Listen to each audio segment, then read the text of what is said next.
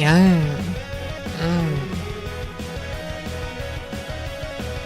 Yo, hey yes, how's everybody doing? Yo, hey yes, yeah. Hey Wang, hey Bomb, hey Mario, hey White, hey Spicy Guy, hey Grambleberry, hey Big Chobo, hey Meander, hey Jeb. Yo, Happy New Year's Eve-ish. Happy New Year's for anyone that's in the new year. For everyone that isn't, Happy New Year's Eve! Yo, we're doing it. We're doing our New Year's stream. Holy shit! He's seen Goku going live. That's what it feels like my reaction is. That's a mood. What do we got? I don't know why it did that. Why did it do that? Oh. Yo. It's a fairy in a bottle. How y'all doing? How is everybody? How is everybody doing today?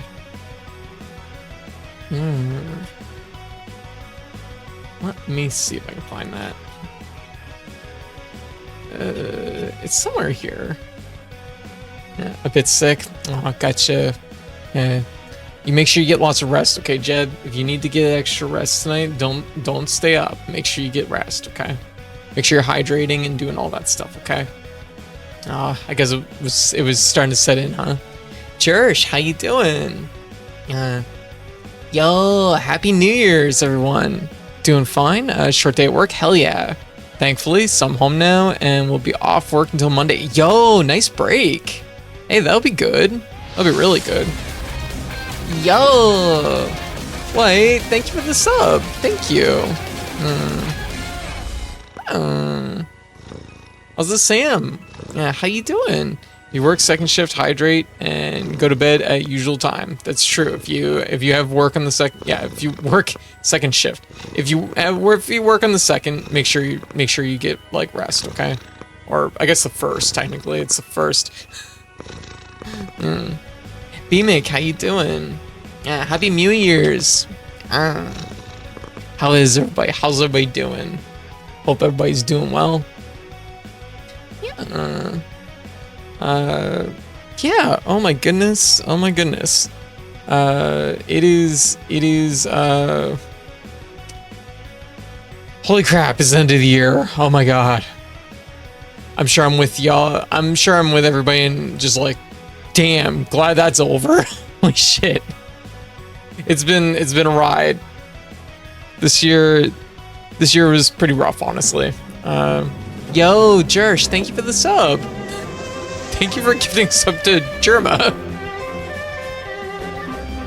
I'm sure he'll appreciate it. In 1 hour and 43 minutes to rank all 260 plus games. There's 280 plus games, but I'm not going to rank them all before we're into the next year. That's just not happening. Sorry, but that's not happening. Yeah. It's well that he hasn't turned that thing off yet. Yeah, he's like retired, isn't he? He's like out of the stream business, isn't he? I assume he is.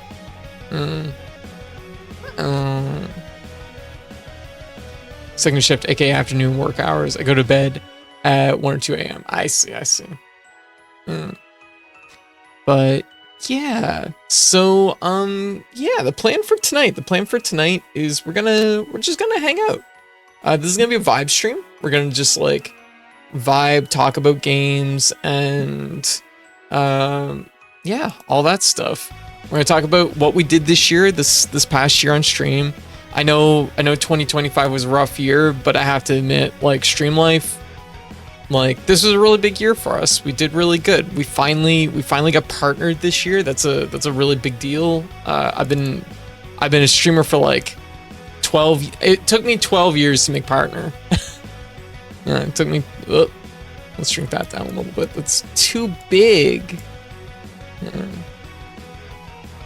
There we go. 12 years to make partner, everybody, and we made it this year. So that was a big thing this year. Big step. Honestly, I kind of wrote off the idea of making partner like ever. I just didn't think it would happen. Slacker, how you doing? I don't know. He told people he was gonna retire. It beats the hell out of me. I think he's just doing his own thing. He just didn't want like maybe the stress of it. So like technically yes, it's a whole thing. He still streams, but far less frequently and almost always with others. Yeah, that makes sense. And you just need to get out and get a gamer subs. Nah, I don't have any interest in gamer subs. Yeah, like I'm like nah, no.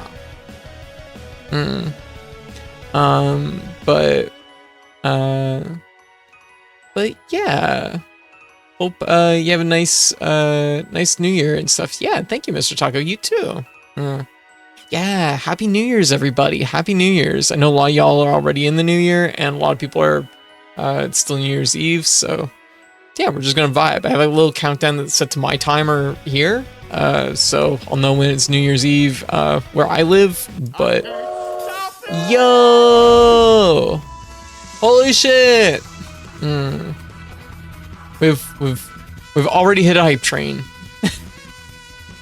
Yeah, but so tonight we're gonna reminisce and just vibe.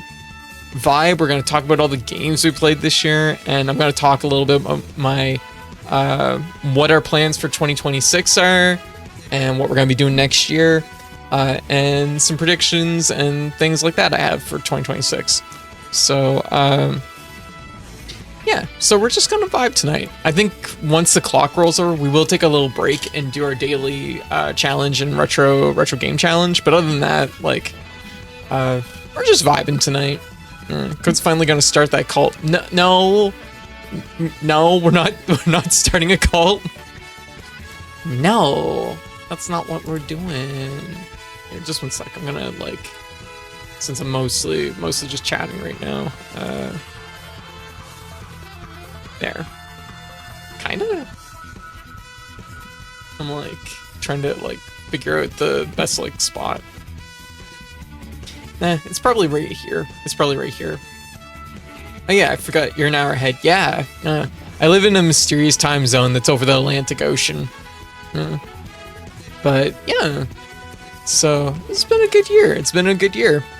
We were talking yesterday. We talked a little bit about this yesterday, but this year was for Retro Hunt and for my game lineup and completion and stuff.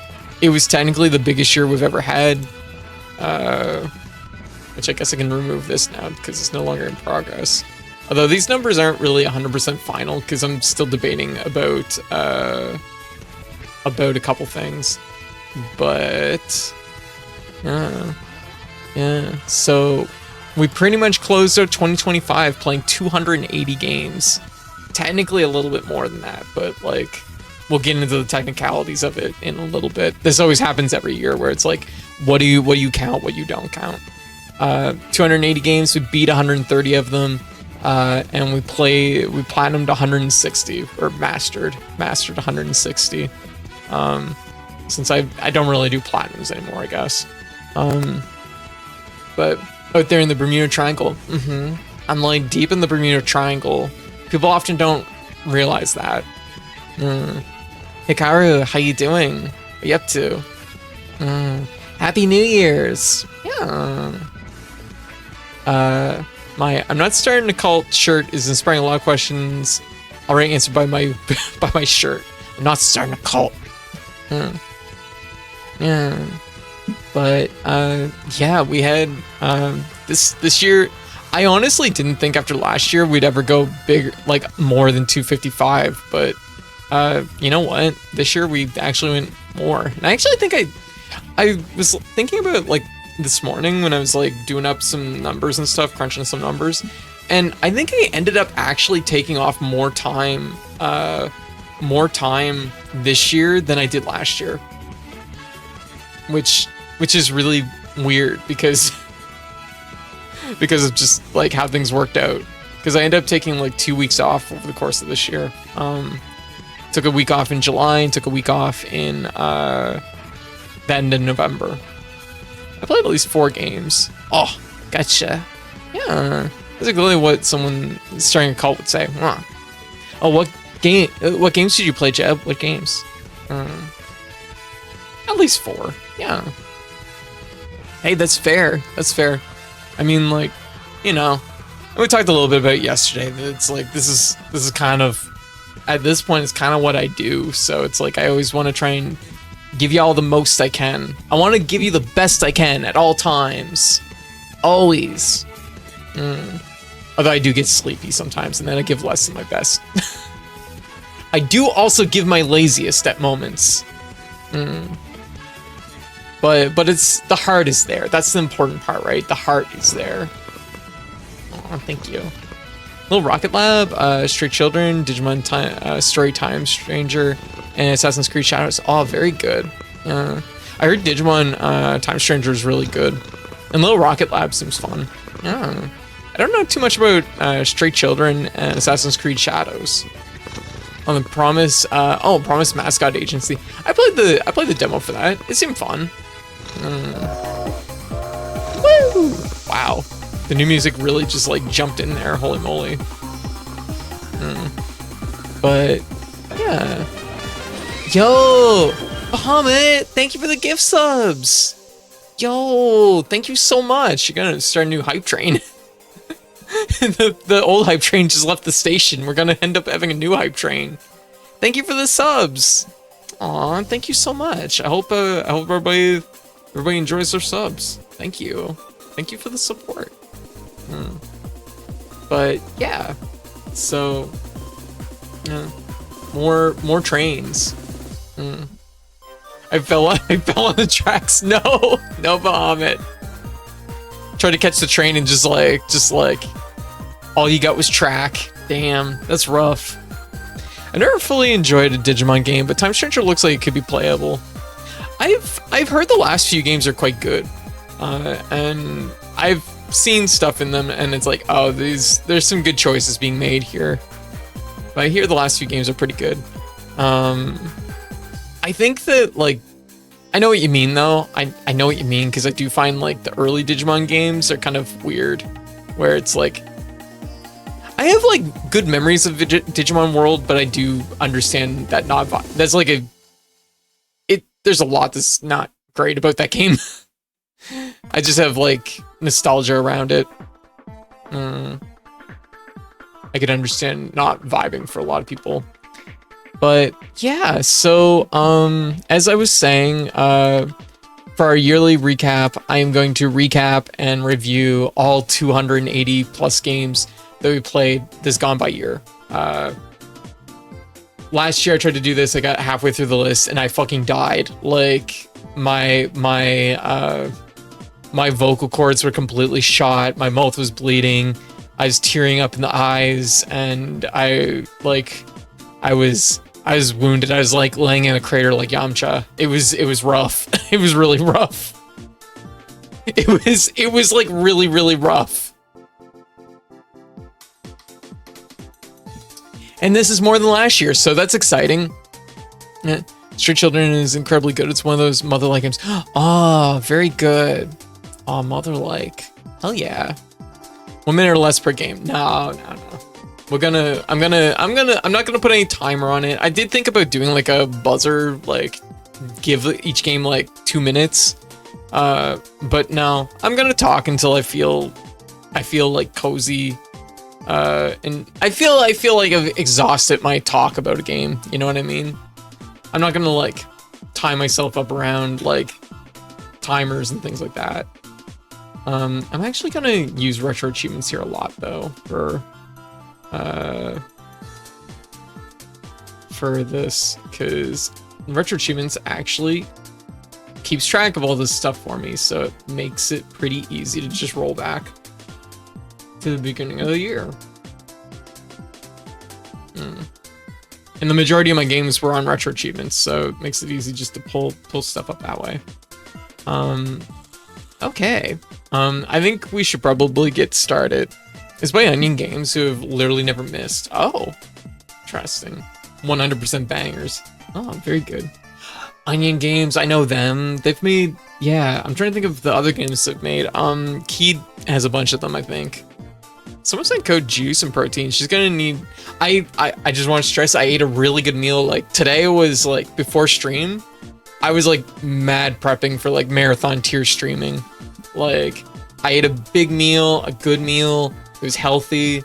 I drank, I hydrated lots, I drank lots of water. I stretched, I got a little exercise.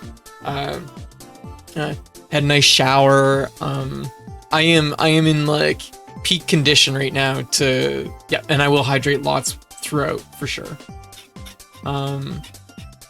But yeah, let me see here.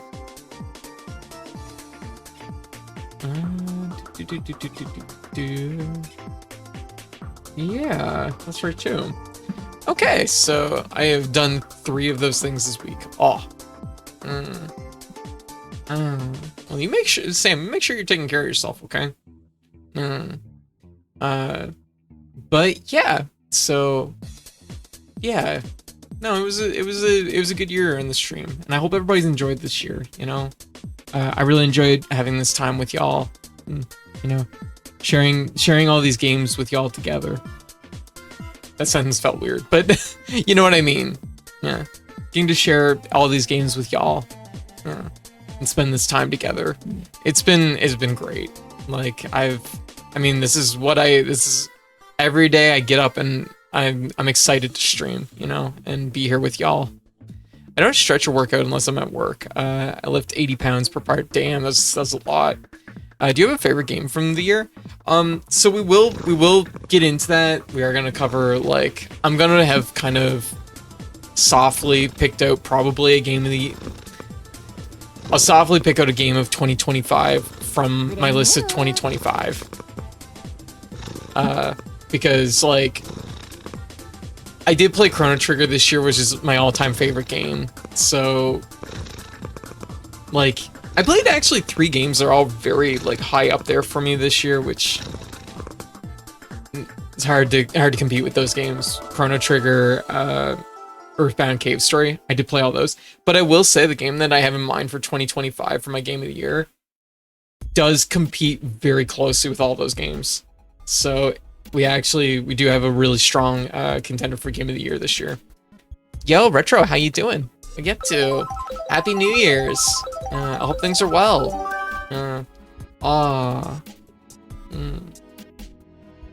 Yo, Julia. Happy New Year's. Oh, you're watching the Cowboy Bebop movie. All right, you have a good watch, okay? Oh, where is it? There we go. There's my max. My max is too small. We need enlarge my max. Larger. It needs to be outwards more, I think. Let's try. I don't know. It's like clipping my hair a little bit. I don't know which direction it needs to move. Yeah, that kind of works. Broly, Happy New Year's. Happy New Year's Eve. We're 28 minutes out from New Year's. So, yeah. As I was saying, my punishment for playing 280 plus games this year, I have to review 280 plus games now. So that should be good. That should be exciting. Yep, only 30 minutes away from me. I was gonna ask if you would ever play Sam and Max game on your channel. Probably not. Point and click adventures. I don't really know if it's like your whole vibe. No. I played a Reno Ace Detective here like a few days ago. And don't get me wrong, like it's good, but it's like it's not a genre I'm good at, and I'm very like meandering with it. Like I'll select the thing and I'm like, did I select that? I'll go to a different room. I'll be like, I don't remember why I'm here, and then I'll go back to the room and I'm like, did I select that thing? And then I'll select it like a third time. So I just don't have a lot of, my memory is very short term, very, very short term. So I just don't handle that structure very well. I'm not good at remembering details. But so yeah, the first game I played in we should get this rolling. First game we fucking played in 2025, which was not on stream, was Mario Clock. Pretty good, huh? Mario Clock, wow. It's all the thrill of Mario. If it was a clock, it was on the DS, DSi. I did this off stream. It was just a mastery. There was nothing to it. It's a cute clock. There's some like fun little like secrets hidden in there. Kind of a cute. I would actually recommend it as an achievement set because it is actually kind of just. It's cute. It's fast, cute. It's light. It's an easy mastery. The icon's cute. So, like, actually, I wonder if I can do this. Can I do this? Can I do it like this? Oh my god, I can do it this way. Just one sec. This is so good. Oh, clock with an L. Yeah, that's like something new.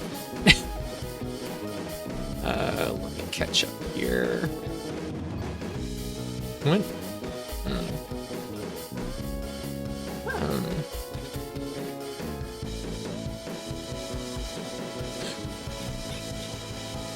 I'm just like...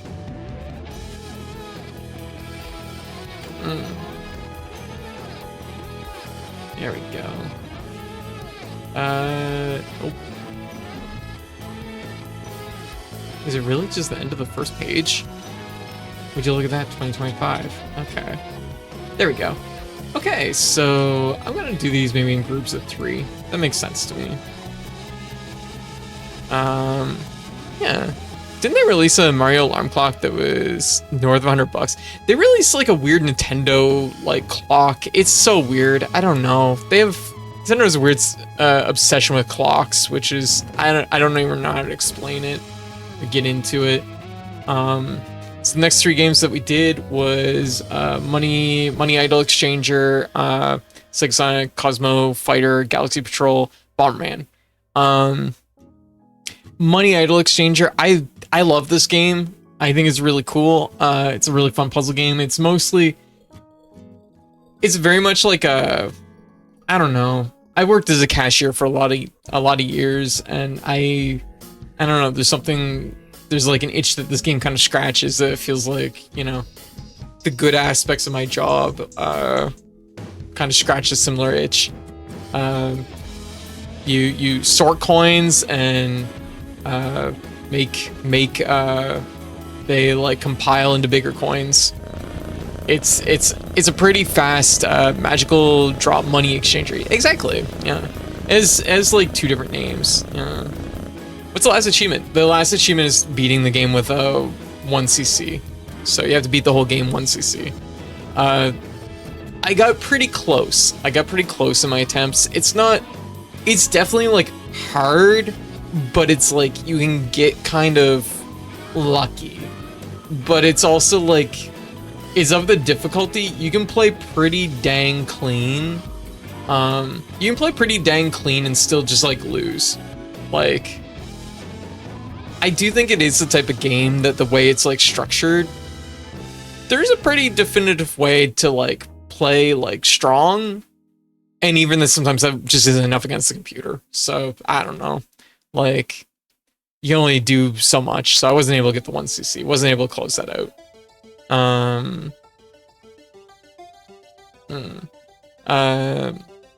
After that, we did Sonic Sega Sonic, Cosmo Fighter, Galaxy Patrol. Anyone that hasn't played this game, highly recommend it. It's like 10 minutes of your time, and it has the best voice for Sonic. You will not, if you have not heard Sonic's voice in this game, you are missing out, because it is an absolute gem. It is amazing. Magical Drop 3's AI can push the quota really well on hard difficulties. Yeah, I really like Magical Drop. I found all the sets. I had a hard time getting any of the sets working, so I don't know. And the one set I could get working, I was like, oh man, the set kind of sucks. If you can't already kill them, they can win the race. Well, yeah. What was it called? Sonic Segway Patrol? Yes. Sega Sonic, Cosmo Fighter, Galaxy Patrol. It's Sonic piloting a spaceship, blowing up Eggman. It's really funny. I didn't know Cosmo Fighter had a set. Hikaru, if you're looking for like a funny like 20-minute like mastery, it's really fun. I actually did this partly just to have a marker for where I was gonna put my Sonic games on my mastery board. I don't think I did this on stream, but it was very funny. For people that don't know, Sega Sonic is like this weird like arcade series of Sonic games. There's a couple, I think there's 3 of them. There's another one that involves a like rollerball, and it's really interesting. I have a friend that's actually really good at that particular game. After that, we did Bomberman for the PC Engine. This is like the earliest Bomberman that I feel inclined to play. It's rough, but not like unbearable. Like it's manageable. Yeah, it's manageable enough. Mastery was like fine. It's Bomberman. It's everything you expect from Bomberman. It's just like the slowest version of Bomberman that you can picture. So, take that for what it's worth, I guess. Just one sec. Here. There we go. So actually, there's a couple games in here that are probably a sequence because I played them like later too. Here. So you know what? I'll do it via my like tracker thing.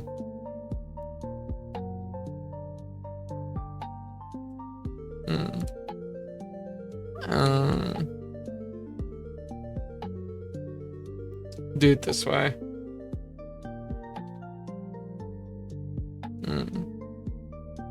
All right, we'll do it this way.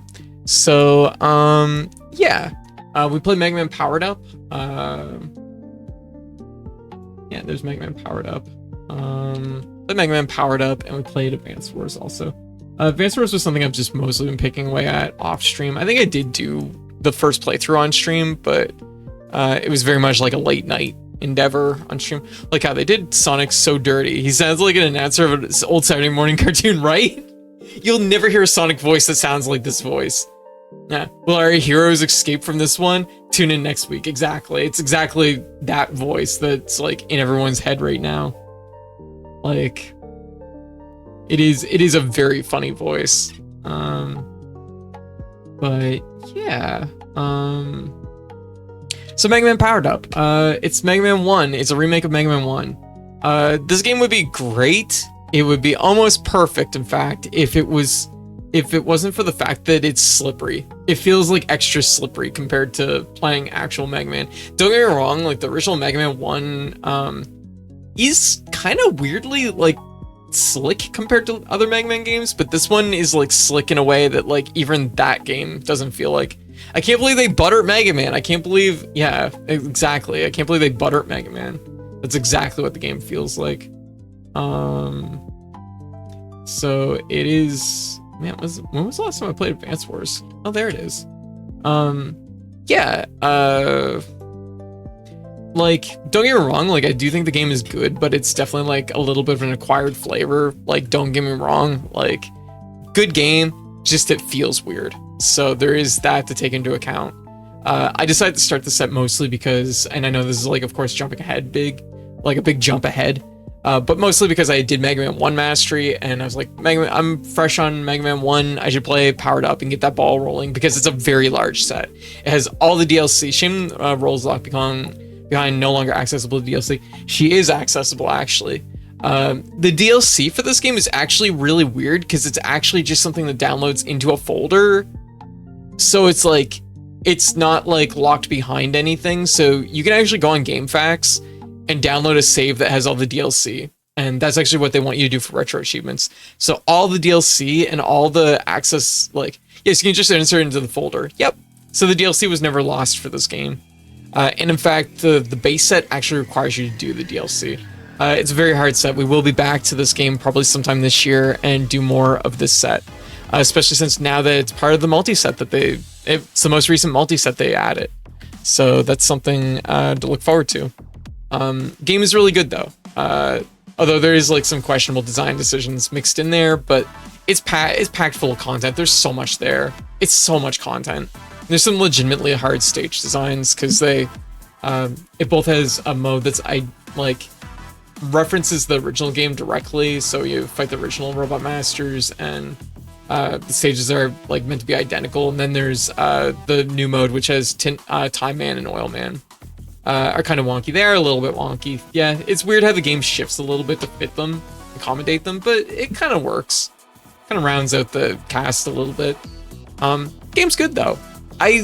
In 2024 playing Mega Man 1, I found a new love for that game that I didn't have before. So here's my recommendation, but be prepared for a game that doesn't quite feel right. But it is packed full of stuff. So like once you get acclimated to the way it feels, it's a good game. Advance Wars. I don't play a lot of strategy games. I played this on stream with y'all for quite a while. I don't remember if I finished it on stream with y'all. But I played it on stream just kind of in the late night hours here and there. It was good. I love Advance Wars. The first and second Advance Wars, the first one definitely feels a little bit like undercooked compared to like 2 and Dual Strike, but it's still a good game. I think it holds up pretty well. I will say the retro set for it is a little bit rough around the edges. It does want you doing every story like sequence, which means that you're gonna have to do But Cobb, what's an airport? You gotta play Advance Wars to find out. It's important. We could put this up here, I suppose. Put it like right up on the TV. Advance Wars is really fun. Classic game. I don't play. It's minimum 2 playthroughs, I think. But the retro set is actually probably closer to like a minimum of like 3 or 4 playthroughs of story mode. It's very story centric for some reason. It's a very full set. It's gonna take me quite a while to like chew through the rest of it. I haven't played it in quite a while though. It's been a bit. I should really get back to it. So it's gonna take a little while. I think it's actually a minimum of 3 playthroughs.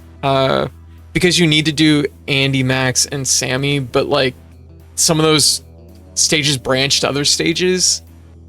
You can do some of them in the same playthrough just by completing a map and then like not saving and then like loading the next one. So it's a little bit of a rough set that way. I kind of wish that they retooled it, but the game itself, once again, Advance Wars is one of my favorite strategy games. It's basically Fire Emblem. Well, it's not Fire Emblem. It's definitely not Fire Emblem, but it's like kind of that style, but without like RPG mechanics. So without RPG mechanics mixed in. So it's a little bit more, it feels a little bit more chess-like that way. And to me, that makes it easier to pick up and play. But Advance Wars, really good. I do want to get to the second and third game eventually. What would your CO power be good? I don't know. I don't know what type of CO power I would have. I don't know what kind of CO I would be. Typically, I'm like trying to picture. I do run a lot of tanks. Maybe I'd run something with tanks. It's Panzer General with a cartoon vibe. Yeah, I guess basically.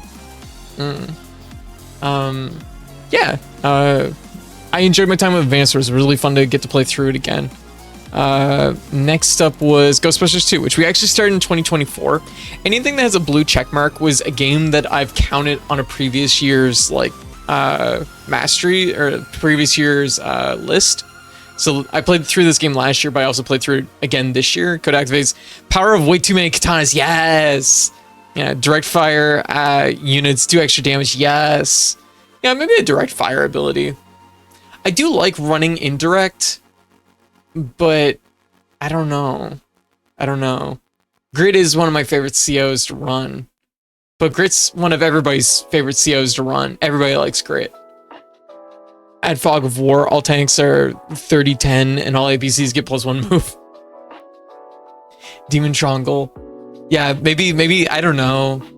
Put your units in like a triangle. Triangle formations get like a bonus to attack power. That can't even work. I don't know how that would work. You'd need a lot of units. Grit's freaking busted, so everyone likes him. Of course they do. But he's also like, as a character, let's be real, everybody likes Grit. He's good vibes. Do I have Ghostbusters listed here? Probably not, because I've tried to close out this mastery a few times. Yeah, use Trungles in Warfare is literally a war crime. It is literally a war crime, you're right. I can't use Trungles in Warfare. We've already researched this. We can't do that. It's a war crime. Like it actually is. It's yeah. It's a problem. Yeah, I do miss his beanie. Aw. Yeah, I like the alternate costumes that they had in Dual Strike. What am I looking for? I'm doing this the hard way. I just realized. I'm doing this the hard way. We just need a second list up here. Aw, thank you. Hey, wait. And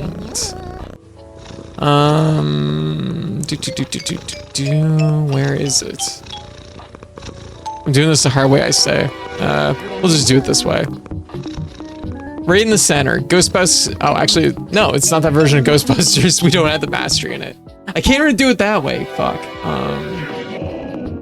Where is it here? It's an NES game, and we don't have the mastery, so it's right here.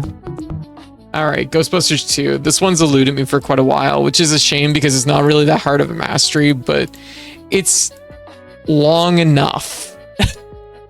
So, new Ghostbusters 2. This is, for people who don't know this game, this is actually a game made by HAL, same developer that would go on to make Kirby. This is one of the rare licensed games from HAL. It's really good. It's a really, really solid game. And you know what? We discovered that we played the Game Boy version of this game too later in the year, and I think it's even better.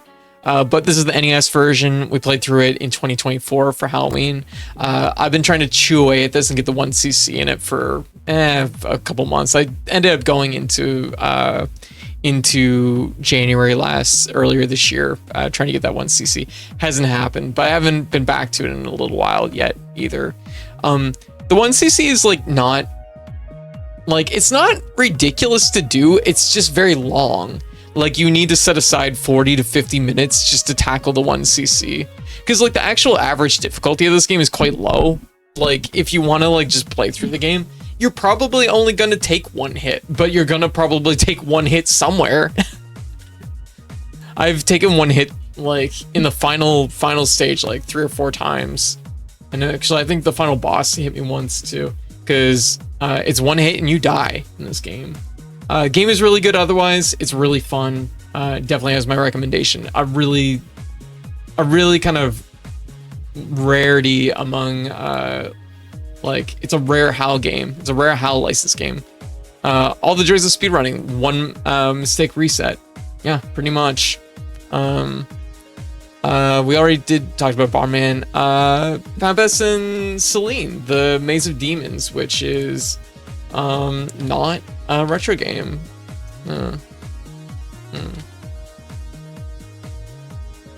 It is a Steam game. And we played this with Keith. This was a co-op playthrough. This was a gift from White last year for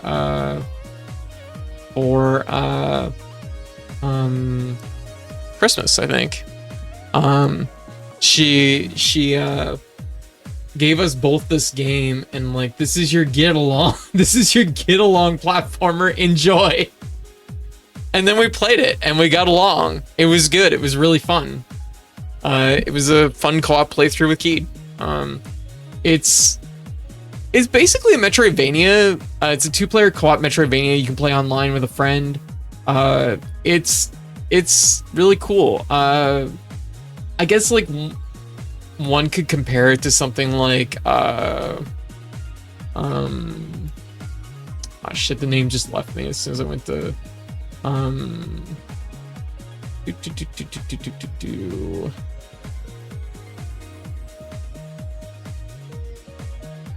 like, oh man, the name has completely left me. My brain is just like, come on, you can remember me like trying to like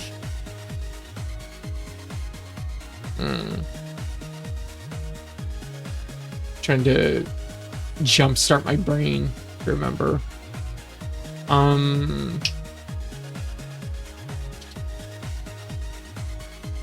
Like now I gotta look it up.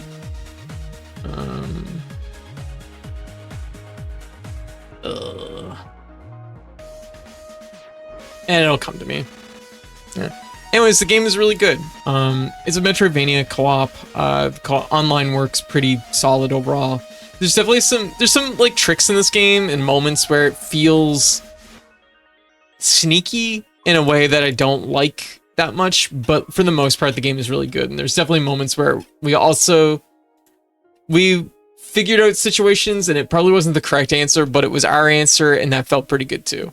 The only big criticism I have of this game really is that you can't unlock achievements in co-op, which is like bullshit. Like this is definitively the way to play that game, and the fact that you can't unlock stuff in co-op is silly. That is silly to me. Next up is Mega Man Powered Up 468 subset. 468 subset is playing through the game with every character, every stage. For one of the unique qualities about Mega Man Powered Up is that you can unlock every single Robot Master and play as them all. This is a subset. It is ridiculous. I knew it was ridiculous. I figured I'd get it started. While I was playing through the game, because there is a way I could like overlap them a little bit, which now with multi-set I won't have to worry about. Playing through all those Robot Masters is fun. They all play a little bit unique until you get to Guts Man, who is less fun because it's a rough time for Guts Man. But yeah, I decided I'd count subsets as a separate thing on my like list because that just makes the most sense for like what I'm doing. And then we played Crazy Bus. This was an off-stream game. This was just basically a filler game. We had the thrills of Crazy Bus, driving a bus on the Genesis. And there's not much to say about it. It is absolutely, every so often I do filler masteries. That's a filler mastery through and through. It's a homebrew for the Genesis. So next up on the list, we get you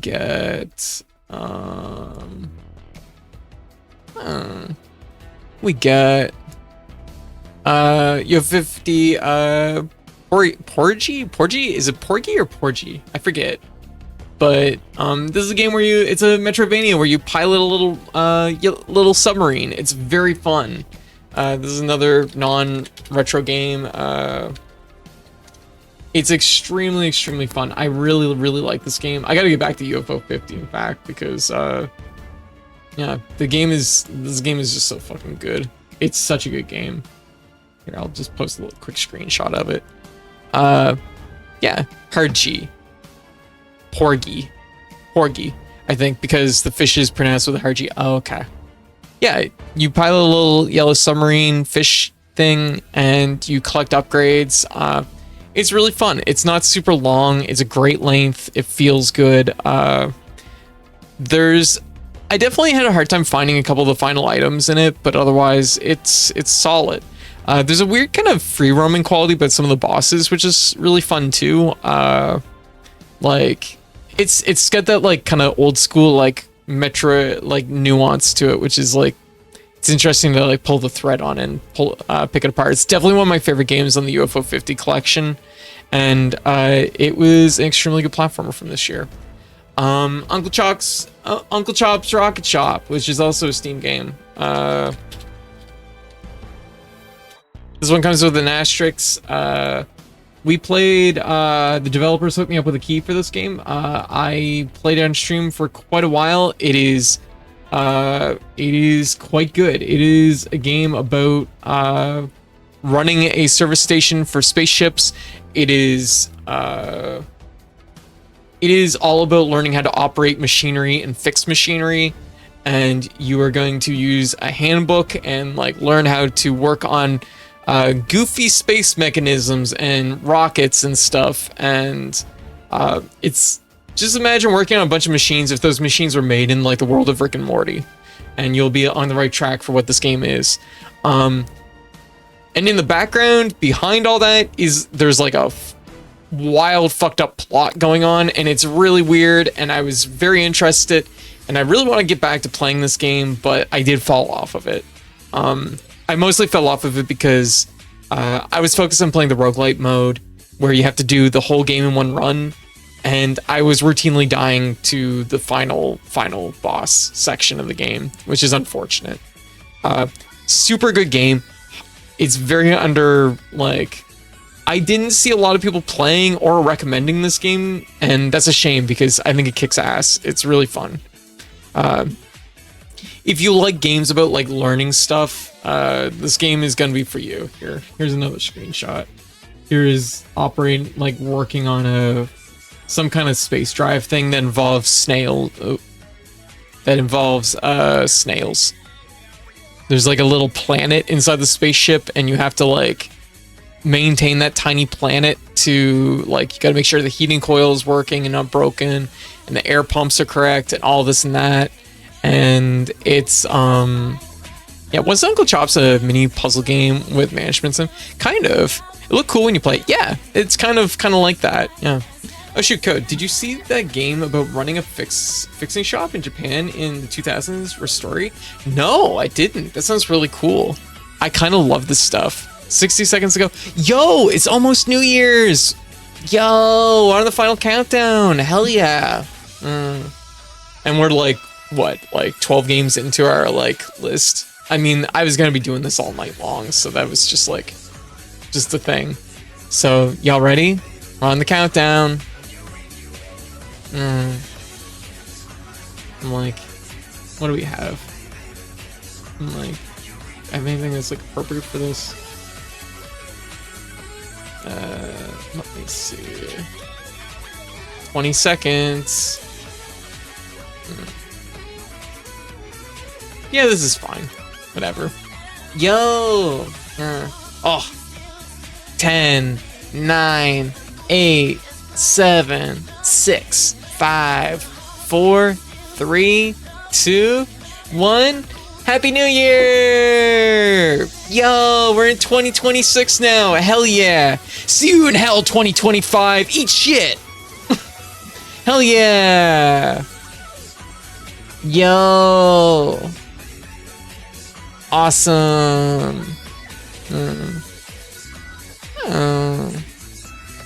Oh, very good. Wait, where'd I put this? There we go. Happy New Year's, everybody! There we go. I was about to say. I'm like, it didn't pop. It didn't pop how I wanted it to.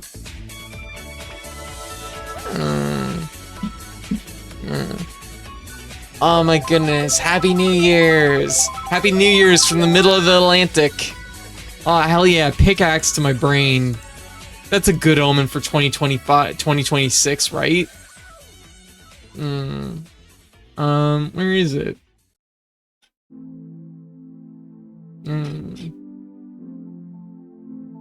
Where is my pickaxe? There it is. There we go. Yeah. Oh my goodness. Just an hour left till I join you in 2026. Oh my god, we're in 2026. You have an hour? I'll see you on the other side soon. Ah, very good.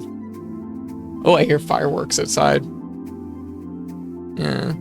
Yo, Andrew, Happy New Year's. Oh my goodness. Yeah. 2026, we're here. Oh, thank God. Ooh, so many fireworks. Oh, that's not. They're pretty. I can see them from my window. Nice. How y'all doing? I actually, like, I really don't think that, like, let's see. Let's do this. There we go. Yeah. Oh my goodness. So, yeah, Uncle Chop's Rocket Shop, really, really fun. Not many people played it, from what I can tell. I want to go back to it someday. It was very enjoyable. But it is also, like, it is the end of that game. When you make a mistake, you fucking pay for it. So, the roguelike mode is a little bit hard to... Yeah, the song makes me tear up. Oh, I'm sorry, Toad.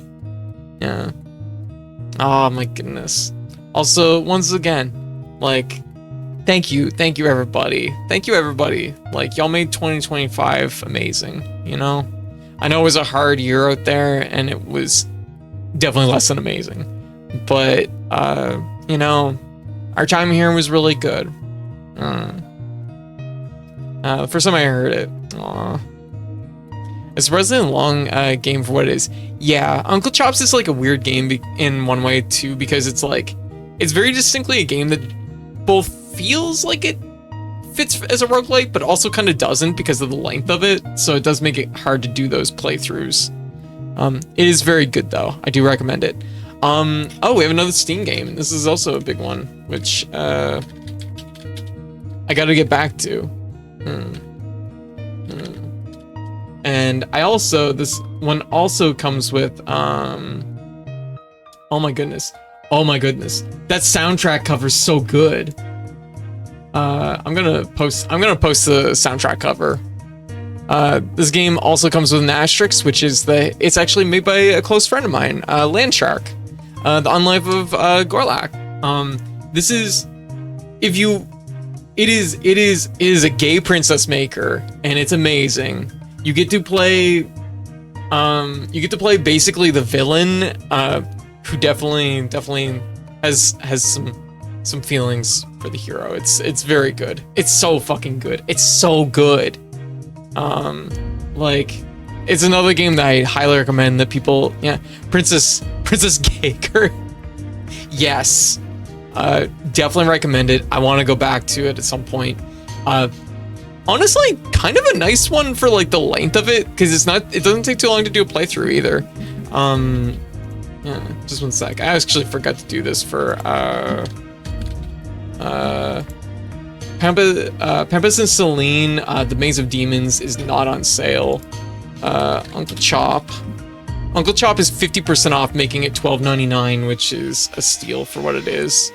So, if you have an interest in Uncle Chop, definitely look it up.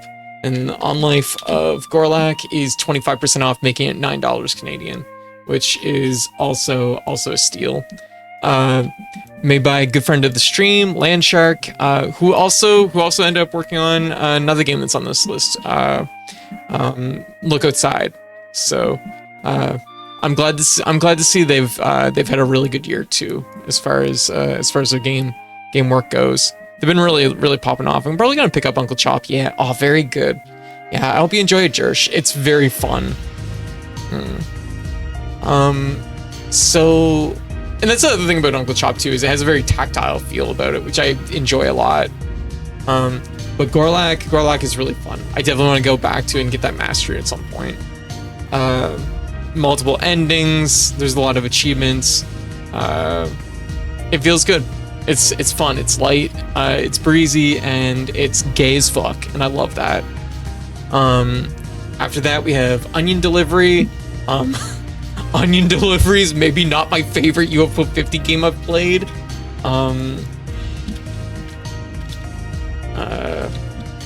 I mean, somebody's got to deliver these onions, and what else can you fucking... Somebody's got to fucking do it, and that somebody's us.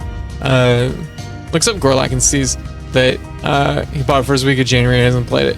Should fix this. Oh, do it blue. Do it. Yeah. It's very like I said, very breezy. It's a very breezy game. So you can, like, if you're just looking for a time kill for a little bit, definitely scratches that itch, I think. So Onion Delivery. This game controls, it's like tank controls to drive, and it's hard to drive, and it's fast. They want you to go fast. So it's a game that encourages you to do tank controls, but fast. It's rough. It absolutely feels like a game that you would have seen on the NES. It's really hard. It's really hard. Probably be one of the last red carts I eventually get when I do eventually go back.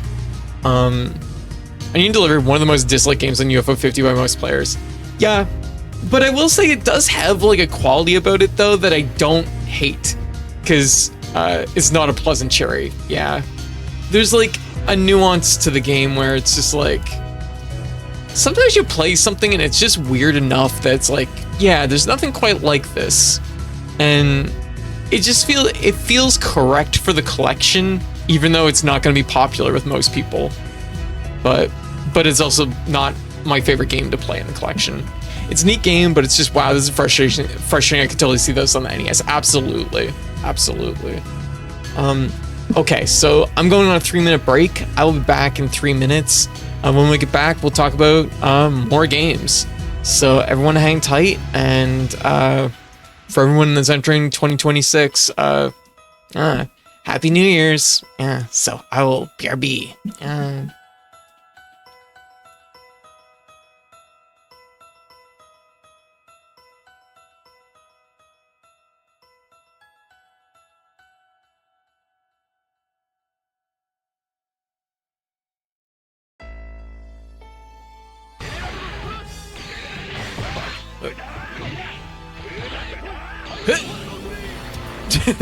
Damn it.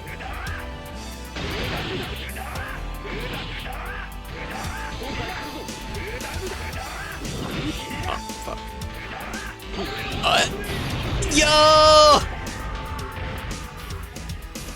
Sickest cross up that's ever crossed up.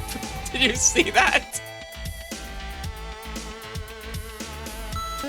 But yeah, and don't take this the wrong way. I'm not like running myself down. I do think like I've come a long way with my vocals.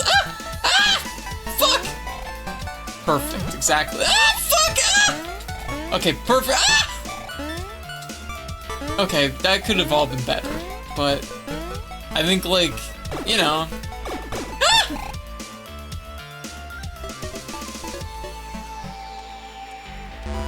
I have brain. Sure, White. No, but... No. Listen, I'm kind of an expert at big booties. And... Yeah. That's a lot of booty, right? That's... Okay. Hey, send it. Send it? White just fell. Okay, send it. Bring it up, bring it up, bring Well, it up. definitely being sent. Okay, bring it up. I'm going down with this shit. Don't worry, we got it vertical now. It's good. It's good, actually. We're gonna make it. Look at that. Perfect. Wait. Potential. I can't believe I can't believe this is like the second time in a fucking game like this I've jackknifed the vehicle vertically. Oh my god. Okay, so there might be a flipper. Never mind. I think I have to, Oops. I just cooked the best meal I've made all day. Accidentally. Oh. Cheesy honey fish. Oh my god, my nipple! Oh my god! Oh my... G-Bug, how you doing? Man, I can't have anything fucking nice. That fucking sucks. That was the best meal I made all day.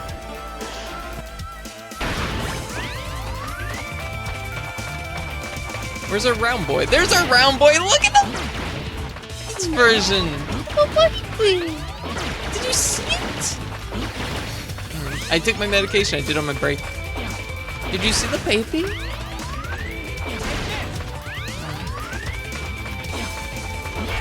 Look at him. He's so cute.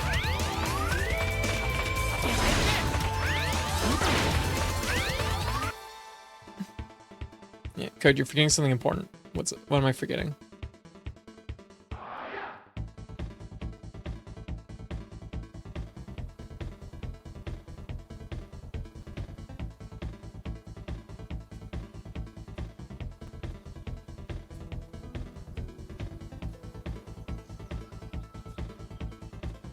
I posted it slightly up. Wait, what? Get me in there.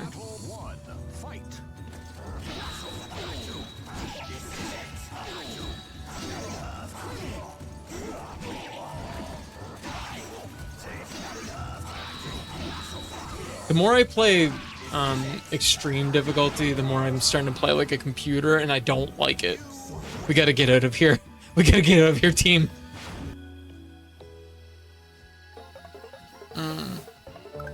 How many places of pie does Code know? I was like, what does places of pie mean? Like, how many pie places I know? Well, I know of 2 bakeries. and then I knew what you meant, and that should tell you all, actually. Yeah. How many decimal points of pi? Yeah. That should tell you everything, because I thought you meant bakeries.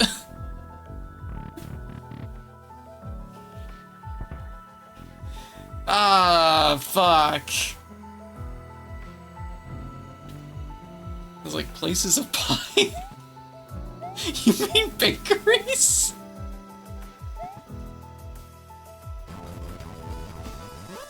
With the landmine, maybe. Oh, fuck. Okay, that's fine. No, my money! Aw, man, I blew up one. My fight money.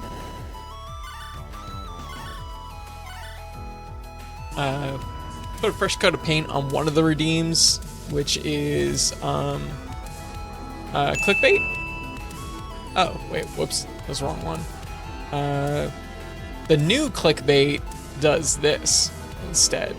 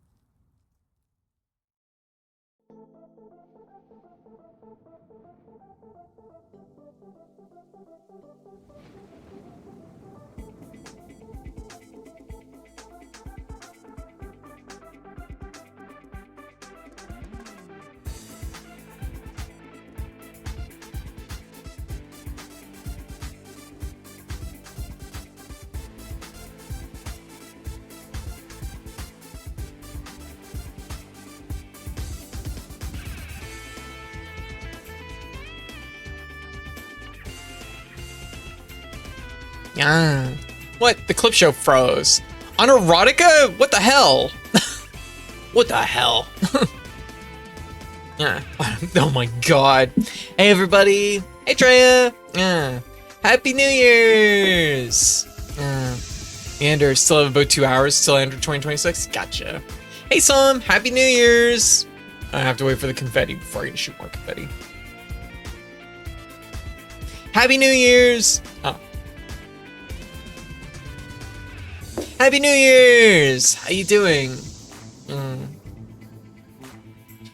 All right. So we've been recapping all the games of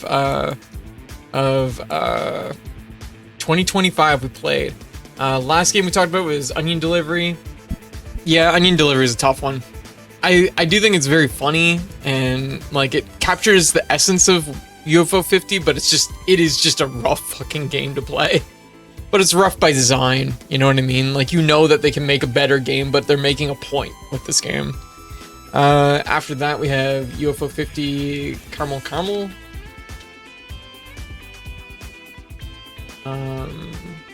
Which, just gonna get a picture of here. Oh man, there's like no photos, there's just like no pictures for this game. This is actually one of the first UFO 50 games I played that I felt like there was like a distinct, flaw. Happy New Year's, Sam. Have a cat. Happy New Year's. Yeah. This one actually feels like it does have like a mechanical flaw that is like an issue. So basically it's kind of like almost like it's a side-scroller shoot 'em up kind of with the same energy as like Twinbee.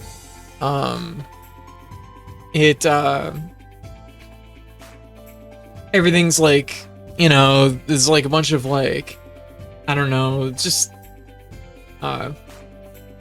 it's cute. It's a cute 'em up, right? Yeah. Happy New Year's. Yeah. Cute 'em up. And your little spaceship is touring some planets, and one of the things you can do, your bomb basically is like snapping a photo or something, and it like, anything you catch in the frame, like you score or something to that degree. I forget how it works exactly, but it's an interesting mechanic. But the checkpoints in this game are awful, like absolutely awful, and it makes it really, really hard. I didn't play it a lot, but I was only able to make it about halfway through the game from what I could gauge, and it was definitely a tough time. So something I do want to go back to, but it was like, it just didn't quite gel in the way I was hoping it would. It doesn't quite feel polished enough. So I don't know, maybe if it's been updated or something. But we'll give it another shot at some point in the future. Okay, next up is Hotfoot, which is it's dodgeball. It's beanbag dodgeball, which is really funny because I remember us playing like dodgeball in gym class, and that's what we ended up doing most of the time was beanbag dodgeball because we didn't have actual dodgeballs, and I guess beanbags are maybe cheaper. I don't know how it works, but anyways, same idea. Same idea is that all the characters have special abilities and stuff like that, and you do a team of two. One of your partners is controlled by the AI, or if you have a friend, you can do 2-player co-op. There's also 2-player versus. It's pretty good. I actually like this game a lot. It was really fun. It's another pretty decent versus co-op game in UFO 50. The cherry took some work, but it wasn't too out there. And yeah, it's what's on the tin. It's probably one of the best dodgeball games I've ever played. That's for sure. Next up is Mario Picross, which I just casually picked at this off stream. Just casually picked at this one off stream, so this one isn't like. Just one sec. I think most of y'all probably know what Picross is, but Picross is kind of one of Nintendo's like go-to like puzzle games that they do. This one was released in the early 90s for the Game Boy. You basically you have a series of you have a grid and a series of numbers, and the idea is that you are going to kind of chip the tiles out in the sequence that the numbers indicate. So it's mostly just a game about following directions, kind of, but using the process of elimination and things like that, you can sort out which spots you need to chip away versus which ones you don't. If you've never played Picross, I highly recommend it. It's a very fun puzzle game that feels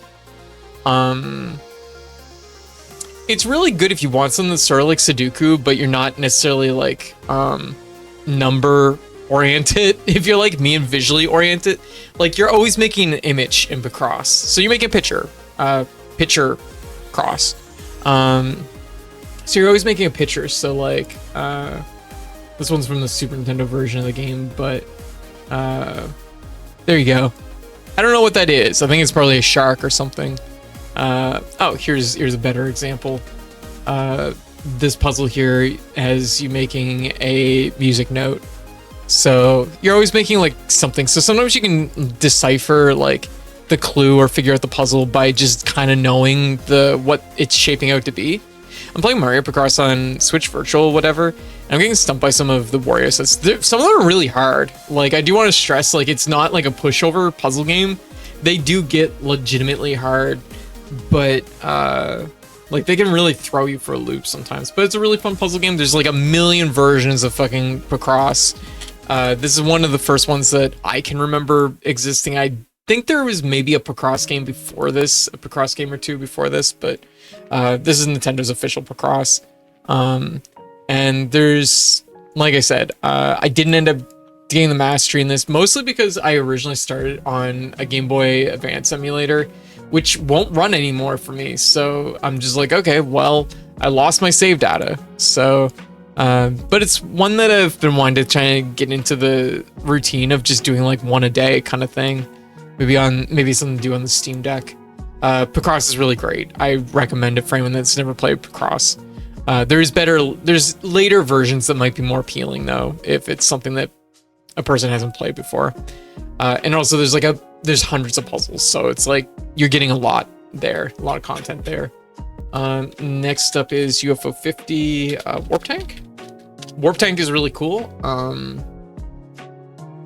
Warp Tank is a game where you are driving a little tank that drives along floors and walls, and you have to use the angles of floors and walls and your ability to warp to the other side of the screen to like work your way through mine mazes. It's not Metroidvania, but it does have like kind of a similar feel to it by moments. They're kind of puzzly stages. But it's really interesting. It's a really fun UFO 50 game. It's definitely one of the games I like more in the collection. At some point when I finish the entire collection, I'll have to do a review of all the games in it. But it's definitely one that I think adds a lot of value to the collection. It's also a lot longer than I expected. But it's satisfying. It's really good. The puzzles in it feel good. I definitely want to get the cherry in it, of course. But a really fun game. And next up we got. Oh, I don't have this listed as the Mega Drive version. No. The Wario sets are brutal. Yeah. It does get legitimately hard. So, for sure. Okay, next up is Cave Story Mega Drive version. This is a Mega Drive port of Cave Story. It was we got our mastery in it. It was really fun coming back to Cave Story. I hadn't played it for a few years. I've been away from Cave Story for a few years, so playing through and doing a Mega Drive port of the game was really interesting. It's also especially interesting because it has that like tinny like Mega Drive Genesis sound, which is really, really kind of funny to hear the Cave Story music played through. Everything runs pretty much fine. Although there is a little bit of yo Key, how you doing? Happy New Year's, how you doing? Back code. We're planning on New Year's Day meal tomorrow. Are things open? Are you going out for a meal? Are you like making a meal at home, because I don't know about there, but New Year's Day nothing's open here. But yeah, Cave Story, Mega Drive Cave Story,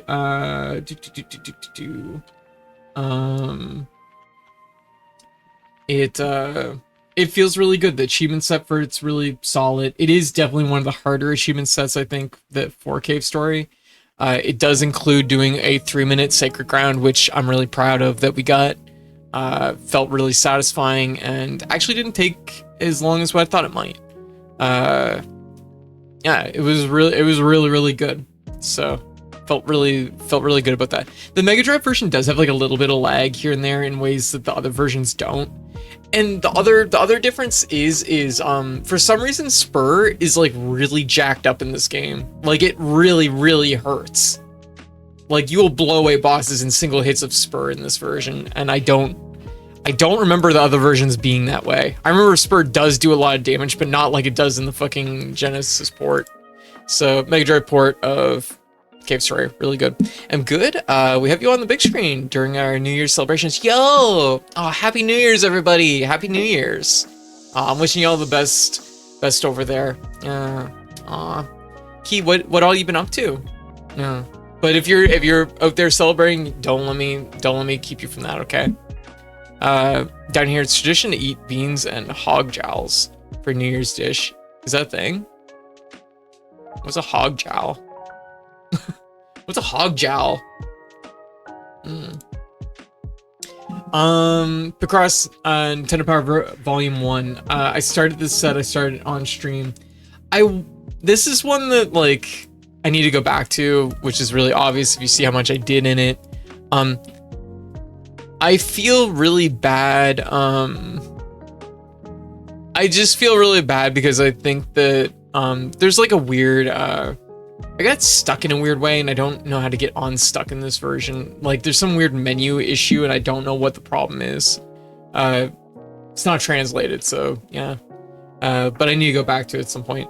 I really like Picross is really good, and this is a color version of Picross too, so it's like visually a little bit more like you know, a little bit more vibrant than the Game Boy version that I was just talking about. And this is also very like a little bit more Nintendo centric, just a little bit more. Yeah. Happy New Year's. Yeah. Yo, butt hurt. Happy New Year's. Happy New Year's. Yeah. Well, we try to generally, I don't like it. Bad luck's luck, right? It's a thing. You do that as well, White. Oh, I see. Tradition, huh? Hello. Pretty good. I like that. Yeah. I do gotta play these. I don't know if I want to do them on stream or not. I think it's maybe gonna be an off-stream project. It's definitely a lot more bite-sized than the Game Boy version, a lot less puzzles, but yeah, that might be a project for 2026, is just chewing through all the Picross Nintendo Power volumes. These are also cool because there's like 8 of them, I think, or something like that. They were originally released in Japan via the Nintendo Power service, which was a cartridge that you could download. You would take it to a convenience store and download your games onto the cartridge, and they were like exclusive to that. So getting to play them on Retro Achievements is one of those games that it's like never would have got to play anyways. So you know, I want to go back to it and actually do that up. Rakshasa.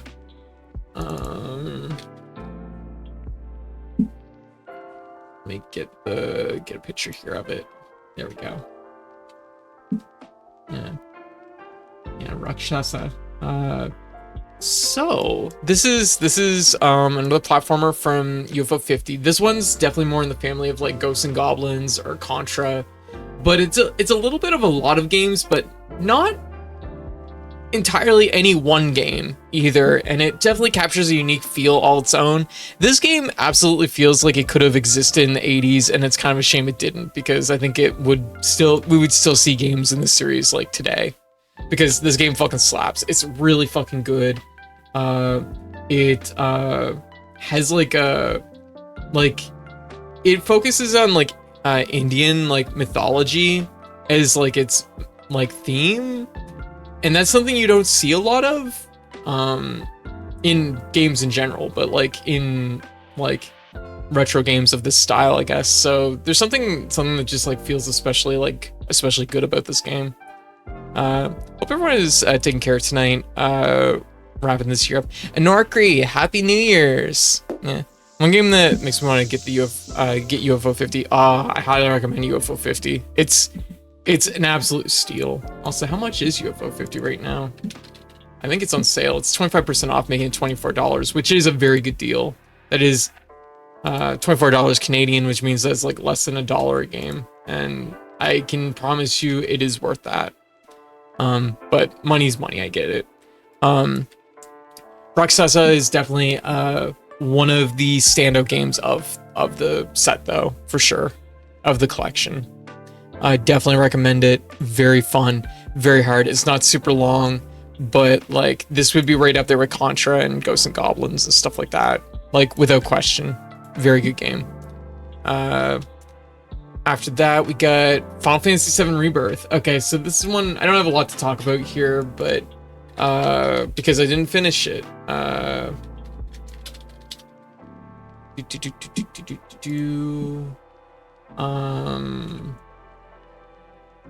So we got Rebirth. Everything I played in Rebirth, I played the first like area and a half. So we were basically we were right up to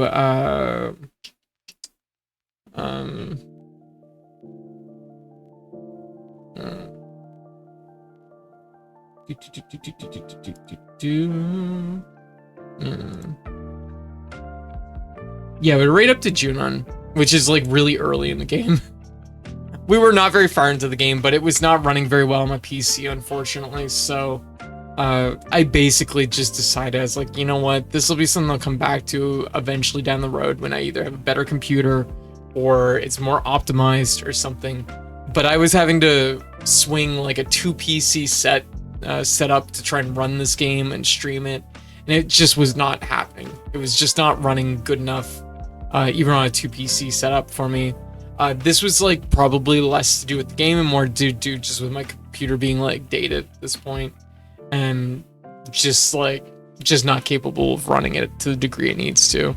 It could run it off stream, but I want to be able to share it with y'all, so I'll hold off for it. This will be a future project down the road. What I played though was pretty good. I'm not in love with the like overworld, like searching everywhere's as like it's okay, but it's like it's not what I'm really there for with Final Fantasy VII. So it's like something that it's okay. It might grow on me more over time, I think, which, to be completely fair, like there is like it does like make the world feel rich, and it is like sizable, so there is like something about that which is satisfying. So I don't know, it kind of hits in some ways, in other ways it doesn't. So next up we have Chase. It's a homebrew Pac-Man game. There's not a lot to say about this game. It's really short, really easy mastery. Not a lot to say about it. It's like a very simplistic Pac-Man that's kind of passive. It's not particularly aggressive. Yeah, it's totally fine. It's not there. Like if there was more there would be more to say, I guess. Oh my god, the next one. Yeah. Next one is Pictionary. Pictionary for the NES. The main thing to say about this game is if you've never heard the soundtrack to Pictionary for the NES, go listen to it right now. It'll like knock your socks off. It's very clear that they basically told the composer, do whatever the hell you want, it's Pictionary. And they just let the composer just fucking like go to town. Tim Follin. Tim Follin is a beast, yeah.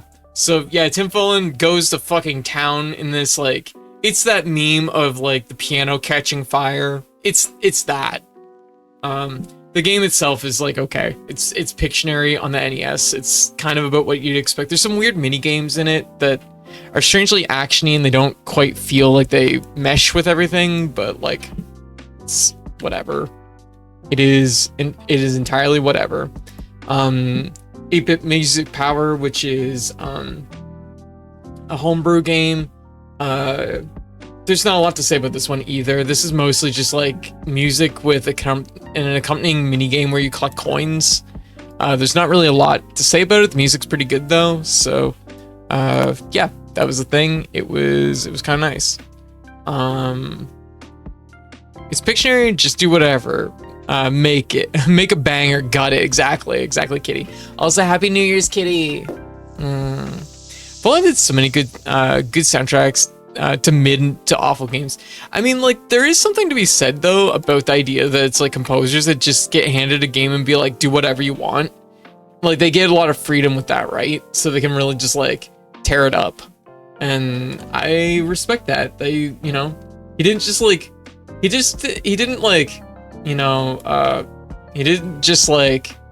softball it. He didn't just like pitch it in and go home at the end of the day. He actually put some fucking care into it, and I respect that immensely. Super Pac-Man, which we missed.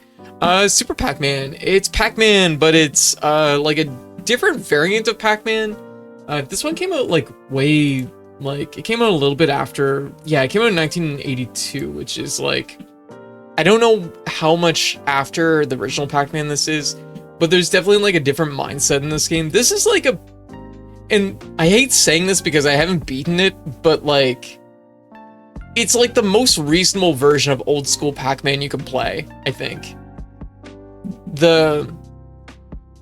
There's you still have the power-up dots, but there's like gates. How to put this? The power-up dots make you big in this game, which make it so... Well, actually, I forget if it's the power-up dots or if it's another item. Now I have hiccups.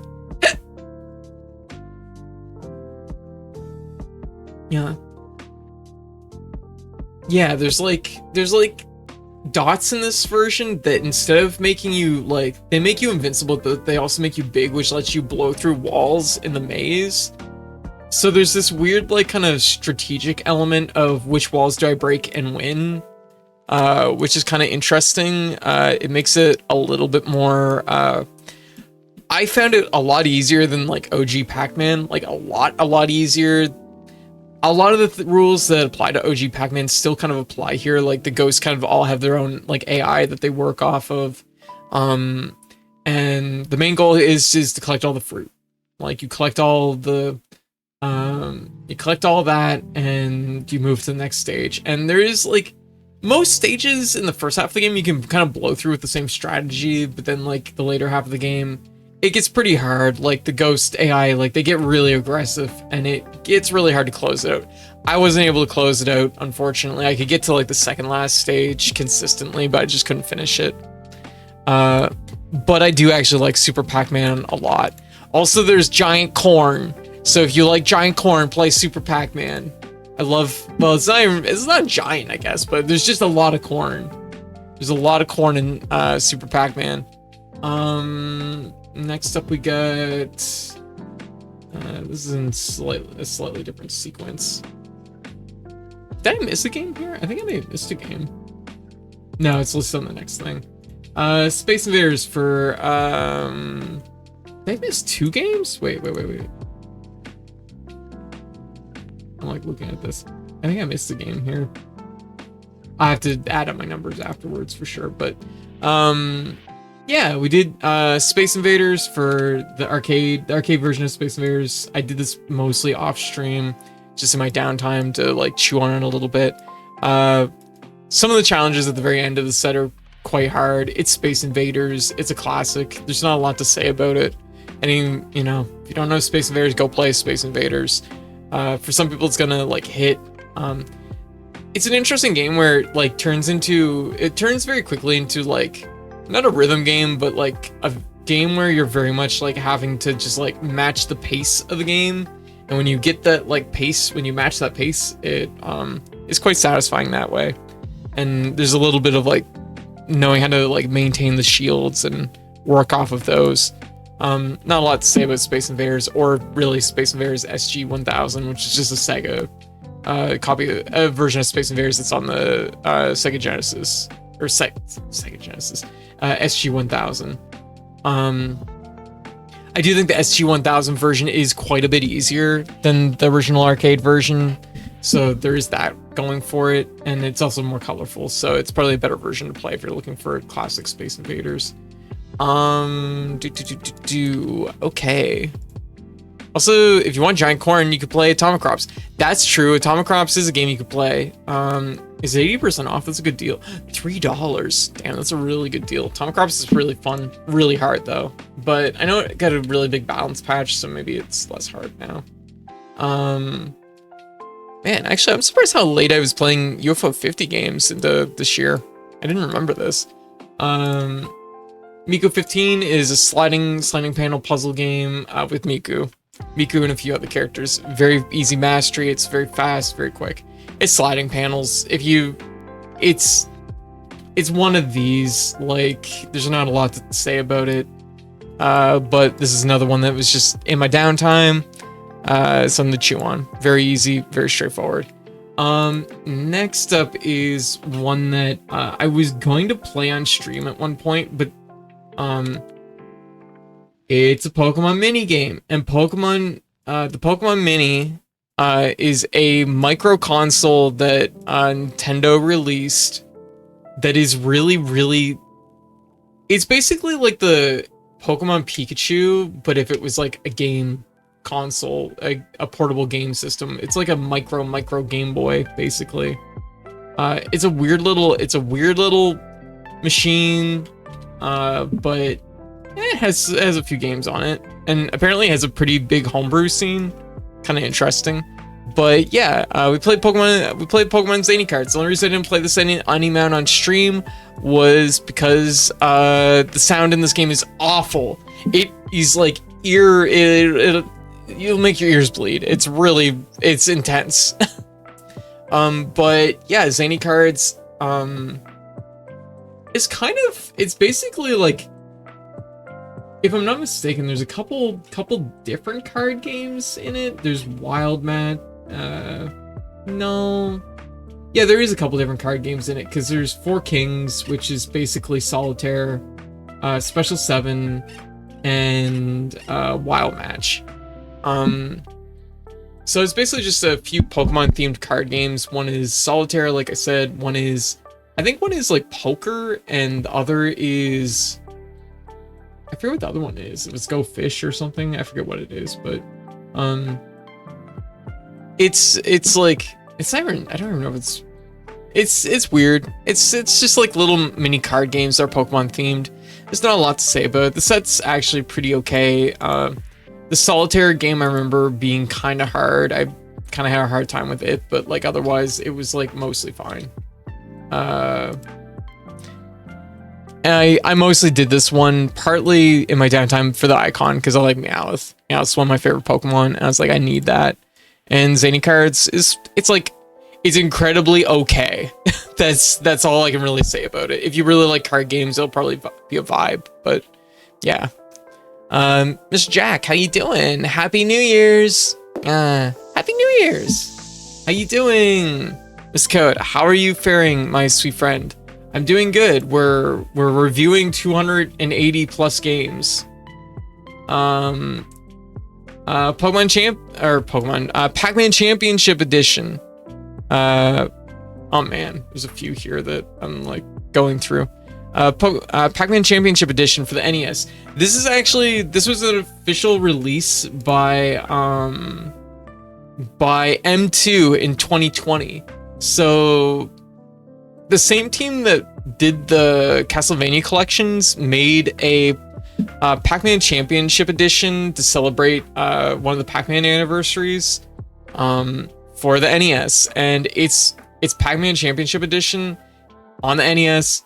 It's a little bit watered down compared to like playing it on like the 360 or the Steam versions, but honestly, like the only things that like waters down is mostly just the visual like flair to it. There's like a refinement to this game. There's only 2 boards from what I can remember, but the refinement of it is really, really strong. It's another testament that you can give M2 almost anything and they will make it probably a pretty good they'll make a pretty damn good version of it. And M2 really should be like I would really like to see M2 be handed like Castlevania to make a new original Castlevania. Like, I think they deserve it at this point. But yeah, their Pac-Man Championship Edition for the NES, absolute banger game. Highly recommend playing it. It's really, really fun. As far as I know, it works on actual hardware too. Is 2347. Can't believe Code released the Code Collection HD. Oh, Code Collection HD with all the codes. Goddamn. Let me see here. Just looking around here. So, let me see. Oh yeah. Let me find it here. Yeah. Oof. Mega Man Ultra Challenge, which I mostly did so I could have a third Mega Man 1 icon for my mastery sets. I mostly did this one off stream. I did a little bit of it on stream, but when I realized kind of what it was, I was like, no, this is a silly thing. But I did get the mastery in it, so now we have, look at the 3 of them. Look at them, they're great. So yeah, it's a fan hack of Mega Man 1. They basically remove all the levels and replace, it's basically just a boss rush version of Mega Man 1, where they just mess with all the bosses. Some of the boss rooms have spikes and things like that. Some of them are an extra narrow. I understand like the creative vision, I guess, going on here, but the game actually is super glitchy and kind of sucks a lot. The final boss was like really miserable because it just fucking sucks so hard. It was really rough. I don't recommend playing it. Time for someone to make a Code video game, or at least a skin in an actual game. Oh, gotcha. I mean, we do have a Code sprite for Link to the Past, and we do have a Code sprite for Pokemon Infinity. But just one sec. Pokemon Infinity, I think, is a no-go at this point. Infinity Fusion. Couldn't remember what the other word was. Yeah, but we'll have to see. Maybe we'll have to look into that at some point. Yeah. UFO 50, Avinos. You've Avanos. Yeah. Maybe a Legend of Zelda style or a JRPG. Probably an RPG.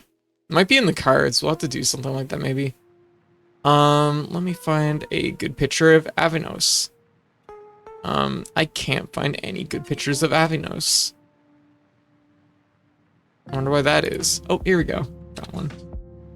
Avanos is a strategy game that is part of UFO 50. I'm trying to think of how to describe this. There is a board game it's really similar to, but I can't think of what it is. Basically, the idea is that you have little bird peoples and they pray to dinosaur gods. Every turn you pick one of the dinosaur gods to like be your like leader for the turn, and they give your faction benefits tied to them. They have 3 moves tied to them. 3 moves, and so your moves are dictated by whichever dinosaur you pick. And the idea is to collect to have more spaces on the board your color, and own more fortresses than your opponent, and then hold them for as long as you can. It's a weird little strategy game, but it's very, very satisfying. It's definitely like, this is definitely a game that like, it wasn't one that like gripped me from like the visual like direction of it, but the gameplay is super there. It's really, really fun. The matches aren't particularly long. Or maybe a Code and Chrono Trigger song. Yeah. Once again, Mr. Jack, thank you for you did so many sprites like for the stream this year. I really appreciate it. Like they're super cool, and I love seeing them.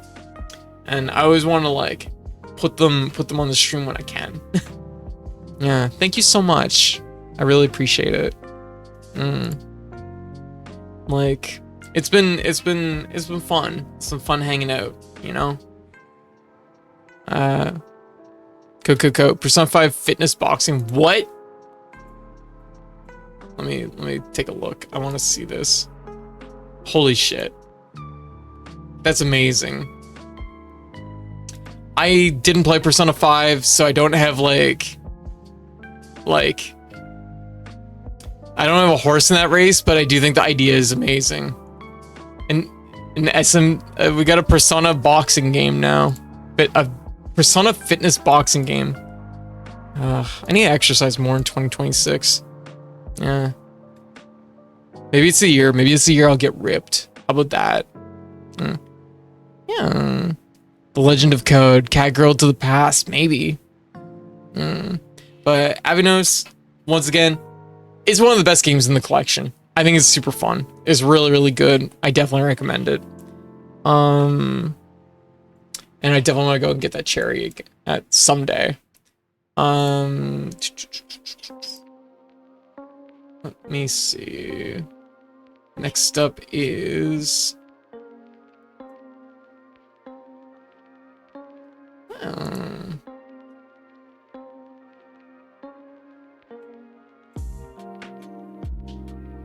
next up is Super Gem Fighter Mini Mix, which is Capcom's chibi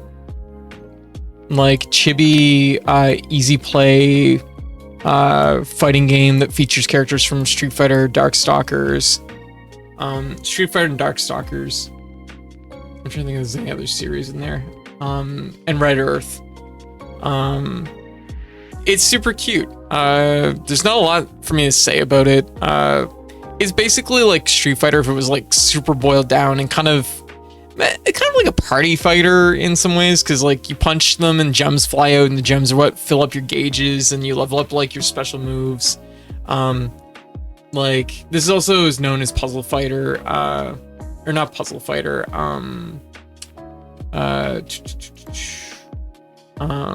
Actually, maybe it is a Pocket Fighter. Also known as Pocket Fighter on the PS1. We played both the PS1 version and the arcade version. They're basically the same for all intents and purposes. The PS1 version has like a RPG mode kind of, but that's about it. I mainly only played the first dungeon of the OG, but I still like the series. Oh, what? Oh, in Persona? I see. I see. Fitness boxing. Interesting. Do it. I'm like, I wish I had more room in here. If I had more room in here, I'd have the ability to do like more stuff, maybe look into the idea of, I've often like the idea of like body tracking or like that sort of thing has always been interesting to me, but it's like, it's just never been like something like this that feasible yet, both because of how much space I have, but also just like financially it's like expensive. So not something I really need for what I do, I guess.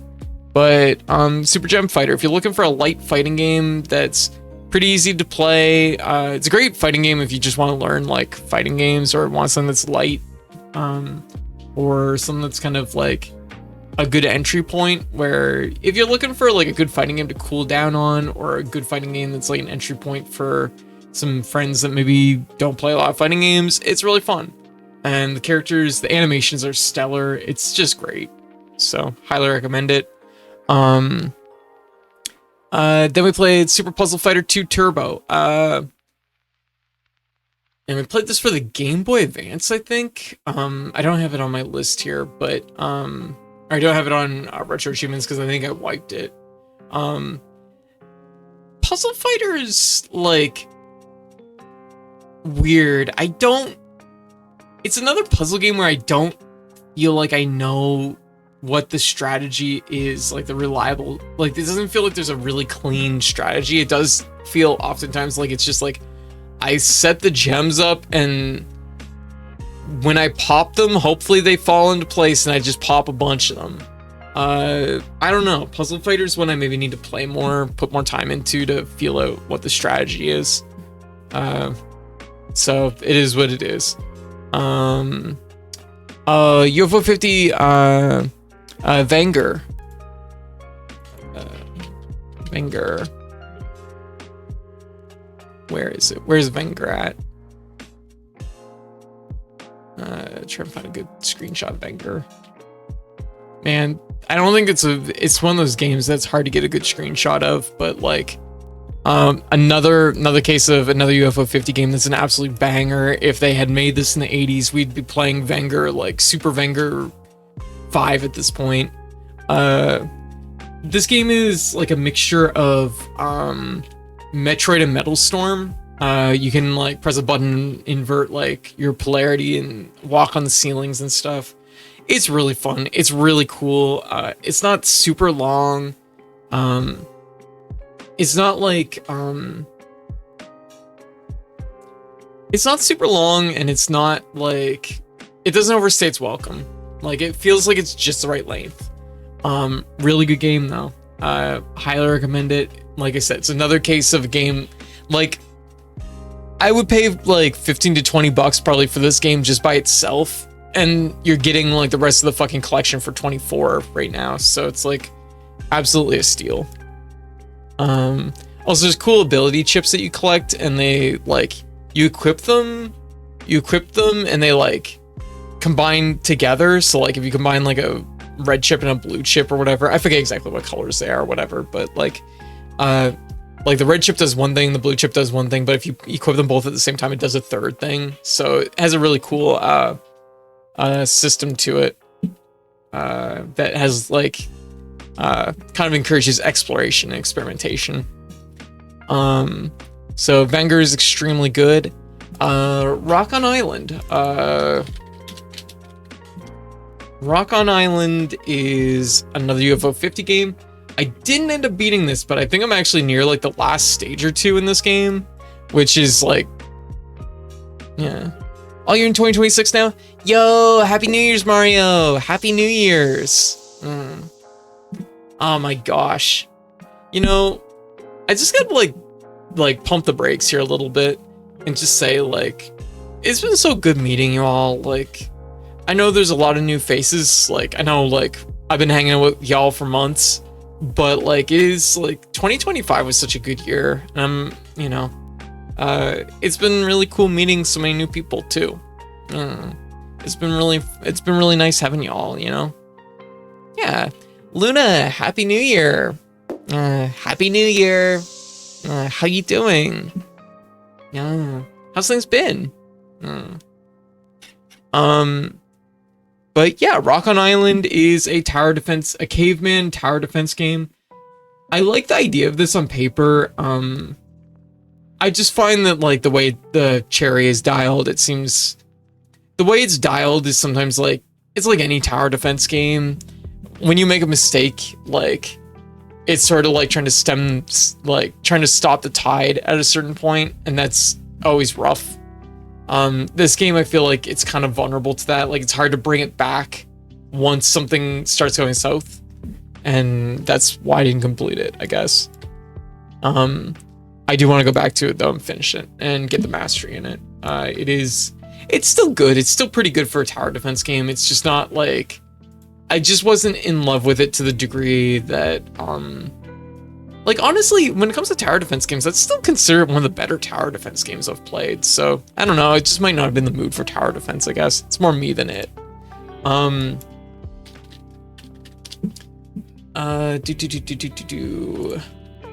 Here is okay, this is one of my favorite games of this year that I played. Pin golf. I fucking love pin golf. I think pin golf is super cool. It's really, really fun. It's like a mixture of like, it's golf, but on a 2D plane, and you're trying to ricochet the ball. So it's kind of like a pinball golf. game, and it fucking slaps. It's really fun. It's just another game in the UFO 50 collection that just like, once again, I would pay probably 15-20 bucks for this game, probably. I would pay 15-20 bucks for, like, I paid 20 bucks easily for a bigger version of this game. I pay 10 or 15 for what it is in this. T-minus an hour until 2026. Hope it's better than 2025. Yeah, absolutely. Back half of the year was brutal. I think, yeah, I mean, like, the whole year was, like, super brutal. It was rough. It was super rough.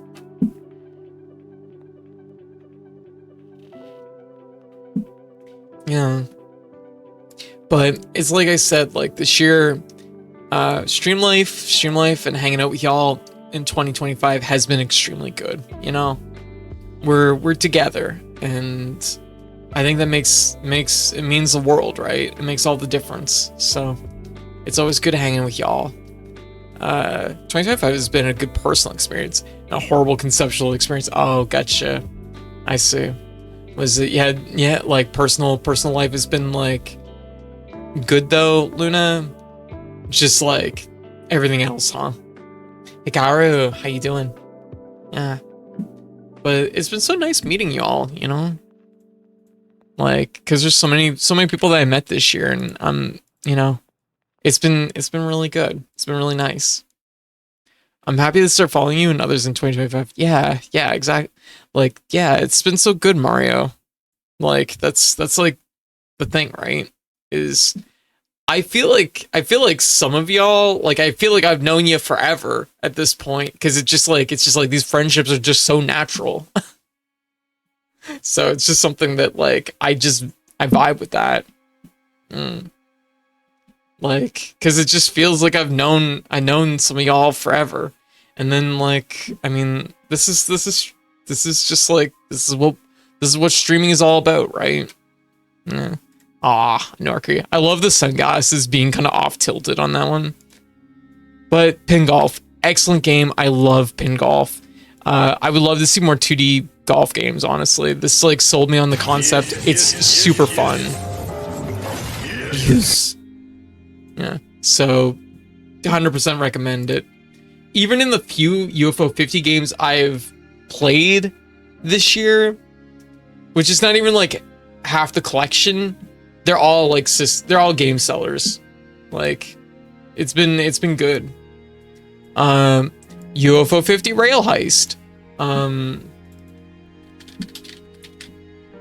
How to describe what Rail Heist is? Rail Heist is a turn-based action strategy game where you have to do a train heist, and you have so much time each turn to make a move, and then the computer moves, and if you're in line of sight, you get your ass shot. But you have to, like, work your way through taking out the cops and robbing. You have to rob the train and then make it back to your getaway horse. Stellar game. It feels like a game that's existed forever. Like, I played it, I was like, this feels like a game, if you had told me it came out in the 80s, would have 100% believed it. Like, really good game. It's really fun. The puzzles are interesting. It's just about the right length. I feel like I could be down for Rail Heist 2, but, like, I'm glad it wasn't a lot longer than what it is. Each stage has, like, multiple goals, so, like, there's definitely a lot of replay value in this one too. Rail Heist is stellar. Hilya, how you doing? Yo, happy New Year's. Satoru, happy New Year's. I met you in 2025 is a highlight of mine. Aw, Jack, you're an amazing VTuber friend. Aw, you are too. Aw, I just want to, like, ruffle your hair. Having code has been a comfort. Aw, thank you, Have a Cat. I try my best. I know I'm, like, one of those people that can just, like, kind of yammer on about, like, stuff, and sometimes I feel like I worry that I'm, like, maybe too detached from, like, you know, like, the conversation, but I try my best. I try my best to provide those vibes, you know, and just, you know, when people feel like dipping into the conversation, they can.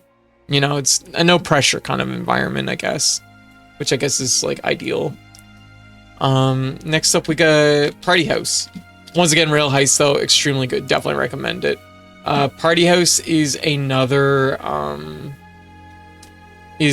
what you'd probably consider a game seller.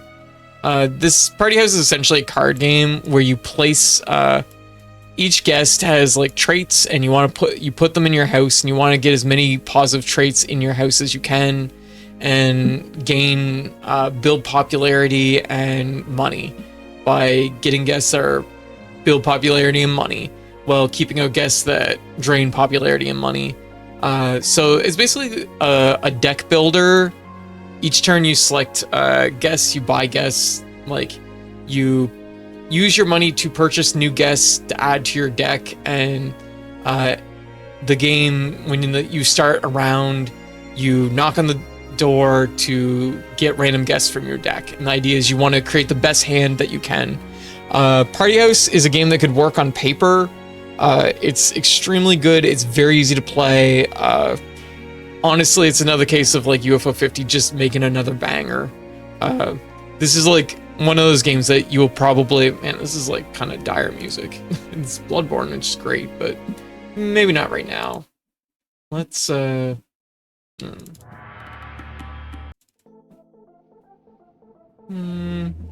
we'll do this one. There we go. Classic. Yo, Rue, Happy New Year's. How you doing? You made it. You're up late. For whatever reason, I never remember when I meet people. I always feel like I've known them forever. Yeah, it's funny like that, isn't it? I kind of know that feeling. Yeah. Oh, Happy New Year's, Josh. Happy New Year's. Doing good? Yeah, just got home a bit ago. Settling into bed. Yeah, that's fair. That's fair. Totally get it.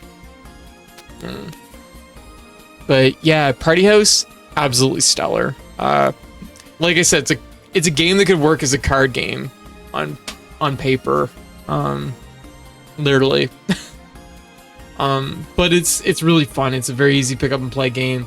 I know people that have completed the entirety of UFO 50 and they still go back and play Party House because it's just really fun. Like building a deck of like guests, of party goers, and then just like it has a nice randomized mode too. So there's like a couple like pre-made like stages that you can play through to learn the game and learn each guest type, and then there's like a randomizer mode basically built into it. So it's pretty fully featured. After that we have Pocket Fighters, which we already talked about. Radiant Silvergun we dipped into very briefly because I think I was just in the mood to play Radiant Silvergun. I didn't have any like big goals of beating Radiant Silvergun or mastering it this year. It was just one I threw in because I felt like playing Radiant Silvergun. Radiant Silvergun is my all-time favorite shoot 'em up. It's like tied between that and like Zero Ranger. So oh god, what to say about Radiant Silvergun? This is the precursor to Ikaruga. So if you know Ikaruga, this is technically the prequel to Ikaruga, even though tonally I think they're very different games. But this game should have, in my opinion, changed the genre and spawned a whole bunch of games that play like it, and it didn't, and that fucking sucks. Partly because it was for the Sega Saturn, but Radiant Silvergun, basically it's a shoot 'em up. It doesn't have a polarity mechanic like Ikaruga, but it does have a color chaining sequence mechanic where there's red, blue, and yellow enemies. You kill them in sets of 3 to cash them out, and then you can change colors to do kind of mixed chaining, or you can just keep killing the same color enemies. So like the strategy in this game is largely built around the idea that you're gonna like decide if a stage is best to like switch chains at certain points or stick to just a single color or stuff like that. But that's like advanced scoring really. At its core, Radiant Silvergun, your ship has 7 different weapons. Each button combination activates different weapons, every situation you encounter in this game has like weapons that are ideal for this for what you're dealing with. So like there's a homing laser, there's like lasers that shoot to the left and right, there's lasers that there's a sword that eats bullets. Like you are given a toolkit to use, and I think that's super fucking cool, and more shoot 'em ups should do that rather than have your like weapons tied to like drops that fall from enemies or whatever, which I'm not that crazy about. Just give the player everything to use and then build your game around that. I think it's one of the most like deep and like rich shoot 'em ups that there is as far as I'm concerned. I think it's just like those mechanics are just like top shelf. Like those mechanics just lend themselves to such a immense depth of puzzle solving and strategizing and just everything. And the scoring mechanic being relatively accessible, I think is really interesting too. And then on top of that, every boss is like modular. You can break parts off them. They're all super fucking cool designs.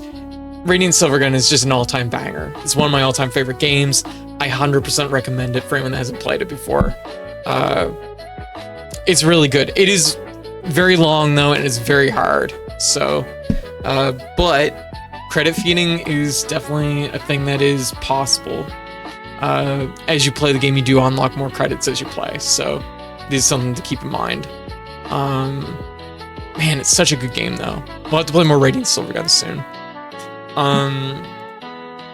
After that, we played Cyberbots, which was one of the first fighting games we played this year. I don't remember why I started playing Cyberbots at all. I don't know what sparked that, but it's a thing that happened. Cyberbots, Full Metal Madness, for the Saturn. I don't know why I started playing Cyberbots this year. Doesn't matter, because Cyberbots fucking slaps. It's one of Capcom. This is like during Capcom's like golden era of fighting games. This isn't Street Fighter, this isn't Darkstalkers, this is Cyberbots. It is honestly one of their more accessible fighting games. There's 2 main attack buttons and then a weapon button and then dashing. So it's basically a 3-button fighting game from Capcom. You have cool robots, you can like kind of mix and match your pilots and your robots. I don't remember the pilots really do anything, but there's different robots. There's a lot of different robots to select, and then there's also boss robots on top of that you can like play as. There's so much cool stuff going on here. Cyberbots is like, it's a shame that it never took off in a bigger way, because like it's a really cool Capcom game that's been kind of left to the, lost to the sands of time in a lot of ways. Like definitely recommend it. It's very fun. It's very cool. It's also, like I said, it's a little bit more accessible than stuff like Street Fighter and Darkstalkers, which are both 6-button fighting games. This being only a 2-button fighting game. Technically 3 if you want to count your weapon, but even that's not like that much. Makes the game a little bit more easy to pick up and play, and it's fast and energetic. So definitely recommend it. It's a pretty cool game. Then we had DuckTales. DuckTales was DuckTales for the NES. This is one of Capcom's NES. This is one of Capcom's NES games. So people that might not have been born at the time and era, in this time and era, for a while Capcom had the license to do all the they were the ones licensed to make all the Disney games. And the thing about that is Capcom ended up making a whole bunch of banger NES games and Super Nintendo games with the licenses. They did DuckTales, they did Darkwing Duck, they did Goof Troop, they did some Mickey Mouse games. They did a whole bunch of stuff. Chip and Dale. And so they did a whole bunch of cool games, and DuckTales is one of those games. It's just a really solid platformer. There's not a lot of stages. It's like, I think 6 stages, 7 stages. I think it's something like that. Not very many stages, but you go through, you collect all the gems, find the treasures hidden everywhere, and try to beat the game with as much money as you can. Although the achievement set also has you beating it with as little money as you can too. specifically Capcom licensed a lot of Disney games for the NES and Super Nintendo. Interplay, I think, and did Sega eventually did Disney games after a while. Sega also did Disney games actually around the same time frame. I'm pretty sure there's a little bit of overlap between Sega and Disney, or Sega and Capcom for their Disney games, but Sega did a lot of Disney games too. So both those companies were licensed. Sega's Disney games are pretty good too. I like Capcom's more, but like they're still pretty good. But DuckTales is it's a NES classic.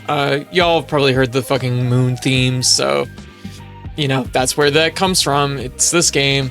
If you haven't played it, it's not a long game. It's very fun. Definitely recommend it. It's also, you got Scrooge Cane Jump, which is like kind of a classic thing. I don't know. It's like Mega Man without like shooting, which is kind of an interesting notion. But all right, we're going on an ad break. I'll be back in 3 minutes, and when we get back, we have more games to talk about. So I will BRB.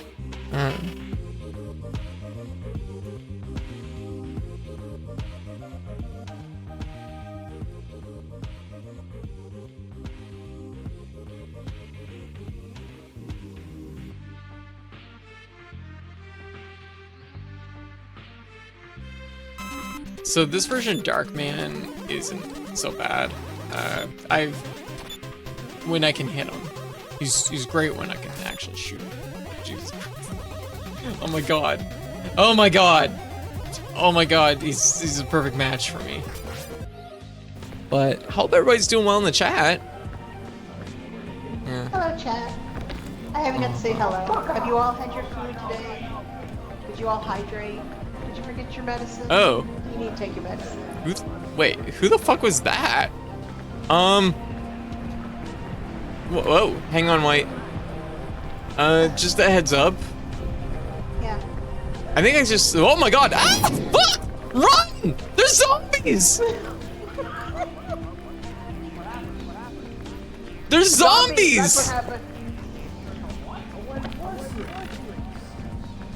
Code, help. Oh my god, help. spider. Run. Oh my god, he's chasing us. Oh god. He's fucking climbing after us. Oh my god. There's fucking zombies, everybody. And they can fucking climb. Oh man. I knew I heard something. I knew I wasn't just high. I like the knight. The knight is silly. I didn't look at the knight before, but they're very silly. Oh wow. Oh, it's like a weird. He's got Yo, that like was pretty good. Oh, bitch, no, you didn't. Kind of look going on. He kind of does. Well, that's No, the you knight for you in didn't. chess. No, you didn't. The interactive model Yeah, no, railway in the lobby. Sassy swagger going.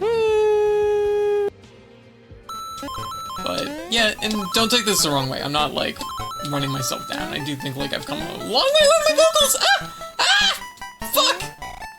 Perfect. Exactly. Fuck. Okay. Perfect. Okay, that could have all been better, but I think like you know.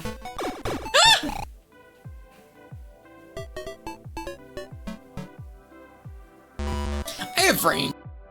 So in case I die, there's a syringe there that puts the life back in me. Oh man, Jackie vanished. Oh, there he is. I'm right here. I'm right. Oh, okay. Okay.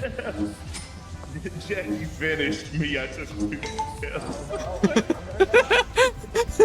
Oh, I think he's about to vanish. Yeah, what's happening? Stone statue. Stone statue. What's that mean?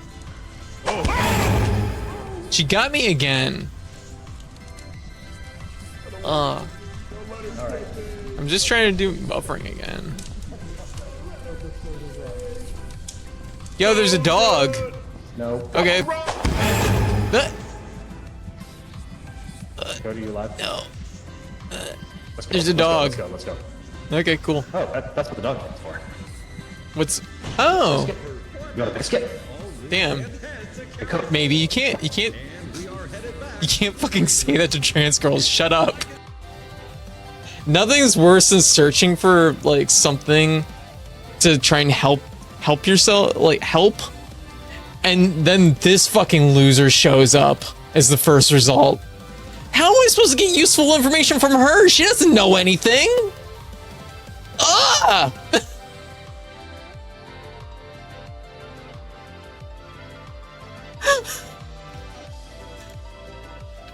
She also, I already know she doesn't know. I don't have to watch the video.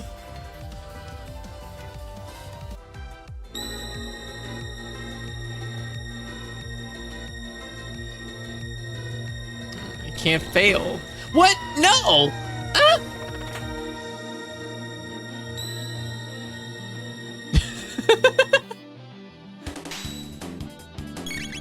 Yeah. In my brain, there was like 4 holes in this room. All right. Hey, hey everybody. I'm back. How y'all doing? How is everybody?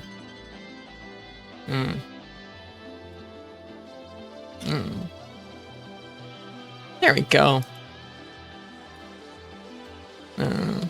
How is everyone? Thank you, Mario. What was everybody's favorite game that we played this year? Just out of curiosity, just like for the topic of just like, you know, what was like the one that really stood out to everybody?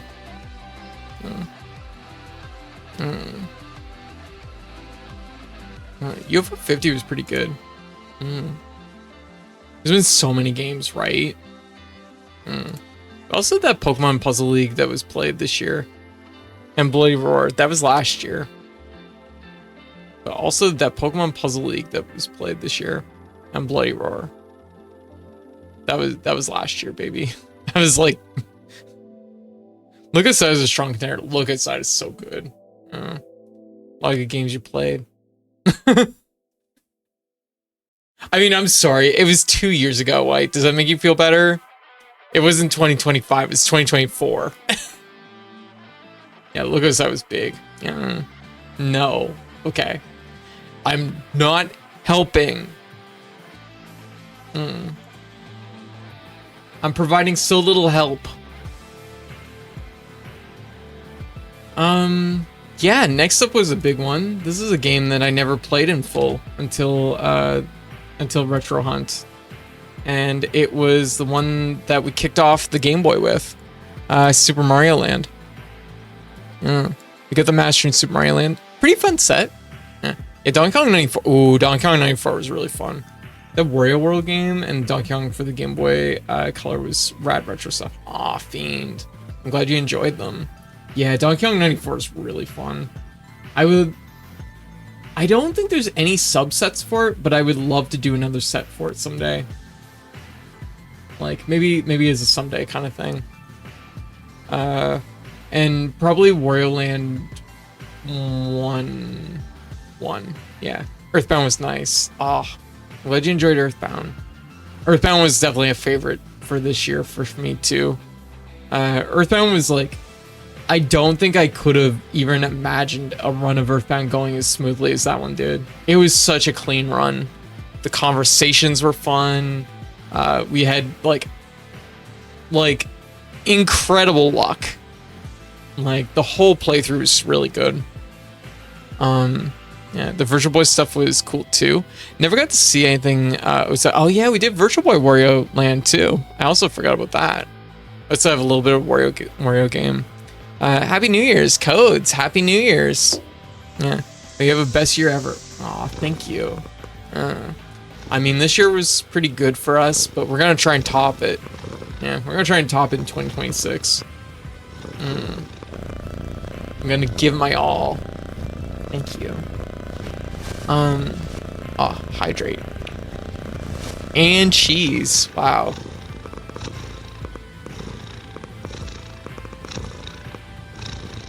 Yeah, thank you. But Super Mario Land, I always thought this game looked like, I'm like, this is such a weirdo Mario game.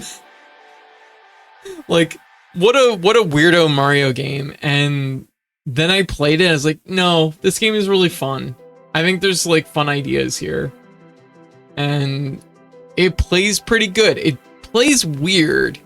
Like, it is a weirdo Mario game, but it's like not bad because of that. You know what I mean? So I kind of Code is awesome. Aw, thank you. Yo, we've had over 1,000 OSHA violations. Damn. I hope we don't get shut down. Yeah. But yeah, no, Super Mario Land ended up being really fun. The way it's proportioned to the Game Boy screen really shows a lot of smart sensibilities, even though it does kind of make it less like visually maybe less like rich compared to like the later Game Boy games. Like having so much screen real estate to work with is really nice for a Game Boy game. Ended up liking it. I don't know if it would be for everybody. I don't know if it'll hit for everybody, but I liked it quite a bit. UFO 50 Devilation. This one I need to go back to. It is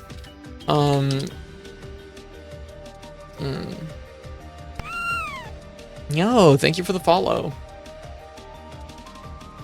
I don't know if I can find a picture of this one.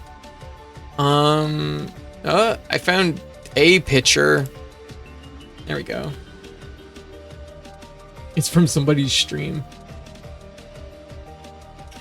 Can we find... There we go. There's a bird. Oh, no, that's also from a stream. There, I found a version that isn't from a stream. Devilation is kind of a puzzle strategy game where you have to set up little guys that attack in certain directions, and you got to chain all the hits so that... Oh, Andy, how you doing? What you up to? Mario Land is a strange one. I kind of wish the enemies in it made their way to the mainline Mario games. Yes, right? I kind of felt that way too. There's some like fun enemies in there. There's some fun stuff in that game. Also, what's his name? What is his name?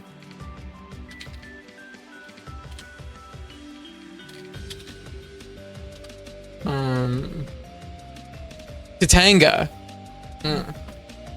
I'm not gonna lie, playing Super Mario Land made me feel very strongly that Tatanga should have been the boss in Super Mario Odyssey.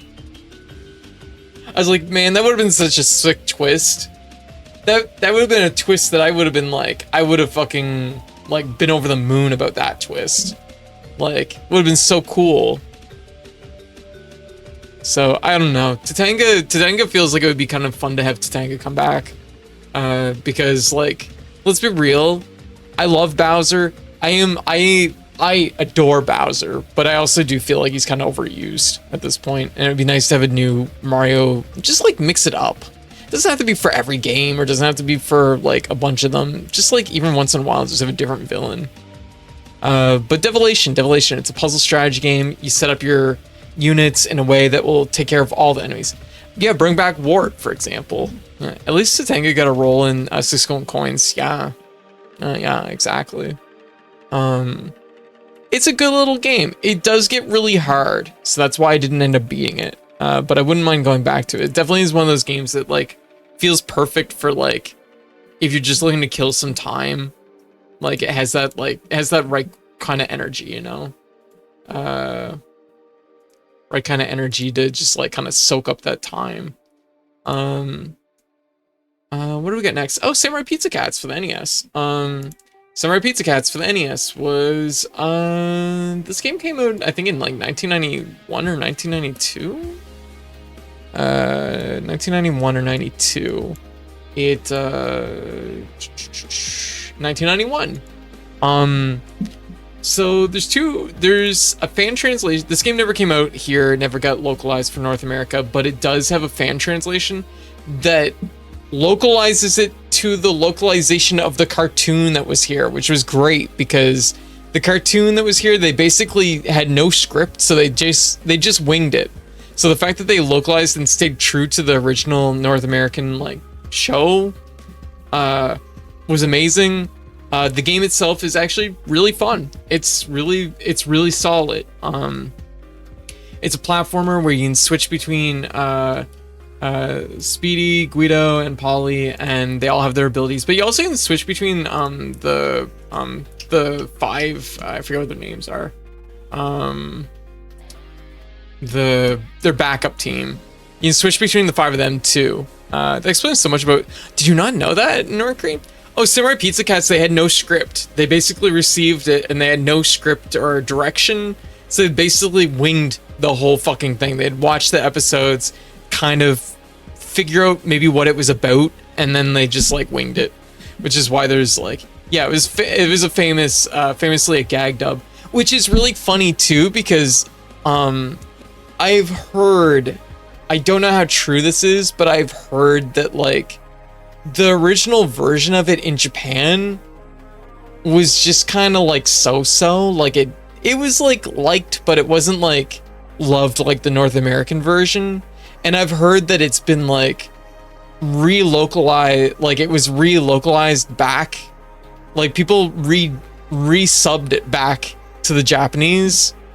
We resubbed it in Japanese because the North American version was funnier, basically.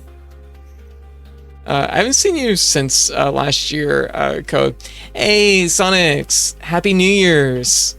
So I've heard that it was like resubbed in Japanese because the North American version was really, it was just funnier. It did better. But yeah, the game though, really solid. You can switch between all the cats. They kind of have unique abilities, but not like super unique abilities. This isn't like Castlevania 3, but it's kind of in the same vein as that. The stages are pretty easy. You could basically run this game mostly with any one cat. Like you don't have to really switch very often, but there is definitely instances where certain cats are just better in certain situations. Other than like switching to the backup team, just one sec. I'm like, what is their name? I can't remember. Yeah, it's just the rescue team. You can switch to the rescue team that have like, there's more abilities there. I know, I think it's Batcat. Batcat kind of ends up being one that you fall on to using a lot because he has the extra jump height. So that's like a big thing. So there's like a little bit back and forth, and like one of them can claw through walls and stuff like that. Usually each stage involves something.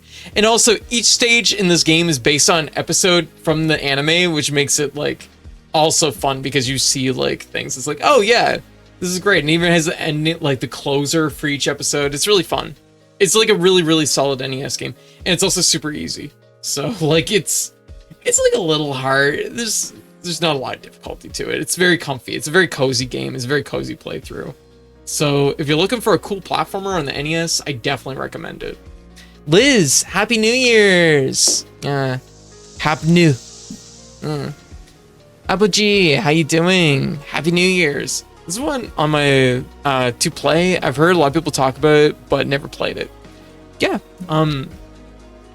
it's really solid. It's really good. I definitely recommend it. I also did the subset for this. I did 90% of the subset for this. Okay, that reminds me. It does have one flaw. It has one flaw that I don't like, which is it has double tap. It has tap dash, which is honestly a little ahead of its time to have tap dash. But the tap dash triggers very easy in this game, so you will send your cats running like a lot. And it's really annoying. And of course, in the subset for this game, they decided to make one of the achievements to beat the game without dashing. And that is such a trolly fucking achievement because like, this is something you'll do accidentally almost constantly. Like, I don't know how, like, legitimately, I don't know if, I don't think it could be, how many people have done this? Probably more. 20 people out of 1,400 people have done this.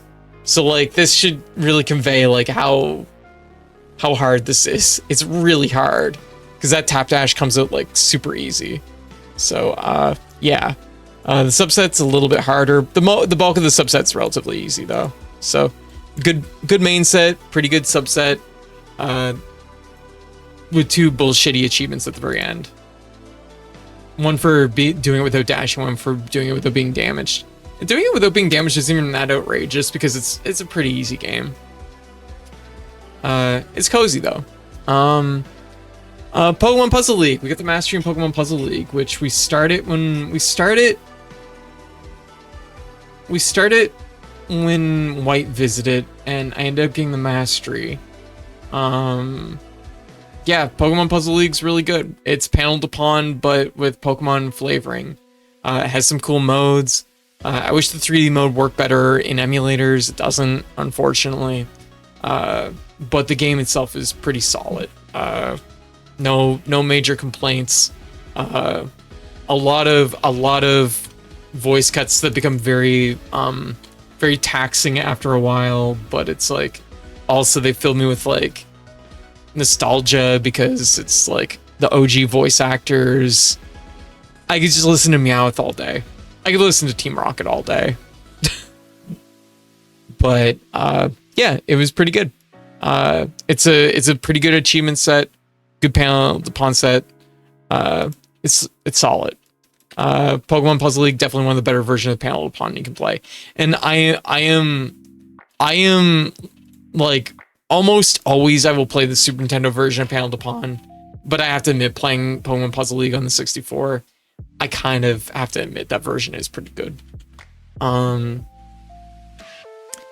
do we got next? Yeah. Also, Liz, how did UFO 50 go? Did you finish Guardia Quest? Or UFO 50. How did Retro Game Challenge go? Did you finish Guardia Quest? Yeah. Dr. Mario Express. Probably one of the better versions of Dr. Mario to tackle on retro achievements. It's also one of the easier versions of Dr. Mario. It doesn't get particularly hard. I didn't get the mastery for it because like all versions of Dr. Mario they have to have a fucking achievement for beating, where is it here? I am looking for it.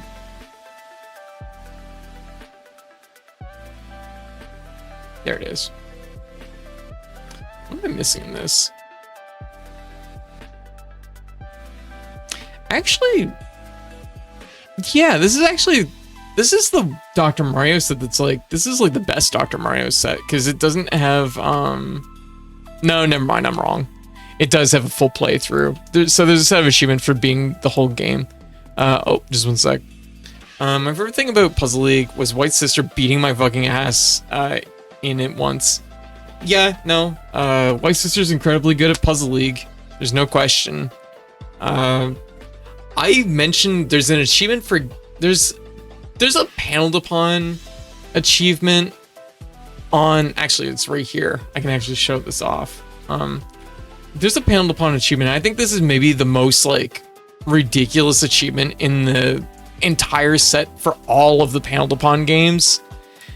Earn a score of 4,000 time trial mode on hard. This is so fucking bananas that this is an achievement. Like, I've done this. Like, I routinely place like a score around 2,000 for like the time that's allotted. 4,000 is like double that, and that's like, I'll admit, like, I'm not like the best like paneled upon player.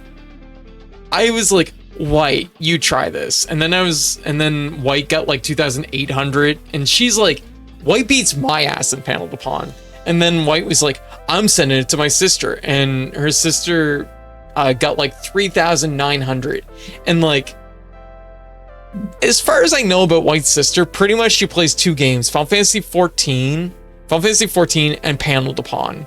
So like, the fact that like she couldn't even get it, I'm like, oh yeah, no, this achievement is fucked up. 10 points, I know, 10 fucking points. Yeah. So she was like close to getting it, but like, this is like tapping like players that are like godly at the game. It's like, man, this should not be a fucking achievement. Like, eat my ass. Who made this set? Eat my ass, a good duck. Actually, I think a good duck makes quite a few good sets, so many such cases, right? But Dr. Mario Express. Dr. Mario Express is... I looked through all the Dr. Mario sets because I like Dr. Mario. This one felt like maybe the most palatable of all the sets because it's a little bit slower than the other versions and a little bit more like fair. Like the Game Boy version is claustrophobic and has like you don't have like the colors to be able to like quickly identify stuff, so it's like a little bit harsh that way, and the other sets I find generally pretty hard. But Dr. Mario, it's I'm like, I don't know if I need to review Dr. Mario. It's like, it's a decent puzzle game. I think Dr. Mario suffers from like, Dr. Mario is like good, but it's flawed. It has a big issue with the fact that like, if you're playing this against someone else, whenever you do a combo, in this game, it freezes your ability to make moves until your garbage finishes dropping, which is like unbelievably obnoxious, and just like it causes like it'll just domino. You'll lose simply because people just keep a combo going, like ongoing, because you just won't get to play. So you just have to like wait until like they can't manage a combo, and then you have to try and recover from that. So multiplayer Dr. Mario is like really, really rough. It's really hard. I remember this game, probably my most played Dr. Mario. Gotcha. But Dr. Mario Express is actually a pretty good version of Dr. Mario. Has lots of, it has everything you probably want from a Dr. Mario game. Once again, I don't think the achievements of playing stage 0 to 20 on one run should be a thing. I just don't think those should be a thing because they suck, and they're in every set. So, thanks for that. Jalapeno, Happy New Year's. Yes, that is how I say it.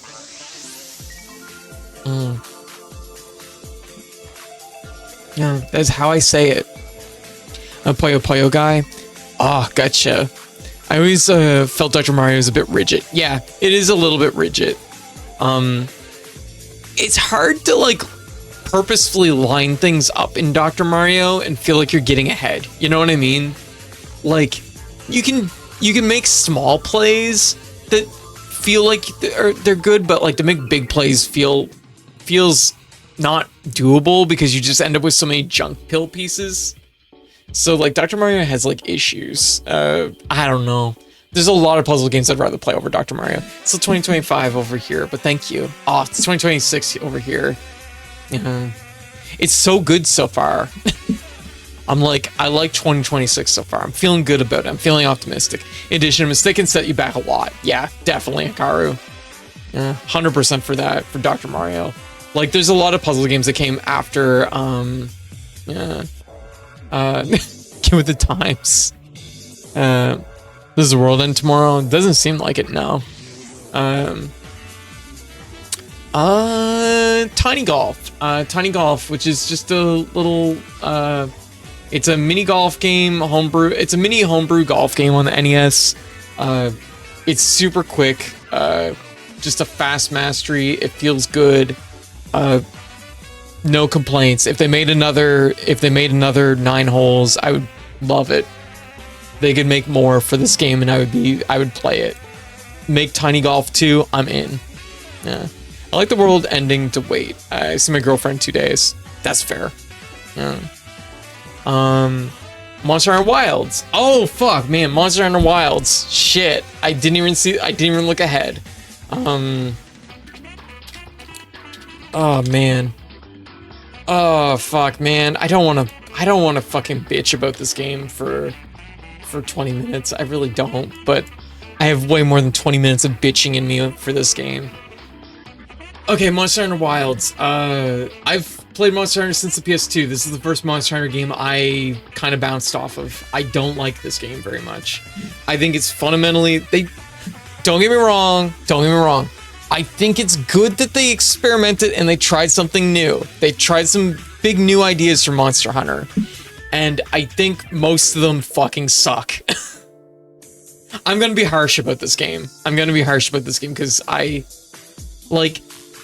I will play this game, but boy, when most of the time in Monster Hunter, when I finish a hunt, like, I feel satisfied. I don't even fucking feel satisfied at the end of a hunt in this game. It just feels like a thing happened, and I don't give a fucking shit. Like, because it doesn't fucking matter, because you don't need anything to make anything. Like, you get everything you need in, like, 2 hunts. The hunts are generally, like, the difficulty, don't get me wrong. Like, Monster Hunter can be, like, more accessible and, like, lowering the difficulty does make it a little bit more accessible in that way. It's like, it's probably a pretty okay, like, first Monster Hunter to play, but that's not, like, its problem. The easiness isn't, like, its core problem. The problem is that, like, it's, like, it's quality of life to the point that I feel like I'm on, like, a slip and slide. Like, it feels like I never quite got into Monster Hunter. Gotcha, Andy. I would recommend, like, okay, I would recommend to anybody that is wanting to get into Monster Hunter, play Rise or play Rise or World over this. This isn't even getting into, like, the technical issues with it being, like, poorly optimized and just being kind of a mess to run. Like, it's great if you have, like, a bajillion-dollar graphics card, but, like, I don't know, the game didn't run very well for me. Like, I could squeeze it, but it was definitely, like, it was chuggy by moments. Rise and World routinely go on sale for, like, tens of dollars. Like, you will, right, Rise is, like, 80% off now. You can get it for $8. Both those games are more true to, like, what I feel, like, the formula, the Monster Hunter formula is more true to, like, the core Monster Hunter formula in both those games, but they also play better. They have quality of life. They're good versions. They're good versions of Monster Hunter. You can go with Rise, which is a little bit more like, kind of both old school, but also a little bit more wild and over the top. Or you can go with World, which is quality of life, but I don't know. It's like both versions are good. You'd recommend Rise over World. I mean, you can ride dogs in Rise. Ride them like they're mounts. Like they have a saddle. You sit on top of them just to stress. I realized how it sounded. So, like, yeah. If Monster Hunter formula is supposed to be so good, how come there's no Monster Hunter 5 Eula? I mean, there's always the future. Who knows? Okay, but Wilds has problems. The other problem with Wilds is, so they did a thing in Wilds. Historically, Monster Hunter skills are tied to armor sets and gems or whatever. Armor sets give you points towards skills, and the skills kind of you kind of work your set around to give you the best skills for your weapon and stuff like that. That's routinely how it works. Like, there's gonna be skills on your armor that are for specific weapons, and that's like a big thing. Wilds has an idea, which is that it strips the weapon skills off of armor and puts them on weapons. And that's, like, on paper, kind of a cool idea. Like, it makes sense to experiment with that and do that. But in practice, in reality, what ends up happening is armor is strictly for quality of life at this point. Like, it funnels everybody into making the exact same armor sets because everybody wants the same... Almost everybody's going to want the exact same armor skills and the same things. So you end up with, like, a whole bunch of the same endgame sets. And I know you can say that about old school Monster Hunter 2, that these endgame sets end up being, like, a thing, but it's so much earlier in Wilds. Yeah. So, yeah. I'm gonna pickle the code. What? Don't pickle me. Yeah. Kara, how you doing? Yeah. Happy New Year's. Yeah, and Amber, Happy New Year's. Reduced to its biggest numbers, exactly. Like,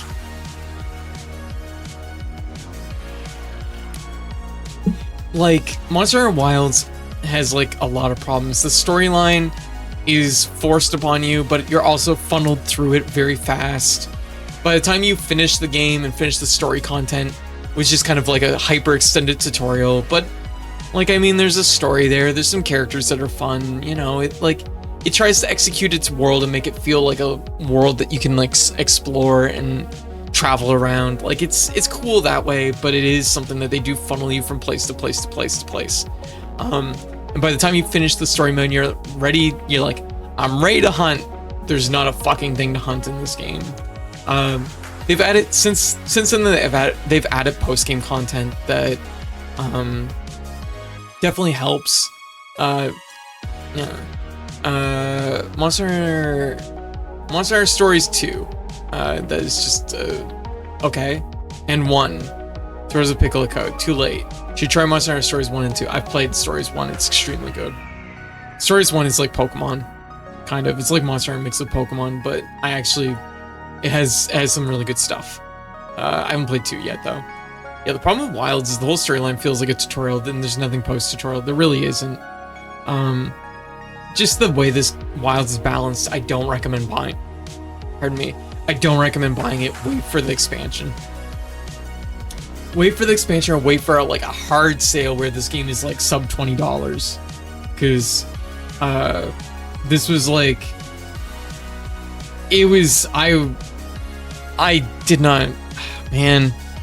Like, and the thing is for a lot of people that might not have like a history with other Monster Hunter games, the problems might not be obvious in this game, but like it's just, it is like quality of life to a detriment. And I think that's like a rare thing for me to like say. It's a rare thing to be or have, but it's just like, I forget who said it. I feel like it was maybe Wang or maybe Blue that said it, that there's like fun in the friction to Monster Hunter. And that is such a true statement. And I've just like, that's echoed in my head ever since then, because like Wilds is like a frictionless thing that just like, it's just, you just slip and slide from beginning to the end in this game, and there's just nothing there. And it's just like, by the end of the game, you have the best armor, and you're like, I don't even know why I have this, or what I will use it for. Wilds is a bit of an upset. Moving on, because I don't want to bloat my vocals strictly on Monster Hunter Wilds, though I definitely could. Hot Wax. This game is like weird. I don't know how to explain why this, where this, what this. This game is this is a punk cake game. They're the makers of Shotgun King. Shotgun King. They made a whole bunch of like, so Punk Cake makes a whole bunch of like small scale games. Every month or two they release a small game, which is usually just like, it's just a small one-off indie game, and they're usually really, really good. I really like their stuff. They've had some really clever ideas, and the games that really take off, they expand on it. It's almost like UFO 50 if instead of putting all their games in a collection, they were sold separate. Yes, so Hot Wax is Tetris, but with wax candles. They have wicks on the end. You want to extend your candles, and then you have fire that you land on a candle, and you got to try and conjoin them in such a way that they're going to melt as much candles as possible. It's kind of like Tetris shapes, but like a very different play style. It's super cool. I love this game. I love the idea of it. It's really fun to play. They released a demo of it that did have achievements, so that's why I'm including it on this list. Anytime there's a demo that includes achievements, I will include it as a game, because I treat it as kind of an early access version of the game. So Hot Wax is really cool, really fun game. I don't know what the fucking deal is with it. They keep sliding the release on this game. They've been sliding it for fucking years at this point, because I think originally it was gonna be like a game in 2013, like a game in 2013, and it's like 2026 now, and the game still is not released. It just says coming soon, and I don't know why. And I'm pretty sure, just one sec, if I'm not mistaken, I'm pretty sure, yeah, you can buy this game on itch.io. So if you want like to own Hot Wax, you can own it. There's just thank you, Amber. Thank you for the cheese. I was like scrolling and it caused like a weird thing on my computer. That's okay. I'll figure it out. This cheese sticks better now. Thank you. Yeah, I guess it makes sense. But yeah, so like you can buy Hot Wax. It's available on itch.io. It's 40% off right now. You can get it for $6 or $3.60. It's well worth the price of admission. I just don't know. Oh, it's currently an itch.io exclusive. There we go. Though it is available on Patreon, it will come to Steam eventually when we update the game with 3 missing game modes. So they're still working on it. It's just surprising it's taken as long as it has, because it just feels like it's been in development hell. The game is good though. I do recommend it. If you like puzzle games, you'll probably love it. It does feel like there's maybe like an issue with the mechanics of it, but I haven't really been able to put my finger on what that issue is. Probably something I'll understand more when I play it. Speaking of puzzle games,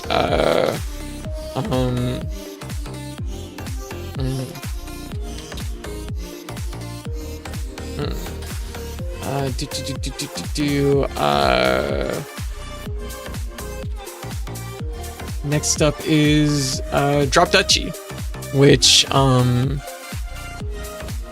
don't know if that means something else. Is the hydrate turned off? Someone else redeemed it. It just got redeemed. I just drank some water. Yeah. So like literally I don't want people drowning me, so there's a cooldown. There's a cooldown on it. Here you go.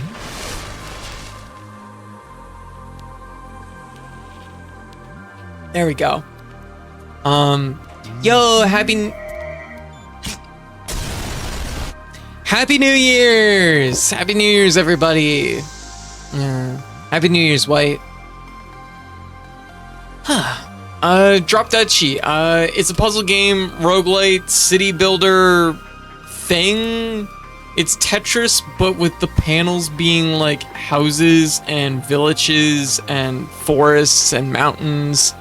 And you have to build up resources by putting the panels in the right sequences to do the thing that you need to accomplish to defeat an enemy at the end. It's very strange. I kind of like the experimentalness of it, which is pretty cool. Yo, Happy New Year's, Sam. Happy New Year's. It's kind of experimental in a weird way, but I did feel very distinctly like when you're playing the main mode, which is a roguelite mode,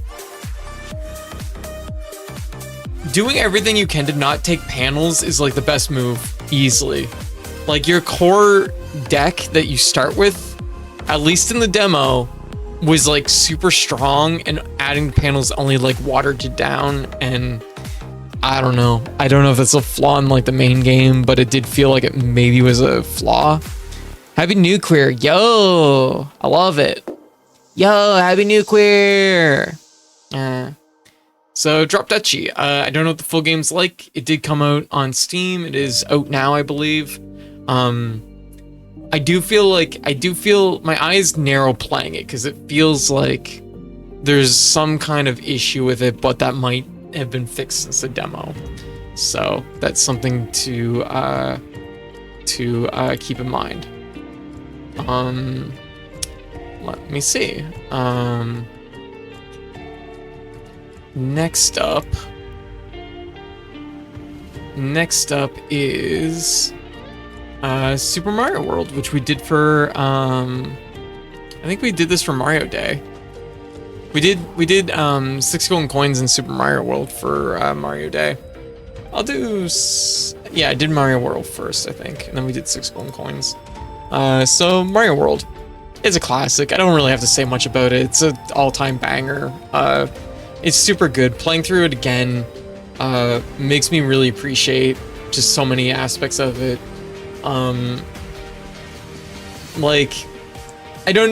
There's like a few small issues with the retro set, but like overall it's pretty good. Great game. If you haven't played Super Mario World, what are you doing? Play it. It's 2026. Play Super Mario World. It's not very long. It's a great platformer. Playing it in closer proximity to Super Mario Bros. 3 makes me also kind of realize that it's like, I like Super Mario Bros. 3 a lot, but I do think Super Mario World takes like,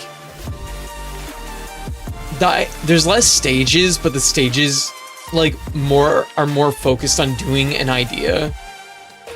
There's definitely like stages in Super Mario Bros. 3 where it's just like, it's like okay, but it's not hitting you with anything like really different or unique.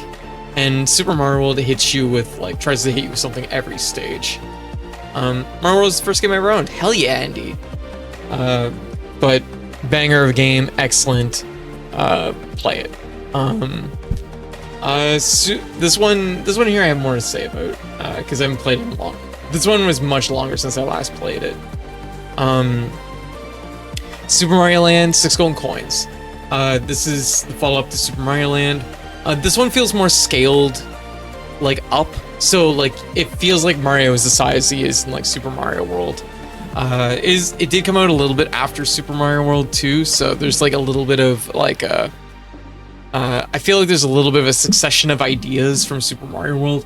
All the levels have a lot more like unique ideas going into them. There's a lot less levels, but a lot more uniqueness in the stages. There's some fun stuff here. I do think that like the zoomed in camera does make it a little bit weird, but it's not like hindering. It's not too hindering, but it does make it feel a little bit weird, but like, it's great. It's an excellent platformer. Definitely recommend it. It does have a bit of a floaty feel too. It does feel a little bit different than most Mario games. This is Donkey Kong Country: Link to the Past, where 3 Super Nintendo games that came with a wedding gift. Oh, I didn't gravitate to Zelda until much later. I see. Any Super Nintendo games beyond those 3, we would have played via re-releases, ports, and emulation. I see. Hey, that's fair. So Super Mario Land 2, 6 golden coins. I think it holds up really well. It holds up well. It's a good game. It would be really nice to have a remake of it, actually. It's kind of a shame that they've never done that, but the original is super charming anyways, and I think it holds up really well. If I'm not mistaken, I think we played a DX version that was like color, a little bit, had like color added to it, which was also cool. So if you're emulating, look that up. Then we played Mario Kart. I didn't get into this one like a lot because I did find it a little bit grindy, and I did find it way slipperier than I remembered. I definitely think like this Mario Kart was one I remember renting a few times and playing at a friend's house a few times, but it wasn't like the Mario Kart I really got into. The first Mario Kart I really got into was 64. So like I mind the slipperiness of this game. The AI fucking cheats in this game and it sucks. It's like, it's not like a bad game though, but it is definitely like, it's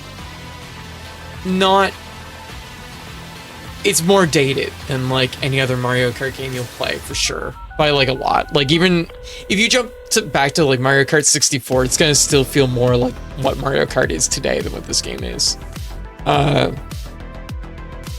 It's okay though. I will finish this set someday though. Yeah, it's a strange artifact, right? Running that mode 7 hard.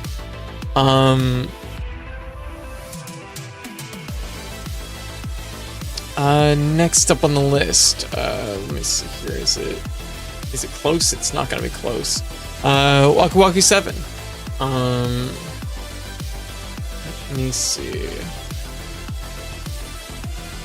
Which I had to remaster lately, like recently, because they added more achievements to it. So it's right here. Waku Waku 7. This is a fighting game from Sunsoft.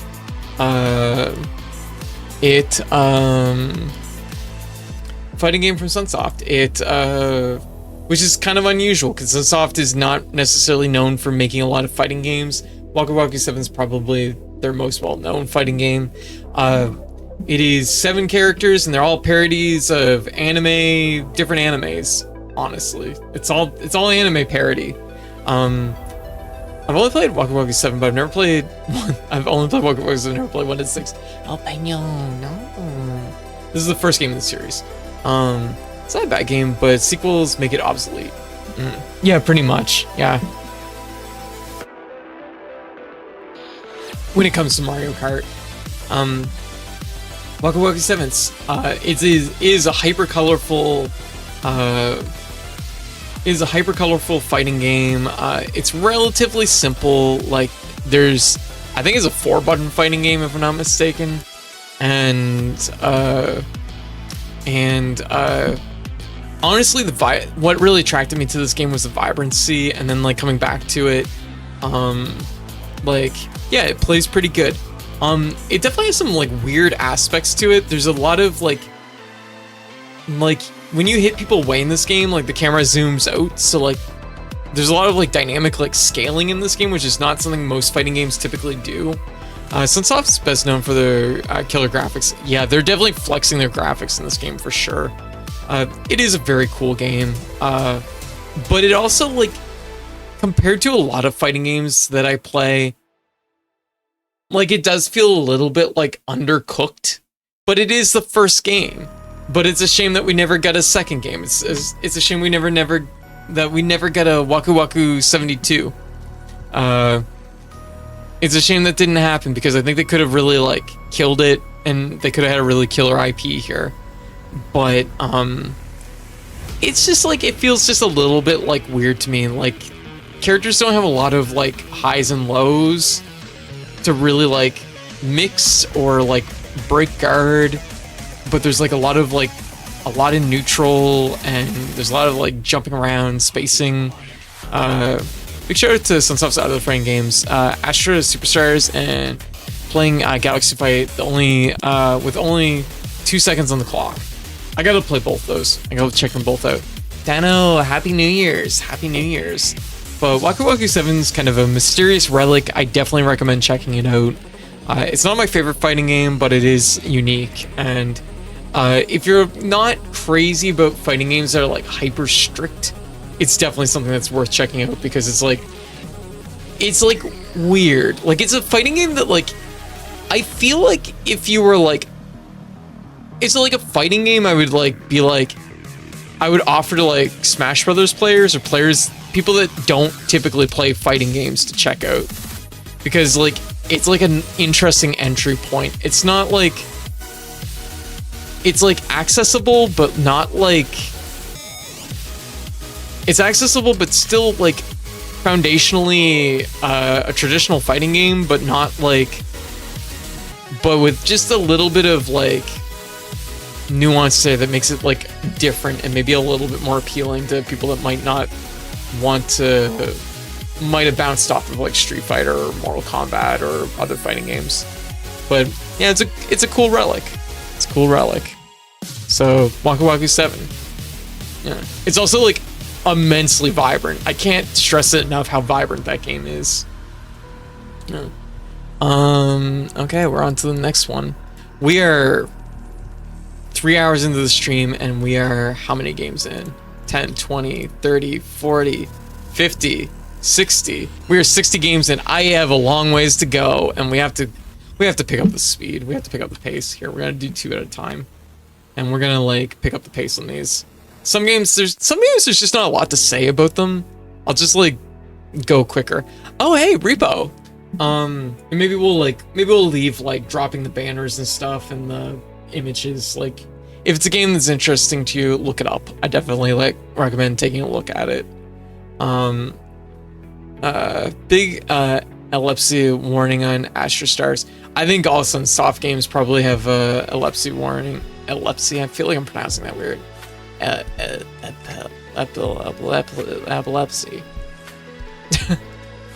My brain. Yeah. Describing a game with 10 words or less. We could probably do that. I'll just like keep it to a couple sentences. Tara, Happy New Year. Epilepsy. Epilepsy. There we go. I have dyslexia, I have learning disabilities, I have so much going on up here that is going to just like kill me for pronouncing certain words. Yeah. I don't think you could. What? Describe a game in 10 words or less? Waku Waku 7. Colorful flashing lights. Easy fighting game. There. 6 words. Easy. Repo came out this year. Repo, actually I'll do a picture for this one. Probably a lot of y'all have seen Repo. Actually, no, fuck it, I'm not doing a picture for this one.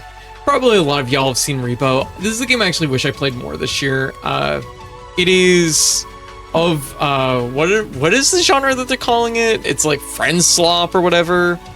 Yo, yeah, Bake Mama, how you doing? Welcome, Bake Mama Amber. Welcome. Happy New Year's. Happy New Year's. One game is already trying to break the rule. Definitive friend slop. Okay, I'm gonna just like put an asterisk next to this. I don't think friend slop is like bad. I'm not using friend slop like brackets negative. I'm using friend slop brackets positive. I think these games are really fun. I think they're really cool. They're games that you can play, you and a few friends can buy, and you play them for a couple weeks, and then you move on with life. They're just like, they're easy just to throw into the mix, and you'll have a good time.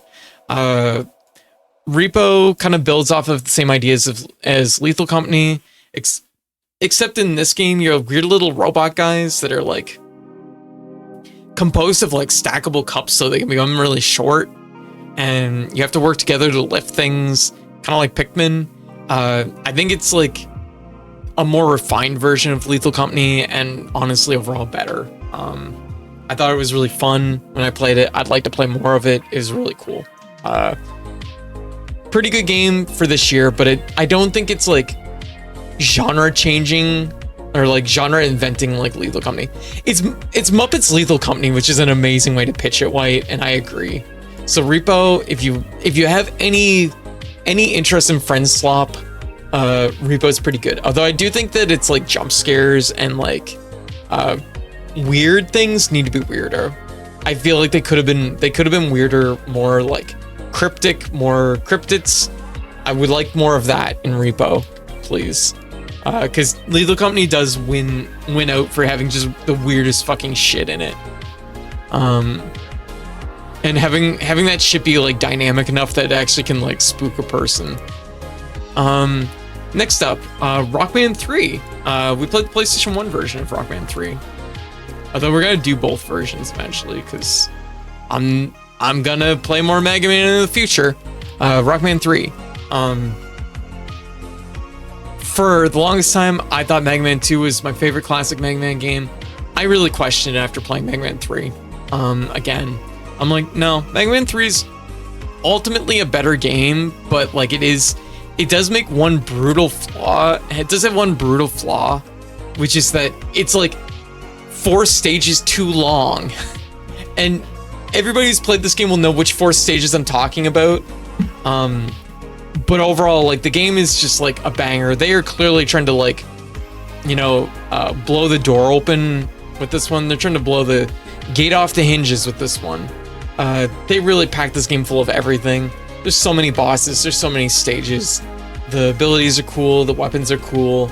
The energy that this game has is good. The weapon balance is better than 2. And still, it's not perfect, but it's interesting. Maybe the way to find a descriptor, even it's calling X-Parasite Starburst candies. Oh. I only just heard the phrase friend slop 2 days ago. I see. Mega Man 3 is what I spent the most time with, for sure. I think like I'm like in a weird spot. I've hit a point in my life where I think my favorite Mega Man game might be 3, 4, or 5. 2 is still really good though. Like 2 is the one I grew up with. That was my first Mega Man game. I will always have nostalgia and close-knit feelings for that. But 3 was a fucking banger. All-timer.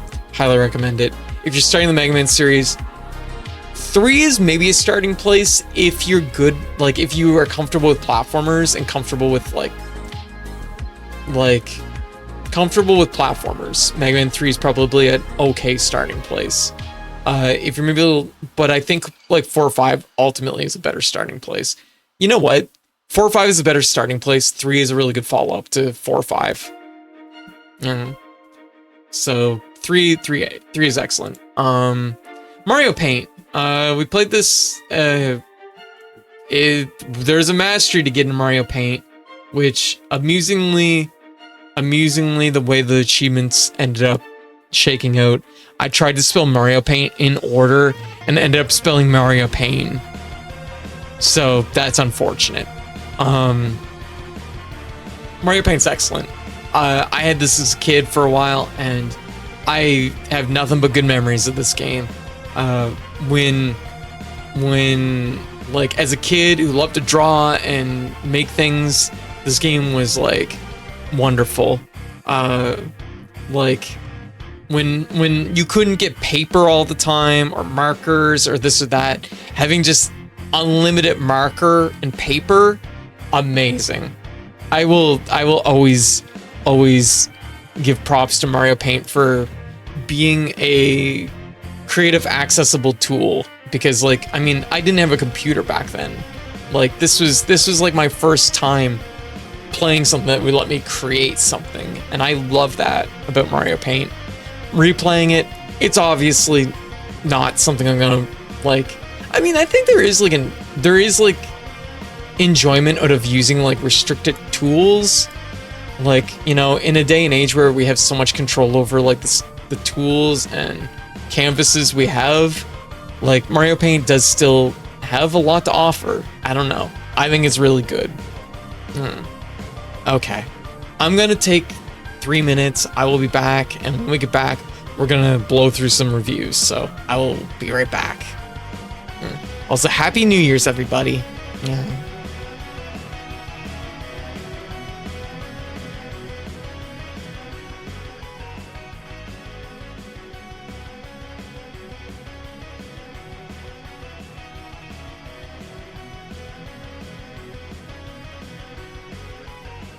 Name giant head, body type giant head, sexuality giant head, gender identity giant head, pronouns giant head. Makes sense. Hey.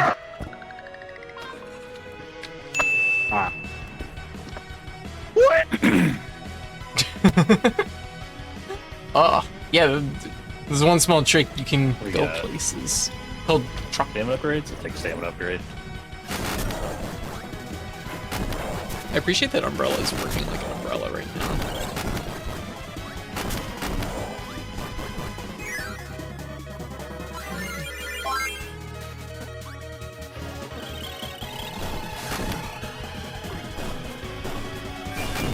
Ah, fuck! Waddle-dee, how could you? I trusted you with life, and this is how you repay me?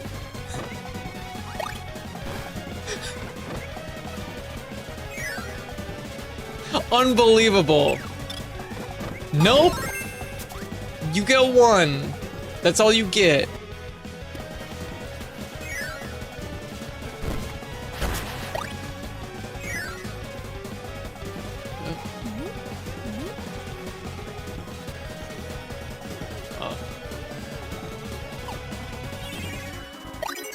Warrior shield. Whoa! Kirby fell. Man, this sucks. What if I could just skip this by jumping? Nope. Oh, this might trigger the guy to, like, fall down here, like it did last time. No, I haven't jumped. Oh, now it's gonna trigger him to fall down here. Watch. So now I have a brand new problem. Oh my god! Oh my god, cool solution! Ah! I'm a genius! Just trap him in the bottom of the pit! Oh my god, cool tricks. Oh my god. Medusa was in line with my, like, UI, so I didn't see it. Yeah, shoot all the fucking glass you want, I don't give a shit. Where's our round boy? There's our round boy! Look at this version! Oh, buddy! Did you see it? I took my medication I did on my break. Did you see the baby?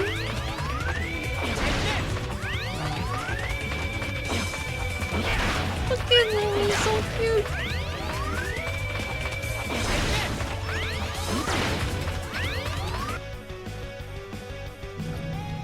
Man, the strength's slack. Oh, yep, yep. We gotta go! Incredible.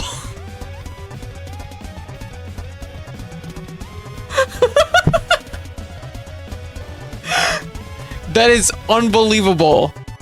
I indirectly... How did this happen? How did this fucking happen?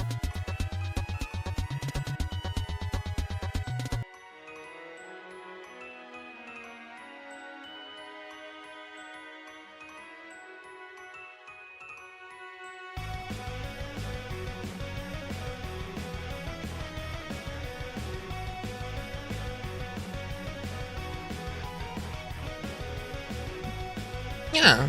Alright. I'm back. Hey guys. Hey everybody.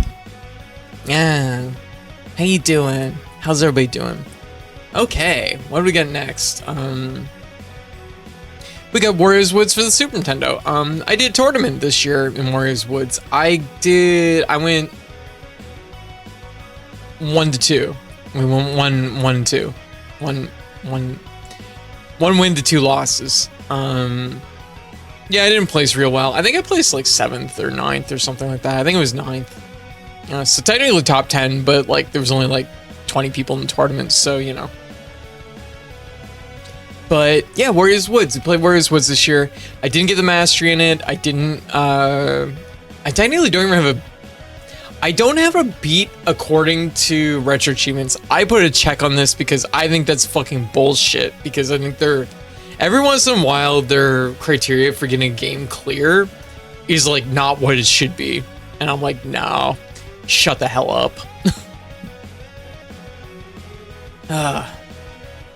Actually, I should take that for myself. That shouldn't count. I'll have to re-add that up. I'm gonna change that. Because it is like, the clear is for like doing all the stages. I would put the clear criteria on the versus mode rather than the endless mode, or the stage clear mode.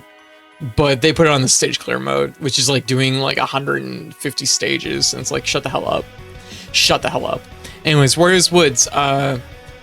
Weirdly enough, I've always felt strongly that Warriors Woods should have been like maybe a Zelda themed puzzle game, the way it like carries itself. For some reason you were Toad and you are it is a weird puzzle game. It is a weird puzzle game where you actually move your character around to move the pieces around on the field. And this is a puzzle game with movement tech. It's very cool. It's one of my favorite puzzle games. It's one of the first puzzle games I ever owned. And I think it's really neat.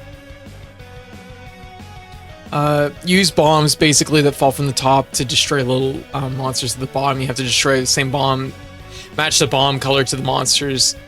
You got it. Blow up enough monsters in sequence, you'll make a diamond, which will destroy all monsters of that color. But all monsters have like, each monster has like a unique, like, some monsters can be destroyed like horizontally, like, or it can only be destroyed like diagonally. Some can be destroyed in any direction. Some have to be destroyed like, you bomb them once and they'll start flashing, and then you just bomb them again and they'll be destroyed the second time. So they all have like different, like, one type is that they start one color and you bomb them once and they flip to a different color. So there's a lot of nuance to it. It's a really cool puzzle game. It's on both the Super Nintendo and the NES. We played both versions. I don't have a clear in either version. The NES retro set is fucking stupid. They really need to redo that one, like completely overhaul it. I would throw it out. I think it's actually one of the worst design sets on the site. It's like complete bullshit. Wordle for the Game Boy. I just did this one as a filler mastery. It's Wordle. It's on the Game Boy. You have like 6 attempts to figure out what a word is, and you have a whole bunch of guesses. You can find Wordle online. You can play Wordle on a whole bunch of things, but I figured I'd do a mastery on the Game Boy. It's straightforward. Yeah. What do we get next? Tetris Blast. Tetris Blast is an interesting one. Pretty straightforward mastery. It's Tetris but with bombs, and you have to line up, you have to connect the bombs together to make them explode, which blows up a whole bunch of Tetris pieces. There's a mode where there's like little shape guys that drop garbage or whatever, and they move around the field, and you have to like get them to fall. They move around the field, and you have to like blow them up in the Tetris explosions. It's pretty good. I like it. I don't have a whole lot else to say about it. It's pretty good. I would rather play this than probably vanilla Tetris a lot of the time. Even though I don't know how it would be to play multiplayer Tetris Blast, I can't imagine. Oh, okay. So the next few that we did were we did Mega Man 4. Mega Man 4, like Mega Man 3, is once again they're just like blowing the gates off. It's a great game. It's excellent. I think the difficulty balance is like probably the best in the series. It's still pretty hard. It still gets that Mega Man difficulty, but it's not like too hard. 5 is maybe the best balance for difficulty, but 4 is pretty close, I guess. 4 is like 3, lots of good design decisions, lots of cool stuff. Feels good. It feels like the earlier end of Mega Man. 5 and 6 get a little bit weird with like other stuff, but like 4 is really solid. Really good game. I'm really debating if it's 3, 4, or 5 that is my favorite out of the main series. Guilty Gear. OG Guilty Gear for the PS1. It's where Guilty Gear fucking started. It, you can just instant kill people and it's great. Fuck it. It is like fast play Guilty Gear and it is just like loose and stupid and I love it. Guilty Gear 1 is so funny. It is so fucking funny. Like, I can't imagine playing Guilty Gear 1 and not having a good time because it's just so fucking stupid and funny.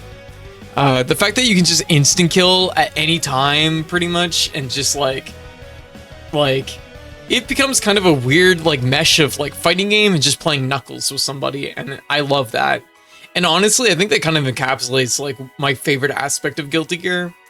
Yeah, it's great. Code 2026. You can just do it. Yeah, that's the energy we're taking into 2026. Guilty Gear Petite. Guilty Gear Petite is Guilty Gear on the Wonder Swan. All the characters are super chibi. It's really cute, but there's only 2 buttons on the Wonder Swan. And it fucking, that really makes it very limited, unfortunately. The music is absolutely ear-wrenching. I think my ears were bleeding after playing it for like an hour. Actually, I don't even think I let the music run an hour. It probably ran like 10 minutes. You can kill your friends guilt-free in that game. You can. You can. It's true. Guilty Gear Petite. Not the best version of Guilty Gear. Kind of an interesting novelty more than anything else.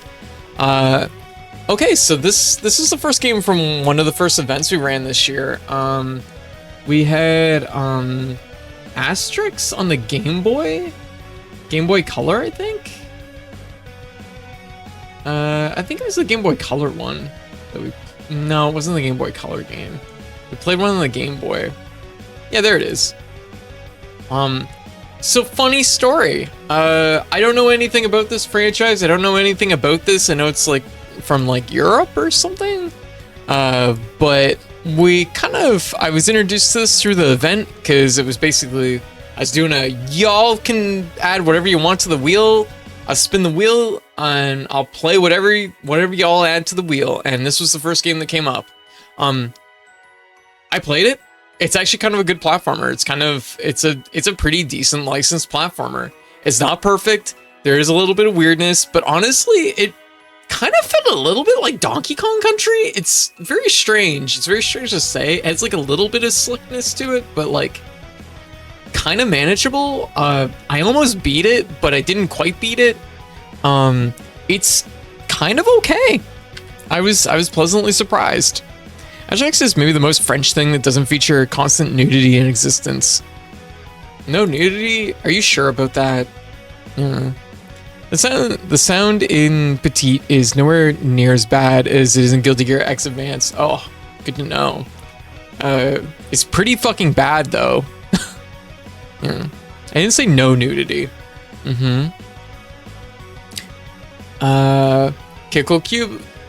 Cubicle. Cute little puzzle game for the NES. You're like a little snowman guy or something. You kick blocks.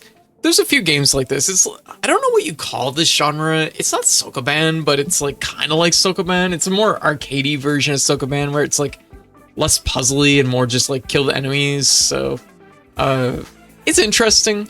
I might go back to it someday, but it's pretty okay. I think if it's like the genre, if you're into like that kind of NES arcade, like fast puzzle genre, I guess. Like, I guess it's just an arcade game. It's an arcade game. It's a fast top-down arcade game where you kick blocks. It's pretty okay. Teenage Mutant Ninja Turtles for the NES. I finally get my vengeance on this game. We played through the NES version. This is, let me make sure that I get it here. Man, is it not? I thought it was a little bit. Oh wow! There it is. This is like the NES version. This is the early version, or the early game, not the beat 'em ups, the NES platformer. This game is both really good and really bad in a weird way. Like the line between good and bad here is strangely murky, and I don't know how to like. It's like one of the most good bad games I've ever played, and I finally beat it. I got the mastery in it, so I feel pretty good that I can take this one to my grave. I can take this mastery to my grave. It's a Turtles platformer. There's a cool like overworld thing where you can go in the sewers and you have to figure out like the overworld map and stuff like that. Game's not super long. The final area in the game is fucking bullshit. It is really hard, but everything else is completely manageable, completely reasonable, I think. So Ninja Turtles, pretty good. Pretty good, but it's definitely like a good bad game. Yeah. Yo, Xandra, Triplicate, how you all doing? Oh, Sol Siesto. Is that what I think it is? Is that the shoot 'em up where you can combine? What is that? It keeps shifting. I can't highlight it. There we go. Yeah.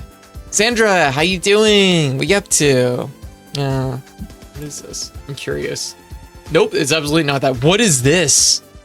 What is it? It's so mysterious. Xandra, Happy New Year's! Triplicate, Happy New Year's! Happy New Year's, everybody! Welcome in. Is a nifty roguelite. Incredible art style. I'm seeing that. It's so weird. Yeah. Hope 2026 has been treating you well. Yeah. Yeah, 2026 has been going good. I'm feeling good about 2026. I'm optimistic. I feel like this is gonna be a I think things will improve this year.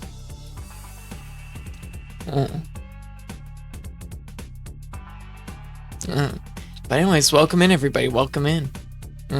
We're currently recapping the 280 plus games I played this past year. We're going through and talking about every single one of them a little bit. Some more than others. Some more than others. But you know, we're going through everything, talking about everything. So it's been pretty good. It's been good vibes. But when necessary, we can just like vibe and just chat about whatever. That works too. We were just talking about Ninja Turtles for the NES. I was just saying that it's probably one of the best good bad games I've ever played. It's like bad, but it's not. But it's also still kind of good. Bad Dudes. Bad Dudes was the next game we played. This was the NES version. I have played the arcade version. I have completed the arcade version. The NES version I did not complete. It like feels fine. Like it doesn't quite feel as smooth as the arcade version, but like it has its own qualities that I can vibe with, I guess. Also the crunchy voice cuts I do have an appreciation for. Quest for Camelot. This was for the Game Boy Color. This was like Titus, the company. It was their attempt at kind of making like a Zelda-esque game for the Game Boy Color, but it doesn't really congeal into that. It doesn't, I don't know. For some people this game might pop off, but for me it just felt very very undercooked, and it felt like, I don't know, it just felt like go place do thing. I don't know. It's a licensed game and it definitely felt like that to me, but I don't know, maybe there's more to it that I could have gotten maybe more into. Arkista's ring was, let me jump back here. Arkista's ring was a real pleasant surprise. It is a push dungeon crawler RPG for the NES, and it has like 50 fucking stages. There's like randomized loot stuff that drops. It's like super cool. I never heard of this game before. I forget who added it to the wheel when we were playing it. Really, really cool game. Like, I've played games that are kind of like this, but this one felt just like kind of nicely balanced. Yeah, it was really fun. It's not super long, but it's like, it feels like when I finished it, I was like, that was good experience. I'm done with it. I probably won't go back, but it was a good time. Pretty good. Definitely glad that someone added it to the wheel. Definitely one of those moments where it's like, you know what, doing like, I've always been like reluctant to do like viewer picks. Not because I don't think that people like won't like put good games on the wheel, but I am worried about like the potential for people putting games that I just don't vibe with on the wheel and just like not being my thing. It'd be like somebody adding a bunch of like I made a hard rule about FPSs, but you know, there's like genres that I just don't vibe with, or games that I'm just not that into, and it's just like I don't want to like slog through something, you know. So it was something that like doing that event definitely gave me more confidence that y'all are gonna pick some cool games I've never played before that do like, people are picking games that with like the intention that's like, hey, I think you might like this, and oftentimes that was the case. So you know, I really appreciate that, and I think it made for a really good event. Snake Rattle and Roll. This is a game from Rare, which I didn't realize that. It is it's pretty good. It's a 3/4. This is one of my all-time favorite games. As a kid, I've rented it so many times. Yeah, like it's interesting because I remember like seeing this game, but I don't think I played it as a kid. But I always thought it looked neat, and playing it now, I was like, you know what? This game is really cool. I think it's just a really neat game. It's impressive for the NES. It's like impressive on its execution, but it is a game that does feel a little bit like you can feel like Rare's like more trolly aspects, because I've always felt that Rare has like this streak. They have this not mean streak, but they have this streak where they'll play a trick on you, and that is definitely in this game. But the game is pretty good. I actually really enjoyed it. I got pretty far into the set, 45% into the set off of just like an hour run of the game. So pretty good. Teenage Mutant Ninja Turtles: Turtles in Time, all-time classic beat 'em up for the Super Nintendo. I don't really have to say a whole lot else about it. It's really good. Pretty good length. Yeah, it's a banger game. Yeah. Raph, Happy New Year! Happy New Year! How you doing? Happy New Year. How you doing? What you up to? Yeah, we're going through and we're recapping the 280 plus games we played this year. It's been a journey. We're currently talking about Turtles in Time. All-time banger. It's a great game. I just dropped to New York. New York. Oh my god. New Year's Eve bomb and spreading some cheer. Oh, gotcha. I see. Yeah, Raph, how's this been? I haven't talked to you in a little bit. I hope things have been well. Yeah. I hope things have been well. Gotta head to bed? Absolutely, Xandra. You have a great night, okay? Thank you again for the raid, and you take care, okay? Yeah, and you have a happy new year. Happy new year again, everybody. And also, for everybody that came in with the raid, for anyone who doesn't know me, I'm Code. I also Katie your cat, she, they pronouns.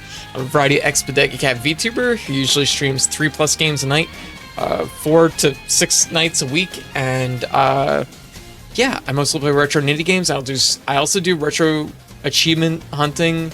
In 2024, I decided to start a thing I call Retro Hunt, where I go back and play. Basically, I go back to the NES era. I've been working my way up, Game Masters, and all my favorite games, and some games and also play some games that I didn't get to experience as a kid. I was wondering if you'd finish by midnight.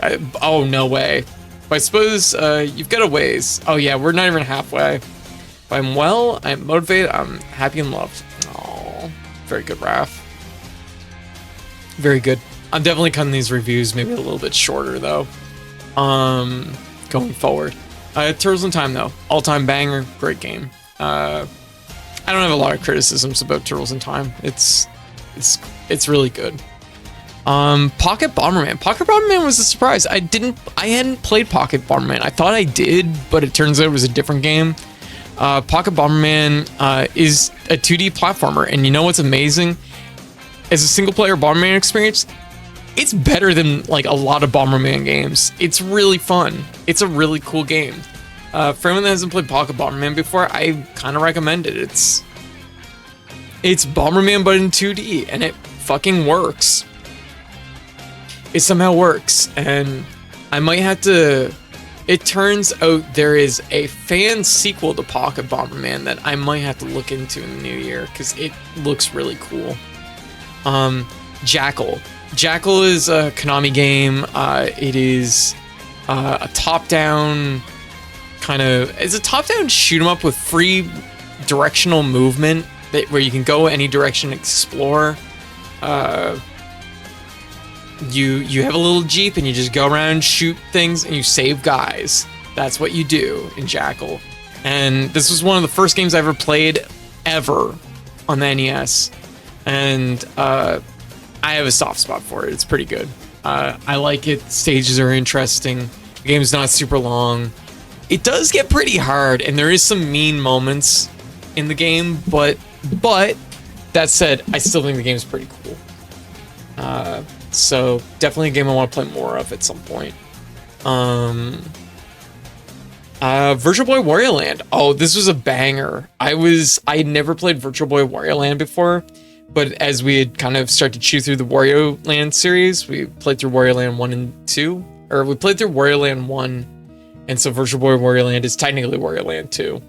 Wario Land 2 is really good. It's really good. It's super short, but it's built as kind of a game where you're supposed to kind of refine your runs in the game. You want to you want to figure out each stage, find the hidden treasure, and get to the end of the game. Virtual Boy Wario Land's really, really good. I highly recommend playing it. It's probably the best Virtual Boy game. I haven't played all the Virtual Boy games, but I feel pretty confident saying that. It's very, very solid. It's a great game. Play it on an emulator, turn off put on a thing where it changes the color from red to white, and you're playing just a really pretty Game Boy game at that point. It feels like you're playing a 16-bit Game Boy game. It's interesting. 32-bit Game Boy game. I will say this, though. Funny thing about this game, the final boss, really hard for a Nintendo game. Like, shockingly hard. Might be one of the hardest bosses in any Nintendo game. Like, actually legitimately hard. Really made me, like, hit a speed bump on that. Like, I was blowing through the game, and then, bam, that final boss really took it out of me. Okay, so moving on with our list here. And I just threw up. I somehow connected it to me. There we go. Threw it up in the corner. There we go. Bomberman Tournament. Bomberman Tournament. Basically Bomberman with a RPG adventure RPG style mode. It's like okay. I think that like the game, it also has like collectible Pokemon things. Just one sec. It's like Bomberman Tournament's alright. I'm not in love with this adventure mode. It's kind of just funneled. You go from place to place, do the thing. There's dungeons. They're alright. It's basically Bomberman trying to be Zelda, and it's alright. I don't feel like super endeared to the game. It does okay. Next up on the list was Wario Land, Super Mario Land 3, which is the first Wario Land game. Because Virtual Wario Land was part of the event. Wario Land, Super Mario Land 3, sequel to Super Mario Land 2, 6 golden coins, but of course this is the beginning of Wario's platforming era. Wario Land is excellent. Very good game. Builds off of the things that made 6 golden coins good, but Wario's aggressive break everything play style is just way more fun. I think this game is just excellent, and I like the Wario Land series gets more and more puzzly over time, but I think that the balance that the first game has between just like kind of platforming and like small scale puzzles of trying to figure out where the treasures are is perfect. I think it's an all-timer for the Game Boy. Yo, Bador, Happy New Year! Happy New Year! We keep ending up with Undertale music. Here, let me like shuffle that.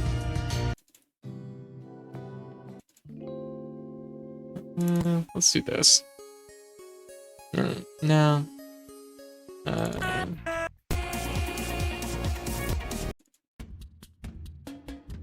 Actually, you know what? Just like shuffling through here.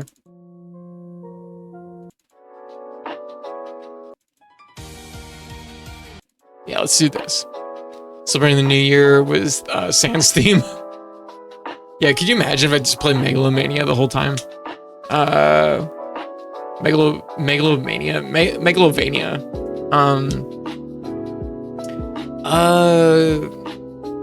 Let me see, where are we?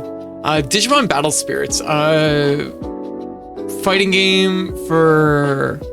I forget if this is the Game Boy Advance version or the Wonder Swan version. I feel like this is the Game Boy Advance version.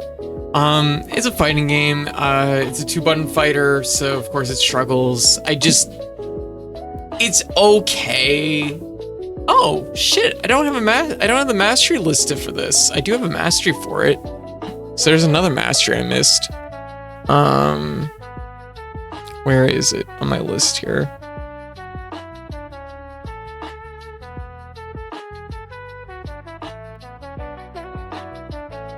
I'm like trying to eyeball this, and I know it's here.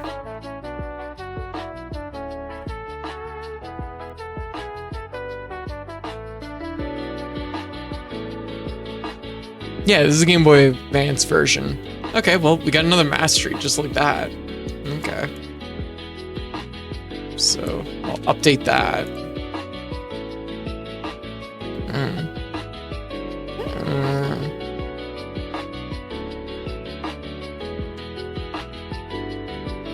We're climbing. Our numbers are growing just through the mistakes I'm catching. Yeah, Digimon Battle Spirits. It's like there's just not enough here. I think that's like my big problem with it. The sprite work is actually very nice in it, but it's just like there's not enough like depth as a fighting game. You just hit them, items follow, the point spheres follow to them, you collect them, and enough point spheres at the end you win. There's just not enough game here. It's a weird moment where it's just like there's just not enough game. And for some reason I'm playing another one. I don't know why. Like, I guess it's nice to see the sprite work, but it's like, it's just not enough going on. I guess it's because they're easy to blow through. Jurassic Park for the Super Nintendo. Super Nintendo Jurassic Park is really cool, really ambitious. It's probably not for me ultimately. The first person sections definitely made me a little bit queasy. They weren't bothering me too much, but they were like, I know if I played it any longer, it would bother me, and that's why basically we played it for the event, we played it for an hour, but then I was like, no more of this. So no Jurassic Park in the future, probably, at least for the Super Nintendo version. RBI Baseball, which was also from the event. RBI Baseball, actually really fun. Sports games usually aren't my thing, but like, there's something about like sports games on the NES. I don't know how y'all feel about this, but there's something about sports games on the NES. It's something about like the simplicity of it that it just kind of works for me. Zafra, yo, Happy New Year's. Happy New Year's. How you doing? But RBI Baseball, pretty decent. I would like to play more of it. Jurassic Park for the NES. Actually, I kind of like it more than the Super Nintendo version. It's a top-down exploration game where you have to collect a whole bunch of things to finish each stage. It's mostly pretty good up until the very end of the game. And I could get the mastery in this game if it wasn't for the fact that the boss fights are kind of miserable. You have to like protect the kids, and the kids' favorite thing is to get squashed by dinosaurs, and that makes it really hard. So the mastery's been eluding me, but like maybe we'll go back to it someday. But better game than expected. It's kind of ugly, but it's kind of I was surprised. It was pretty good. I told Code the little lyrics me and my sister came up for RBI Baseball, and Code was like, "Do not do that. That will be in my head." Yes. Yep. Well, it was like, here, what if I put this cursed thing in your head? I'm like, please don't. Abadox, the Deadly Inner War, which was also part of one of the events. Abadox is like kind of a banger. We played through it, and I ended up just playing right through and getting the mastery. It's a shoot 'em up with body horror. Here's a picture. And you'll never fucking guess who made it. Take a wild guess. If you guessed Natsume, you're correct. And guess who published it? Milton Bradley. So, there you go. It's actually really good. It's a really fun shoot 'em up. It has a little bit of oh hell yeah.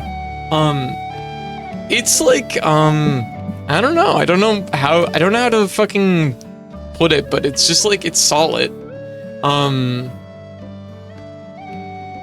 Like there's definitely like hard moments in this, but overall it's not that hard of a game. I enjoyed my time with it. I ended up getting the mastery in it, and this was just an off-the-cuff game that was part of the event that someone was like, hey, you should play Abadox. I think it was Julia's pick, actually, and I fucking loved it. It's excellent. It's a very fun NES shoot 'em up that is like probably a relatively like easy shoot 'em up to like get into too. Warriors was for the NES. The rules are slightly different than the Super Nintendo version. It's a slightly different game, but it's still good. Some people like the NES version, some people like the Super Nintendo version. Both versions are good. Most of my favorite video games involve body horror to some degree. Body horror is legit. There's nothing wrong with that. Like, I totally get that. I mean, like, Bloodborne is one of my all-time favorite games, and that's like the entirety of Bloodborne. Digimon Racing. I played Digimon Racing. This is like a Game Boy Advance kart racing game. You can like digivolve halfway through the race to kind of like improve your stats or something, I think. Kind of an interesting concept, but I just didn't vibe with the execution that much. I don't know. It just didn't like grab me. Didn't grip me as much as what I would have liked. Like there's some cool ideas in there. Wario Blast featuring Bomberman. So this is the weirdest crossover of Bomberman and Wario. This is before Nintendo knew what they were doing with Wario, so they're like, what is Wario like? Who is he as a person? They're like, he likes bombs. And so for some reason, Wario Blast is the thing. It's Bomberman. It has Wario in it. It's okay. it's not a real strong version of Bomberman, but it does have Wario, so that's points, you know, points towards it being pretty alright. Also, I think you can get a motorcycle in that game. Mega Man 2. Mega Man 2 was my first Mega Man game I ever played. I owned this game as a kid. I loved it. I still love Mega Man 2. Got the mastery for it. It was really good. It was really fun. Man, I will say the mastery though, Airman fucking sucks. Man, fuck Airman. Airman like definitely like was a little. Oh shit! I had the mastery in this too. That's another mastery I failed to count. Shit. Oh my god. Our masteries were climbing up. Yeah. So Mega Man 2, for the NES, or for the PS1. It's decent. Bomberman Fantasy Racing is a game. I know it was difficult to master because the AI is a bunch of cheaters and you have to learn how to out-cheat them. That's a mood. There's like an era in like the mid 90s to early 2000s where like that's like all racing games, all kart racers. Snowboard Kids is like that too. Like there's a bunch of like non-Mario Kart racers and they're all kind of like that. It's only like the only real fair kart racing games I remember from that era is like Mario Kart and Diddy Kong Racing, and I hear Crash Team Racing is pretty good, but I haven't played it myself. Yeah, it's like the old saying, you can't beat Airman. It's true. Airman held me off with the mastery for that game for quite a little while. Yeah, Diddy Kong Racing's really good. A really fun game.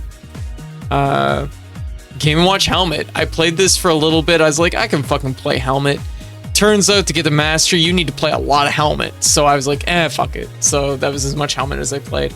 I do like Game & Watch stuff though. Game & Watch is pretty fun. But I just don't have like the patience for it nowadays. The ADHD is just too hard, too intense. Bomber, which is an unlicensed game for the Genesis, I think. It's just Bomberman. It's just Bomberman. There's nothing to it. It was just an easy mastery. Mega Man X, Genesis homebrew demo. This is actually a really funny game. I don't remember if I played this on stream, but it's basically just like the first two stages of Mega Man. It's just the intro stage and Chill Penguin stage. And it's just like, it's to showcase them running Mega Man X on the Genesis. And it runs like perfect. It runs almost perfect. It's almost indistinguishable from playing the Super Nintendo version, like visually. And you hear the sound difference, but that's about it. But what's really funny about this version is the developer was like, well, I only have two stages. What if I like crank the fucking difficulty up to a ridiculous degree for these stages? So like you know those flying assholes that bang into your head when you go to jump? They basically put one of those every 2 feet. And it's just like they made the fucking two stages in this awful. And I love it. So yeah, it sucks. So yeah, I got the mastery in that. Splatoon, just like Mega Man 2's boss rush, no hit. Just gotta hope you get a good pattern, kinda. Splatoon. This is Splatoon D-Make for the NES. It's cute. It's just kind of like an arcade game where you just have to paint the floor and paint your opponent. It's like cute. It's small scale, so it's like fine.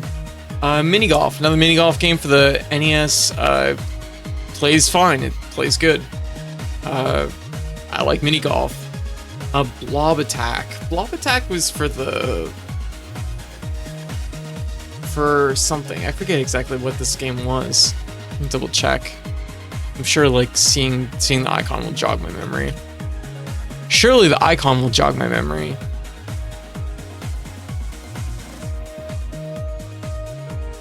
I'm entering the silly boosting era of Blob Attack. Oh yeah, it was a puzzle game for the whatchamacallit, the Ardu Boy. it's a puzzle game. It doesn't quite work right. Like there's like, I don't know, there's like the depth isn't quite where it needs to be. Don't get me wrong, it's a very pretty game, but it just doesn't quite vibe with me. I don't know. It was okay though. Bomberman 93, it's classic Bomberman.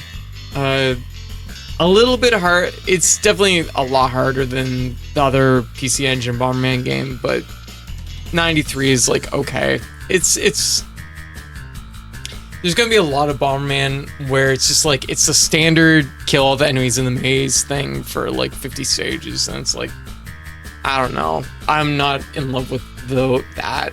Like I will play it, but it's like I have to really be in the mood for it. 93 is like kind of one of the driest versions of it. I wouldn't really recommend 93. Metroid Dread remake, demake. It's small, it's cute. It's like I think it was about 40 minutes to play through. There's nothing really to it. I like the small scale of the sprites. Okay. How are we doing? Oh shit, we got a really big one here.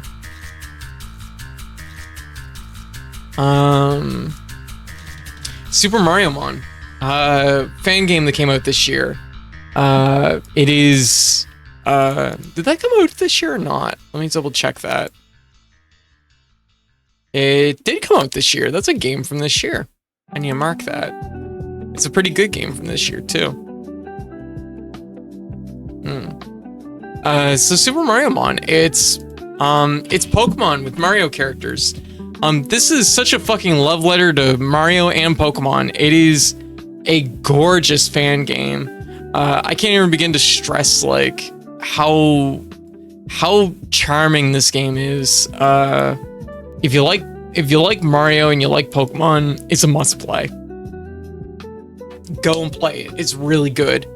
I do think it's also very interesting because like the monster balance, like the typing balance, is like way different than any other Pokemon game you'll ever play. So it really skews what things are good in it. Like Metal is really Steel type is a really common typing in this game, so it does kind of skew the typing, like what ends up being really decent. The sprite work is fantastic. They capture the characterization of the Mario cast really well. The environments, the world that you're in is really beautiful. It's really pretty. The only time in the whole game that I was not like really into it so much, the Congo Island is not great. It's a little bit rough. It's a little bit too puzzly, a little bit too dense. And there's also like a maze mode at the end of the game with a randomized maze thing, which is not super fun. Everything else in the game though, it's just, there's so many cool Mario references, so much good stuff here. Absolutely bangs. It's a great game. It's a banger. So definitely play it. If you haven't played it and you like Pokemon, play it. If you like Mario, play it. You'll probably have a good time. Bomberman World for arcade. It's once again Bomberman. It's just Bomberman. There's not much to say. If you know Bomberman's arcade mode, that's it. It's literally that. It's kind of, that one's dialed really hard though. Yeah, not a fan of those areas in the game. Other than that, Mario Mon was fun. Yeah, I love Daisy's intro, right? They correctly identify the fact that fucking Daisy should be a little bit unhinged. And like, I think that's really important, which is something that like, Nintendo doesn't quite get that. Companies Nintendo works with, like, I know, what's the company that does the soccer games?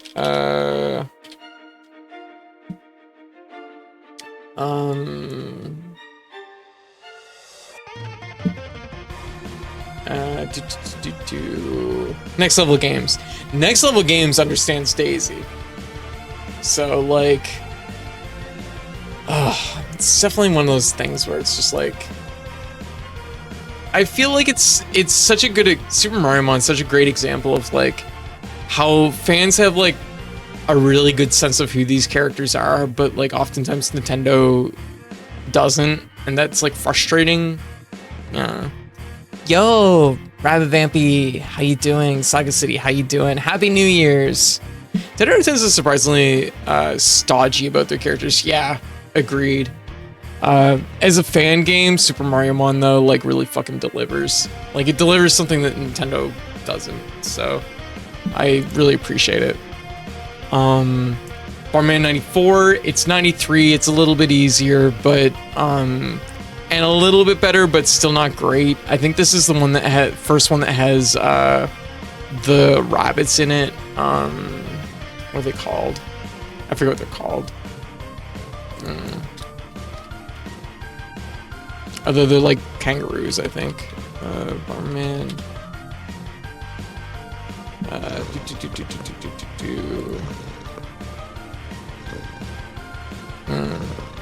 The name is eluding me right now. Ugh.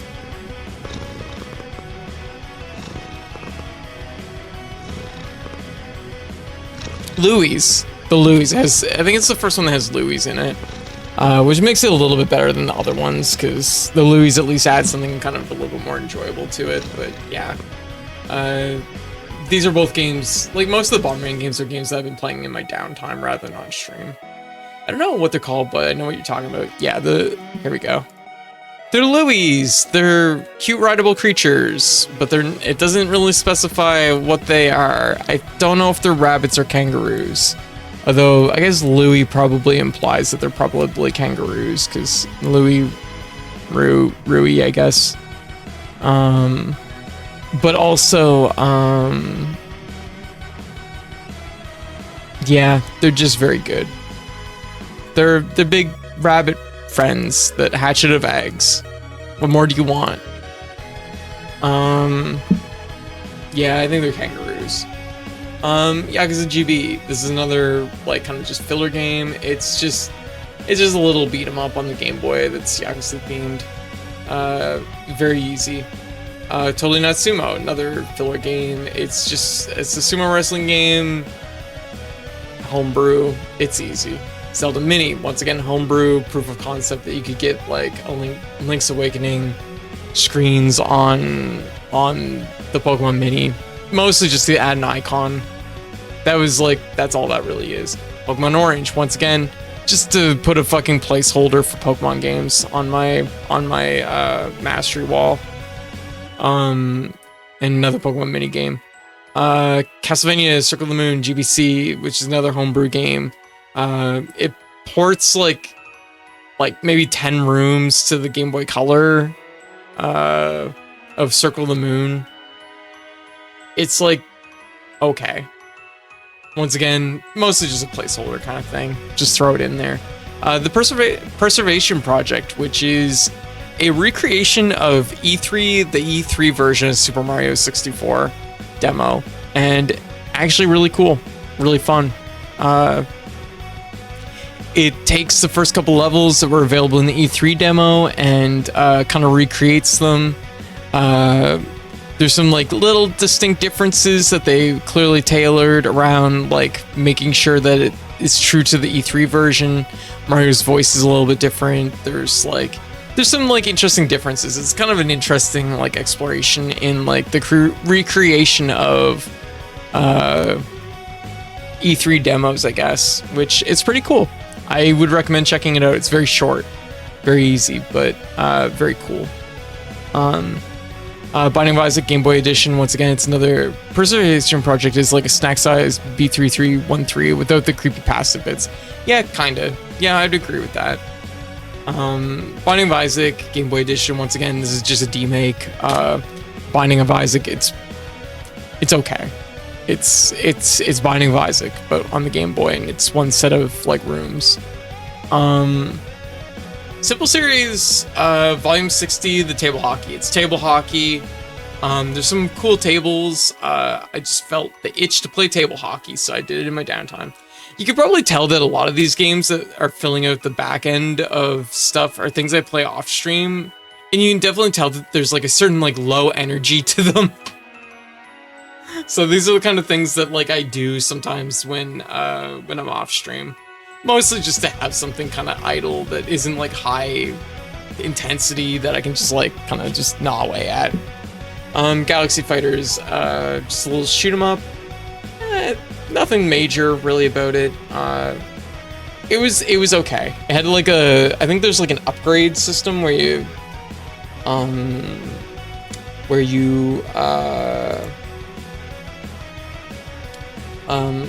you blow up the enemies. It's like an okay game. You blow up the enemies and you level up your weapons, I think, or something. I forget how it works exactly, but it's like okay. But it is very much like a portable like shoot 'em up, so it's paced as such. Okay, so Galaxy Fighters is not Galaxy Fight. No. No, it isn't. No. Balloon Fight. Balloon Fight? A Balloon Fight on here? I did Balloon Fight this year? I thought I did Balloon Fight last year. Where's Balloon Fight on my list? Hold your horses here. Oh yeah, there it is.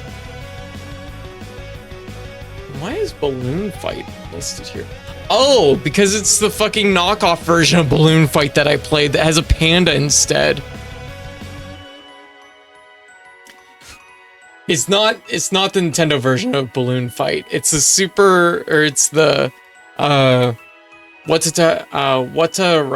Supervision version of Balloon Fight. It's Balloon Fight. I like Balloon Fight. Tetris 26. It's just a version of Tetris. It's, I think, for the 2600. Very simplistic.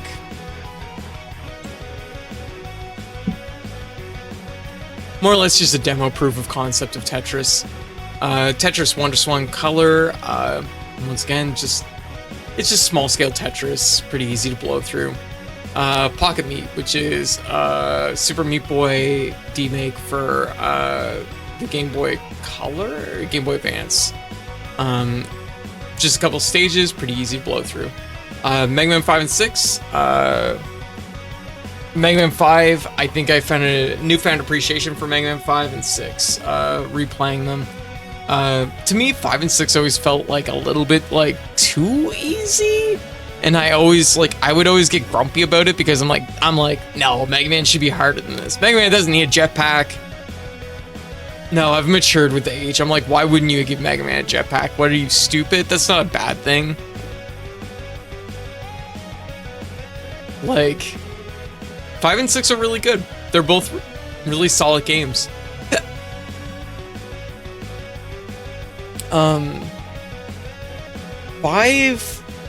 Five is definitely like closer to 4 in terms of like difficulty.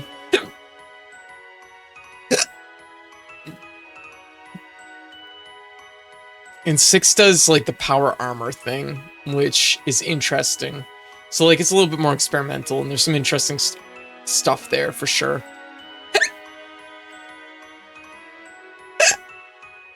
Yeah.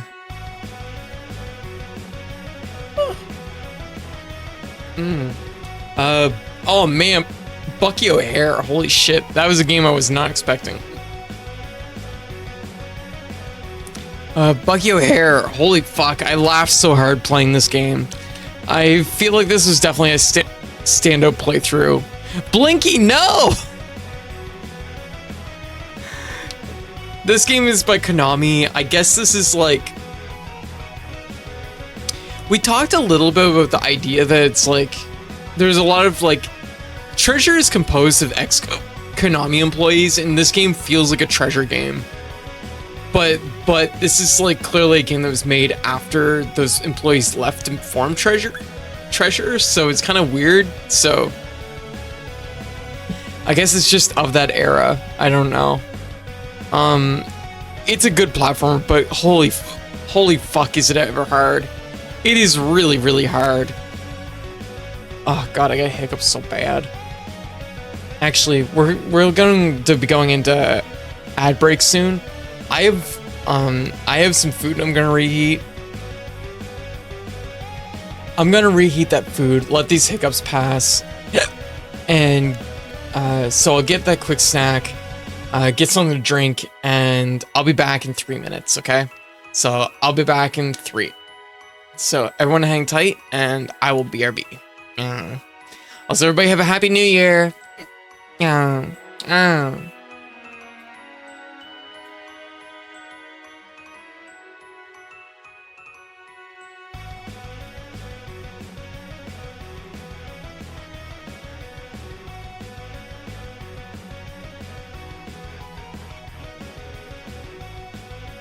This one may go romantic level. Oh, let's see.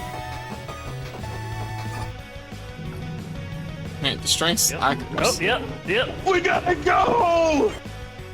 Name giant head, body type giant head, sexuality giant head, gender identity giant head, pronouns giant head.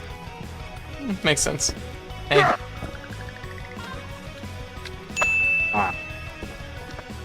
What? Oh, yeah, there's one small trick you can We go got- places. Called truck. Stamina upgrades? I'll take stamina upgrade. Well, we'll use whatever this is as a helmet. I think that would be a very good helmet. Roller, give me your softest hat. Give me your softest, puffiest hat. Thank you.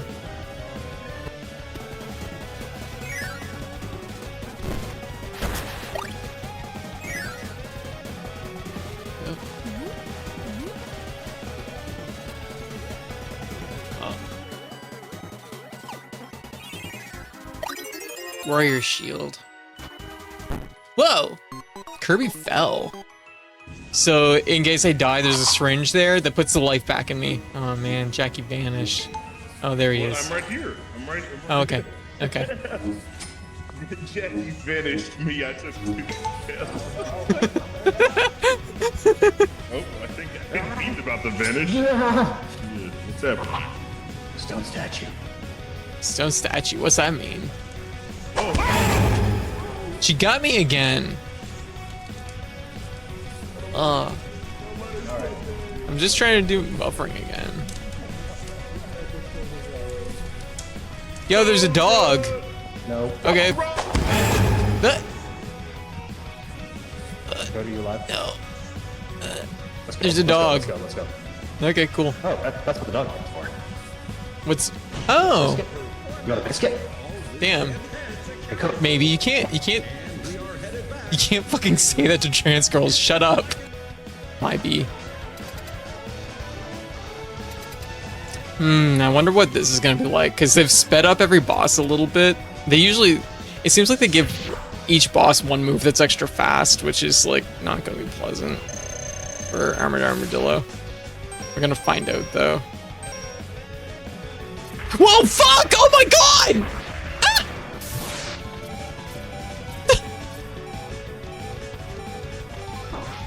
I'm...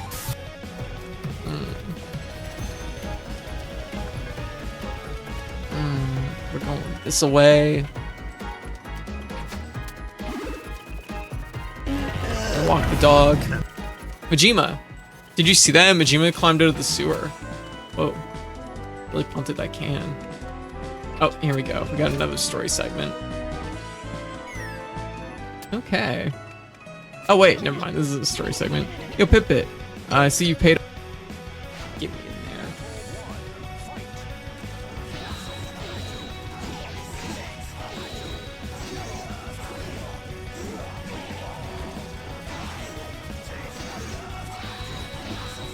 The more I play extreme difficulty, the more I'm starting to play like a computer, and I don't like it. We gotta get out of here. We gotta get out of here, team. Something's not quite right here.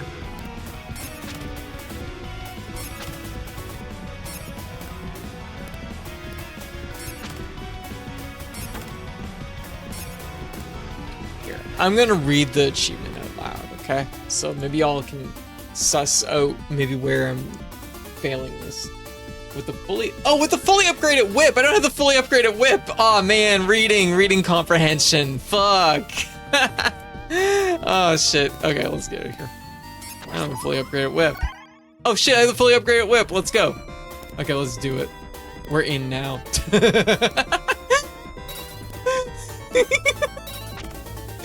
Oh man, reading comprehension is usually the thing that gets me. It's true.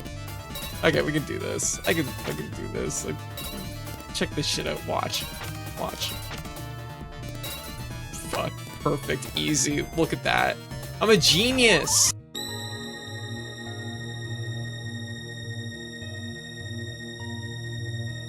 I can't fail. What? No! Ah!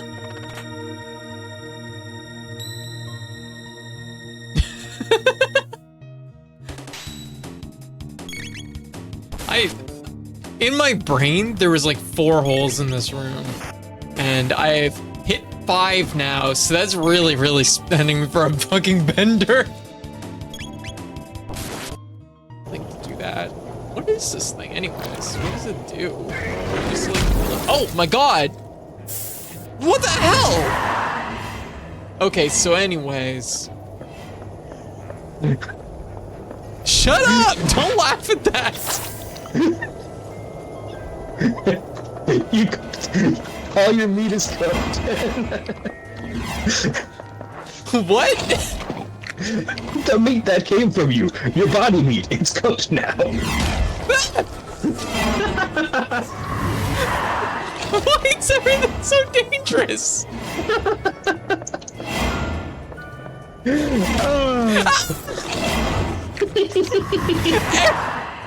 Everything is so much closer than it appears. I swear. This is like... I'm not bad at video games, I swear. No.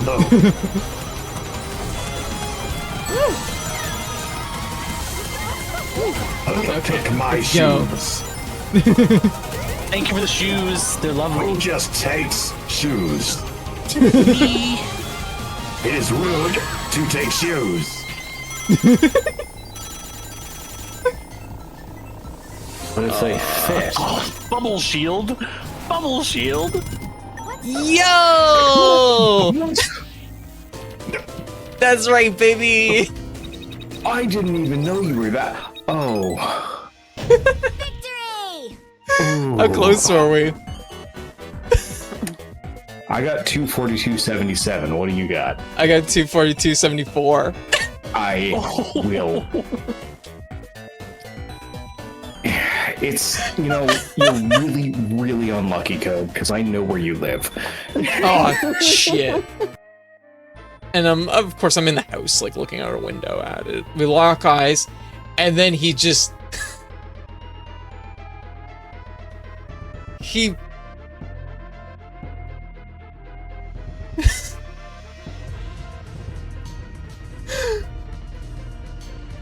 pisses so hard.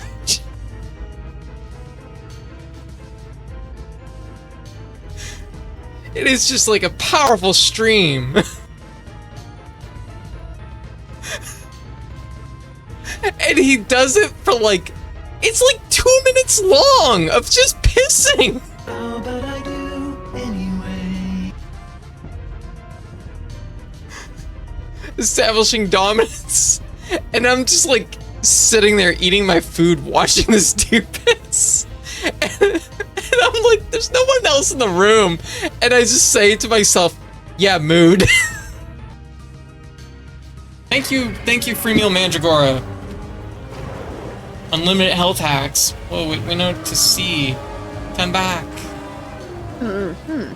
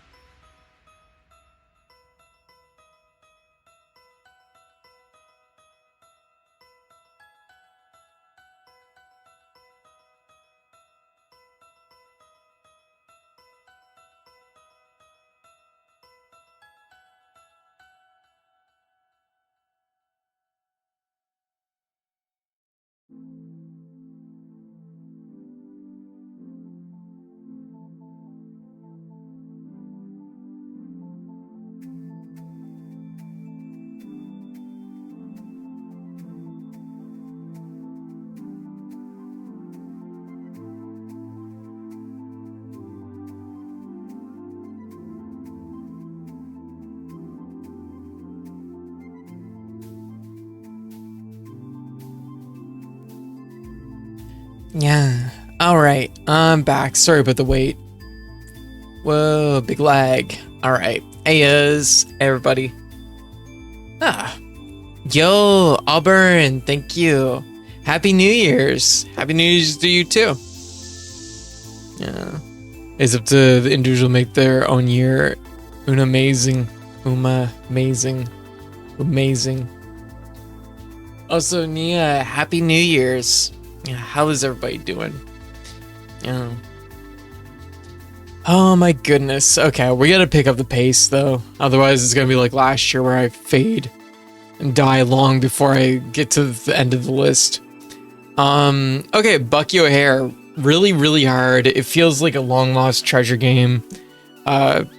It's definitely like clunky in a lot of spots, but like the ideas are interesting, but like also kind of not in a weird way. I don't know. It's a strange game, but I didn't hate my time with it. There's some good stuff in there, but it's definitely like, it's so fucking hard. Normal mode is hard. Hard mode is like brutal.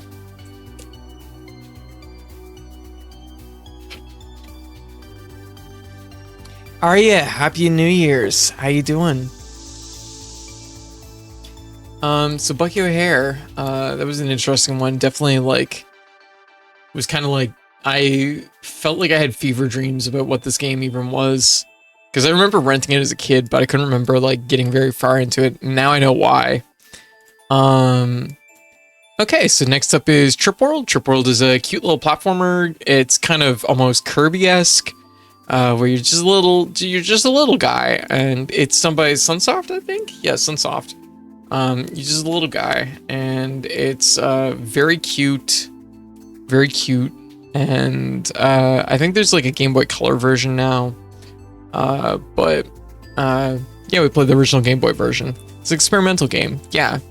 It's only 5 stages, is short and to the point, and it's cute. And what's not to like? It definitely feels like a game. It feels like the first Kirby game where Kirby can't like use any powers because it feels like it's missing a mechanic to make it like pop. You know what I mean?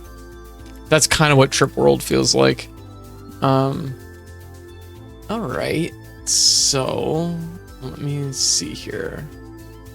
Next up, we're getting there. I'm gonna like start like really plowing through these though. Next up, Shrek Cute games are fun. Yeah, nothing wrong with that. Yeah, had a decent enough start. Opened a pack of Final Fantasy Magic cards and got a shiny Chocobo and Mod card as well as Training Suplex. Yo, nice, very nice. That's a good omen. Kirby's Dream Course is Kirby Golf.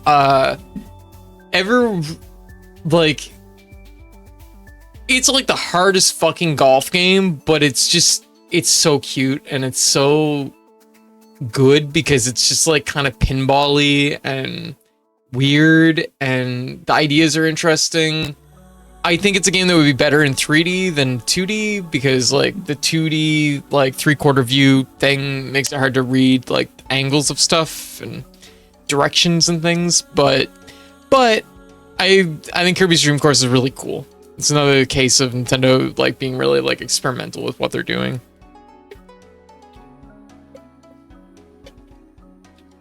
Yeah.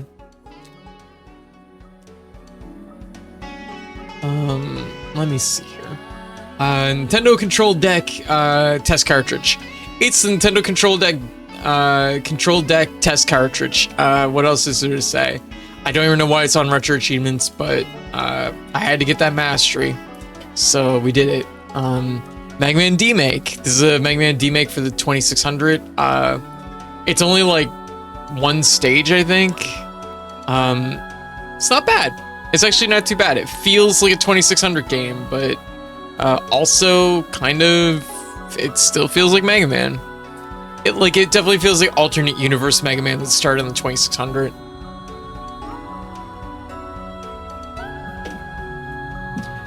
Mario Calculator. You know what I said about Mario Clock? It's kind of like that, but it's a calculator. It's less interactive than Mario Clock, though. Cute, though. Allison, Marisa, this is a homebrew game for the DS, I believe. There's not a lot going on here. It's just like you collect apples, give them to Marisa. It's not great. I don't know. It was an easy enough mastery to like wrap up, so I just wrapped it up, but it wasn't particularly fun. Toe of Spirits. This is a card game for the, what was it on? It was on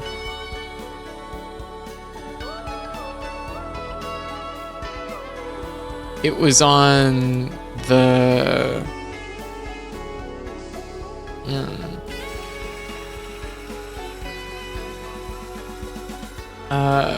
I have no idea how to pronounce this console name. Wasm 4. It was on that. It's a card game where you just simply, the higher number wins. It's very simplistic. There was nothing to it. There's not really a lot to say. The artwork is way prettier, and I expected more from this game. And it's just like simplistic, and just like you're dealt a handful of cards. The higher card wins. Don't spend your high cards too easily, too quickly. Could have been more. Summer Carnival 92. Alza-Dick. Alza-Dick's pretty good. It's a caravan shooter, so it's just like 2 stages. Score as much as you can in a short time. Really good like way to play. Like, if you want to learn how to play shoot 'em ups, very good game. It's like pretty straightforward. Not super complicated. You're only doing like 2 stages basically. Simplistic mechanics. It's kind of in the same vein as like Star Soldier. So it's pretty decent. I like it quite a bit. Teenage Mutant Ninja Turtles Tournament Fighters. This is the NES version, which, you know what? I've been critiquing a lot of games on this list so far as being simplistic because they only have 2 buttons. Guilty Gear Petite has that problem. Digimon Battle Spirits has that problem. Tournament Fighters does it right. And amazingly, this is made by Konami, which is not a company that's even known for making fighting games. But Tournament Fighters on the NES, shockingly a really good fighting game. A really, really good fighting game that only uses 2 buttons. Which, that's kind of mind-blowing. Really cool game. Still got the mastery for it. The retro set's kind of a little bit mean. They want you to like use... It's a little bit messy from what I grasp, because they want you to use certain turtles for certain challenges, but they don't specify which turtles, so... Just like, it's kind of mean. Shredder is hella rude. Dr. Mario Puzzle League. It's Puzzle League with Dr. Mario. It's just a combination of both games. The version of Puzzle League is alright. This is for the Game Boy Advance, so it's like an okay version of Puzzle League. Dr. Mario is also an okay version. There's no real complaints. It's just like, it's a bundle of 2 games in one, basically. Terraria. We did a little bit of Terraria. We did up to the jump to hard mode. I'm calling it a clear. Most people would probably argue that it probably isn't a clear, but it's like, that's the jump between normal and hard, so I'm like, you know what? I'll take it. Terraria is really good. I don't typically vibe very much with like the kind of Minecraft buildy style games, but for whatever reason Terraria works for me. The RPG mechanics are like having lots of items and things like that to mix into it helps, I think. It's one of the few games that appeals to me as far as that goes. I did find this run of it though a little bit dry, admittedly, because I just found that I'd played it before, and like, I don't know, Terraria just needs... It's definitely a little bit outside my wheelhouse, so it just wasn't gripping me. Terraria is a game you can play infinitely. Yeah, you technically can, but like, I know for me where we had played it before, like a few years back, it just felt familiar enough to me, and it was very much like, this is the next thing, this is the next thing, this is the next thing, and just kind of getting drug along between things. And I just wasn't feeling as much this run. And I don't think anybody was really. I think everybody kind of fell off of it a little bit during our playthrough. Next up is Donkey Kong Country. We did a replay through and mastery of Donkey Kong Country. Game's great. Not a lot else to say about it. It definitely doesn't have the polish of Donkey Kong Country 2. But like, considering this is their first shot at like taking a crack at this, really good game. Really, really impressive Rare game. One of Rare's best, no question. Really good retro set too. Really like good set that adds to the game, I think. Mods can definitely add a lot too, though it definitely depends on what kind of fits the player style. That makes sense too, Auburn. There's a burnout for it, I mean, yeah. Sonic Riders. Oh, yo, we have a little bit to talk about Sonic Riders, and I need to actually get back and like wrap up this mastery. There's so much to do in it though. So Sonic Riders. Sonic Riders was my debut for G-Pools games, G-Pools tournaments. I took part in Sonic Riders and entered, so I did a little bit of the PS2 set to practice and learn the game, and then we went on to play the GameCube version for a fan hack version of Sonic Riders, called Tournament Edition. Sonic Riders Tournament Edition, which you can access here. If you want to. It has online play. It's basically just running through Dolphin. It's extremely good. It adds more characters. There's all kinds of stuff. It speeds up Sonic Riders. It just feels really good. It was really, really fun. I definitely recommend it. And if I have it here, let me see, just one sec. Do we still have it?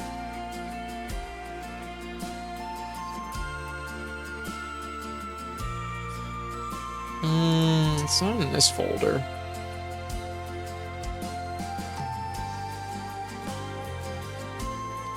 Yeah.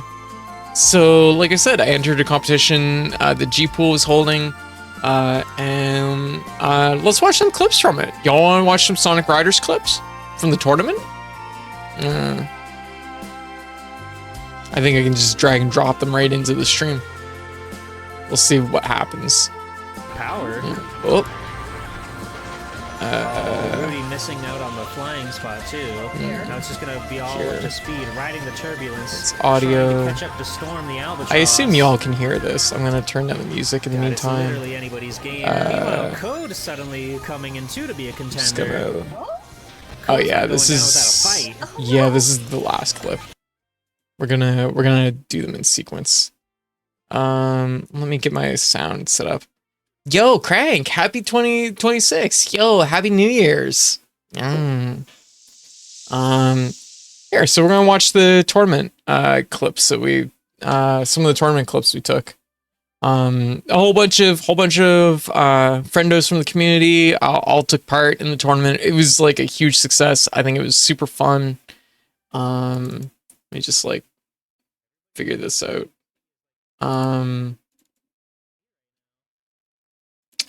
Yeah. Here we go. Here's clip Everybody's number on each other. 1. Tristy is like ahead by a hair. I just gotta find it on here. Just really gonna have to handle all this spot. It's under Knuckles G, got whacked. G That's so tournament. rude. Code has taken first place once again. There we go. Oh, but here comes Storm, getting ready to pulverize that little guy. Oh no! Let's go by.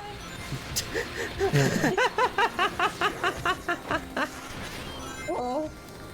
All right, yeah, Arugi's once again holding on to first place. We'll see if she can keep it up, clutch it out for the whole entire track here. But again, everybody else is just on her tail. Oh no! Clobbered Amy Rose right in her 3 quills of hair. Is this gonna be it? You've got enough to just boost away. Arugi! Wow! Then Arugi, Tristy, Code. Holy moly. We had 3 people finish within 1 second of each other, Caught up at the end there. which is pretty damn good. Holy Look at the smokes, times. That's like wild. Like the tournament was like super fun. Like, oh my god, was it ever fun? And I definitely look forward to taking part in another tournament in the future. Because it was a good time. It was a really good time. Here, let me just like, here we go.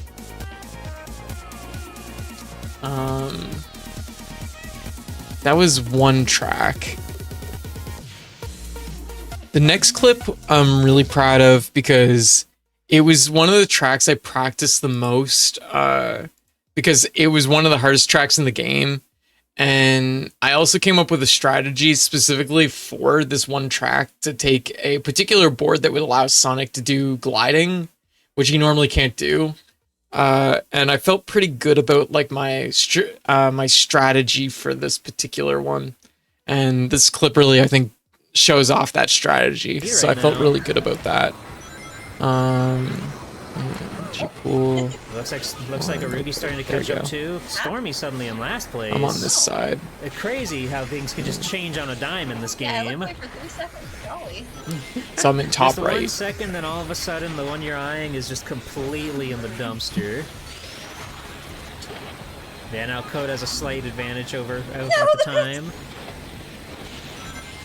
But again, Arugi, hot on their tail. Using the rail for Sonic, and then using the Code can glide keep up board. his precision gameplay, make it around that treacherous corner. That's gonna be huge. And Oh, it looks like she just nailed it. barely make that. Alright, so that's gonna be a win for Code. Who's taking second? Arugi? Looks like Arugi got there.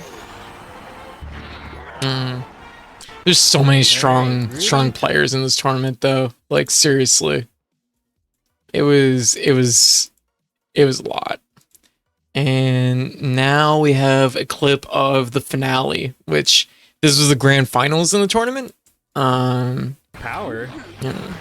And it's just like, Oh, Rudy missing out on the volume, flying there spot we go. too. Oh, dear. Now it's just gonna be all up to speed, riding the turbulence. top right, and trying I to am catch up to behind. Storm the Albatross.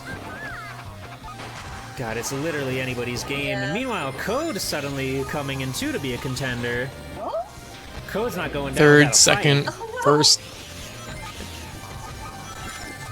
Oh no, we're getting jumbled back and forth. Oh, this is terrible. Arugi out of gas, stuck in third right now. Code taking the lead. Rudy right on her tail, but is it going to be enough? That Taking flight the booster shortcut. certainly looks like it does the trick. yeah. Rudy taking first place. Arugi's starting to catch up, but there's still a lot of ground. Yeah. Ooh, Lost ground there. who's it gonna be? Is Rudy gonna That's take gonna be it? Rudy. Oh, what the my heck? god, Rudy won the last race by 20 milliseconds. Golly. Good. And that was the tournament, and I lost by 20 milliseconds. Ugh. I did get second, though, so I feel pretty good about that. So, yeah, it was really good. Yeah. There's one booster at the very last, at the very end of the final lap. Nice portrait in the tournament, thank you. That was G-Pool's artwork. Lost by 20 milliseconds. You did great, at least. Yeah, thank you. I felt really good about it because I never played Sonic Riders before, other than like maybe once or twice in like a college dorm. And yeah, I felt really good about it.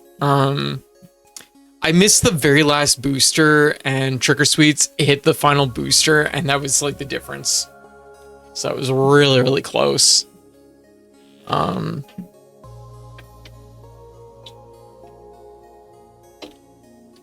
But there'll be other tournaments, and I will continue to push and try to place. So look forward to that in 2026. But yeah, Sonic Riders, really good game. The tournament edition in particular, which should also be listed here, which I don't have listed here. Tournament edition is really, really good. I definitely recommend downloading it. After that, yo, that's another fucking mastery that I don't have listed here that should be listed, is Donkey Kong Country Competitive Edition. which I did get the mastery in that too. So, dang, I'm really behind on this. There we go. So I'll fix that. Okay, so Pokemon, Donkey Kong Country Competitive Edition. It's basically a recreation of the Blockbuster tournament version of Donkey Kong Country. It's basically like a cross section of levels from Donkey Kong Country, and you have like 5-10 minutes or whatever to play through them all. I think it's like 10. I think something like that. And basically you got to try and get as far as you can. It's a pretty fun retro set. Definitely get me into like learning a little bit about like speedrunning for Donkey Kong Country. There's some really cool stuff in there. Pretty decent. 5 normally. There I set version hacks for 10. Right. It was pretty good. It's just Donkey Kong Country, but just like because it's formatted for like that kind of competitive, get through the stage as fast as you can structure, it definitely gives it a bit of a different flavor. After that, we did Pokemon Puzzle Challenge, which is another panel to pawn game. There's like a lot of really hard challenges on the retro set for this. The game itself is really good though. It's Pokemon. It's panel to pawn. It's panel to pawn with a little bit of Pokemon flavor added on. Some weird quirks in this game, but like they're mostly quirks that affect it if you're retro hunting for it. If you're doing retro achievements, it's just like I would do other versions probably before this version, but I've decided to do all the versions of Panel Pawn. So, and next up after that is Planet Puzzle League, which, surprise, surprise, is another version of Panel to Pawn. Like, it's a pretty good version, but because it's built around touch controls, it does feel like some of the goals and things in it are dialed around like being like faster than just using controller, which if you're playing it on an emulator makes it hard. After that, we have Mega Man X, one of my all-time favorite games. Mega Man X is excellent. That wasn't meant to be a pun, but like y'all know what I mean. It's fundamentally one of the best. It's fundamentally a perfect platformer. I have very little issue with anything that Mega Man X does. It's a really good game. It was a really fun game to play through it again and kind of get the ball rolling on the X series. After that, we played Fenlax, which is a space shooter. Y'all might know it more for its cover than necessarily its gameplay. Most people would recognize the cover of Fenlax. They'll recognize the cover, but they won't necessarily know much about the game itself. It is this game. It is the game that features the old man with the banjo. Now, I own this game, and a lot of people don't realize it's actually a pretty damn good shoot 'em up. Yeah. It's a really decent, I bought the game because of the cover. Yeah. Yeah, it's him. Yeah. It's him, Fenlax. God Night Joe. Yeah, the game itself is really good. It's a really decent shoot 'em up. It's one of the first instances for shoot 'em ups that I can think of that has speed shifting, which to me is like something that should be in like most shoot 'em ups. The fact that it doesn't exist in most shoot 'em ups is a goddamn shame. It's a case of like Radiant Silvergun, where it's like a really good idea that should have taken off and really should have changed the genre, and nobody fucking did anything with it.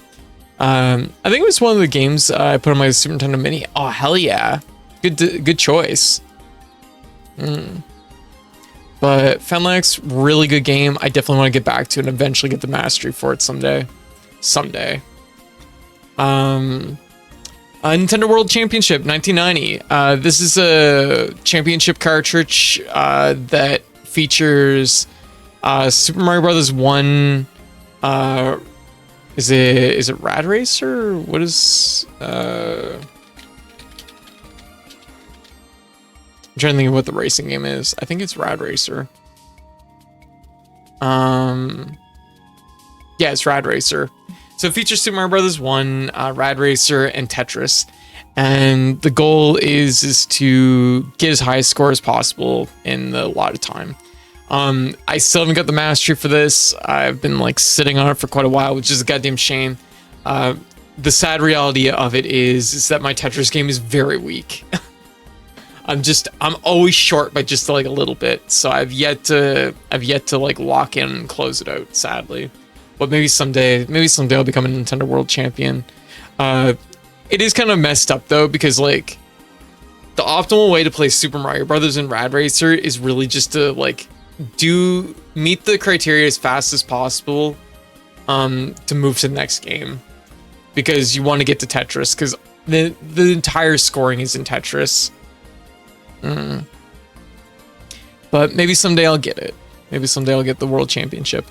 After that is Nitro Express, which is a 2D run and gun shooter that kind of has a lot of Metal Slug energy. It came out on Steam earlier this year. I watched the development of it for a long time. It's really cool. It's a really cool game.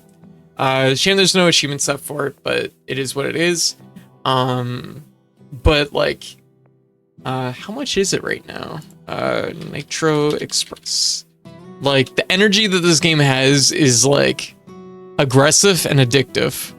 I do kind of wish there was like more packed in there, more in it, but what is there is good. There's fun character designs. It's probably worth looking up. If you like stuff like Metal Slug. If you like Metal Slug, I think it's probably a must, like, I wouldn't say a must buy, but like, definitely like take a look at it. It's currently 30% off on Steam, and that makes it $10 Canadian, $11 Canadian. Yeah, let me just find a quick picture of it. It's a pretty cool game. It definitely is one of those games that feels like there's probably like bigger systems to like, they could have like built the game around, but it feels a little bit like light. But what's there is pretty good. Like, it could have had like a scoring attack mode or like a whole bunch of other things, but instead it just kind of has its main campaign, and that's about it. And I don't think it even really tracks anything like score or ranks or anything like that. There's more they could have did that way to I think like improve the game a little bit, add a little bit more replay value. I guess it's like its big problem is it just doesn't have a lot of replay value. But as a one-off, it's pretty cool. Kimono Patrol, which is a auto runner based on Kimono Friends. You have several in a car and you jump in rocks. It's very basic. It's very cute, but very basic. It is definitely a little bit like wonky though, because the car bus thing is like long. And sometimes you jump at the wrong time and your butt hits it, and it's not great when that happens. Let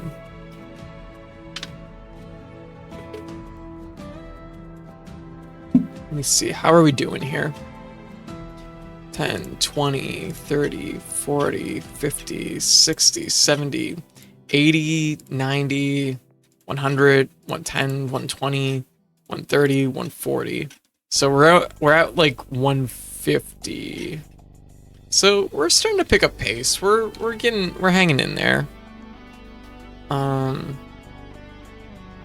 Okay. Next up on the list. On the Ball. On the Ball is an all-time favorite game of mine. I played this game as a kid. I rented it from a laundromat, and the game has just like stayed in my memories for years. I didn't play this on stream because I played this on stream a few years back before I was retro hunting, and it made everybody who watched it violently sick. And so I'm not going to play it on stream, but I will probably chew at the mastery off stream. I need to get back to it though, because it's a little challenging. Definitely have to learn like the way some of the stages work, and there's definitely some tricks to learn. But On the Ball, it's a really cool game. it's rolling a marble through a maze basically, and you rotate the whole maze to like move the ball around. It's simple, it's arcadey, it's fun. I like it. And there's a bajillion tracks, so bajillion mazes. It's very fun. Definitely has my recommendation. Oh my god! And then we got into my weird.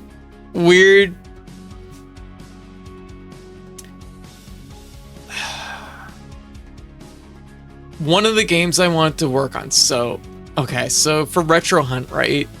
I've been like stuck at like a little bit of a wall in Retro Hunt in 1987 or 88.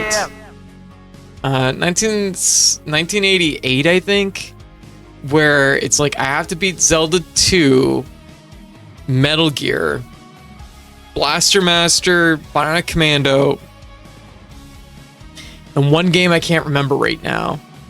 And it's like this is like a blockade of legitimately hard games, like games that are gonna take some time to like really like master and feel out and finish. And Blaster Master, the game that had an amazing remake. Yeah. Mirror Artist, how you doing? Yeah. Moth Vibes, how's things going? Yeah. Happy New Year's, everybody. Yeah, Julia, welcome. Happy New Year's.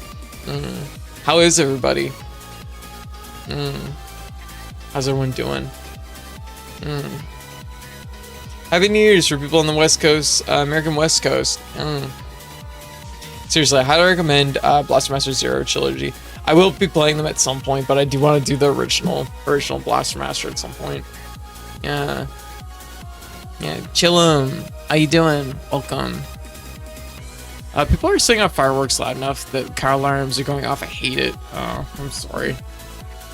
Yeah, like, honestly, it's something that, like, as much as I love the colors of fireworks and stuff, you know, there's kind of this funny thing about fireworks where it's like, I love the colors and the vibrancy of it, but it is something that, like, I don't feel like they should be things that people can own, especially in residential areas, and shoot off in residential areas. Like, as individuals, I don't think it's something we should own. I feel like at best, fireworks should be like something that like cities buy and do. But even then, I think that fireworks is something that are getting vastly that I kind of feel should be replaced by drones. Like, if any of you ever seen any of the like drone aerial shows where they have like the drones lit up and they do like patterns with the drones and they fly them around, it's basically like fireworks but silent, and it's gorgeous. So it's like, you know, they can play music or whatever, and that's nice, rather than having it like, you know, blow people's eardrums. Fun fact, Blaster Master Zero Trilogy actually mixes story elements from the original Famicom Interplanetary War Saga meta fight, and the game is localized into Blaster Master and does it very well. It's done by Intercrates, isn't it? I own it, but I haven't got around to playing it. Yeah, I figured I'd do the NES game and then I'd do the remake. So that's like a future project, I think, but not right now.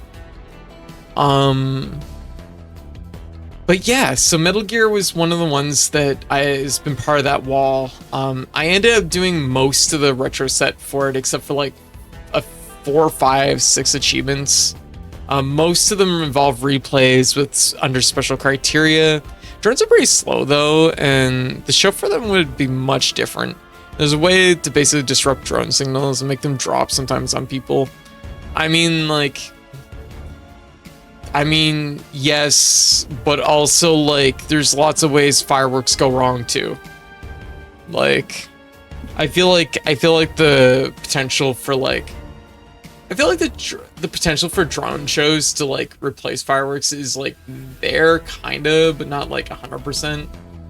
But I do think it would be, like, better for, like, communities and cities and stuff if that was, like, a thing that was considered.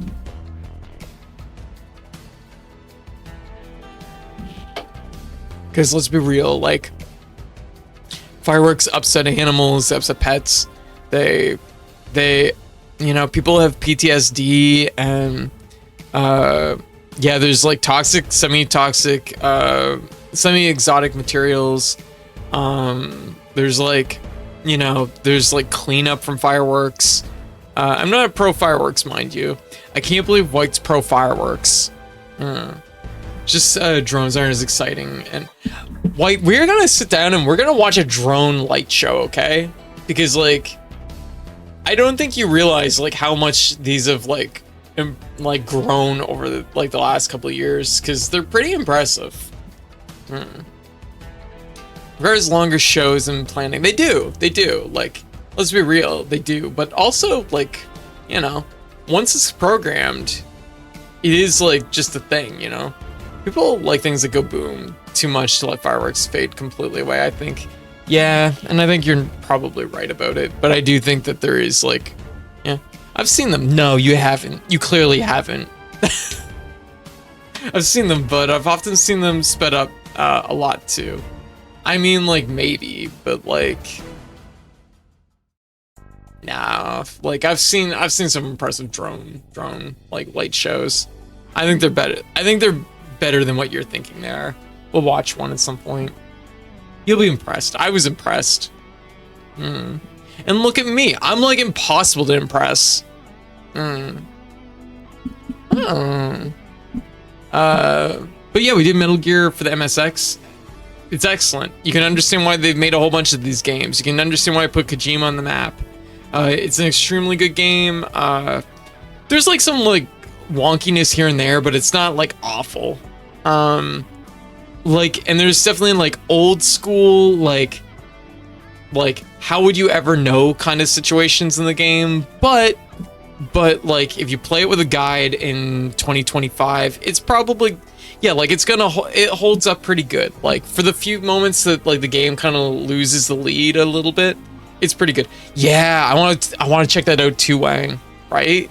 Ghost of Babel looks really good, and that's when I haven't played at all, and I can see where like that being like a blend of like Metal Gear Solid like sensibilities with like old school Metal Gear, and that making a really good game. So I want to check it out at some point. But we haven't got the mastery for it. But in the run of practicing my Metal Gear, I ended up playing 3 different versions of the game. I played the MSX version, I played the Mega Drive version, I played the PlayStation 2 version, and I got them all nearly mastered. But I've mastered none of them. So that's a future project.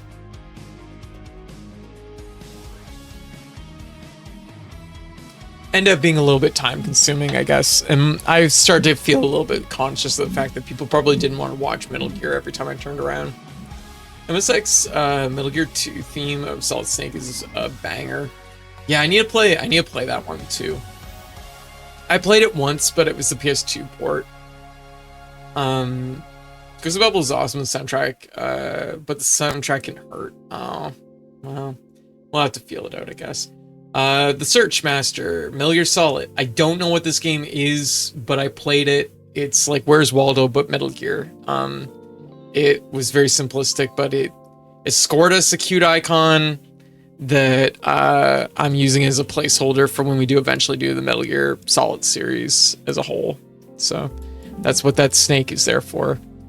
Pocket of Horror. This is a demake of World of Horror, and shockingly, comparably good to World of Horror. If you want like a demake of World of Horror that feels actually pretty similar to playing World of Horror, but has some like low-key refinements that even World of Horror doesn't have, check out Pocket of Horror. It's a really good homebrew. I was impressed. It's like, it definitely has all the same things that World of Horror has, but it's like, I don't know, it's like dialed in. Like you can tell that the people that made Pocket of Horror looked at World of Horror and said, hey, I think there's a few things we could change here that would make the game like play better. And they went for it. Hive, you're back from the farm. Happy New Year's. Happy New Year's. How was the farm? How was the farm? I take my prog and wait for the fireworks to die down. Ah, gotcha. After that we played Mega Man Maverick Hunter X, which is the PSP remake of Mega Man X. This does a much better job of remaking Mega Man X compared to Mega Man Powered Up remaking Mega Man 1. This one doesn't feel as weird compared to, like, it actually feels pretty one-to-one to Mega Man X. And actually, I will give credit where credit's due. I do think that there is some improvements here. One of the big improvements is they switched the sequence of the armor upgrades. So they're in a different, like, the stages are in a different sequence. And I think it actually is a smart thing, because it makes you play the game in a different sequence, but the sequence makes more sense for the way you get the power-ups. Basically you get the legs in Flame Mastodon stage instead of Chill Penguin. And I know that sounds like some kind of like cardinal sin or something, but like the logic is that the way Mega Man X is designed, getting the leg power-ups in Chill Penguin stage means that you never see Flame Mammoth stage in its normal state. You always see it frozen over. And by doing it the other way around, by making it putting the leg upgrade in Flame Mammoth stage, by putting the leg upgrade in Flame Mammoth stage, you actually see that stage for what it is. So there's actually a benefit if you want to do it out of sequence. So the sequence actually like is better in the PSP version, I think. Like you have more things to consider. Like, do you do Chill Penguin stage without the leg upgrades and then like go to Flame Mammoth stage to have like it frozen over so it's easier? Or do you get the leg upgrades and do Flame Mammoth first with the harder stage? Like there's like more of a nuance to it. It also has cutscenes and this and that, and it has that moment where Vile says not a what was it? How does he say it? Not a charge shot. Yeah, not a charge shot, and then he gets blown away. And so yeah, 10 out of 10. It's a great game. It's a great remake. Not a charge shot, and yeah, he gets completely like blown away. It's great. Yeah, Clary, Happy New Year's. Happy New Year's. What were you up to? Yeah, Sheriff, welcome. Yo, another raid. Holy moly. Yo, Rachel, welcome in, everybody. Yo, Rachel, what were you up to? Yeah. Celta, welcome. Neo, welcome. I know you were here earlier, Neo. Flygon, welcome. Rachel, how's this going? 68K, welcome. How y'all doing? How is everybody? I was playing fun games all day. Hell yeah. That's right, too. I saw that. Whoa, that's really loud for some reason. Yo, thank you for the tier 1. Thank you for the tier 1. Enjoy your tier 1, Rachel. How y'all doing? I know y'all doing great. Let me see here. Where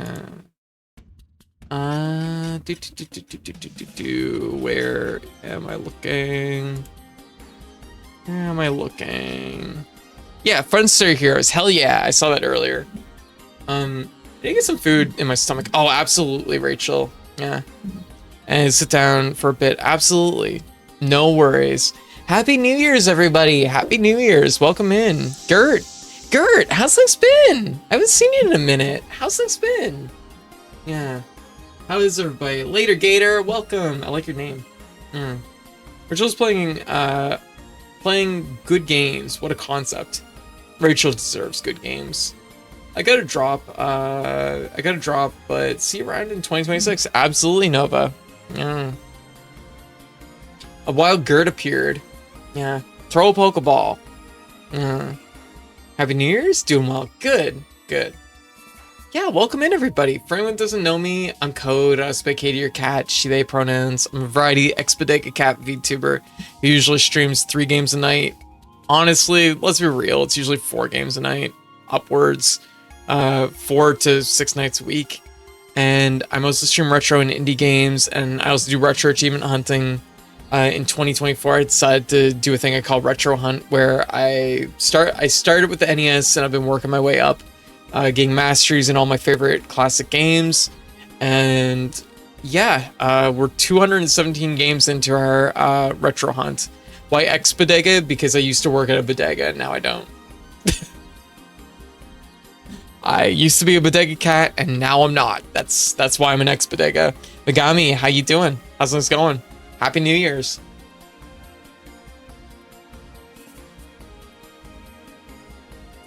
Finally, it's not me. The Pokeballs are being thrown at. Oh my god, Flygon. But yeah, so I played all kinds of stuff. You see some of the games I've been currently playing on the sidebar right over there. But yeah, if any of that sounds like your jam, feel free to drop a follow. It'd be greatly appreciated. I'd love to meet you and hang out. And yeah, I talk about games nonstop. So if that's, you know, if that's your jam, yeah, I'd love to meet you. So what we're doing tonight is we're doing our New Year's 2025 recap of the gone by year. And we're basically reviewing every single game we played last year, which is 280 games. So we're like 160 games in to our review. It's taken a minute. We're 5 hours in. So I'm trying to blast through these though. So yeah, we're just talking about what we've been playing this year and some of the things that went on. We talked a little bit about like the G-Pool event earlier this year for Sonic Riders, Sonic Riders Tournament Edition, which Rachel also took part in. Yeah. And I was also there, and so we've just been like kind of talking back and forth about like this gone by year and how things have been. Yeah. The biggest surprise of 2025 is still somehow you liking Gal Guardians more than Tears of the Kingdom. Yeah, I'm not doing a tier list this reason for that, maybe that reason. That and also it's really hard to get all the pictures for the games, but like, yeah, that was the moment that I realized that tier lists are really like hard because like I have that tier list from, I think that's like 2023 or 2022. I was doing a tier list of all the games I played that year, and I had it, and it was there, and I realized that I had Gal Guardians higher than Tears of the Kingdom. I'm like, that's just not right. And then I like sat there and I thought about it, and I had my arms crossed, and I was like, oh, that's upsetting. It was that moment that I realized that I had way more fun with Gal Guardians than I did with Tears of the Kingdom, which is really, really upsetting. So, yeah, no tier list. We're just talking about each game on an individual basis. We were actually just talking about Mega Man Maverick Hunter X, which I think is an excellent remake of Mega Man X. Yo, gang! Yo, gang! How you doing? Happy New Year's, everybody! Happy New Year's! Tier list, tiers listing good games is like tiers listing your children. Kinda, yeah. One might exist, but it will be controversial. Yeah, kinda. But yeah, gang, how's things been? How was your art stream? Oh my goodness, but welcome in, everybody. Welcome in. We don't have any major plans tonight. We're mostly just gonna be hanging out, chatting, and vibing. So, I hope y'all are down for that. Yeah. But usually, like I said, usually it's not uncommon for me to be playing like honestly 3 to 6 games a night. We usually keep really busy here. The Legend of Zelda tier list of the kingdom. Oh my god, that's really good, Jalapeno. That'd be a really good name for one of the streams. I didn't know she was raiding out at the same time though. What's really funny is Rachel raiding right after me, and I almost raid Rachel. That happens. That happens all the time. I know that like I'll raid somebody. I'll go to raid somebody, and then I see that they're raiding out, and they'll raid the person that I was about to raid. And vice versa. Sometimes I'll raid and somebody will be like, damn it, I was gonna raid you, and as they raid in. So it does happen.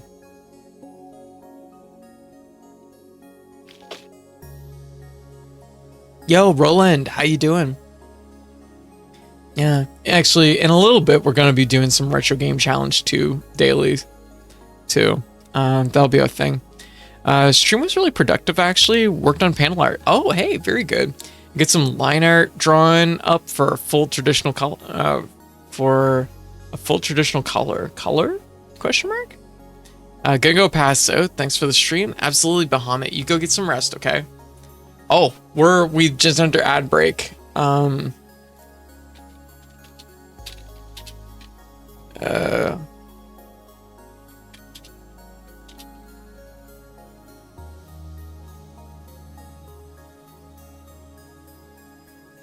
Just want to make sure the people that caught me off guard didn't realize it was so close. Okay, I'll be back in 3 minutes. So, yeah. Subscribers can enjoy the clip show, and yeah, I'll be back in 3. Everyone, hang tight.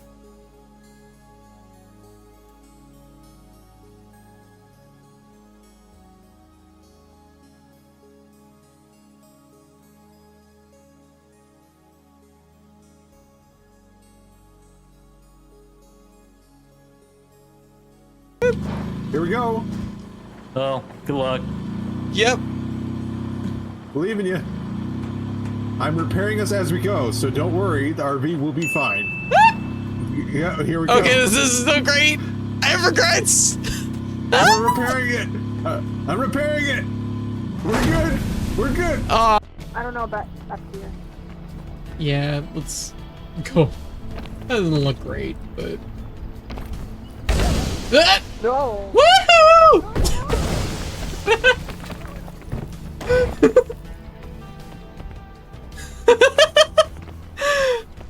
I lived, bitch. Yo, I'm fine.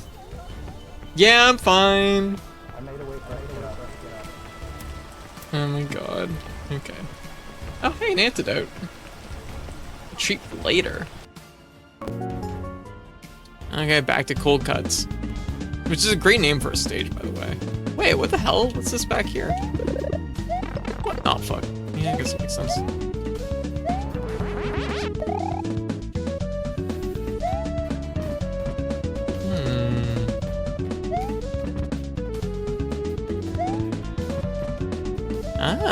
Hello? Hello? What is this? Didn't put a collision on your ceiling, you say? Let me in your ceilings, game. Hell yeah. Okay.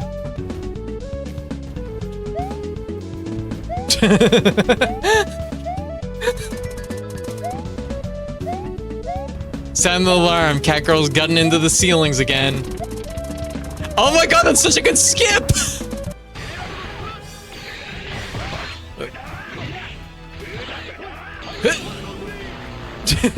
Damn it.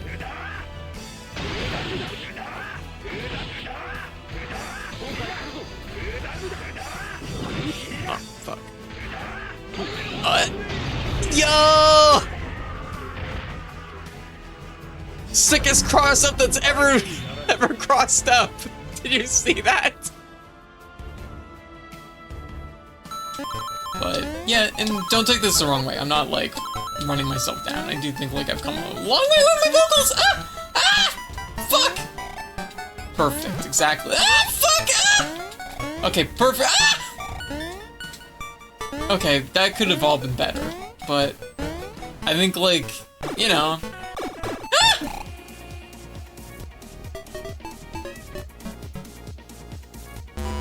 I have rain. I will help you achieve it. First prize there. Yeah, I got it. And I do not see the stats. Accessing the absolute calm comes with all sorts of health benefits, such as lowering blood pressure, more efficient vitamin where are absorption, our burgers? reaching an ideal weight, a reduction in chronic fatigue, There we go. improved mobility, more regular bowel movements, So and many achieving grills. enlightenment, often in tandem with the bowel movements. Wait, With this this empty guy, this step-by-step burger pack's guide, empty. You too will reach the absolute calm, gurish chocolate fuck you, nature. my child, All right. and I will see you in the next lesson. Did you learn some Damn. code? Yeah. We gotta achieve absolute calm so we can have enlightened bowel Exactly. movements. Yes. So, My bowel movements haven't been The enlightened. worst part is that means she actually listened to it. Where are we going next? No.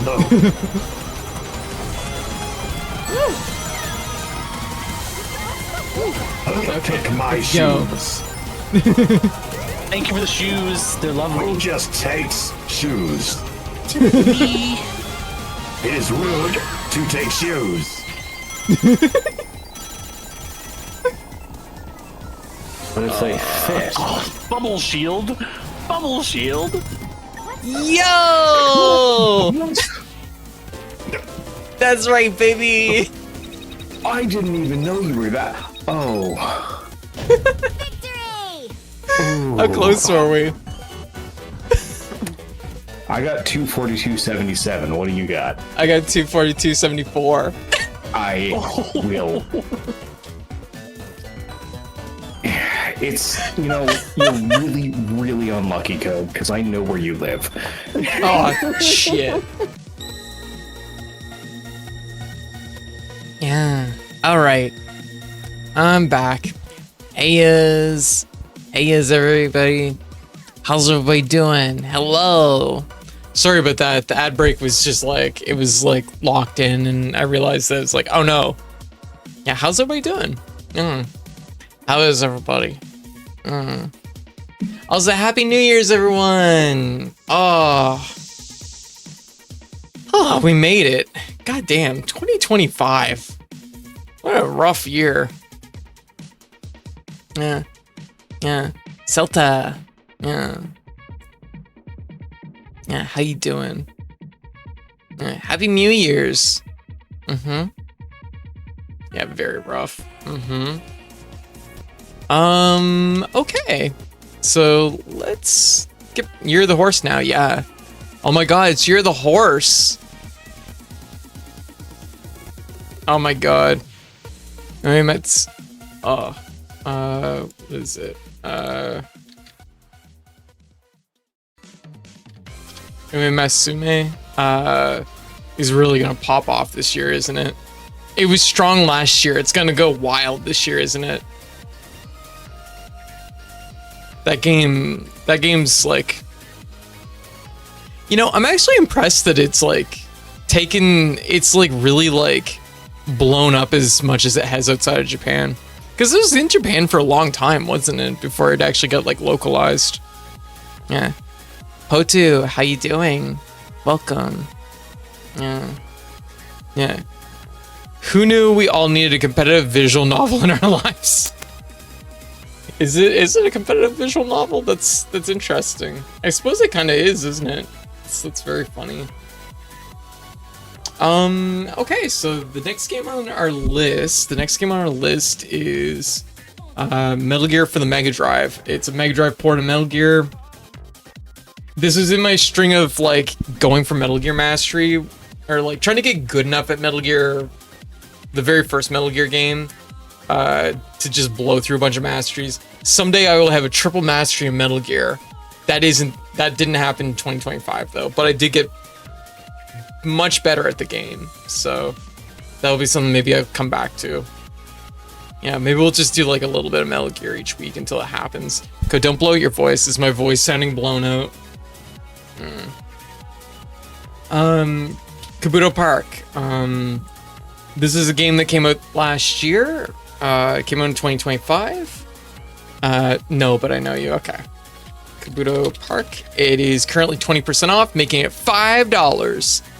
Do you want a cute game about collecting and catching and battling beetles? Kabuto Park. It's $5 right now. $5 Canadian.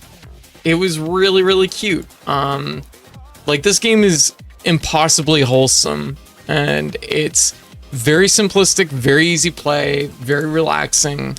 It's really cute. So, I don't know what else I can say about it. It's just, I was like, oh yeah, this is like,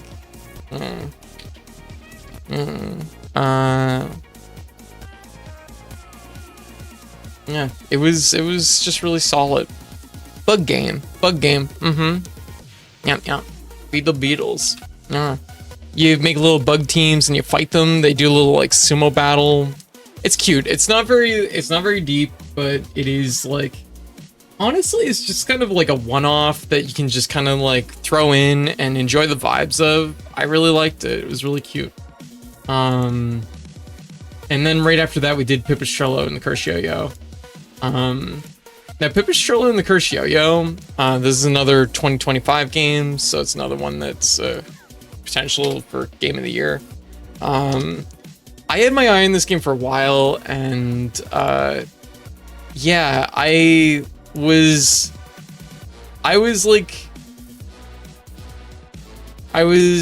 feeling pretty optimistic because the game is basically Zelda with a yo-yo, and I don't know if I can like do justice how clever this game is, but basically it's like Zelda if all of the tools you got were actually just yo-yo tricks, and they all just change your mobility and give you more mobility options to work your way through mazes and dungeons and stuff.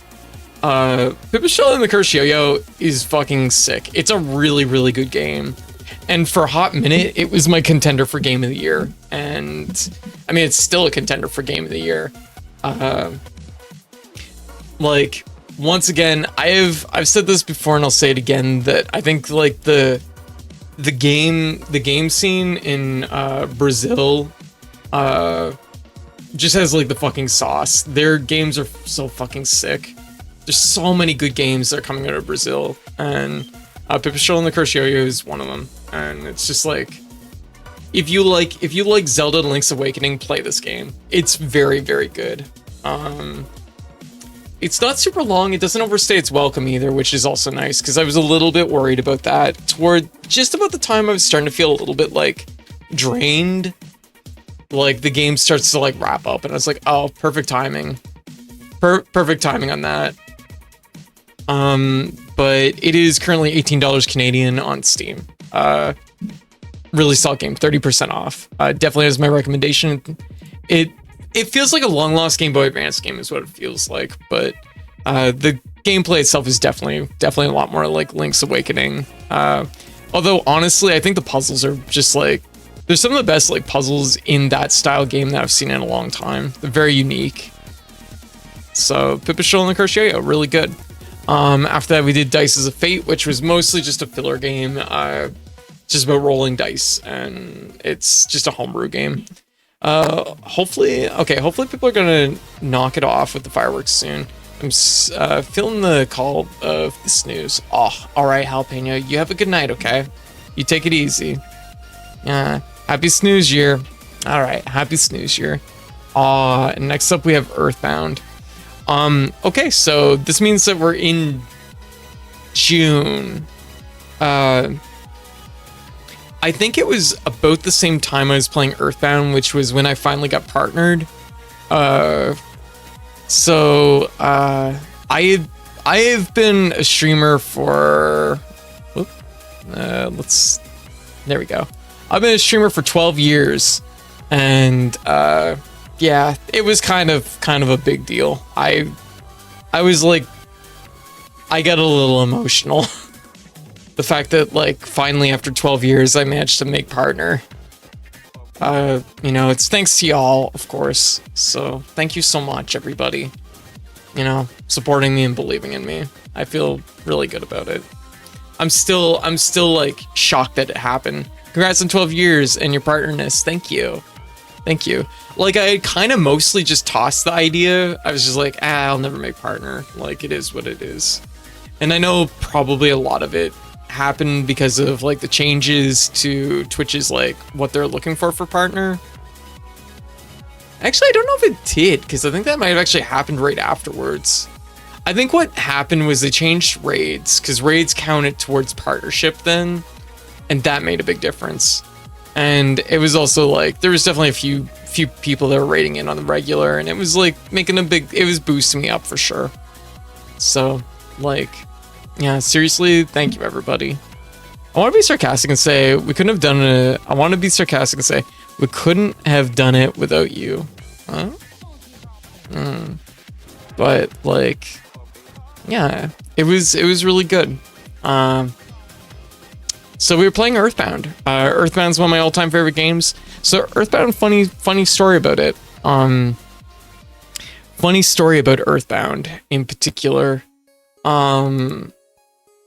Earthbound, for 12 years I've sat on Earthbound and I haven't streamed it because I was like, I don't feel like I'm a good enough streamer to do Earthbound justice. I want to make sure that like it ends up being like I want it to be a really good stream. Like I really like Earthbound. It's one of my all-time favorite games. I wanted to make sure the stream was like really, really good. I wanted to be really good at streaming by the time I streamed it, you know? And then I kind of realized earlier this year, it's like, well, that's like just pushing it. You know what I mean? That's a goal. That's a moving goalpost. So I'm just never going to stream Earthbound unless I just fucking do it. And so I finally like buckled in. I got myself ready and I'm like, I'm going to stream Earthbound. And we did it. And it ended up being the most fucking wild playthrough of Earthbound. Everything went fucking perfect. It was clean. We had great conversations the whole time. The VODs are really like good. There's lots of funny moments. It was really fun. It was just like perfect. It couldn't have went better. And and we had crazy RNG. Like almost like the RNG we had was like insane. It was like wild. Here, I have a clip that I just saved out that we can watch. Like, watch this RNG. Watch this. I see him. That's him. Just gotta make sure. Feel it. Just gotta make sure Feel that my bones. Cat Bones can tell these things.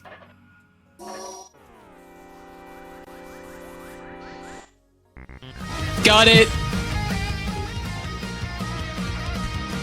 That's right. I fucking called it. Cat Bones.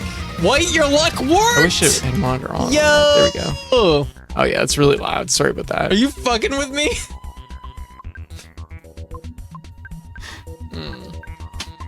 Like the RNG we had was Let's just like shoot it with a multi-bottle rocket.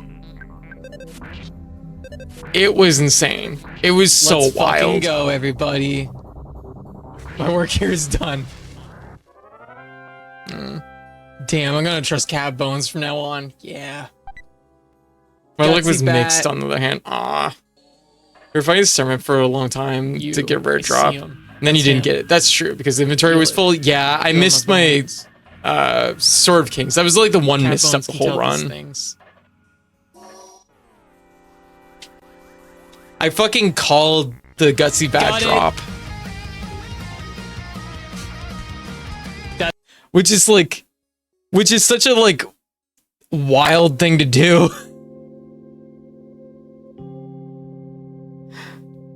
Like 1 in 128 chance of like calling it right. And then there was actually a second thing that happened actually earlier in the run. And then there was the back-to-back rares. Yeah, we had back-to-back rare drops too.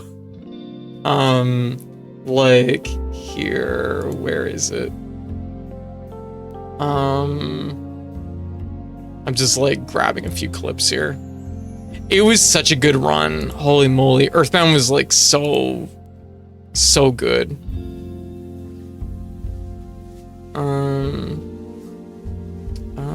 Is it here? I don't see it. Oh, there it is.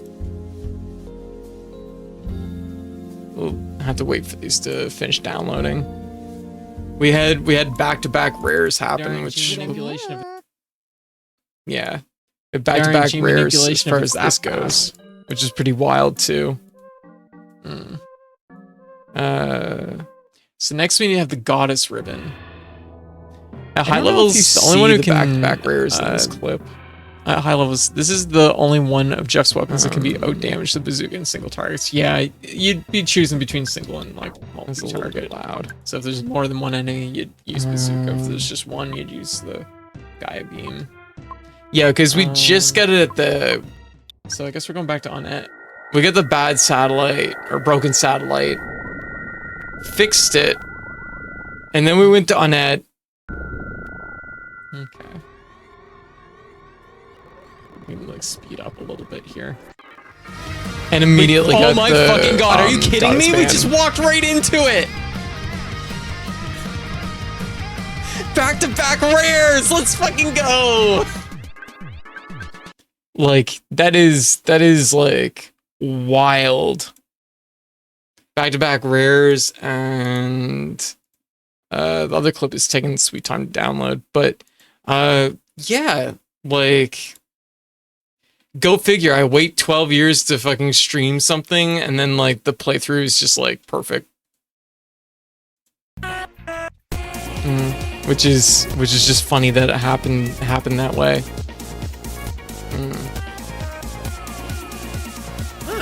Yeah, big luck. We have after Earthbound though, we wrapped up Earthbound Mastery, which was really good. Just really, I was on cloud 9 after that, so I was feeling really good about it. After that, we did Fruit Ninja, which was just that's just mostly a filler mastery. We did that PSP homebrew version.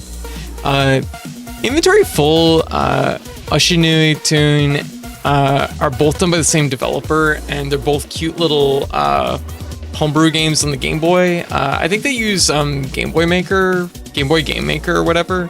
They're both very cool. They're very simplistic, but they're very cute, and I definitely recommend them. Definitely two like small scale Game Boy games if you're wanting to find something just small to play. Very simplistic, but yeah, the vibes are really good on both of them. One is mostly just about like, you just try to avoid running into someone else. Like you have to like time when you're gonna cross a field, and you have to make sure that you don't run into somebody that's trying to stop you. And the other one is like a mini shoot 'em up where the sequence you shoot things in is important because you're spelling words. It's interesting. Ardu Golf is I forget if it's Ardu Golf. Ardu Golf, I think, is the one that's like a 3D golf game, which kind of caught me off guard because it's like on a older system. Yeah, Ardu Turf Master is a 2D golf game, and then Ardu Golf 18-hole mini golf is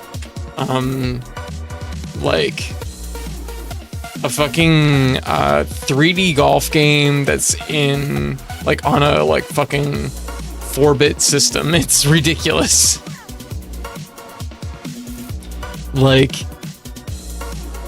I was kind of impressed by it. Both games are okay. They're like, the 3D one is like interesting. It's impressive. It's very impressive, but it's not necessarily like, it's not the best golf game I've played, but it's like impressive. And the other one is like 2D, and it's mostly just about like driving it and getting it just the right distance. I'm not as crazy about it. It was okay. It's definitely no pin golf, I can say that much. Yeah, Happy New Year's, Jay. Happy New Year's.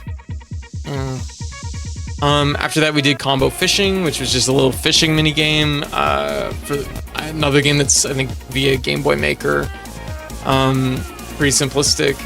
Squid Jump, which is a recreation of one of the mini games from Splatoon. There's like, you could get amiibos that would give you like mini games that you play on the loading screens. And yeah, code. What? How can you hate pin golf, right? I fucking love pin golf. Yeah, Soda Pop, how you doing? Happy New Year's. Happy New Year's. Yeah. I don't know if I said New Year's, Happy New Year's, so I figure I should say it again. Squid Jump. Squid Jump is just a faithful recreation of that minigame from Splatoon. It's pretty okay. Then we did another, we were doing another event where people could pick games to play on stream. We ended up doing Aladdin the Super Nintendo version. Actually, pretty good game. I debated about doing the mastery for it because we actually did a lot of the achievements when we were playing it. it's pretty good. It's not my favorite Capcom Disney game, but it's like decent. It's better than I expected. After that, we did Star Tropics, and Star Tropics it's a really good NES game. Let's be real. It's a classic NES game. I'm glad to finally played it and got that mastery. So I'm loving that.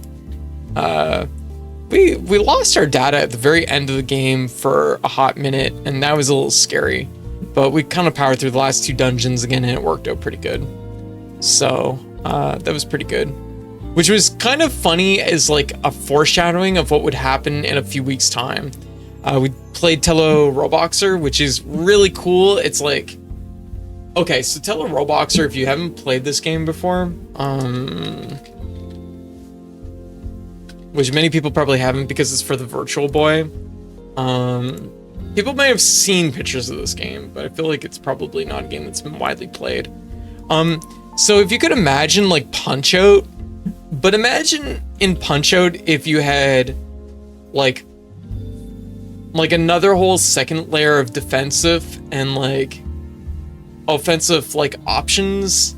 Like you have a high stance and a low stance, and then like attacks and defenses like in both those positions. That's kind of what Tello Roboxer is. It's kind of like, it feels like Punch-Out made for people that have 2 brains in their head. Like it's very galactic brain, and I would like to be able to get good at this game. I don't think I ever could because I just don't think I'm built. I don't know if anybody's built right for this game. This game is so fucking hard. It's really fucking hard. It's very good. It's very cool, but it's like also feels near impossible to play. So exciting. Maybe we'll go back to it someday. Okay, I'm gonna head out. All right, Soda Pop, you have a good night, okay? We're gonna expand our list here. Yeah. As a Flygon, Breloom, I only use half my brain. 1 whole brain total. Oh, I see. Yeah. We were still doing the event for the next few. We did Space Station Silicon Valley, which was a really interesting, good pick. And actually I think it was picked by Dicey, the creator of Tunic, which is pretty good. Space Station Silicon Valley. I used to own this game. It's really weird, but it's kind of really good. I like it. It's a 3D collectathon platformer, but you have different animals you can like take over, you take control of, and you use them to basically solve like mobility puzzles to work your way through and collect the things you need. Space Station Silicon Valley is kind of a classic. I will be going back to it someday to get that mastery, because I do like that game a lot. We played Metal Warriors, which I never played before.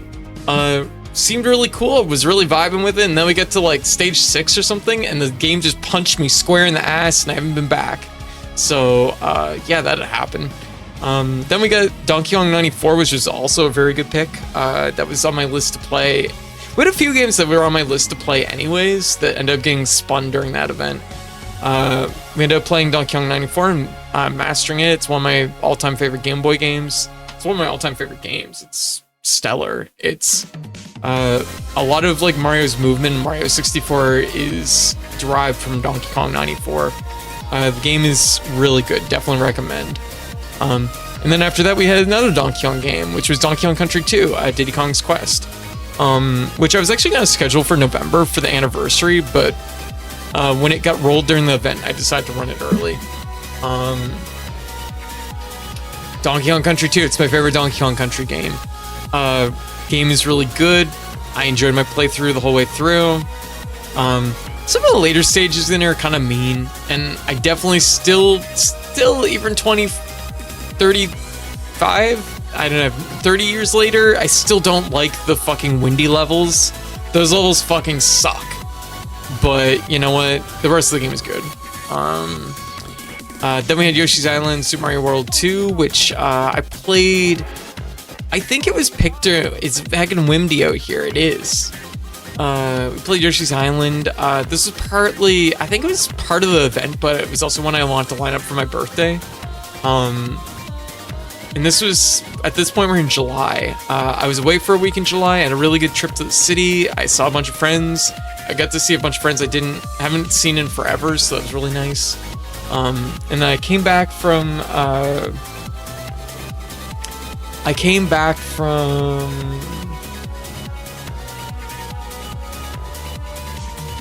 the city, and I was ready to do a whole bunch of streaming, and then I had a medical thing, and I was put out of commission for a week, and I just recovered in time for my birthday. So I ended up playing Yoshi's Island, and it was really good. I enjoyed my time with Yoshi's Island. I do think that, like, going back to Yoshi's Island, there's like a weirdness about it where it's like, it is a little bit long. Like, the game feels a little bit long, and it does feel like the 4th and 5th stage do feel a little bit, like, weird. Just one sec, I'm just gonna check a thing. I keep hearing a sound.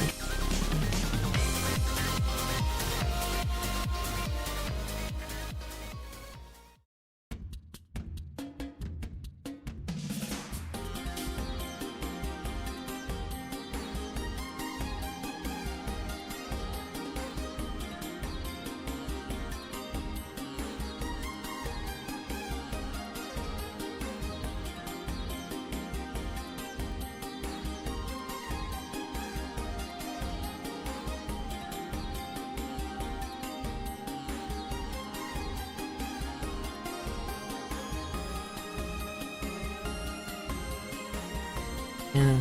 Well, I have no idea what that was. Okay. So anyways, yeah. So Yoshi's Island is really good.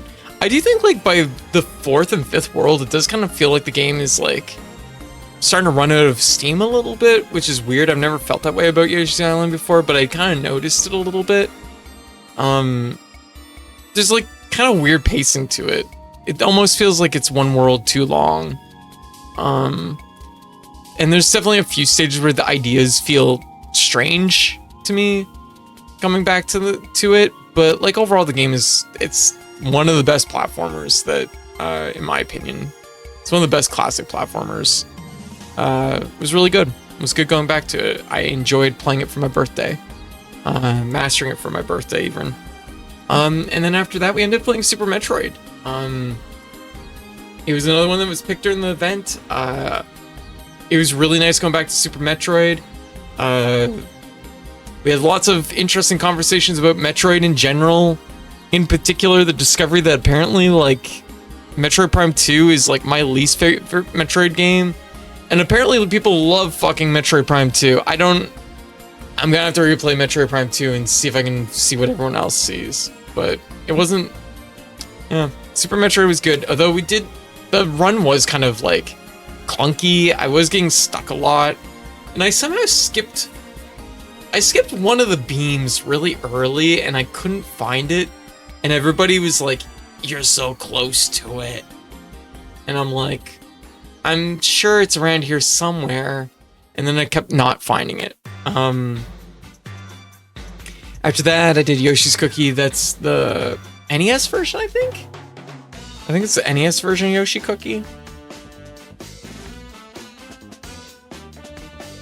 I've heard so much about Metroid Prime 2 and I still haven't seen or played it.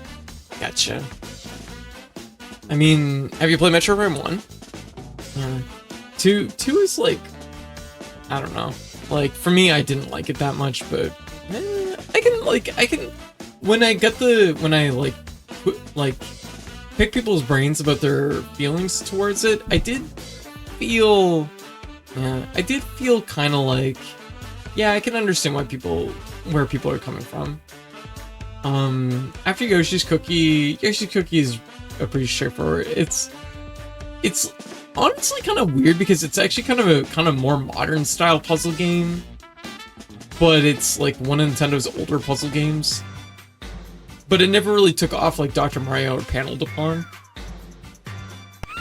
So I don't really know what to think of Yoshi Cookie. It's all right. I still haven't played. I haven't had the 3D consoles. GameCube. Oh. Oh, maybe Yeah. No, it's a GameCube game, yeah. I feel like it's called a Wolf Moon, and it's the first full moon of the year. What? I want to see the Wolf Moon. Just one sec. What the hell? Where's the Wolf Moon at?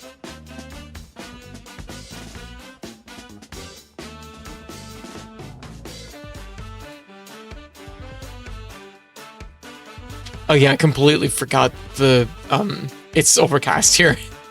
It's almost always overcast where I live. After Yoshi's Cookie, we played Otoboke Ninja Coliseum, which is actually just, some companies take on Bomberman. It's Bomberman with ninjas, and you can, you stun them with bombs, but you have to kill them with, like a melee death blow. Like, it's like a grappling hook thing. It's very strange, but it's kind of cool. Although there's one puzzle at the very end of the single player mode, which is like wildly mean. Like you can just like lock your game. You can like soft lock your game on it. Oh, I have like Donkey Kong 94 listed here twice. How did I manage to do that? I can fix that. I'll just remove that. So that means where I've gained a few masteries, I guess I lose one. So we're evening out. Yeah, we're evening out. Monster Hunter for the PS2. I wanted to get a Monster Hunter mastery, and the PS2 set was pretty chill. It's time consuming and everything, but it's like relatively straightforward. It's just basically doing the offline content. Pretty easy mastery to do, nothing too serious. Going back to old school Monster Hunter was like a reminder of how far we've come. Like, this is like the era when Greatsword didn't even have a charge swing and it only had like 3 attacks. Game was slow, very slow. You literally have to like have a credit roll before you can even buy potions. That's right, you have to actually like make potions for the bulk of the game. Like, it was a different era of Monster Hunter. Like, it's interesting going back because you can see where it's like they didn't really know what type of game they were making just yet. By moments. So, like, the slowest version of Monster Hunter you'll ever play. But, you know what? I didn't hate it. Which is really funny considering I played, Monster Hunter Wilds this year and I really disliked it. So, kind of funny how that worked. Peak, another friend slop game. Like I said, brackets positive. Peak, I really like Peak. Peak is a really cool game. It's about mountain climbing with friends, and it's super colorful, super silly, and it's really fun.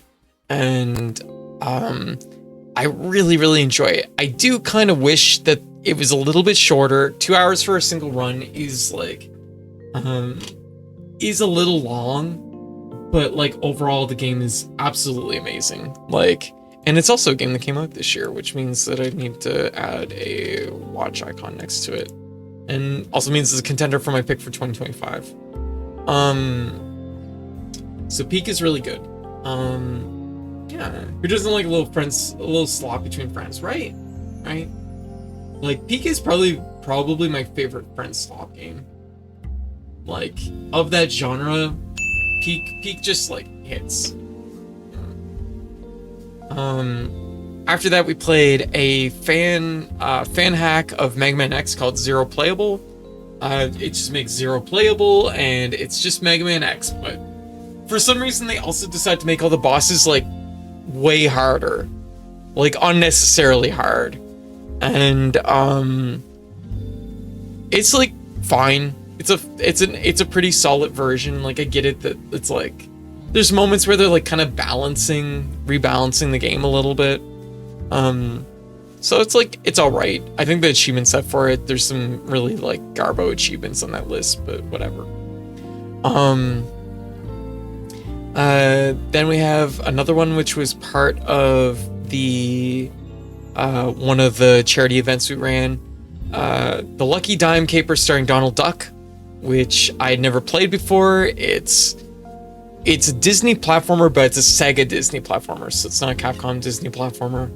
I'm way less familiar with the games on the Sega side of the Disney end of things. It was pretty good. It's not great. It feels a little, it was like kind of lumpy, but it's like kind of short enough that, I don't know, it was alright. I mean, it's like, it's serviceable. I'll say it's serviceable. I won't say it's like great, but it's like, I won't even say it's good. It's serviceable. On the very last stage of it, for some reason, they crank the difficulty up like immensely, and the game feels like, it's like, who designed this stage? Oh my god, it was wild. Oof. Ooh, man. We are getting there, but I can definitely feel my voice starting to like... You're probably gonna hear it at this point.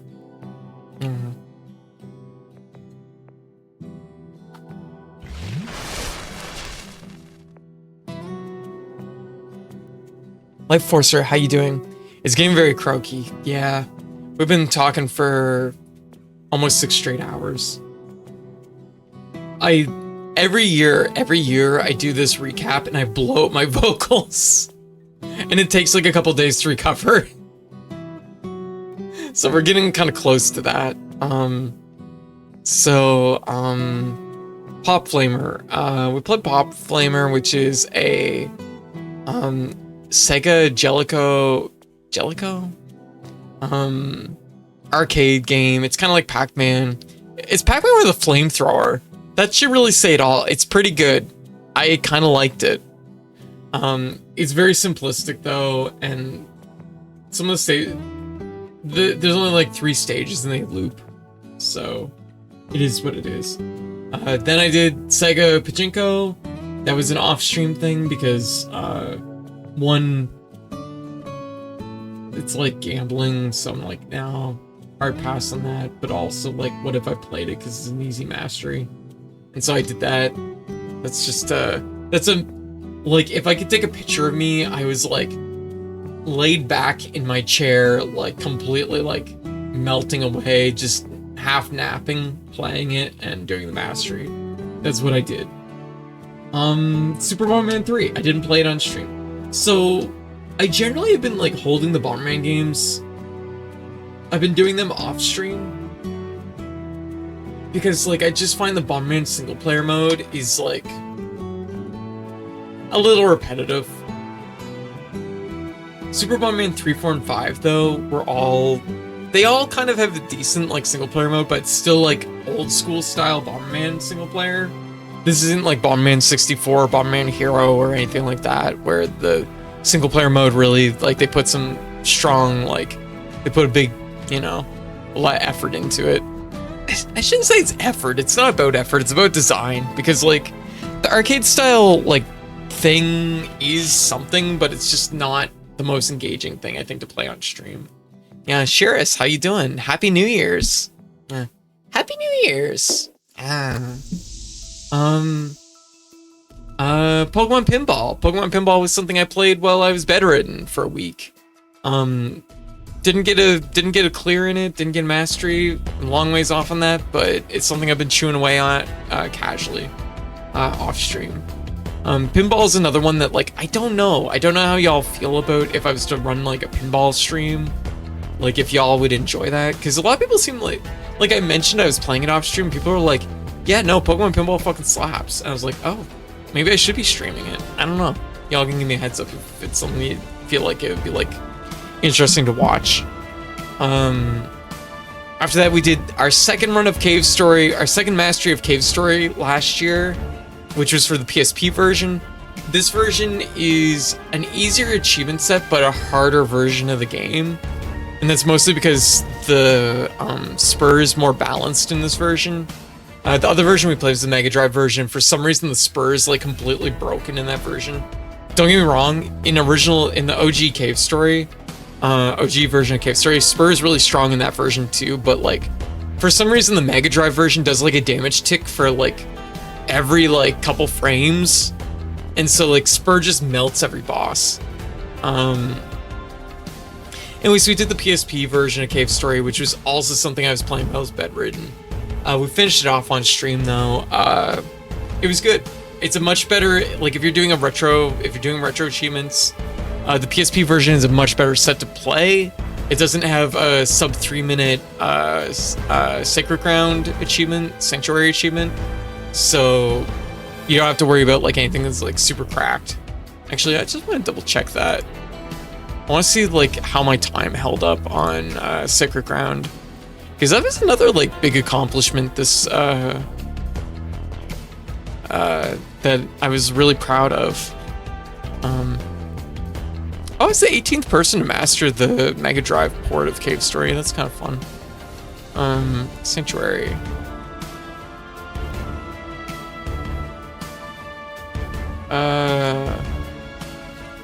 I think I fell 1 rank on Sanctuary, because I think I was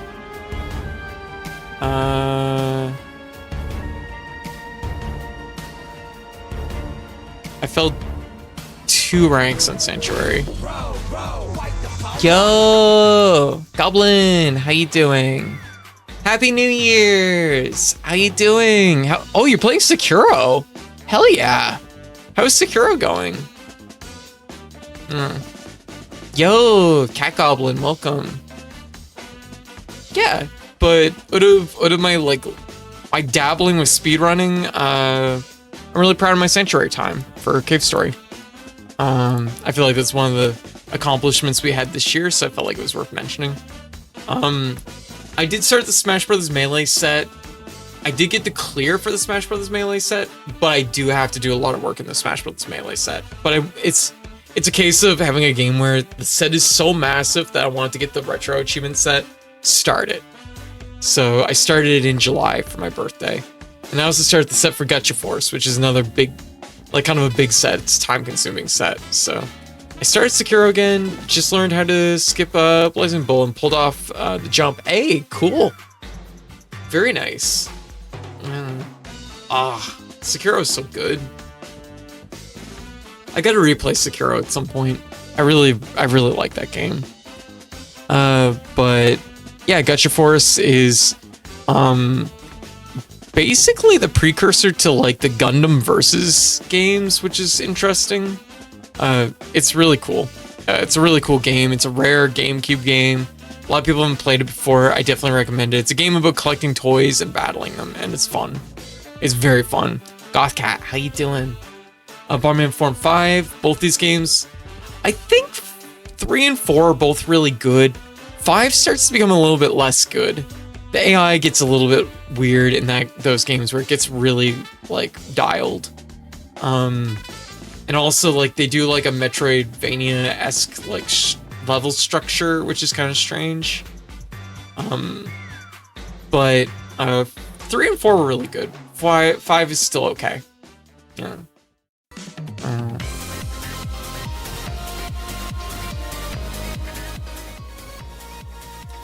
Alright, Kirby Superstar and Kirby Superstar Ultra.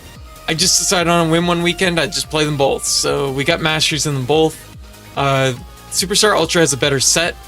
Superstar has a garbage, well, I shouldn't say garbage set, but the set is like a no fun set where they basically have you play through Kirby Superstar without power-ups or without powers, and I'm like, man, this is dumb. As far as Kirby Superstar goes, excellent game, absolutely adore it. It's an all-timer for the Kirby series, and Kirby series is full of bangers, so that should really be like everything you need to know about Kirby Superstar. Yeah, start Sekiro again. Yeah, have you played through all Sekiro, Goblin? Is this like something you bounced off of and you're taking another like retackling it, or is it a fresh playthrough of it?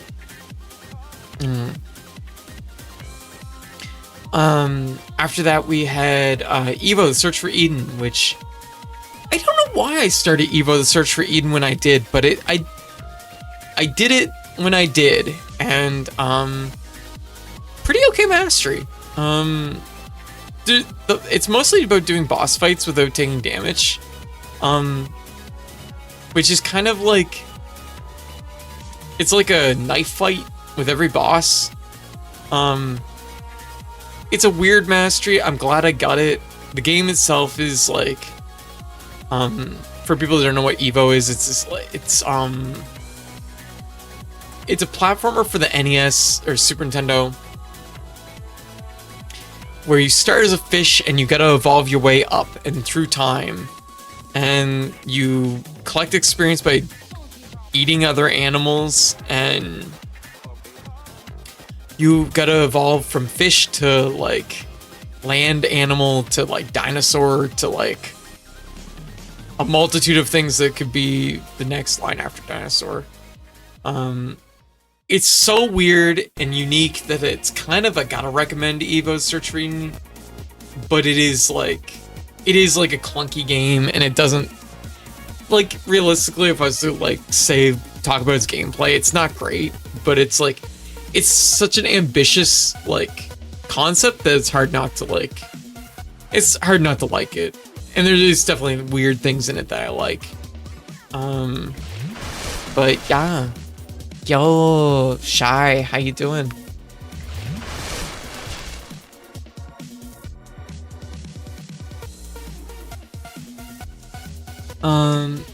Next up we did Joe and Mac, because I guess it was on a caveman string after Evo's Search for Eden.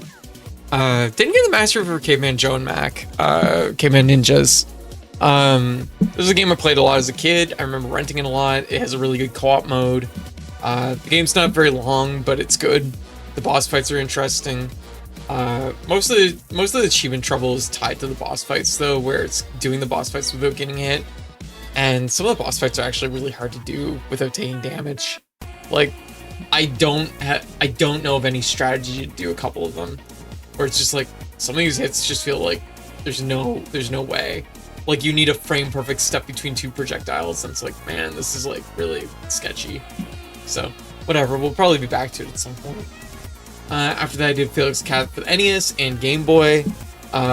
Felix Cat for the NES is it's just a really cozy platformer. It's not super hard.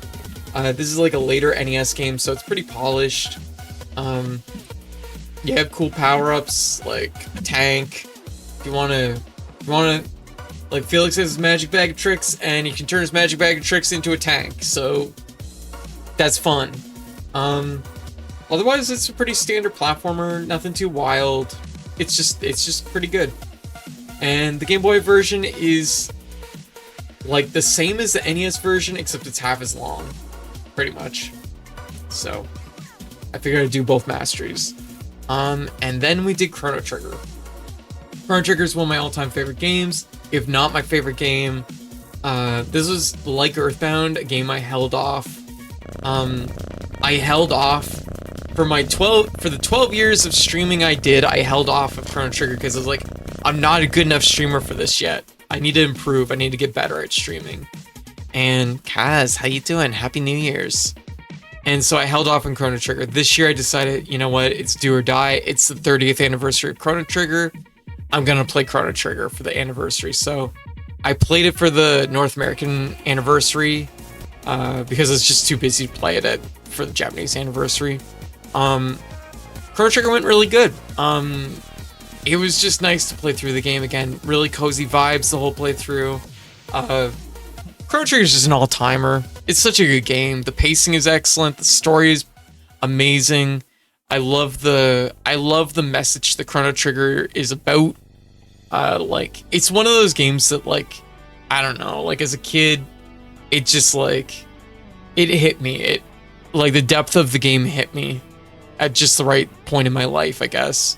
So, I don't know, I just, like, I think, like, I'm just like, Chrono Trigger changed who I was. Sounds a bit, like, dramatic, but it does kind of feel that way.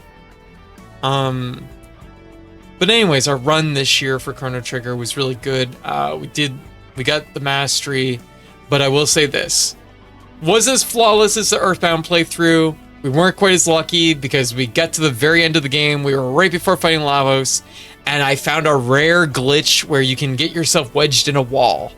And I managed to nail that glitch. And it soft locks the game. And I'm not meaning like, basically how the glitch works is when you're saving in certain positions, if you happen to be moving when you pause the game, when you enter a save point, it will keep you it will keep your like position moving according to like the save. Your save position like slides basically, and I accidentally slid my save position into a wall in the Black Omen, and I had to restart the whole fucking run. So I literally had to play through the game a second time off stream to get us back to the Black Omen, and I basically fast tracked it the whole way through the game again just to get back there in time to, you know, so that we weren't waiting weeks, you know, or days before I could play more Chrono Trigger. And we finished it off, and we finished the mastery. Chrono Trigger was excellent, had a great time with it, had great conversations. And for some reason we learned in the middle of Chrono Trigger that apparently just a community memory that everybody shares as a kid is chewing on balloons. I was like, what the hell are you all talking about? And then I was like, I had a sudden moment of clarity in my mind of a mental picture of me, age like 4, like holding a balloon in my teeth and like shaking it like a dog. And I'm like, oh my god, I fucking chewed balloons too. That's just the thing everybody fucking did. So there you go. I can't judge anybody. Chewing balloons is just a shared memory of our generation. Nete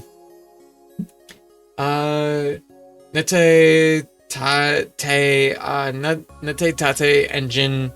Another just it's a small shoot 'em up. It's kind of Space Invader style. It's just a quick mastery. It was a homebrew game. Nothing too major, nothing too much to note. I totally forgot about that right flag on. Oh my god. 20-second platformer, just another kind of filler mastery. Toho, another filler mastery. 20-second platformers, it's like cute. It's very small. It's exactly what's on the tin. It's a 20-second platformer. Petals of the Rose is, I did a whole bunch of filler masteries here for some reason. Petals of the Rose is nothing too major. It's like a mini puzzle game, but it's just like a singular puzzle. JPEG is just, I don't even know how to explain this game. It's a mini game. It's a Pokemon style mini game about for catching apples, and it's just like a one-off mini game. Wooloo's Runaway is another just one-off mini game for the Pokemon Mini. And then we have It's Corn, which is another small game for, what was It's Corn? What was it for? It was for the WASM 4. It's a game about collecting corn. It takes all of 2 seconds to master. Yuna, how you doing? Happy New Year's. Happy New Year's. How you doing? Zoop Zoop Bee Adventure, another quick like filler mastery, nothing too major. Fix-It Felix Senior. Okay, so Fix-It Felix Senior is actually a homebrew game that's based on Wreck-It Ralph. Basically, the idea to recreate the Wreck-It Ralph arcade game.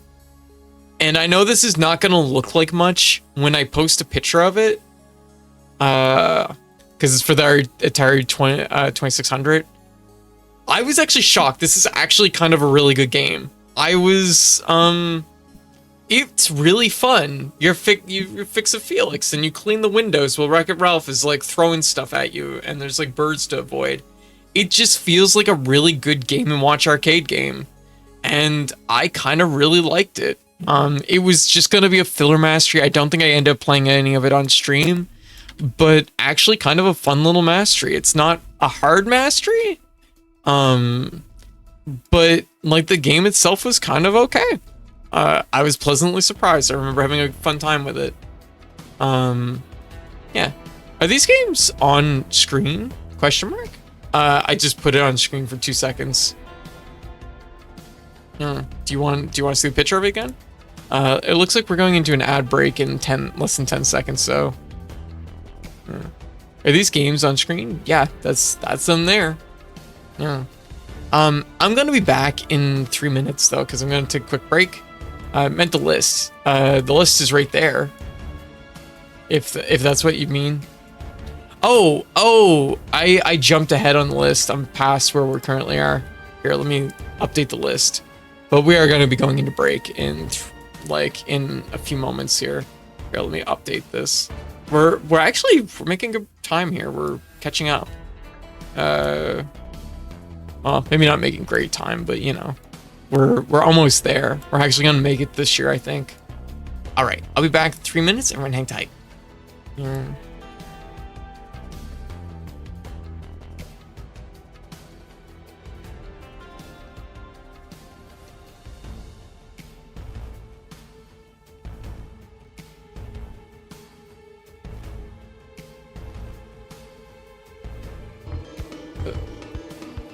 Ooh.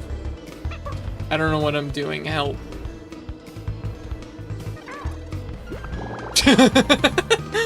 How could this happen?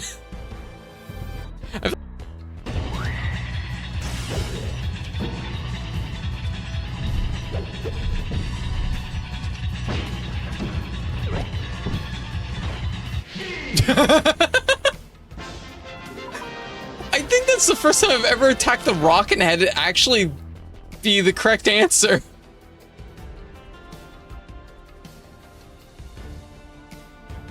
That was kind of funny.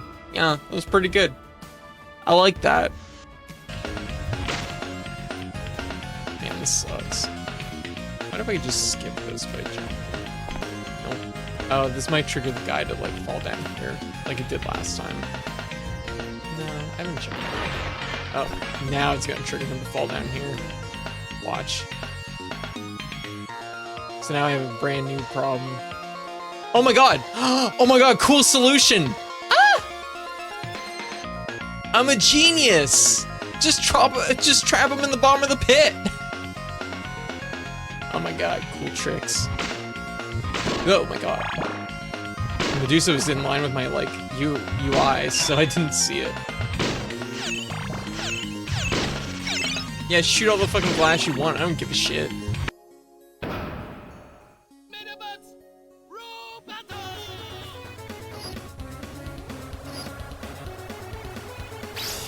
Oh, fuck. Oh my god! I headshotted them! Did you see that? We both shot at the same time and they damaged my arm and I shot them in the head. Oh my god. That was literally one shot for the win. Yo, big score. That was pretty good.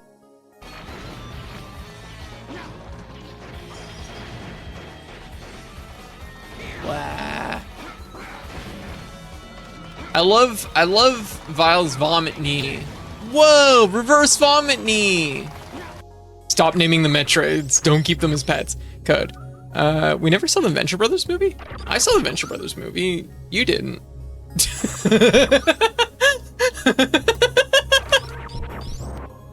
What are you talking about? I saw it.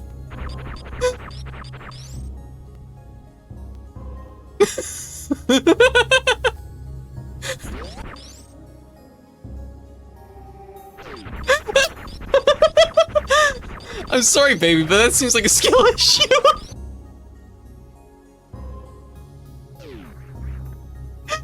Oh man. So anyways, I'm fucking sleeping on the couch tonight. And of course I'm in the house, like looking out a window at it. We lock eyes, and then he just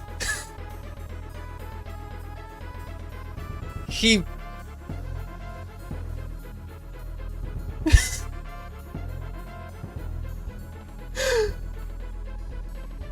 pisses so hard.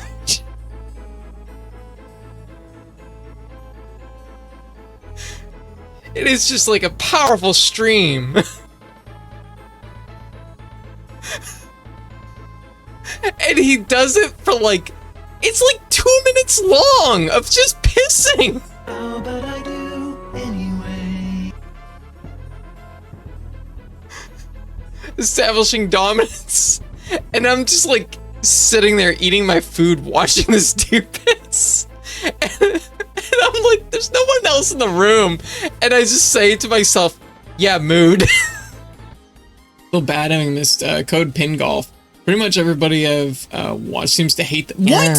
How can you hate Pin Golf? All right, I'm back. Hey, yeah. Okay, so let's close this out. Let's blow through these next few games. We're getting down there now. Okay, so pardon me. UN Squadron. UN Squadron, which is known as it's not something else in Japan, isn't it? I think it's like Area 88, I think is what, something like that. I forget what it's known as. But anyways, we did UN Squadron last night. That was one I played a little bit on stream, but I mostly played it off stream. Honestly, not too bad of a mastery. It was mostly just grindy. It's Capcom shoot 'em up based on an anime, but I'm not very familiar with the anime. But it is kind of, it does. I will say this. It does have a very stylish icon, which was part of the appeal of doing it. So pretty good. After that we did Cookie Clicker Demake, which was another off-stream game. It's just Cookie Clicker. It's Cookie Clicker for the NES. There's nothing to it. After that we did A Link to the Past, which was another one that I've sat on for a long time. So we did a lot of Super Nintendo games this year. Quality Anime Twink Badge, right? Right. That's exactly how I felt too. We did A Link to the Past. We did a lot of Super Nintendo games this year. We cleared off a lot of like core Super Nintendo games, which feels pretty good. Like there's just like a lot here that are just like foundational games to kind of check off the list, I think, you know. Link to the Past was good though. It was really good. I haven't played the game in like, I think the last time I played it was like 25 years ago.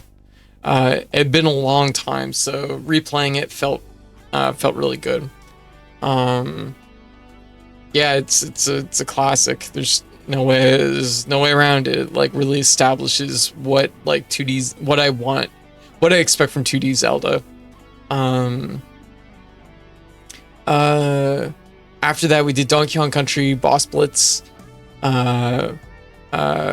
Brigade, Barrage,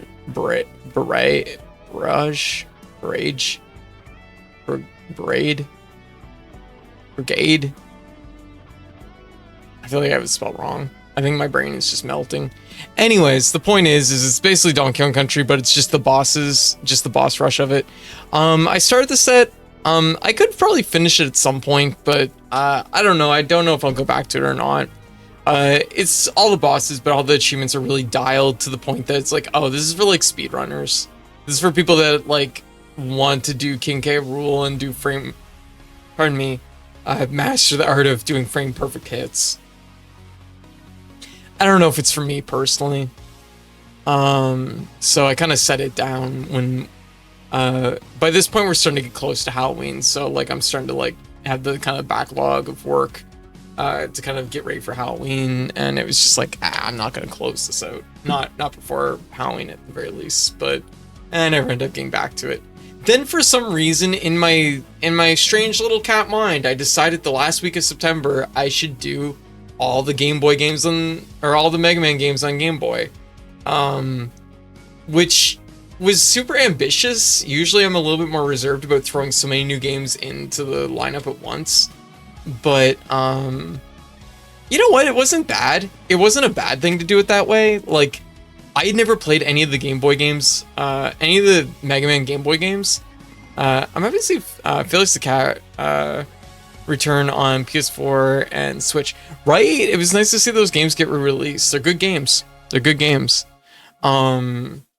Yeah, and like I feel like, oh, you know, it's nice to have them made available, because they're done by Hudson Soft, so it means that it was like the license was, I think, probably locked up with Konami,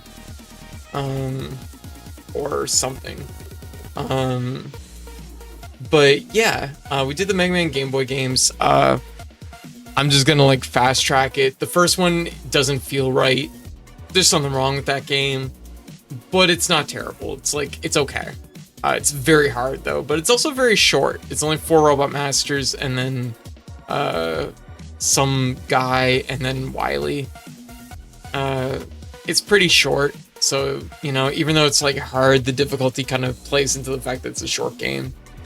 And like I said, it doesn't feel quite right. Mega Man does feel he's very slow and the enemies are very fast, which is usually a bad combo. But your weapons you get from the Robot Masters are quite good. Mega Man 2 for the Game Boy, Rockman World. I should just say Mega Man World 2. Mega Man World 2, also I gotta stress, these all have DX versions, so you can play them like colorized, and they all look great. It basically makes them look like NES games. 2 still doesn't quite get the feel of Mega Man just right, but it's definitely a huge step up. It feels pretty good. Easy mastery. It feels pretty good. And also all these games do a thing where they combine like 2 games. So like Mega Man 1 is Mega Man 1 and 2. Mega Man 2 is 2 and 3. Mega Man World 3 is 3 and 4. Mega Man World 4 is 4 and 5. And Mega Man World 5 is 5 and 6. So they kind of do a weird thing where they take some Robot Masters from one game and the other, which does kind of result in something really interesting with Rockman World 3, Mega Man World 3, which results in something interesting because it's a combination of Mega Man 3, 2 and 3? 3 and 4? It's a combination of 3 and 4. It ends up being really good. 3 is pretty good. It's hard. It's very hard, but it is very good. And they're definitely zoning in on like the feel of the game, right? And then Rockman, no, it's a combination of 2 and 3.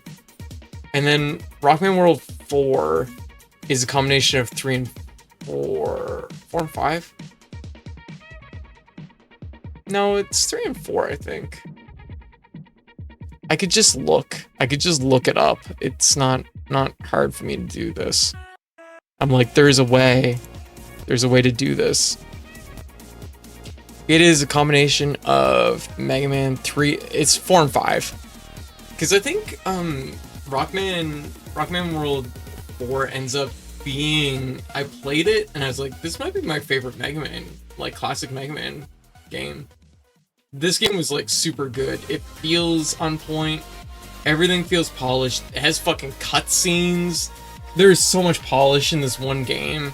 And it's a combination of 4 and 5. And it ends up just being... It's wild. It's so fucking good. See, I looked up the store. So yeah, Croc Legend of the Garbos returns back. What does that mean? Yeah. PS Croc does return back to what? And 5 is like okay. I'm not as in love with Rockman World 5. It's the one that doesn't combine anything. It does an original take where you're fighting Robot Masters based on planets, and the idea is like kind of cool, but it just doesn't quite hit for me as much. I think it's because they added... I think that's the one that has recoil on charge shot, but it also just feels weird. Yeah. GameCube guy, how you doing? Happy New Year. Yeah. What else do we have in the mix there? Ume Matsume, Delish Derby, which is a Game Boy demake. It's really cute. It's just a little platformer. There's nothing really major to it. Mostly inoffensive. Croc was an old game, PlayStation game. Yes. No. I've never played it though. Yeah, maybe someday. And then we started Monster Hunter Portable 3rd, which was also late September, right before Halloween. I kind of have been like bouncing on and off. Maybe on and off is not the right word. I've been playing it, but like I keep falling off a little bit, mostly just because I keep overloading myself with other things at the moment. My best friend got me a PS1, and I'm on my first Final Fantasy VII playthrough. It's good. Hey, very good. Final Fantasy VII is one of my all-time favorite games. Love Final Fantasy VII.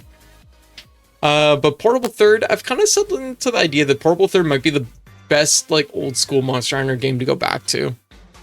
It's like old enough that you're getting the feel of old school Monster Hunter, while at the same time new enough that you have some good quality of life. And it's also a gorgeous PSP game, so Monster Hunter Portable Third is really good. It has my recommendation. It's also very easy for a Monster Hunter game, so it like makes a good entry point, I think, for people that might not be familiar with the series. So if you want to play a good Monster Hunter game, a good entry point for the series, Portable Third's pretty decent. It's also not super long, so you kind of get a sense of like what the games are like on like a smaller scale. Just to the part where Air shows up. Oh, I see. I see. Oh, very good. Well, I hope you enjoy it. Then we entered our Halloween lineup.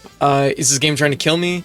Which the developers actually gave me a key like right after Halloween the year before, so I made sure to make it the first game we played this Halloween.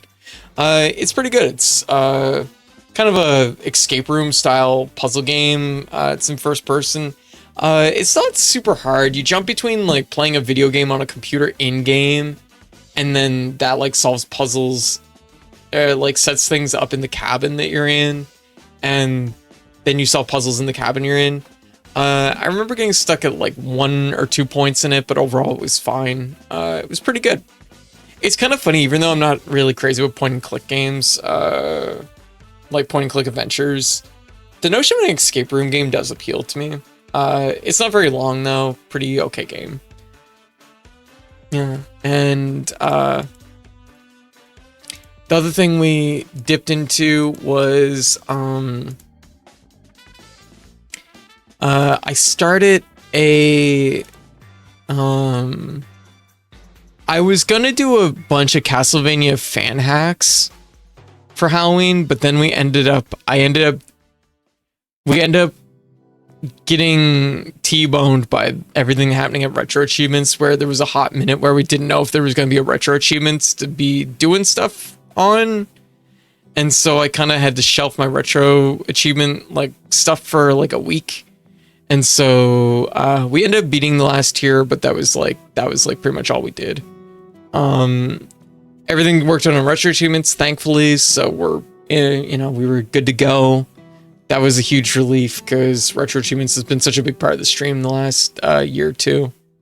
And it's mostly been smooth sailing since then, thankfully. But I didn't get back to the last tier. The last tier is pretty good though. It's a pretty decent fan mod. I do think that they go a little bit too wild with like enemies that just spawn on the side of the screen. So like Medusa heads and bats and stuff. That gets kind of old, but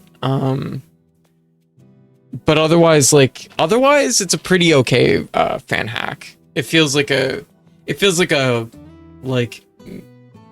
some kind of long lost Castlevania 2 that didn't really get released.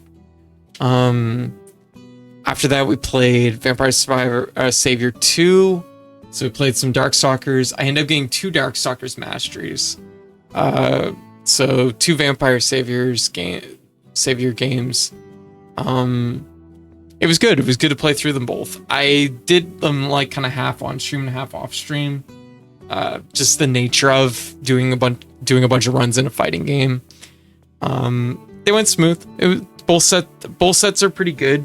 There's actually three sets that I want to do for Darkstalkers, but I didn't end up getting to the third one over Halloween. We did play Ghostbusters 2 for the Game Boy, which is also made by Hal. I did talk about it a little bit earlier in the stream. And it's really good. I think it's actually better than the NES game. Each of the Ghostbusters have different abilities that you can kind of like, when they're your partner, you can like utilize that ability or whatever. There's like items that swap them in and stuff. It's interesting. There's like more mechanical like depth to like play into, and it also is shorter in just the right way. Like, it just doesn't... The NES game gets a little bit long towards the end. This one's like just the right length. So, the Game Boy game is really good. So we got the mastery in it. After that, I ended up doing Clover Pit. That was something else I ended up playing, which I thought would be like, something we'd end up... Oh, Juker. Yo, Juker, Happy New Year's. Yo, Commander Keen, welcome. How y'all doing? Welcome in, everybody. Welcome in. Happy New Year's. Retro, how's things going? Yeah. Hasty New Year. Or Happy New Year. Yeah, how y'all doing? Finished all 12 games. Yo. Damn. Goddamn. Congratulations. How is everybody? How's everybody doing? It is 6.5 hours. We are still reviewing games. And just kind of recapping the year as a whole. Yeah. Welcome in, everybody. Welcome in. For anyone who doesn't know me, I'm Code. I was by Katie or Cat, she, they pronouns. My voice is a little shot right now, so you'll have to forgive the kind of raspiness that's coming through right now. Yeah, I mostly play retro and indie games, and I do retro achievement hunting, just like Juker. And right now I am doing a recap of the 280 games we played last year on stream. Is a lot of games. This is my punishment for playing 280 games on stream. This is my punishment for playing 280 games last year. So, yeah, we're just about to talk about Clover Pit. Clover Pit is a game about, you have a slot machine and a bunch of strange doodads, and the doodads modify your luck in the slot machine, and it's all about, like, collecting doodads and manipulating that luck and building money and buying more doodads to manipulate that luck even harder to pay your debt off and escape the tiny room that you're trapped in. It's a weird game, and I like it. I don't know what else there is to say about it. Girlies love collecting doodads, it's true. And then we had Goblin Cleanup, which was something that we were playing on our friend game night. Game night with friends. We played Goblin Cleanup a little bit. Do you want to be a goblin maid? That's a stupid fucking question. Of course you do. That's what that game is. You go around and you have to... You gotta clean up the dungeon. The dungeon is full of dirt. I would be a goblin maid. Yeah, exactly. Everybody loves this. Everybody wants this. I would rock a maid outfit. Hell yeah. Everybody wants this. Everybody slam the table. Goblin maid. That's what they say. And yeah, Goblin Cleanup is exactly that. You can be Goblin maid. You clean the dungeon. You get scored at the end on how well you do. Don't get hit by the traps. Don't get caught in the traps. There's so many traps. Don't get caught in the traps. Because when you do, you explode into a cloud of blood and you just make more of a mess. And it's good. It's still in early access. I'll save like a bigger critique of the game for once it's out of early access. But even in early access, it feels pretty good. Although there is definitely glitchiness still, for sure. And then we also played Crypt Stalker, which was a Metroid. It actually isn't a Metroidvania. It's actually more like Castlevania 1 or 3. And it yeah, it's on Steam. It's usually like $3. I don't know how much it is right now.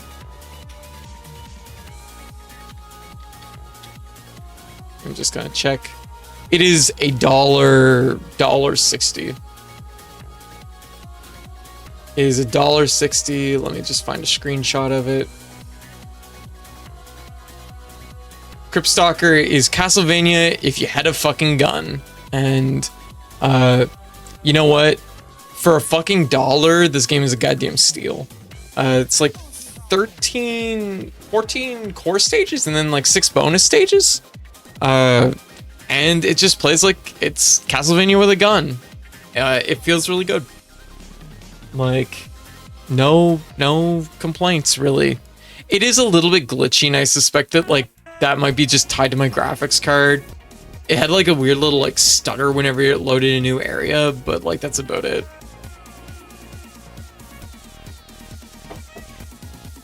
I watched Liz play it, and it didn't have the stutter for Liz, so I suspect it's my computer. Yeah, but Crypt Stalker, pretty good. And then what we did was, because I thought Retro Achievements might be done and out, we ended up doing taking part in Dot's Castlevania challenge. Dot had asked me multiple years if I wanted to take part in the Castlevania challenge, and I've always been like, no, I have so much planned for Halloween that I'll have to pass this year. Because of everything falling through with Retro Achievements, I was like, you know what, Dot, this might be the year. And so I said yes, and then Retro Achievements was like leveled out like 2 days later, and I was like, oh, well, shit. That's okay though, because it got me playing a lot of Castlevania games. And this is my card. This is my card that we cleared by the end of the year. So we ended up playing 10 Castlevania games. I think that's 10. Yeah, it's 10 Castlevania games. And getting our stake. We staked Dracula.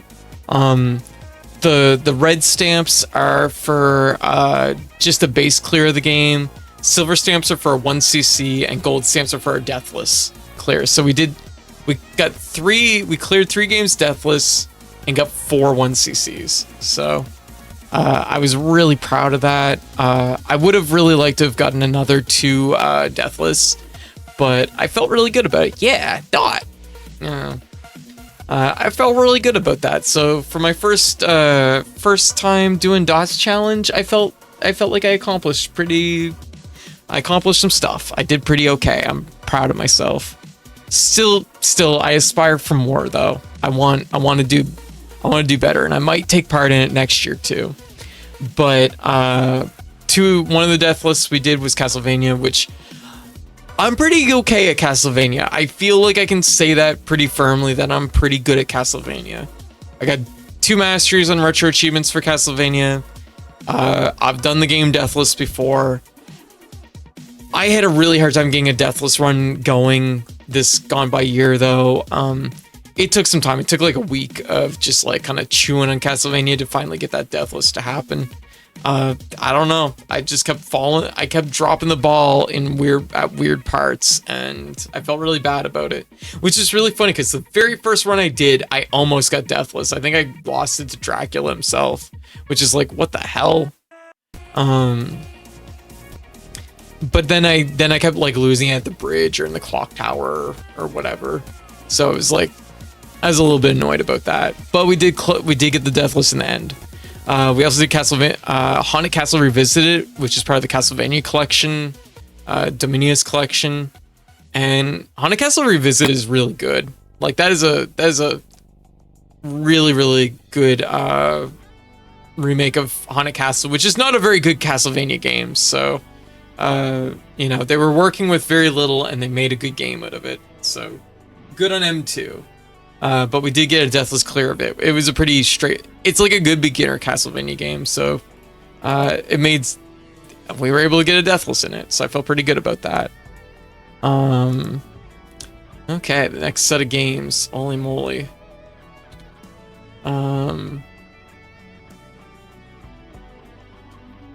Let me get this loaded in here. We're almost there. We're almost there, everybody. We did No Skin, which was one of the Halloween games we ended up playing. I do want to go back and finish off No Skin. Kind of a cool like roguelite RPG. Has a lot of World of Horror energy. It's really good. I really like it, though there is a lot of body horror going on in it. So viewer beware, I guess. Really cool game though. Just a fucking laundry list of content warnings though. Good game though. Late Homework. We played Late Homework, which is basically like, it's sort of like a Silent Hill demake. It's a very small scale, like very speed runnable mini Silent Hill that features Animal Crossing characters. It's available on Steam. It's very cute. Late homework. It's not very long, but for its price point, which is 20% off right now, making it $6 Canadian, that makes it I think abundantly fair. It is very cute though. It is like, it's a low poly Silent Hill with where you play as a little Animal Crossing character. Be warned though, it is still a very violent game. And the faster you play through the game, and better you do, and the more you work on those speed runs, the more costumes you unlock, and there's a bunch of them, and it's fun. So we got a mastery in late homework. We also did The Children of Clay, which is just like a 20-minute horror one-off. It's really cute too. I won't say too much about it just because it's so short, but I believe it's free on Steam. 20-minute horror game. Like, I liked it. I thought it was pretty good for what it is. We did Vampire Savior, and then Vampire Hunter 2, Darkstalker's Revenge. We got the mastery in, so worked on more Vampire Hunter or Vampire Darkstalkers. We worked on Darkstalkers, and we ended up getting at least, we got 2 of the 3 masteries I was aiming for. And then back on our Dots Challenge hunt, we did 1cc of Castlevania 3. I was very close to getting a Deathless in Castlevania 3, which I'm a little bit annoyed that I wasn't able to close out during the event. But I did like start getting we're like 2 or 3 achievements away from getting that game, mastering Castlevania 3 also, so that's something. Pastry, Happy New Year's. Happy New Year's. Yeah.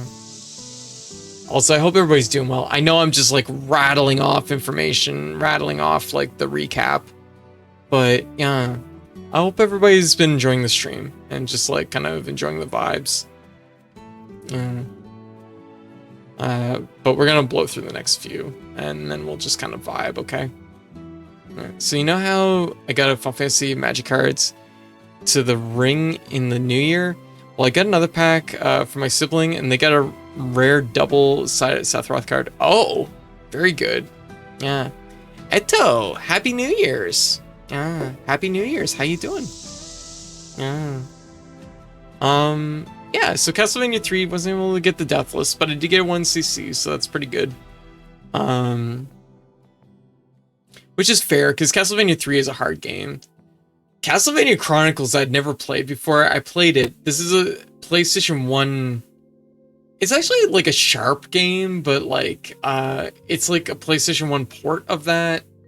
And it's like a reimagining of Castlevania 1, but it's like just between us. Okay, this is just between us. And I know a lot of people like Castlevania Chronicles, but also like, as a reimagining of Castlevania 1, it fucking sucks.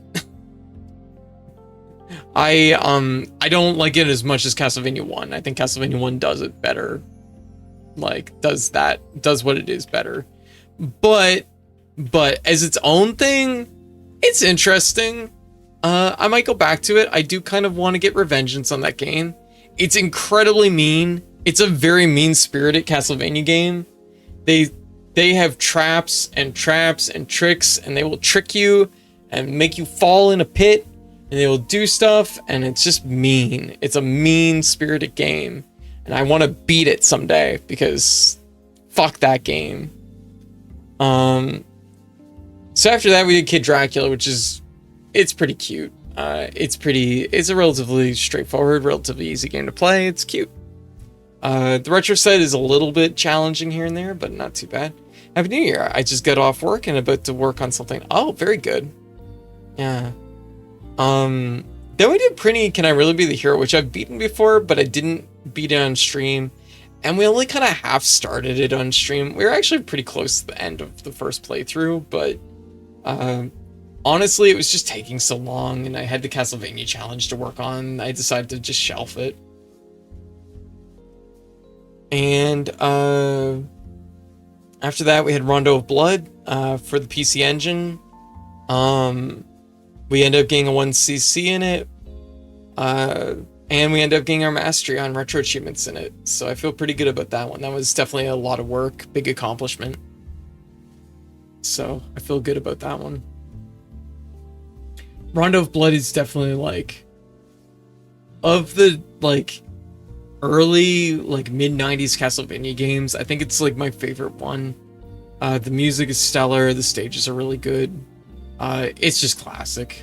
Like if you're looking for like a Castlevania game that feels newer but also kind of plays into the feel of the original games, like Rondo of Blood is the one.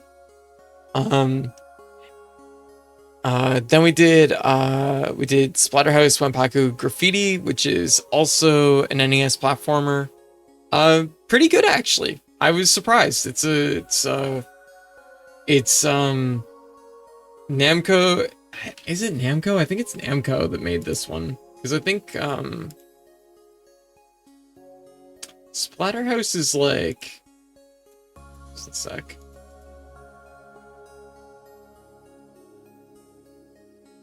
I think it's Namco. It is looking like Namco. Yeah, it's Namco. Just one second. Who made the later Splatterhouse games? Was it also Namco? Yeah, it is. Okay, anyways, Splatterhouse. It's I like copyright distinct Jason.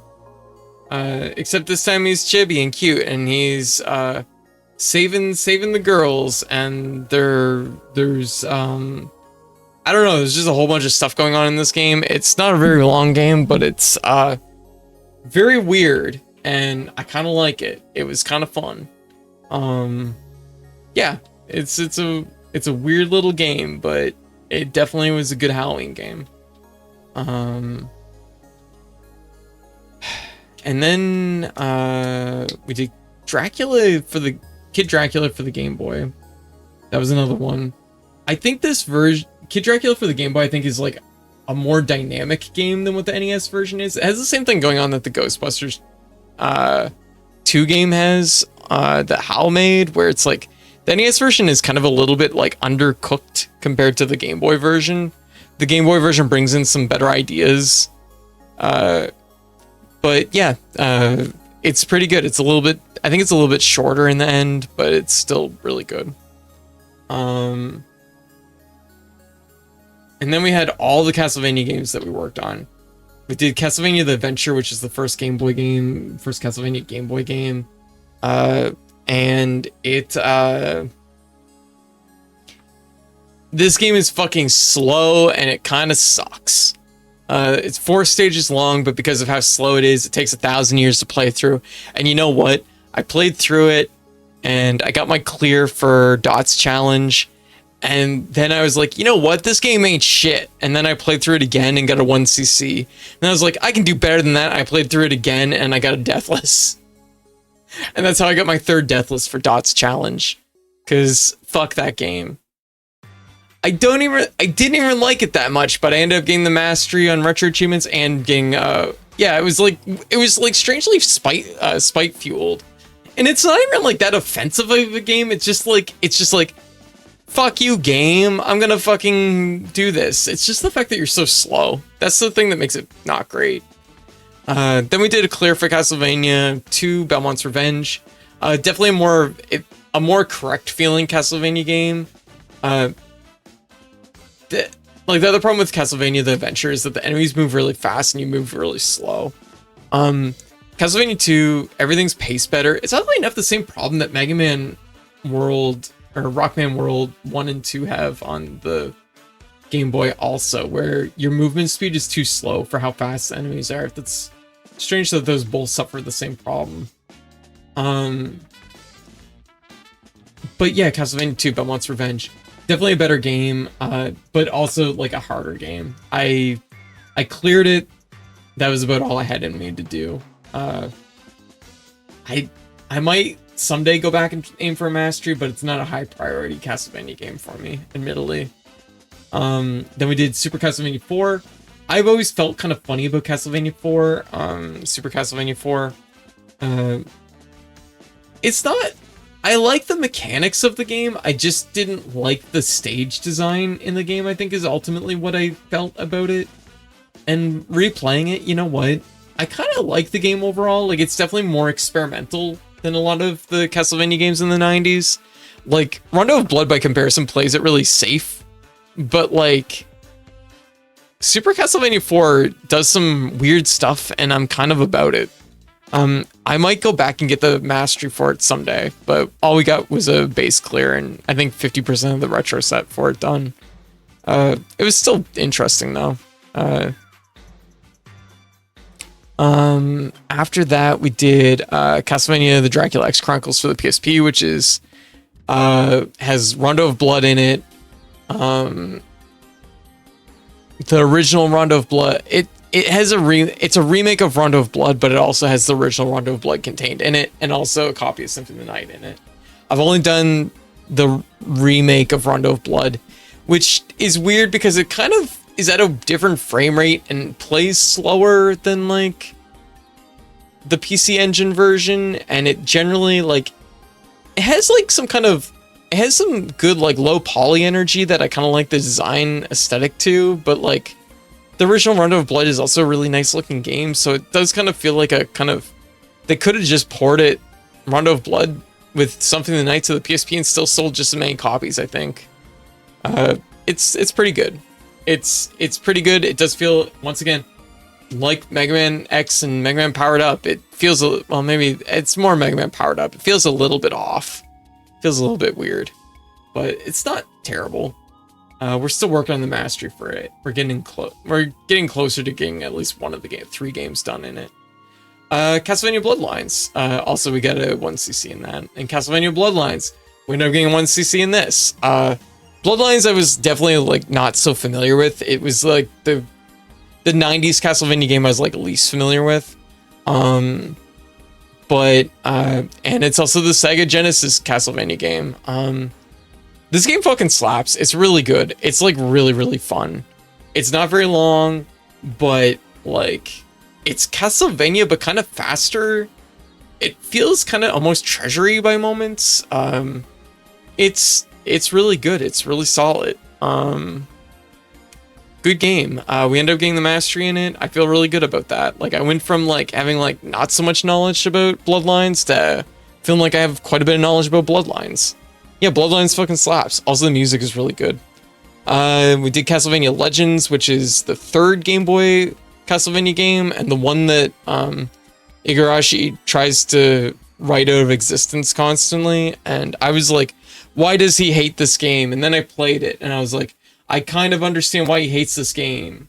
So, yeah, it sucks. I don't like it very much. It's long, slow. Somehow they went from like Castlevania 2 Belmont's Revenge, which is pretty good, in the opposite direction back to something that feels more like Castlevania The Adventure, and it's just not as good. If I recall, some of the people who went to Farm Treasure did work on Bloodlines. It's weird, right? Because like that makes sense, but the timeline, Treasure was already formed by that point, you know what I mean? Which makes me wonder if they were just working at both companies. Like Treasure existed, the migration had already happened by that point. They shouldn't have been at Konami on paper. But also, I 100% agree with you. I'm pretty sure that there must have been like staff still like, you know, doing side work at Konami, because like Bloodlines feels very treasury. Like it's way too much to be like a coincidence. Yeah. And I mean, that stuff did happen. Like, you do have, like, there's a lot of records of, like, people working at, like, multiple companies at the same time in the 90s. Just under different, like, pseudonyms. And for the rest of our Halloween lineup, we did GBA Halloween Micro Jam 23, which is it's WarioWare but Halloween themed. Funny story about this. I was 100% set to get the mastery for it. There was one mini game in that just does not fucking work, and I was like, nope. I had to throw away even the attempt at the mastery because I'm like, I just cannot get this mini game to work. There's like a rhythm mini game where you have to like press directions, but it's like, as soon as the mini game happens, it already has read a bunch of directions and it just fails you instantly. So I had to kind of throw that one out. But yeah, so that was all the Castlevania games for Dot's challenge. And then the main Halloween game we played was Look Outside. That was the big Halloween game I played. And it came out actually earlier this year, or earlier in 2025. Look Outside is an absolutely stellar RPG. Like, I was blown away by this game. It is, I will stress, there's so much body horror in this game, but the game is just is amazing. Absolutely amazing game. One of the best RPGs I've played in a long, long time.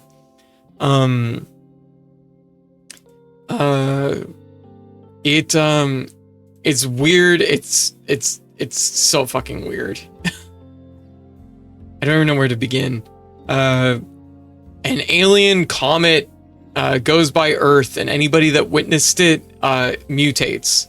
And basically this game takes place as this is happening, and you are in your apartment building just trying to survive.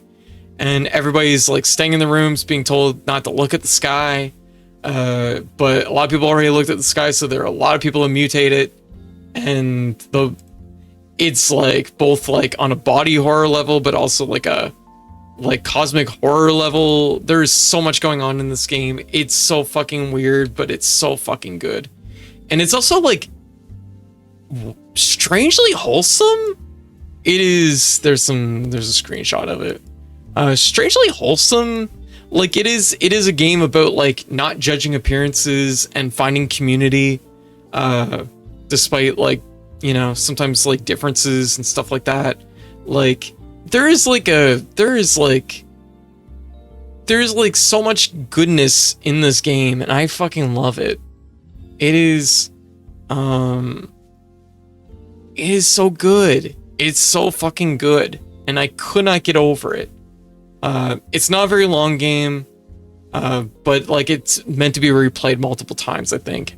It's not very long, but it's also very dense. Like it is a game you'll play multiple times, and you will experience different events in every playthrough because there's just such a pure density to this game. Look Outside is an absolute banger. It is 30% off right now, making it $9 Canadian. There's a steal, and honestly, just to save my vocals, because I know that I'm probably gonna bow out hard towards the end of this, I'm just saying it right now. Look Outside is my game of the year. It is my game of 2025. I did not play a lot of games this year, but Look Outside was like just like leagues ahead of almost everything I played this year. There's a few games that came close. I do think that Pipistrello and Curse Yo-Yo is also extremely good. Birdcage is also very good. Peak is also very good, but like Look Outside is just drags it onto my to play in 2026 list. Yuna, I can't recommend the game enough. Like I played through the game once, and I'm halfway through a second playthrough. I've experienced so many different events that I didn't even experience in the first playthrough. It's like I could see playing this game like 3 or 4 times and still not like tapping the depths of all of its mysteries. Like, and like on a mechanical level, the RPG mechanics are really cool. Like I said, the story is really good. The characters are interesting. And it's a game that has like a good message behind it, which is about finding community and not judging appearances. Like sometimes in this game, people are mutated into wild forms, and it's like, oh my god, what is going on? And then you're like, you talk to them and it's like, oh, they're here just surviving the same as you, and like you can work together sometimes and help each other, and it's great. It's an excellent game. Fire, happy New Year's. Happy New Year's. So there you go. Early, I'm not saving it till the very end, I'm just saying it right now. Look Outside, my game of the year. And it's like $9 on Steam right now. I can't recommend it enough. It's an absolute banger. Like, through and through. If you like RPGs and you haven't played Look Outside, like, prioritize it right now. Like, it's still gonna be a few more playthroughs, but like, the way I feel about Look Outside is kind of a lot how I felt about like Bloodborne, where I played it, and like, I played other like Soulsborne games that I really liked, but then like Bloodborne happened, and it's like, oh, I feel changed. Like I still like other Dark Souls games, but like Bloodborne is still like leagues ahead of it as far as I'm concerned.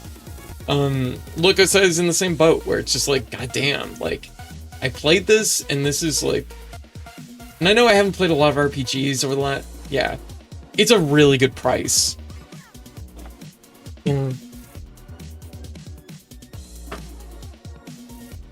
And they're still like adding even more to the game.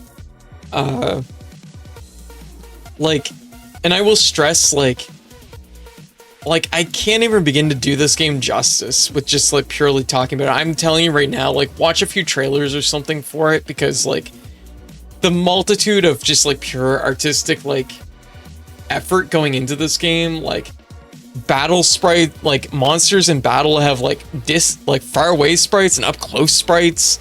They're constantly changing and transforming as you fight them. There's tons and tons of bosses to find, and secret bosses, and just secrets to find. It's such a fucking good game. Look Outside, I could talk hours about this game just by itself. But I'll move on. Yeah, a lot of sprite work went into it. Yeah. Happy New Year's, Neo. How you doing? Yeah. Happy New Year's. So like, Look Outside, my game of the year. Like, there you go. Hungover. Oh, gotcha. You make sure you rest, okay? You going to bed, White? All right. Well, you have a good night, okay? I'll see you tomorrow sometime, because I'm definitely taking tomorrow off. So yeah. That concluded our Halloween lineup. I feel like our Halloween lineup went pretty good this year. I hope everybody enjoyed it. I do feel like it was a little bit all over the place because of just hitting the speed bump with retro achievements at the very beginning of the month. Definitely threw me for a loop. I had a whole bunch of stuff lined up, and then I like shelved it because of that. And then I kind of half brought it back, but then I kind of half didn't because of picking up Dot's challenge to do. I'm glad I did do Dot's challenge though. So, and once again, thank you to everybody who worked hard on making Dot's challenge happen, because like I know it was an effort by a lot of people in the community. You know, you'll do that. Describe games in 10 words or less. Don't overdo it, and don't blow out your voice. Oh, we're already gone. My voice is pretty rough already. Did that exactly once, and then proceeded to give a book report to each game afterwards. Basically, yeah. But, so then we start the Retro Achievements Aritality event, fighting game event. We're still working on this event, and we're hopefully going to close it out in the next week or two. We have to, because it ends at the end of January.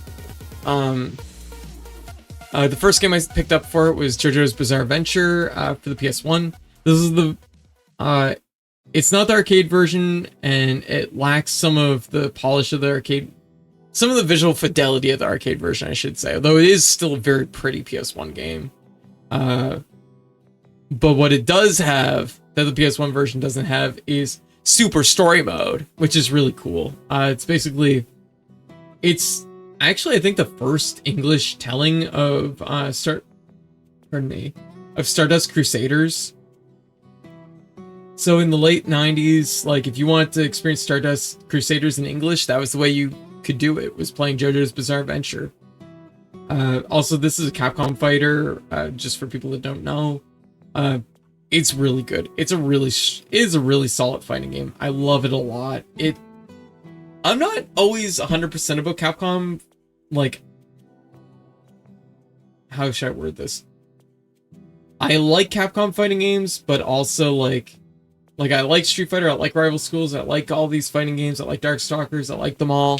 I like Cyberbots. They're all very good, but like, they don't always, like, the feel of them isn't always exactly where I want, like, isn't exactly what I want from a fighting game. I tend to like Guilty Gear where it's fast and buttony, and Street Fighter tends to be slower and more meticulous, and most of Capcom fighting game fighters tend to be a little bit more like that.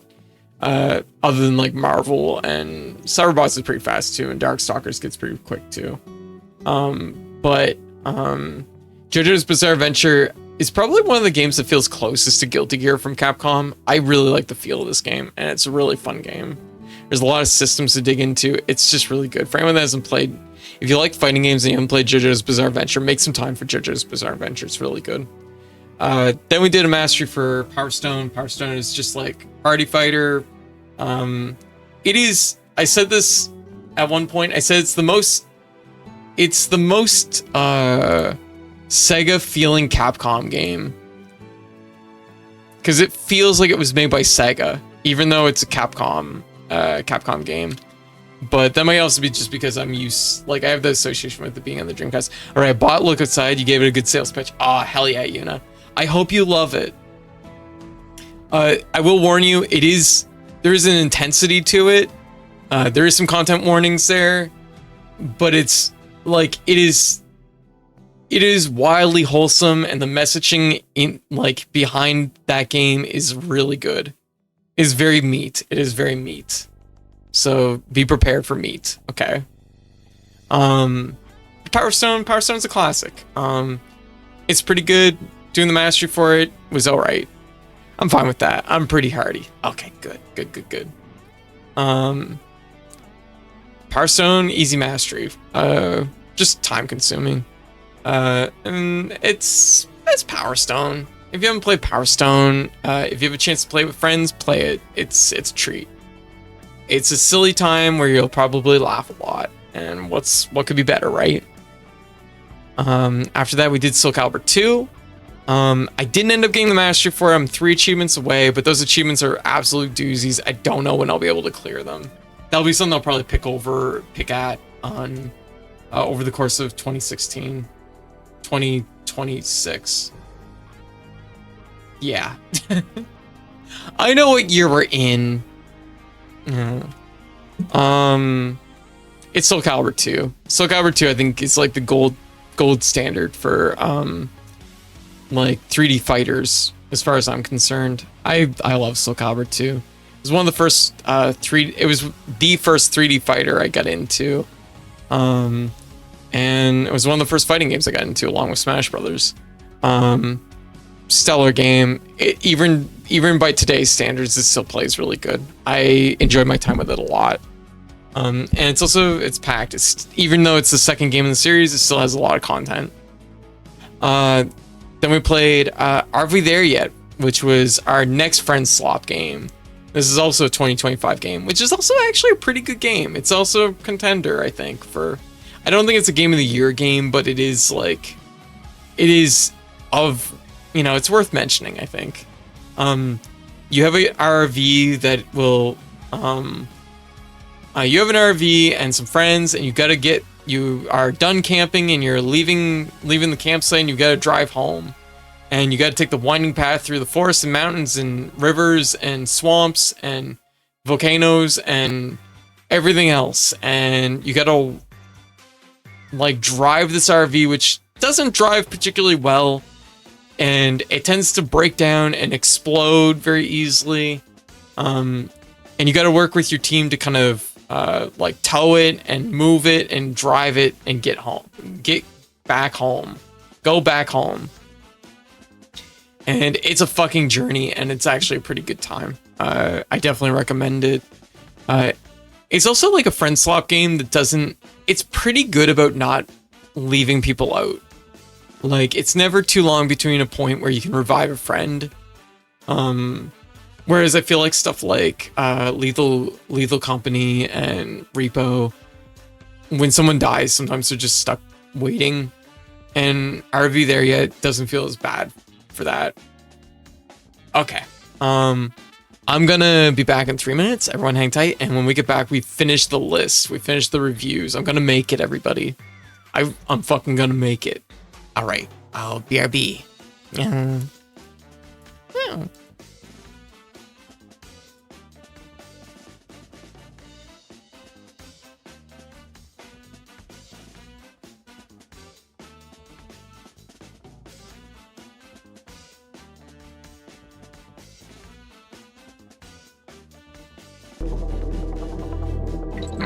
Oops.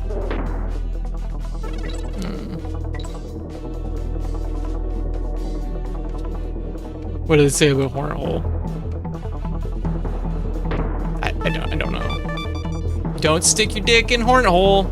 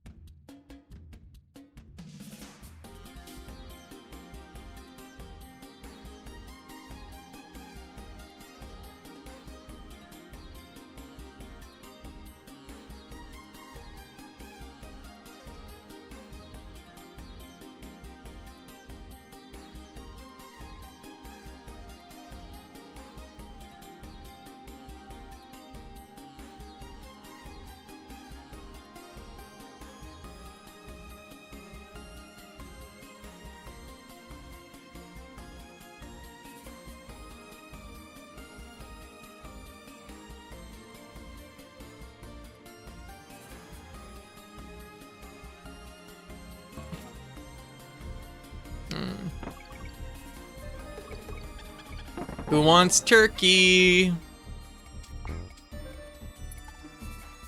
I just present to you all a pile of 12 dead condors. Enjoy. Wait, are you still alive? No. Okay. Crap. Okay.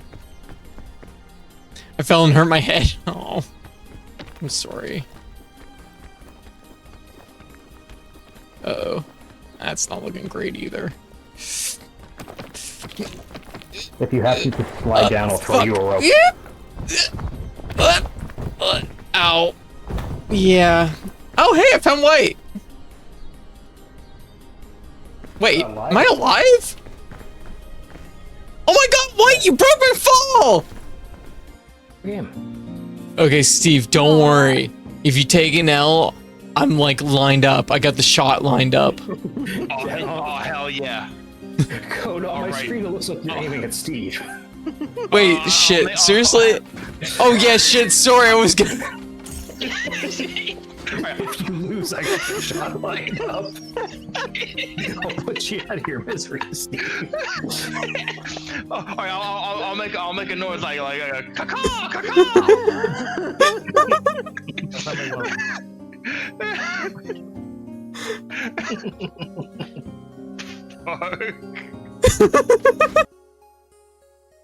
I would've been like younger than 3 though, so it's not like much. I just remember the golf club. My other young memory is getting stung by a bee. Cause you know where I got stung?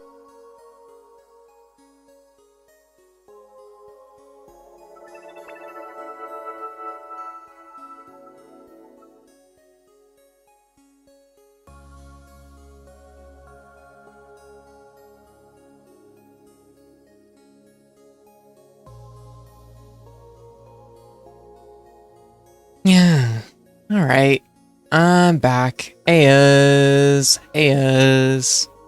Yo. Fenris, welcome. Oh, what you got? Oh, cool. My shades. My 8-bit shades. Oh my goodness. How is everybody? I know it's been a long haul. It's been a long haul recapping all these games. Yeah. Should probably go sleep. All right, Nia. You have a good night, okay? Yeah, and Happy New Year again. Hopping off to go work. Absolutely, Yuna. Have a Happy New Year. Yeah, it's late enough. Good night, y'all. Happy New Year. May this year be even grander than last. Oh, well, I definitely hope it's a lot better than last. Alright, what do we got next? We did Final Fight on the GBA. I actually got a mastery in this. I wasn't expecting to get a mastery in this game. It's a port of arcade. It's a port of Super Nintendo Final Fight to the Game Boy Advance. There's like unlockables that you can get in this game that definitely make it a lot easier to play through. You know, doing the mastery for it, I did learn a lot about playing Final Fight and what works and what doesn't, and strategies. So I feel pretty good about it. Yeah, it's Final Fight. It's a classic. So there's not a whole lot else to say about it. Classic beat 'em up. I do think that it does still have the same problem that most beat 'em ups of that era have for me, which is just that I feel like later beat 'em ups don't have the hindrance of being made for arcade, so they tend to be a little bit more fair. Like if you look at like something like Turtles in Time, where you can see that like there's been like growth, where it's like we're not having to like, we're not trying to, you know, rock you for fucking quarters, you know what I mean? Final Fight still is of the era when they were definitely like built around the idea that like we got to try and squeeze some quarters out of people. So Final Fight GBA, pretty okay. The unlockables make it like much more like playable for sure. Little Samson is an NES game where you have four cool friendos, and it's your little Samson, who's a little warrior, then you have a little dragon friend, then you have a little golem friend, and then you have another friend, which I don't remember what they are. I'll remember in 2 seconds as soon as I see the icon. A mouse, right, a little mouse. And it's basically like a Castlevania 3 style platformer where you rotate through characters. Each character has a specialty and strengths and weaknesses, and yeah, Little Samson's just a really good platformer. It's not super long, it just feels good. It's just a good game, honestly. It's honestly really fun. It's really solid. After that, we did Bound to the Dark World, which is a Deltarune demake. It's Deltarune Episode 1 demake. I was actually going to do that, and then I was going to do Episodes 3 and 4. That didn't end up happening. We ended up doing just Deltarune, Bound to the Dark World. So what makes this demake really interesting is it is a demake of Deltarune using Earthbound. So it's using Earthbound's engine to recreate Deltarune, and it is it's pretty decent, actually. Like, it's a pretty decent recreation, but I will admit, not having the more interactable aspects of like the battle system, it does make you realize that like that is like a really important part of what makes Deltarune Deltarune. So just having like kind of generic battles, generic RPG battles doesn't hit quite the same. Otherwise, it's a pretty much faithful recreation of Deltarune in Earthbound. Pretty decent. Then we played Bust a Move. I don't know why, but we got a mastery in it. That was a Super Nintendo version, I believe. Yeah. Yo, Dana, how you doing? Welcome. The slime isn't going to show up on that. How you doing? Welcome. Happy New Year's. Happy New Year's. So Bust a Move. Puzzle game. It's a puzzle game about like kind of making almost like kind of pool table shots, shooting bubbles up at the top of the screen, matching colored bubbles to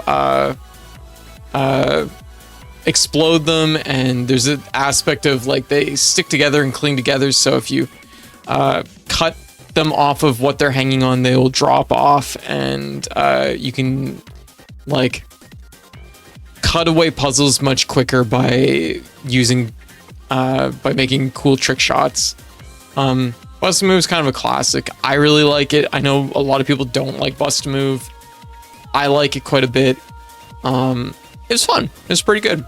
I definitely want to do another Bust a Move mastery in the future, but I have to admit the icon that we got for this one does feel pretty definitive. I'm like, do I need another Bust a Move icon? I don't know. That one's pretty good. That's a pretty good icon right there. But yeah, after that we did Virtual On, which I don't know how this game actually ended up just running perfectly. The first time I tried it, it just ran and it worked, and we were able to do our mastery for Virtual On. Virtual On's really good. It's Sega's 3D mecha fighter. Virtual On is kind of like a genre starting game. It created a whole genre of games that are kind of in that style, even though most of its like relatives approach it with a different camera angle.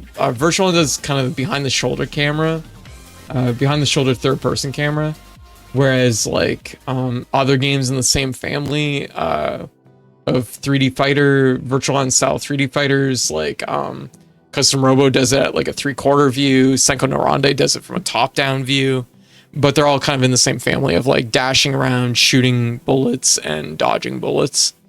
Yeah, Art Thief, how you doing? How you doing? Happy New Year's! But Virtual On's really good. I really like it. There is like things about it that I think could play a little bit easier, play a little bit better. There is like cumbersome aspects to it that you do kind of just get used to, like jumping to like refresh your lock on, and things like that, and jump canceling and that sort of stuff. But it's like fine.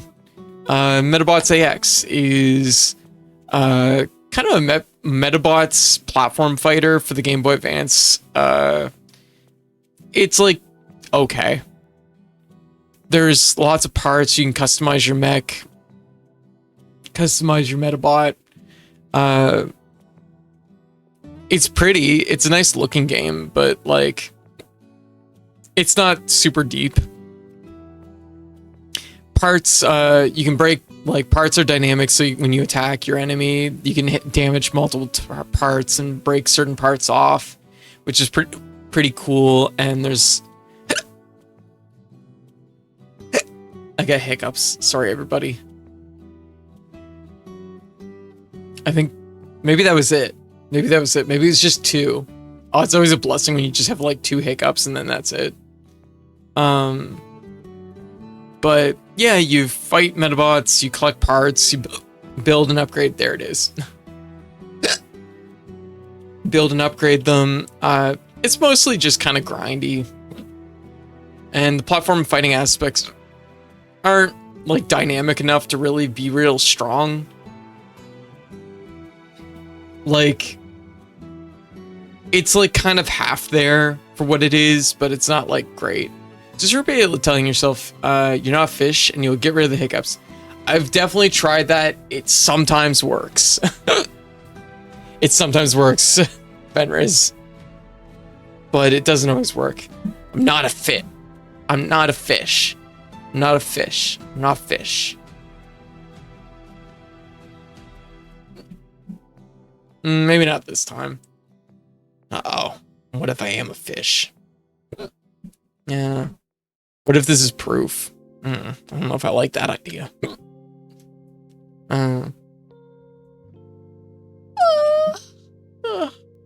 Okay, we're on to the last leg. This is it.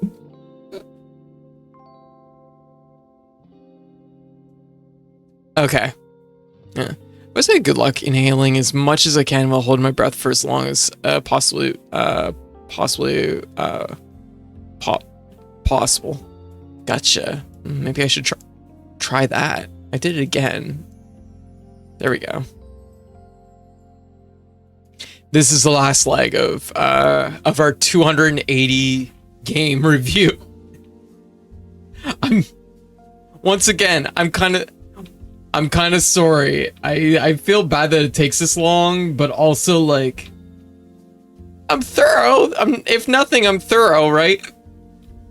I just feel bad like playing a game and just being like the game's good and then moving on, you know.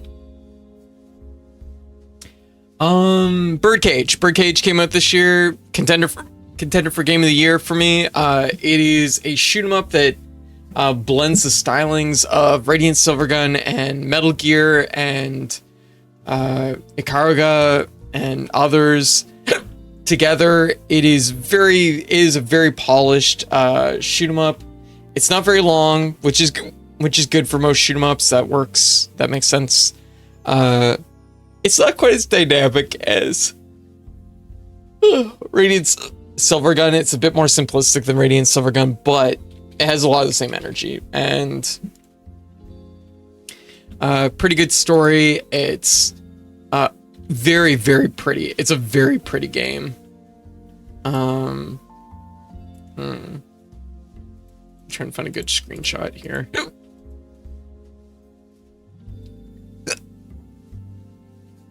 Oh, it's so hard to fight hiccups like this, especially when I'm trying to do a bunch of talking.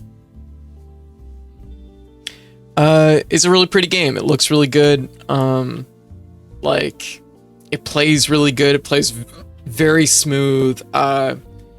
It does feel like a little bit on the short side for like just the pure like extra content in the game, but I think the polish was put in the right place because I think the core game itself is really good. The music is it's stellar. It's one of the best soundtracks I heard all year. It is 10% off right now, making it $16 is well worth $16. If you like shoot 'em ups, definitely has my recommendation. Definitely check it out. Legend of Zelda, Link's Awakening DX. We played DX. Link's Awakening is one of my favorite Zelda games. It is my favorite Zelda game. I don't know why I said it the other way. It's my favorite Zelda game. I haven't replayed it in like 30 years, so it's been a long time since I've played it. And honestly, it was an absolute treat to replay it. Well, I guess it'd be like 20 years since I last played it. It was an absolute treat to replay it. It's everything that A Link to the Past is and more. I think it's more dynamic. Even though I never really thought of it as a system as a kid, but like the fact that you can hold two items and you can kind of combine what they do, like for example, using like the bomb and the arrows together, or using the feather. You use the feather and lifting a lot together, or the feather and something else. I forget what it is, but like it's interesting. Yeah, Ren. Happy New Year's. Happy New Year's. Yeah. But Link's Awakening just takes everything that A Link to the Past is and dials it up. The setting is really good. It's kind of, you're exploring a mysterious island. I love that. I really wish the feather had a permanent button in the remake, like the shield got. That'd be nice. That'd be really nice, actually. But yeah, Link's Awakening just it's one of the best. It's one of the best Zelda games easily, and going back and playing it, it aged like a fine wine. It's still good. And you know what? It's so good. I played 2 runs of it back to back, because I did Link's Awakening DX, and then I left for vacation to stay with one of my close friends, and while I was down there, I spent some time just playing through the game for the original Game Boy version. It was worth the time. Bendito, Happy New Year's. Happy New Year's. I'm glad to finally get the masteries done for it, because it's an all-timer for me. Sonic Crackers. This is a prototype, which would eventually go on to be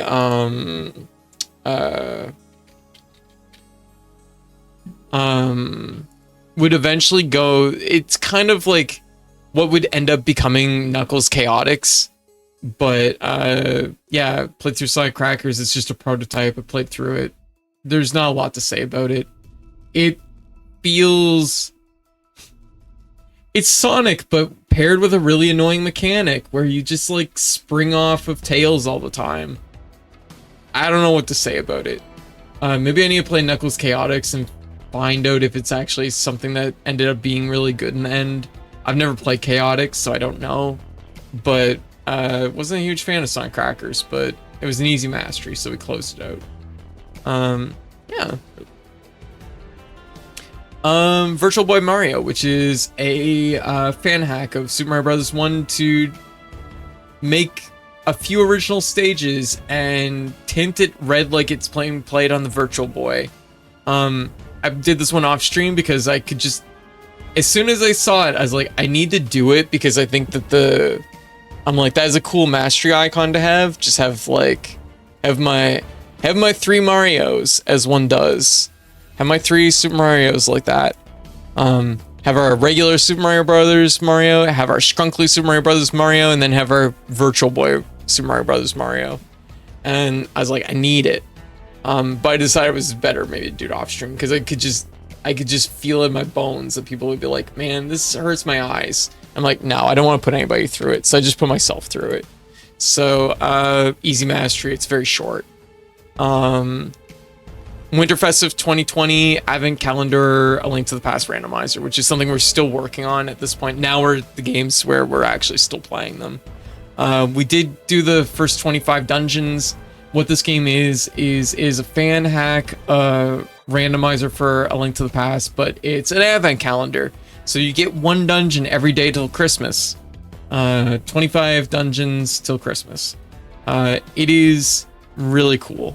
I think it's really neat. The dungeons, they're not always like bangers, but they're mostly good.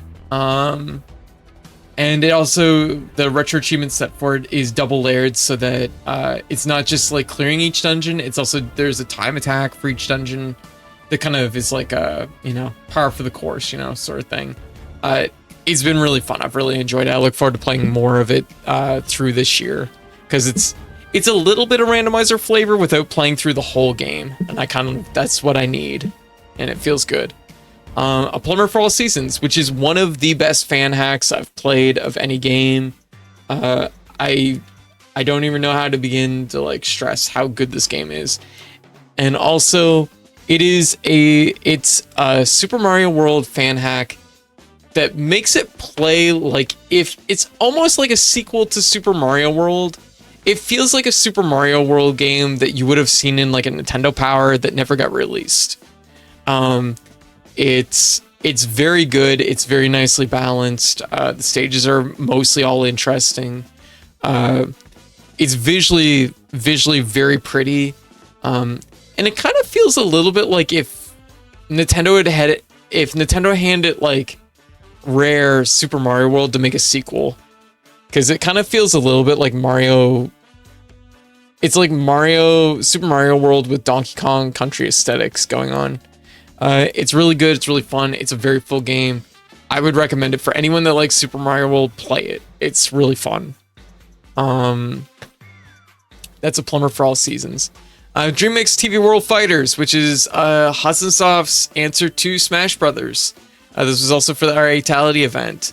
We kind of blew through this one. I still don't know how the core mechanics in this game work, because they're so obscure and weird, but they're still like, even though I couldn't 100% understand it, it was possible to swing the mechanics and get that mastery. But it features characters from Hudson Soft, Konami, Tommy, and I think there's one other company in there. So you end up having like Bomberman, Master Higgins from Adventure Island, Snake from Metal Gear Solid. Who else was in there? Simon Belmont from Castlevania. Optimus Prime from Transformers. There's like, it's such a weird hodgepodge of like collection of characters, but it's like Smash Brothers if you tilted the scale entirely towards like a party game. But it's also kind of weird because it's also like, it does feel a little bit undercooked, because it's not like there's any amount of items or things like that to like for that aspect. It's mostly just punch characters and hit them and collect their coins that fall out. It's okay. It's an okay game. It's not great, but it's okay. Though Foxies. Okay, though Foxies end up being a surprise hit for this year. We ended up playing a lot of those Foxies, and I ended up getting the mastery in this game, and ended up being like the 8th person on Retro Achievements to get mastery in this game. I feel really proud of that. There's only been like 10 people total that have actually gotten the mastery in it. Though Foxies is basically so when you think of platform fighters like Smash Brothers, the Foxies predates Smash Brothers by 4 years. It is Smash Brothers before Smash Brothers, and it is a game where you take control of one of, I think, six assassins. 1, 2, 3, 4, 5, 6, 7 assassins. Take control of one of 7 assassins, and you kill all the other assassins by any means necessary.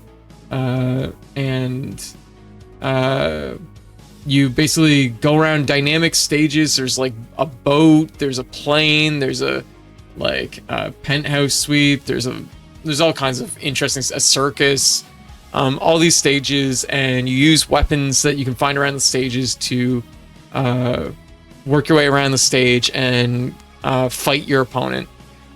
It is an absolute banger of a game. I remember liking it when I originally played it, but I never played it very much. Sitting down doing the mastery for it in Retro Achievements, I fell in love with this game. I think though Foxy's fucking slaps, and it needs more attention. And the hilarious thing is the day after I got the mastery for it, I basically ended the stream saying, "No, Foxes needs to get a re-release." And then the very next day it got announced for a re-release. So you can now get this game on, I believe, the Switch too. And probably some other platforms maybe. But it ended up getting a re-release. I highly recommend checking it out if you've never played it, if you like platform fighters. It's very fun. It's like a mixture of like, it feels a little bit like Elevator Action Returns meets Smash Brothers, I guess. Also, Gemini Valley, Happy New Year's. Happy New Year's. So one of my favorite games I played this year. Touhou Dystopian is a kind of Genshin Impact, Devil May Cry, Touhou themed roguelite. It's definitely more Genshin Impact than it is Devil May Cry, but it's a pretty good pretty good character action game. I forget, there's a term for this. Style character, I don't remember. Yeah, Foxes is a lot of fun to watch. Yeah, it was. I think everybody really liked those Foxes. But Touhou Dystopian is really fun. I should say it's really pretty. The music fucking slaps. The music is super, super good. In fact, actually, let's add some of the music to the stream right now. There we go. Music is extremely good. It's very just really good. So and it's not a bad price if I remember. It's like, I think $15. It is $10 right now. It's normally $12. Very stylish game. I do want to play it some more in the near future. My docket was a little bit too full, so I kind of set down, but I will come back to it. There's 4 characters. It's Touhou. You'll know the characters. And each character plays pretty dynamic. Like, they all kind of have a little bit of a familiar feel if you've played Devil May Cry or Bayonetta. But yeah, pretty cool game. Nuclear Throne got its 10-year anniversary update, which I wanted to hop back into Nuclear Throne and play it a little bit. And we ended up sitting down and we unlocked a new character, Cuz. Yeah, it was really nice going back to it. I don't know if I'll keep going, if this is a sign that I need to go back and get the mastery in Nuclear Throne, work on that as like a big project. I don't know. But at least stepping back in for a week or two was really nice. I love Nuclear Throne. Nuclear Throne is, like, in a lot of ways, the mother of all roguelites, action roguelites. There was action roguelites before Nuclear Throne, but Nuclear Throne, like really set the genre. How much is Nuclear Throne right now? Nuclear Throne is $7. Absolute steal for $7. Banger of a game. It's amazing. If you haven't played Nuclear Throne and you like things like Enter the Gungeon, go buy Nuclear Throne right now. It's a stellar game. It's also hard as nails. It's tough as nails. Hard as nails. It's tough as nails. Nuclear Throne was the spark that set off the blaze. Exactly, Bandito. Yeah. Yeah, Nuclear Throne's so good. Then we did 2 small Super Mario World hacks. There's not really a lot to say about either of them. They're both just like 5 or 6 like custom-made Super Mario World levels. They're both fine. Levels play good. It was mostly just I felt like playing some Super Mario World. I did start Digimon Tamers Battle Spirits version 1.5 off stream, which is a WonderSwan version of Battle Spirits, but it's like, it came out after the Game Boy Advance version, I think. It's okay. It's once again 2-button fighter. It's actually less than okay. It's not very good, admittedly, but honestly, it's a pretty easy game to chew on when I'm bored. It's like very like low impact mentally, so it's just kind of one I put in my like off-stream lineup. Although I will say the sprite work is very nice. Oh my god. Jarvie, Happy New Year's! Happy New Year's.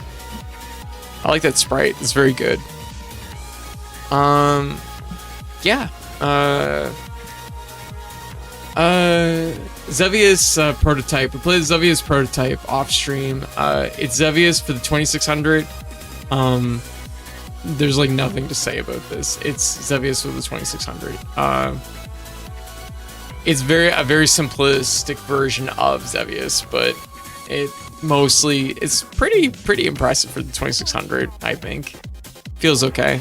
It's doing the rad dance. I see that. That's very good. Yeah. But it was a prototype, and I was like, you know what? That's an interesting piece of history. I wanted to check it out, and ended up blowing through it really quickly. Another game I've started in off stream as just like a way to decompress from my days, as something to play that's low impact. I start Chrono Trigger DS. I also started this for a very specific reason, which is that I want to do the DS exclusive content later this year. So probably sometime between now and March, I imagine we will probably be doing the DS Chrono Trigger content. So that's a little preview, I guess, for the future, I suppose. But we'll be doing the DS exclusive content and getting a second Chrono Trigger mastery with that. Then once again, more for the Aritality event, we start Street Fighter 3 Third Strike. The achievement set for it is actually pretty reasonable. But yeah, it's Third Strike. It's one of the most pivotal like fighting games ever made. And I'm not even a huge fan of Street Fighter, but I still enjoy it quite a bit. The sprite work is amazing. It's artistically like the animation is just super impressive. Third Strike is just really good. Really solid game. So we've been chewing on that a little bit, and we'll continue to chew on that in the new year. And after that, we have Panic Restaurant, which I'm one achievement away from the mastery. Panic Restaurant is another just like kind of chill, cozy platformer on the NES. We played quite a few of these last year. It's not super hard, but it is like enough nuance. It's only about 20 minutes long. It's not very long, but it's good. It's a cute little game. You play a chef who he's like the father of Peppino.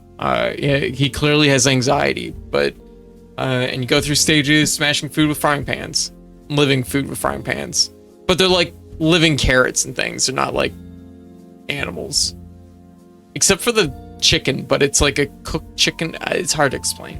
Anyways, 5 stages of kitchens full of living food that's attacking you that you have to fight off with frying pans and dishes and other things.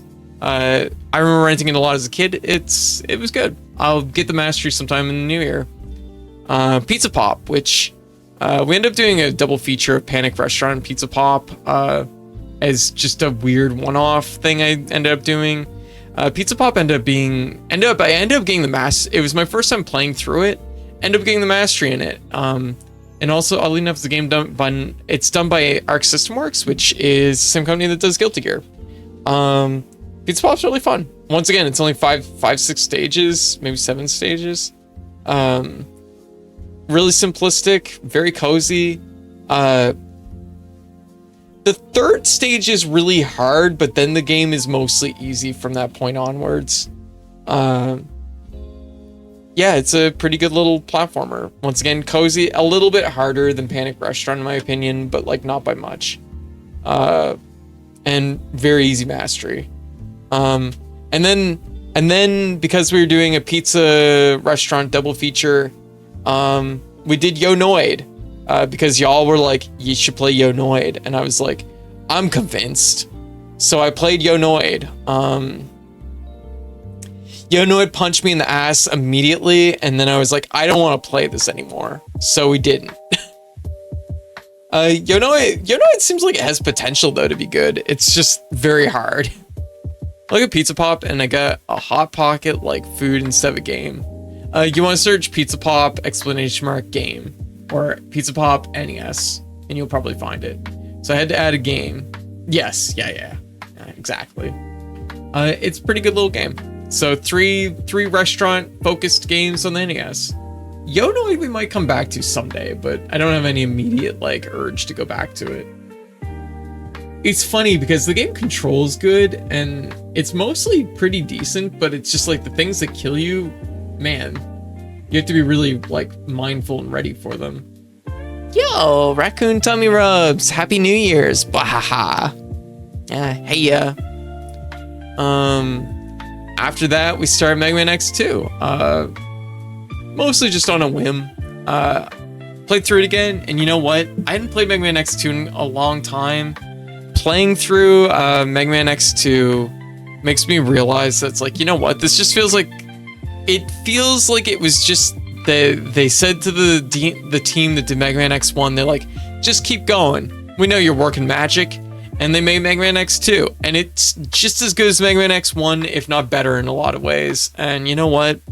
I love Mega Man X1. It's kind of the same deal as with like Mega Man 2 and like 3 and 4 for me, where it's like Mega Man X1 is the one I owned as a kid, and I love it, and nothing will ever like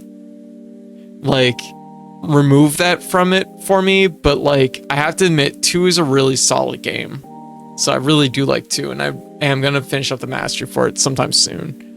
We played Junkoid, a fan game, a Metroid fan game that just completely overhauls the game into its own thing. It's really good. Honestly, it's a really good take on Metroid. If you want the Metroid experience, but don't mind it being a little bit different, Junkoid's a really good way to partake in that.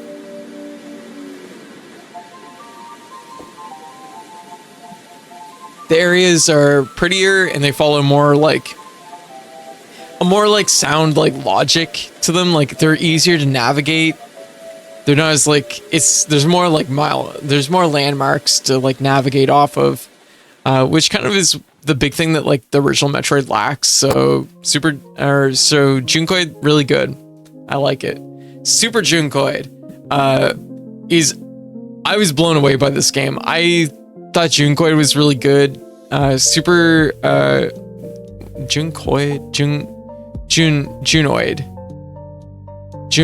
Yeah, no, Junkoid. Super Junkoid blew me away. This game is running, it's a new Junkoid game, but this time it's using Super Metroid as its engine. It's absolutely gorgeous. It's actually a prettier game than Super Metroid, pretty much. Once again, I like the map a little bit more. There's more like visual landmarks to help you navigate around. Game is absolutely stellar. I 100% want to get a mastery for it, but it is going to take some work. Definitely recommend checking out both those games. They're very cool fan games. And let me see if I can find a picture here. Just one sec.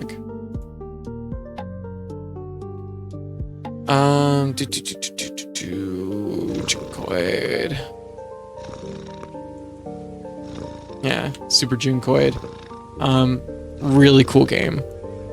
So definitely recommend like looking them up at some point. I want a new Mega Man game to be a success so I can get a new Mega Man X game. God, you know what? I would love there to be a new Mega Man X game, but I do kind of feel like I don't know, like Capcom I think recognizes that people want OG Mega Man, but like I don't know if they understand that like people would probably be open to a new X game.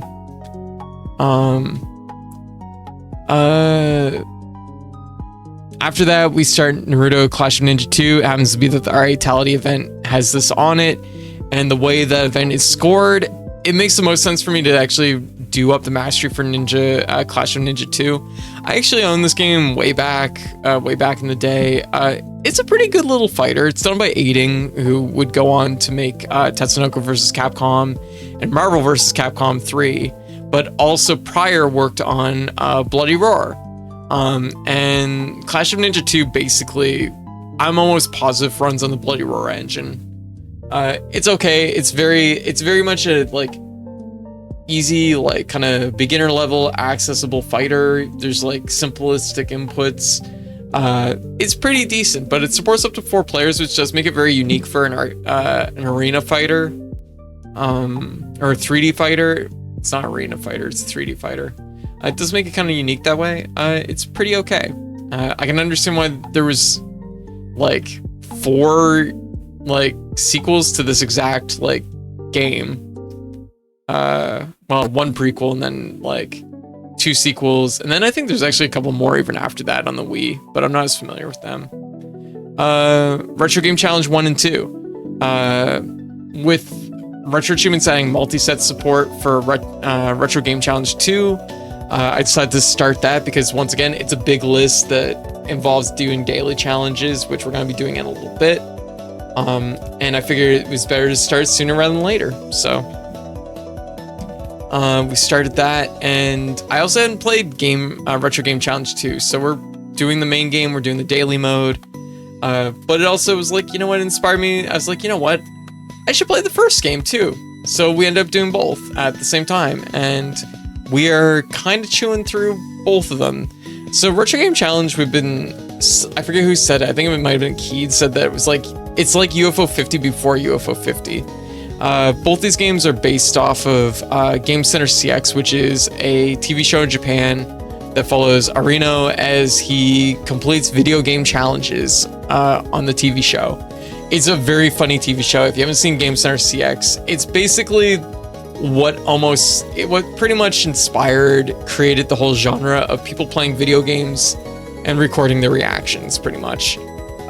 He's great. He's really fun, and the show is really fun.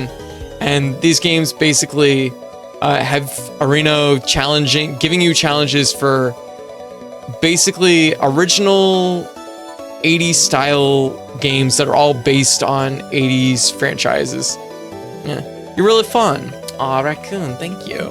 We're doing a review. We're doing a review of the 280 games that we played on stream this past year. So it's been a ride. It's been a lot. We're down to the last few though. So Retro Game Challenge 1 and 2. I will talk about the individual games on it eventually. Maybe, I don't know. Like there's a bunch of stuff. There's a bunch of stuff packed in here. The games are all really good. If you like games from the 80s, definitely worth checking out. These games are really fun. And all the games kind of are based on existing IPs, but these are like kind of original takes that usually kind of sometimes merge 2 IPs together and do a singular thing. Like Ninja Hegelman is kind of like a couple things together. What does the second column mean? Second column? Okay, so there's 2 columns here. I'll explain my process here. Yeah. So this is the way I keep track of my retro, basically what I stream. So the first column is whether I got a mastery in a game. So if it has a little trophy in it, I got a mastery. If it has an X, I didn't get a mastery. If it has a minus, like a purple dash, it means that there is no definitive mastery for this game. So when I'm calculating stuff, I just remove it from the list, basically. I'll count it towards clears, but I won't count it towards masteries, basically, to get a more true percentage of what can be mastered and what isn't. What is mastered, what isn't, and what can't be. Yeah, completely random. Thought it was funny. I got a Pez dispenser as a late Christmas gift today, and to get the Pez out, you basically have to make it with Santa Claus. There you go. It's the gift that keeps on giving. Yeah. The second column with the checks in it is whether I just beat the game. So it's not necessarily a mastery, just whether I saw credit roll or did an equivalency of beating the game. If it's an X, it means I didn't beat the game. And if it's a circle, it means I beat the game, but I did it another year. So I did it another year. And if it's a blue check, it means I did it another year and it's been counted before as on my year-end results. So I've counted Nuclear Throne and Mega Man X2 prior years.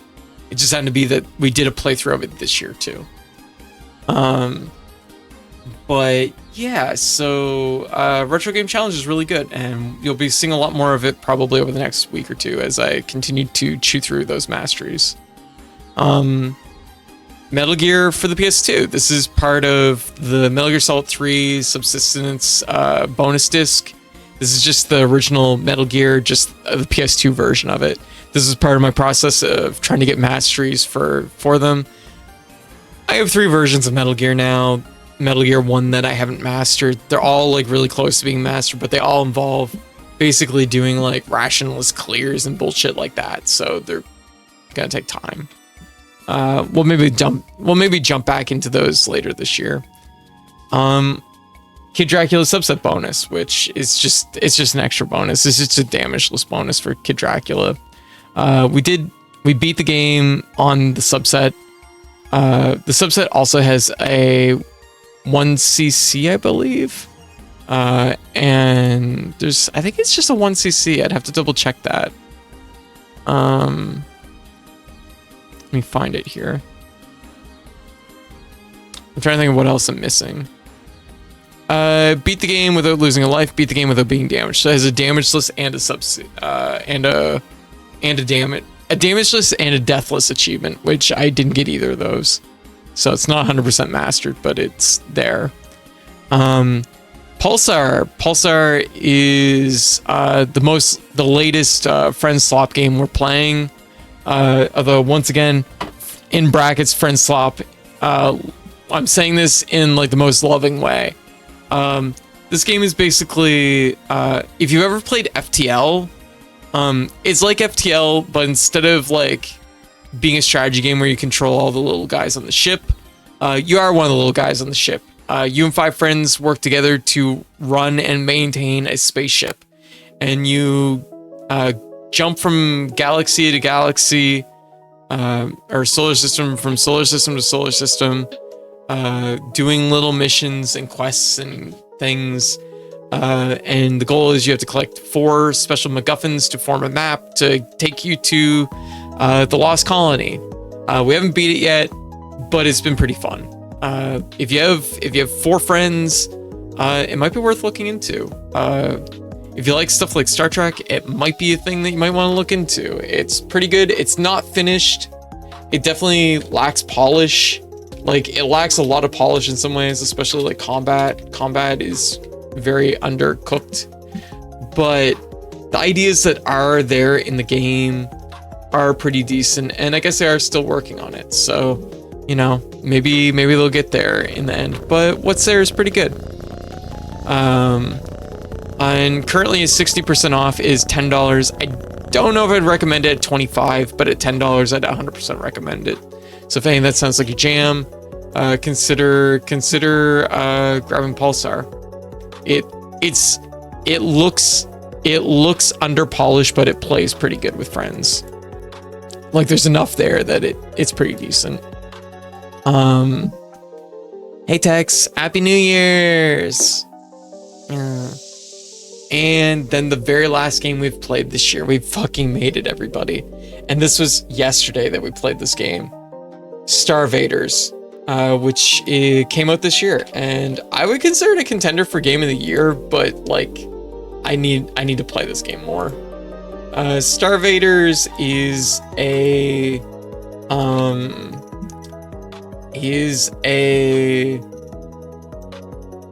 roguelite strategy puzzle game, where basically you jump from mission to mission. It's a roguelite strategy puzzle deck builder. So you jump from mission to mission, and you basically, when you select a mission, you control a little mech via playing cards at the bottom, which gives it certain commands. And the idea is you have to destroy all the invaders at the top of the screen before they get to the bottom of the screen. The strategy, the battles are just the right length that they're rewarding and they're satisfying without feeling too long or cumbersome. The cards are interesting. They give you a lot of unique movement and a lot of unique shot types. You have things like bullets ricocheting and shooting in different directions. And you can set up bombs for them to fall into or run into and blow them up, time the explosions. There's all kinds of stuff going on here. I only played it yesterday for the first time. The little bit I played, I loved it. It was really, really fun. It's a game that looks a little bit like it looks a little undercooked by moments, but like visually it looks a little undercooked, but the gameplay is rock solid. It feels really good. It's very fun. It is currently $24 Canadian, 25% off. Regular price $30 Canadian. $24, I'd say it's worth it. It's really fun. If you like these kind of games, it's probably worth your time. Like I said, the screenshots and stuff of it struck me as being maybe a little underpolished, but when you actually sit down and play it, it plays really good. And the balance felt pretty nice. So that was the 80 fucking games that 280 fucking games we played this year, and a little bit of a recap of all of them, and just a little bit of a recap of the whole year. There is a couple other games here to talk about that were also in the mix that I didn't really get to talk about, I guess. We'll talk about these right quick. I'm not going to go on about them, but Space Invaders for the arcade, I just didn't have it listed in there with the numbers. Yeah. I'm so impressed that you got through them all. Thank you, Julia. Like, I wanted to give each game a little bit of attention, you know what I mean? Like, I don't like to just skim them, but like, there's a few there that there isn't a lot to say, but you know. Monster Hunter Freedom Unite, I've casually worked at off stream. I wouldn't mind getting back to it at some point to get that mastery. It's still a long ways off getting the mastery though, for sure. Involves crown hunting, which is a whole to-do. Retro Game Challenge, I'm not sure if I want to count these games individually. So here's the thing. UFO 50, I count the games individually because I think the games are very standalone. They're standalone to a degree that it's like I could see these games being on the market by themselves. Retro Game Challenge also kind of feels that way. And if I count them individually, I played like 300 games this year. If I count them individually. If I don't, I played like 280 games this year. But yeah, Cosmic Gate is just a good version of Galaga. It's yeah, it's just a really solid version of Galaga. There's not really a lot else to say about Cosmic Gate. There's some hidden secrets and things like that that are really fun in it, but otherwise it's Galaga. Ninja Haggleman. Ninja Haggleman is an arcade style platformer, kind of in the same vein actually as like the Super Mario Brothers arcade game, or like the Mario Brothers arcade game, kind of like that mixed with just a little bit of like Mega Man. It's a weird combination. It definitely makes it its own original thing. Ninja Haggleman 1 is really fun. It slaps. It's really good. Rally King, it's just a top-down racing game. It's a little bit of Micro Machines, 4 tracks. It's fun. It's like, some people aren't gonna like it, but I like it. Star Prince is just Star Soldier. It's their own unique version of Star Soldier. It's really, really fun. I like it a lot. All the weapons feel unique. There's a lot of strategy going into which weapons you take when and utilize when. They're all really, it's a really fun game. It's definitely, Cosmic Gate is like, will scratch kind of the shoot 'em up itch for like the really, really retro style. Star Prince is like, I feel like anybody who likes shoot 'em ups to any degree is probably gonna like Star Prince. Rally King SP is just Rally King a second time, but with like extra visuals and a little extra polish, I guess, and like a joke about it being like sponsored by noodles. Yeah, Cosmic Gate is very Galaga coded for sure. Ninja Haggleman 2 is basically Ninja Haggleman 1, but with like nicer visuals, a little bit more polished, but it's also like way harder. We did beat it the other night. I feel really good about that. It is so much harder than the first game, but it's really good. Guardia Quest is basically Dragon Quest meets Final Fantasy meets a little bit SMT and Pokemon. More SMT than Pokemon though. If you like Dragon Quest, Final Fantasy, or SMT, you'll probably like Guardian Quest. I know Liz was playing it earlier, and I know Liz was like absolutely loving the game.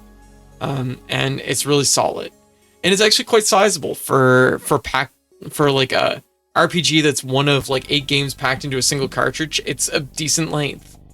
And then Ninja Mega Man 3 is like kind of a Metroidvania Ninja Gaiden. It's a departure from Ninja Mega Man 1 and 2. It's kind of impressive, actually. Kind of impressive. Like how much of a, like it's kind of like an in-joke about how like that sequel that's a really big departure from the other games in the series. It's kind of like the Mega Man X to Mega Man, basically. It's like tonally it's very different, but it's still a really good game. You can upgrade Haggleman with like gears that you buy. There's like a currency that enemies drop. The areas are kind of Metroidvania, but like smaller. There's 3 of them, so it's like 3 mini Metroidvania maps, basically, but with a little bit less like picking up upgrades. I mean, there's a little bit of that going on, but not a lot. But yeah, and those make up the games that make up Retro Game Challenge. That game is a banger. Like, I definitely recommend playing it. The only critique I have that really drags these games is, and this isn't that the VA did a bad job or anything, but I just wish I wish you could turn off the Areno's comments in it. In Retro Game Challenge 2, it's Areno actually making the comments in his voice, and it's just much better. In Retro Game Challenge 1, they got a voice actor to do English voices for Kid Areno, and it's not great. It gets a little annoying. Retro Game Challenge 2 it's even more of a good thing. You get a whole bunch of copies of the games that were in the first game, but they're all modified versions, like Cosmic 8 Massa X, which is, yeah. Literally someone, Areno, was told by one of the staff when they announced the second one, my kid says Areno talks too much. That's funny. Oh my god, that's very good. Yeah. Talks too much, oh my god.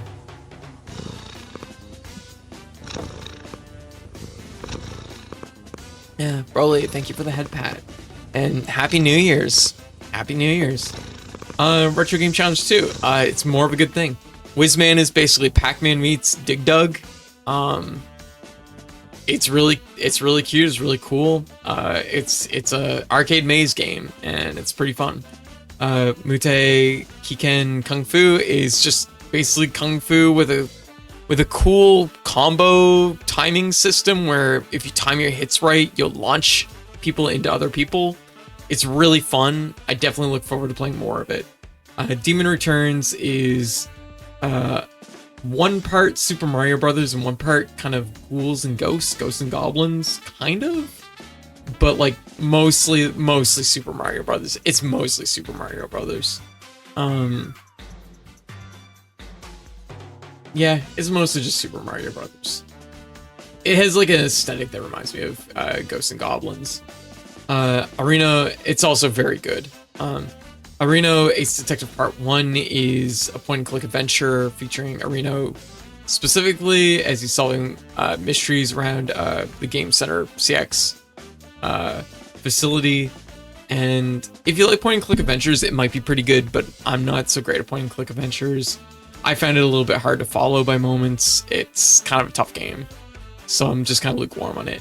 Gun Duel fucking rocks. It's a shoot 'em up, and you can play 2-player, and Kid Arena will fill the role of the second player, and you can like combine your ships together to form a single ship that has like superpower, like super abilities, and there's a whole bunch of different drops. You can hold 2 different shot types, and it fuses them kind of into 2 different, like you can either slot in your front slot or your side slots, and it affects the way your ship shoots.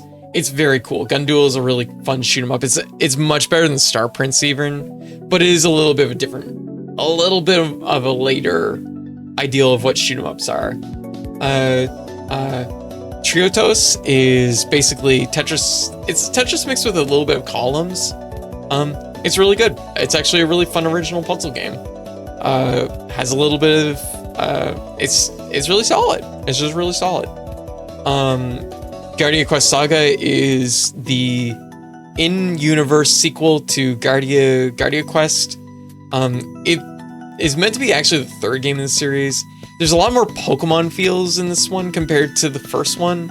But otherwise it's Dragon Quest. Dragon Quest meets Final Fantasy. But it's mostly Dragon Quest.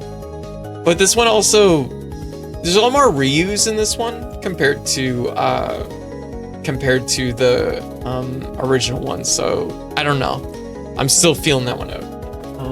I didn't complete any of these ones yet, by the way. Rally King EX is it's Rally King, but in the second game with some updated visuals. Ninja Hagoman Kome edition is Ninja Hagoman 1, but with you play Kome instead of Hagoman, so it's basically just girls edition. It's very cute. Star Prince SA is another version of Star Prince. So like Retro Game Challenge 2 has a lot of the games that were in the original Retro Game Challenge also packed in there. So yeah, that's it. That's it, everybody. That's all 280 games plus. 280 plus. 280 plus. So we talked about every single fucking game we played this past year. And you know what? I hope everybody enjoyed it. I know this was a long-winded 8-hour recap of a fucking ton of games, but I hope everybody enjoyed this. I know it's kind of meandering, kind of ranty, kind of, you know, this and that, but I do this like once a year. I've served my punishment for playing 280 games. I've served my time. I'm free now. Yeah. In the end, we actually ended up, our totals ended up working out being,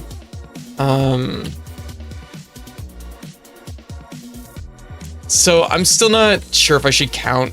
What do y'all think? Should I count the Retro Game Challenge games as individual games like I do UFO 50? What do y'all think? Because if I do, it does skew this a little bit differently. But here.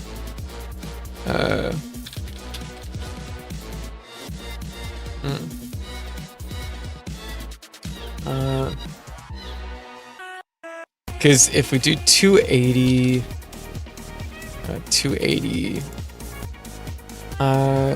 235, that means that, so out of the 280 plus games we played, if we cleared 235 games, we had an 83% clear rate.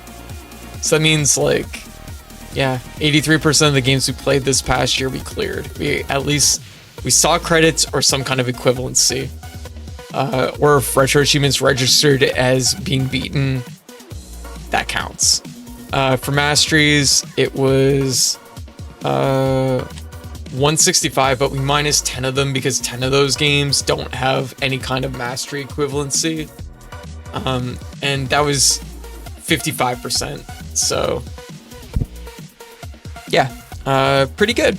I think that's honestly pretty good hit rates. It means that basically every other game we played, we got a mastery in. A little bit more than that, actually. So, you know what? I tried my best for y'all. I wanted to do as much as I could this past year. Play as many games as I could. I wanted to dip into the... We tried it from the NES into the Super Nintendo and the Game Boy. And we even dipped a bit farther into the stuff on the DS and the PlayStation and everything like that. So I feel like we did a lot, you know? This year coming up in 2026, like I want to push even farther. We will be playing 64 games this year. We will be playing PS1 games this year. We are going to be getting there. I know I haven't 100% completed the NES or the Super Nintendo, but like as we whittle down the numbers, we'll get there. Scarlett, how you doing? Yo, Happy New Year's. So look forward to the 64. You're only gonna play 64 games this year? No, not only. Yeah, there's a big step down from 280. No. I'm not gonna lie. I feel, and I know this is like, actually we're gonna be going on a commercial break, so I'll be back in 3 minutes, so everyone hang tight, and we'll talk more about what's coming up in 2026, and we're gonna make some predictions about 2026. So we'll be back in a little bit. We're just chatting, we're just vibing now, so I hope you're all down for hanging out with me this morning. So I will BRB.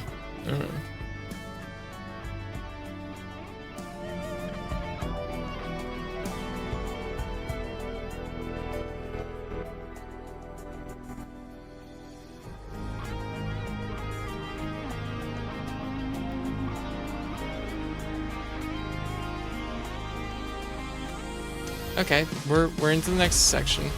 I wish the skeleton wasn't like right here. Ow, fuck. Go away. Go away. Stop it. Go away. Please. Stop being like right in front of me for a change. Shut the hell up. What the hell? How did these things have such good backwards mobility? What the fuck? He made it all the way here. He's doing it better than I am. Because I'm doing it forwards and he's doing it back. Oh man, whatever. Shut the hell up, game. You gotta open the door. Bye. There we go. These skelly boys, right? Oh shit, we have the What? What just happened?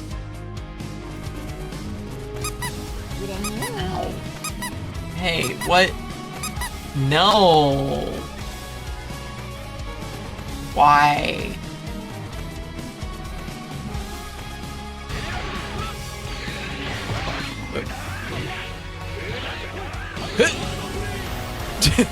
Damn it.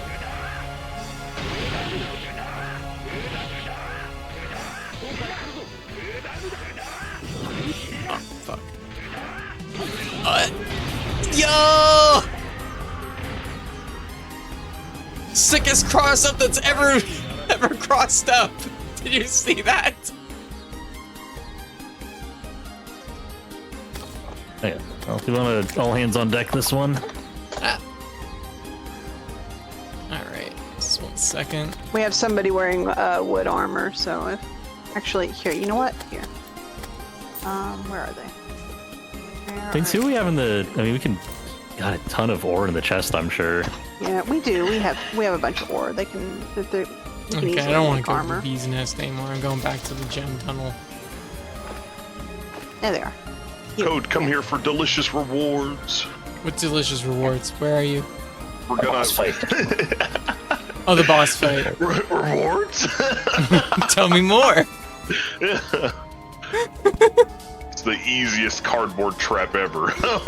Cardboard in a stick with a plate. Reward. Stream so often at night, it automatically puts night in there. Morning. Saturday morning.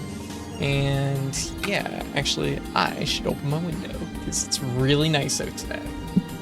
It's beautiful. Ow, it's so bright. Ow. Okay, so I flashbang myself almost immediately. God. Who knows why certain people say A plot that gets undone by Halo Infinite. What's Halo Infinite? So they used, you know what my problem is I'm that person that like enters like the lore book, and every like piece of glowing text I click on it and I just start reading from the next fucking lore page. The next fucking lore page without even finishing the one I was on. That's me. I just think like the lore database for things is like a choose your own path adventure novel where it's just like you just click the shiny text. I'm like, what's this mean? What's this mean? What's this mean? And then I finish reading. Cody's gonna have 10%. I'm gonna have 10% knowledge on all these topics. Jack of all trades, master of none, but also just really bad at everything. That's me. Barely. This mushroom is not safe. Just barely. Okay, this one doesn't look too high to get up. Oh, maybe it does. Higher than we think. Okay, yeah, that's definitely higher than we But we should think. still be able to pull you. No. Oh. Oh, God, wait. Go, no. I'm good, I'm okay. Whoa! Uh-oh. Are you okay? I've been better. This asshole fucking tried to kill me. Hey, he's dead. What? How'd you kill him? His organs fell out. Did you land on him? Squish them out? I may have landed on him when I fell, and it may have killed him. Oh, nice. So that's pretty cool. All right, I'm back. Yeah. Hey, how's everybody doing? Hey, look at us. We did it. All right. We made it through the list of 280 plus games this year. Confetti. And you know what that means? You know what that means, everybody? You know what that means? That means that we are officially resetting our counter. We do this once a year. So, yeah, the counter that's right up here, right up there, we're gonna reset it. So this is resetting our counter. Actually, let's put it in, make sure it's like loaded in correctly. So it was 2, I don't know, it just makes sense to do it this way. So that was our year-end totals. 280, 235, 265. So I feel pretty good about that. Wait a minute. I did that wrong when we were on the break. Because we removed so it's like, if it's 280, it's 165, but you remove it from the other one, so it would be 270. So our actual percentage for mastery was 61%. That's pretty good. But all right, time to wipe these numbers up here. Restart the counter. Restart the counter, everybody. And we're just gonna move these over.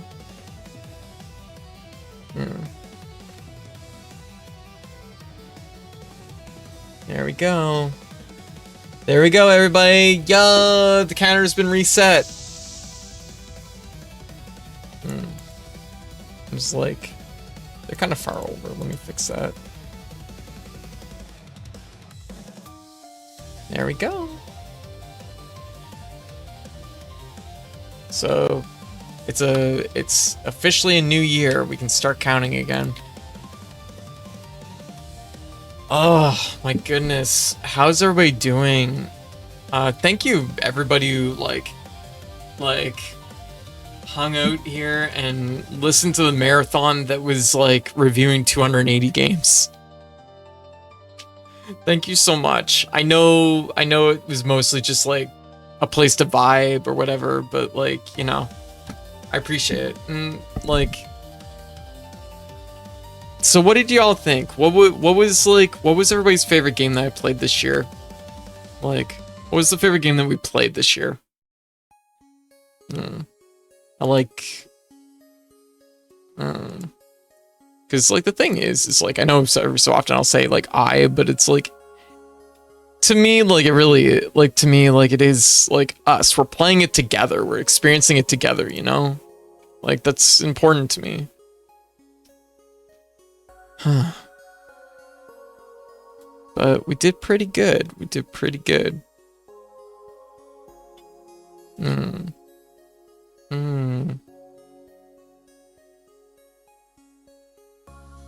Oh my goodness. I said Earthbound earlier, but Look Outside was enjoyable to watch. Hey, good. I'm glad Look Outside was enjoyable. I'm glad so many people enjoyed it because like I'm always worried sometimes when it comes to like newer indie games because I know people don't want to be spoiled for stuff. So it's something that I'm always kind of cautious of that. So the fact that Look Outside was a big success Hey. Was a big success. Really made me happy. And I mean, it was such a good playthrough too, because like it felt like we really got to experience this stuff together, you know. It was exciting because I really went in mostly blind for Look Outside. I knew it was something I was kind of interested in, so I really didn't, like, I avoided most of the stuff, so everything was like a surprise. There we go. But anyways, so yeah.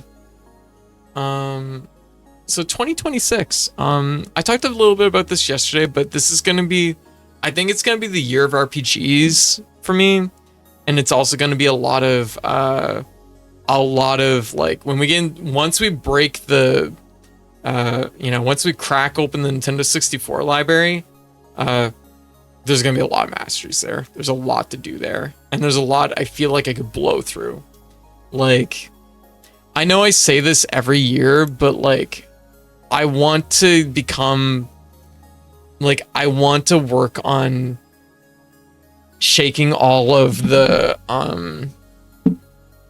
like, how to put this,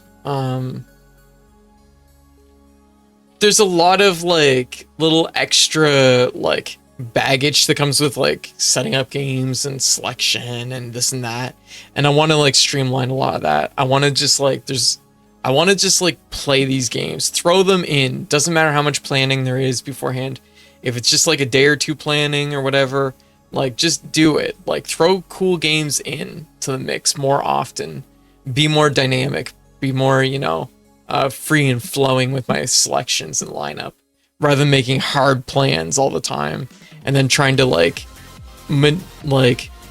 be meticulous in how I'm like weaving around and the sequence I'm doing things in.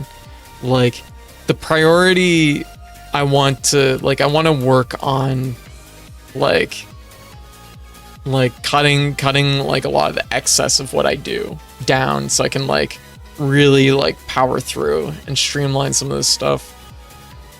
And I know it's not just about how many games a person beats and this and that and all this and that, but like I just want to do it all, you know what I mean? And the faster we like, the more capacity we have to power through things, the better, you know what I mean? Like I think that like is kind of something that has a level of value to working on. Like it's a skill, and I think I got better at it this year, because I mean, like, I don't even feel like I tried that hard and I still had better numbers than I did last year. And I thought last year it would never go higher than 255. I just never thought it would go that higher. To be completely fair, there was a lot of like filler games in the mix there, especially stuff played off stream. So like realistically, if I was to like really pare it down, it probably was a very similar number of games, probably even less. But you know, I feel like it's still valid to count these, you know? If it's something that's been done, and especially if it's counted on retro achievements, like, there's no reason for me not to count it, right? So, anyways, but yeah, so this year coming up, it's gonna be, the weights are gonna be off. I'm gonna try and get as much done as I can. We're gonna do one of these. I'm gonna try my best to like maximize my output even higher. I'm a little inspired by Dot lately, because Dot for Dot's anniversary, Dot played 100 games in a week, and I'm like, if I could manage an output like that high, if I could swing that, like I could probably do 365 games in a year if I could do that.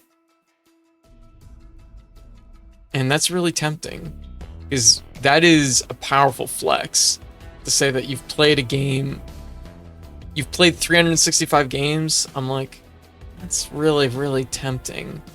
Like, maybe that, whether I actually do that or not this year, I don't know, but like, it's an idea that's kind of floating around in my head. So the temptation is there. I mean, realistically, it's like, The real goal would be beating 365 games. Beating a game a day. That'd be pretty impressive.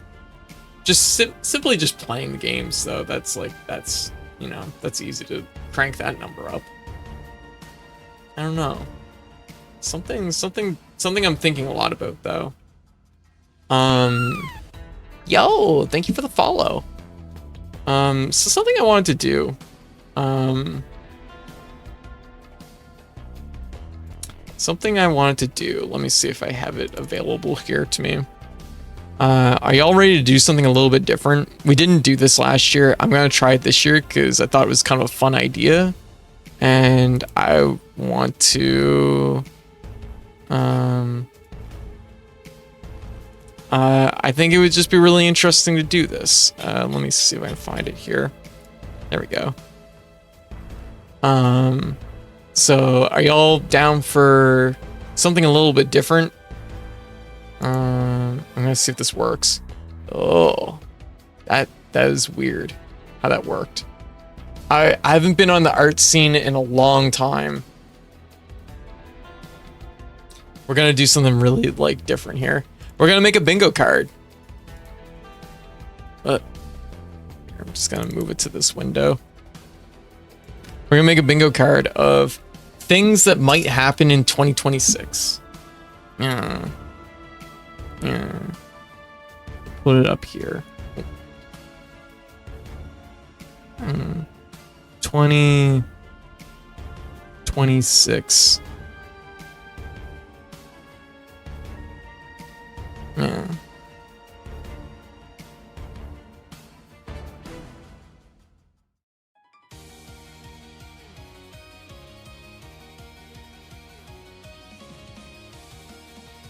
There. My 2026 bingo. What do y'all think?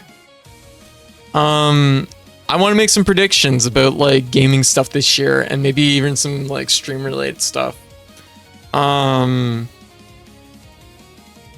just think it would be kind of interesting to do. So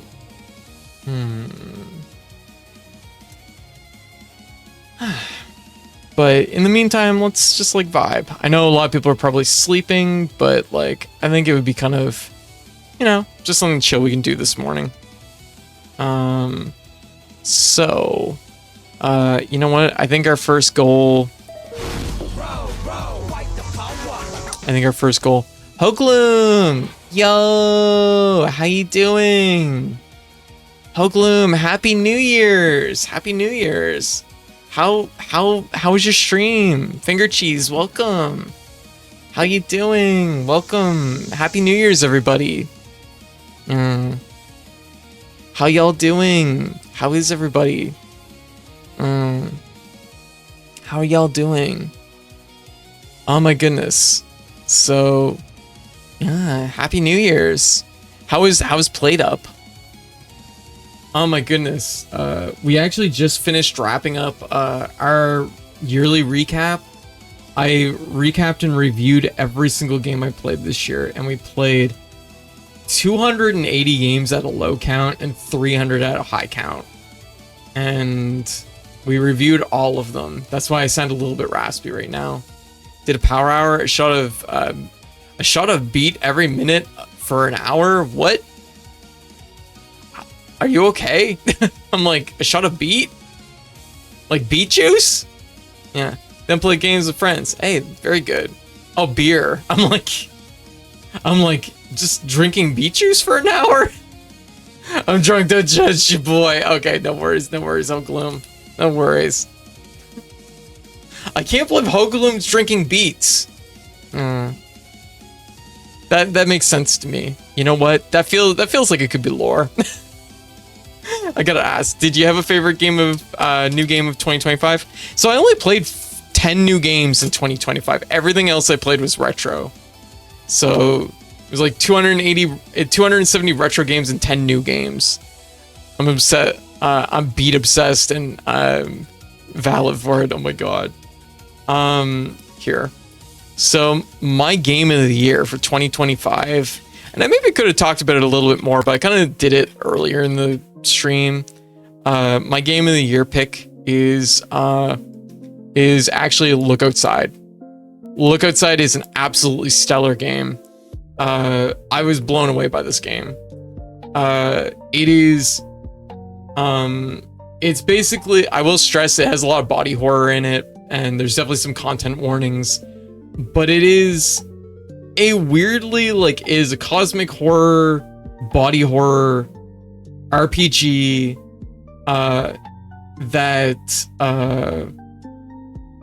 that is like strangely heartfelt, and it's a game about like, so basically in the game there's this comet that's going by the Earth, and anybody that witnesses the comet begins to mutate, and that can be on like a physical level, on like a cosmic entity, cosmic being level, cosmic horror level, and it's warping reality basically. And so everybody's instructed to basically stay inside and don't look outside. If you look at the sky, you start to change. In this game, Hugloom, thank you for the tier 1. Thank you for the tier 1. And this game is about basically surviving in your apartment complex while the 15 days of this comet being there pass. And it is kind of strangely open-ended, but like you can basically go anywheres, explore anywheres. There's so many secrets in this game. I've done 1.5 playthroughs of it so far. The first playthrough and the second playthrough.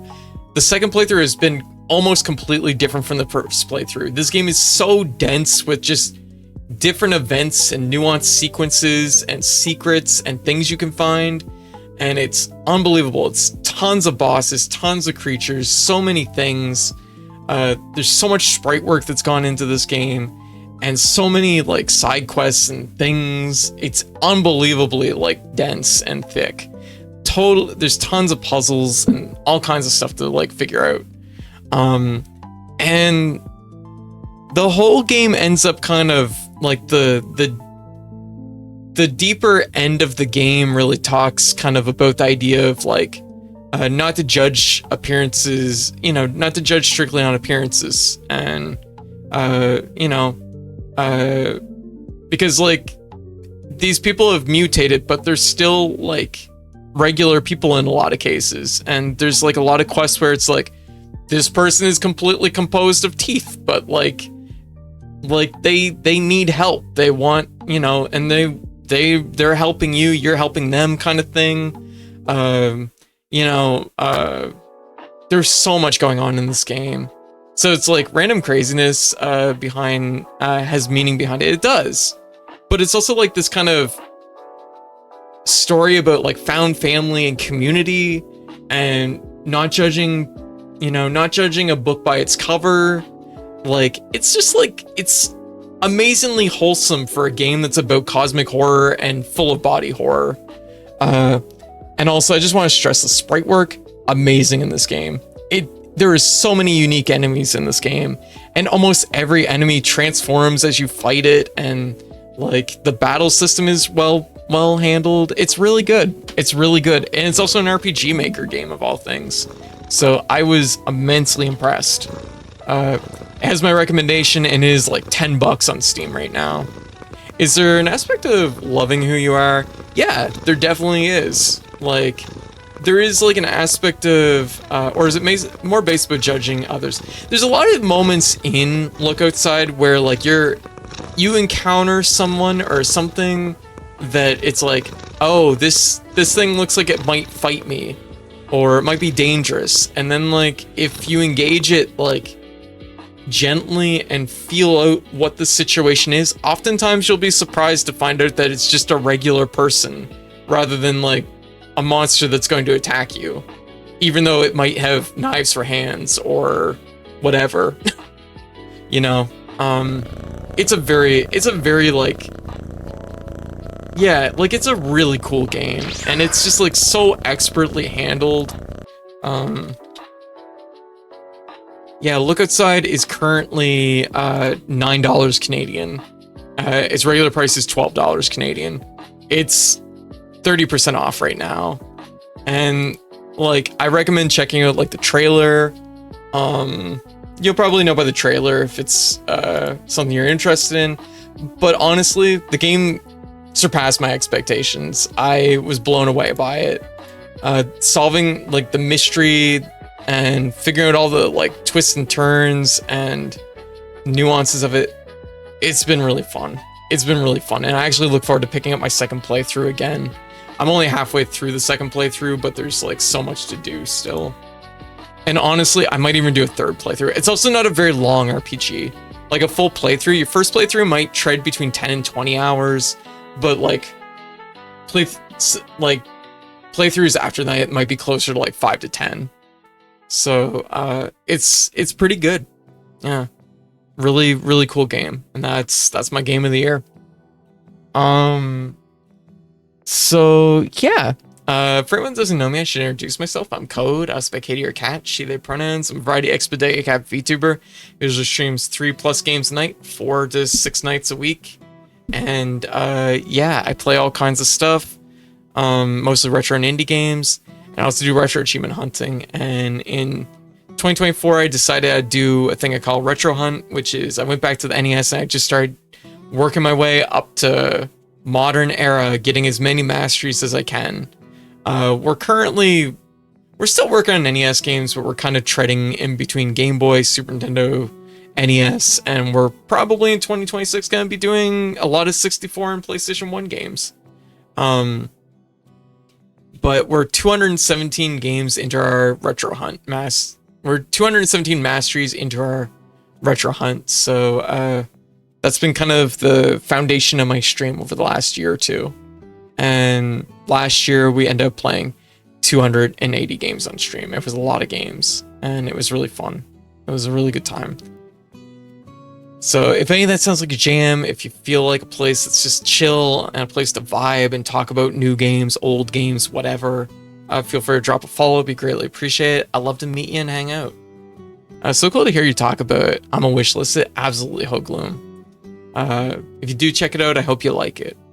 It's very cool game. And actually, funny story. I was like 3/4 of the way through the game when I found out that actually one of my local friends actually worked on the sprite work for it. They were one of the sprite artists. There's a few sprite artists on the game, but one of my close local friends worked on the game. I was like, oh my fucking god, that is amazing. So very, very cool for them. I'm really happy for them to work on a big project like that. Because like, I think I'm not the only person that picked Look Outside for their game of the year.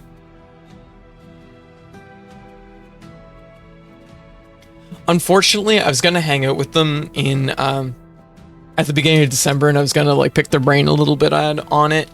But there was a snowstorm, so I actually had to go back home early, so I'd missed out on a chance to hang out with them. But hopefully I'll catch them sometime over the next year, over the next few months. But yeah. So what we're gonna do right now is we're gonna make a bingo card of things that might happen in 2026. I hope people are maybe interested in making this bingo card with me. Let's see. One of the things we've been talking about, we did 280 games this year. We played 280 games. We beat 235 of them. Yeah.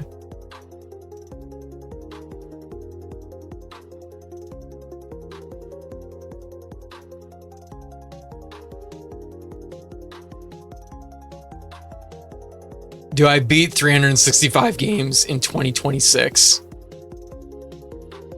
I think it would be kind of sick. That would be a pretty big flex if I could do something like that. Yeah. Okay, back again. Hey, Scarlett, welcome back. Side note, I just went to a local micro center for the first time today. Have any local computer gaming stores you've checked out recently? Actually, there's like nothing in my area for computer stores at this point. The only place we have is Staples, so that's like pretty much it. And they don't really do much for like gaming PCs. And even then, like locally, our only gaming store is mostly at the point of just selling Funkos. So yeah, I haven't really been to any in-person stores so much lately. Most of what I do nowadays is digital. On that note, if anyone is looking for an upgrade, do it now. Yeah, things probably aren't going to get much cheaper. Yeah, graphics card prices are like rocketing up. They're like going through the roof. RAM is super expensive. Prices for every PC. Like, I don't even know if I would do an upgrade right now. I don't know if I could recommend it right now, because like RAM is just like crazy expensive. What used to cost like $100 is like now $900. Graphics cards are like, what was $2,000 is now like $5,000. So like it's already like too late, I would say. But like the price, it's gonna be a lot like NFTs where the prices are like through the roof for quite a while. Yeah. Oh, but not just RAM then. Yeah. I heard that buying pre-built isn't a bad idea if you're starting fresh. Yeah, honestly, I think buying pre-built for the last little while is actually a pretty good idea. My current PC that I'm on right now, I had this like custom made, custom built. But ultimately in the end, I don't know if that ended up being a good idea or not. Here, we're gonna do it this way.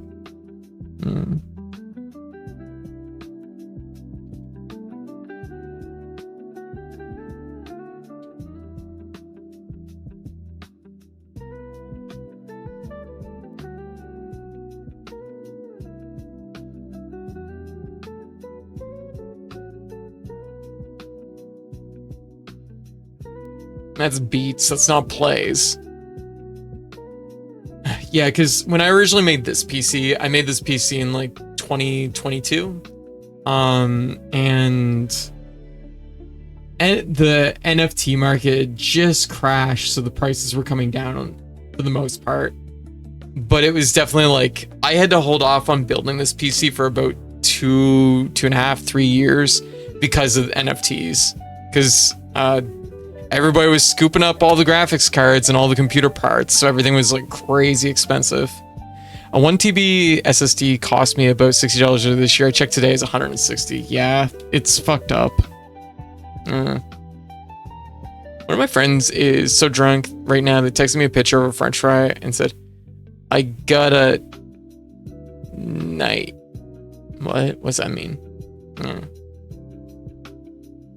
Okay, so for other things, let me see. So this is gonna be a mixture of things that happen on the stream. God, I gotta ask, do you have any caffeine on the stream? I don't actually drink any caffeine. No. It's not something. I get really like shaky and rattly on caffeine, so I generally don't ever drink much of it. I might get a little bit of caffeine if I drink like a soda, but I don't even really drink that much soda usually. And I don't usually do energy drinks because they make me really jittery. Yeah, the jitters, I get that too. Yeah. My problem is like if I drink like an energy drink, I think I just have like a really slow metabolism because like I'll drink an energy drink and it will boost me and I will have like a lot of energy that night, but then like I won't sleep very well for like 2 or 3 days afterwards. Yeah.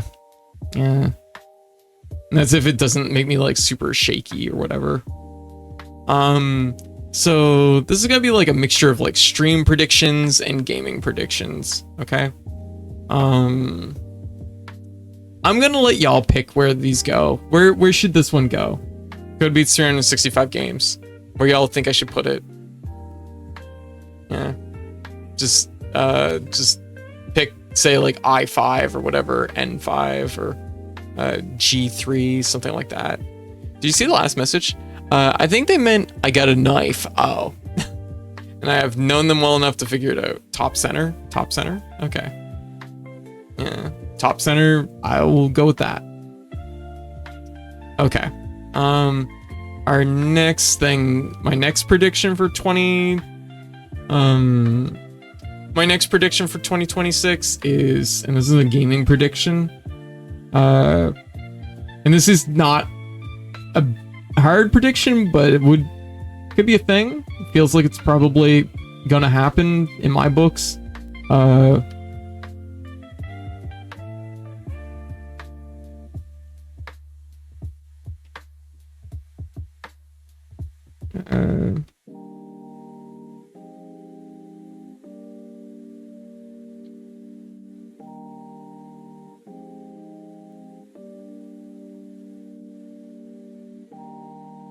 Microsoft leaves the gaming market.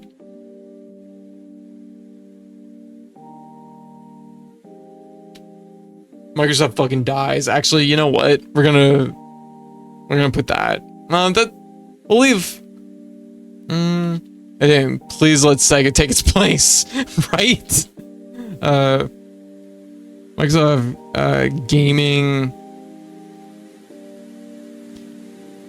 fucking dies there.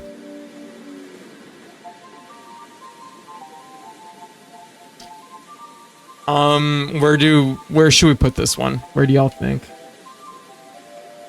Where should this prediction go? 04? 04? Okay. 04 it is. Okay. If you've placed one of these, we'll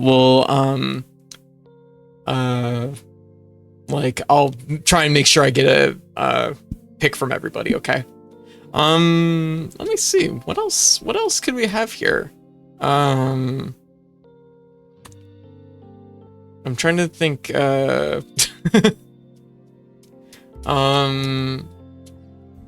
me see.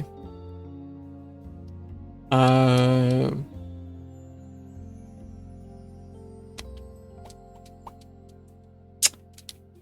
about a gaming prediction?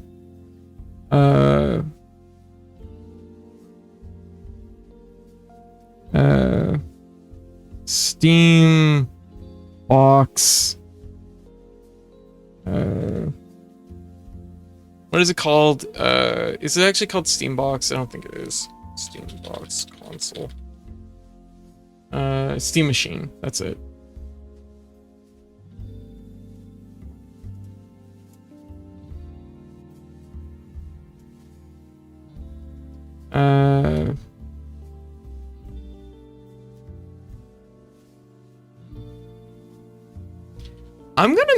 I'm gonna take a gamble on this one.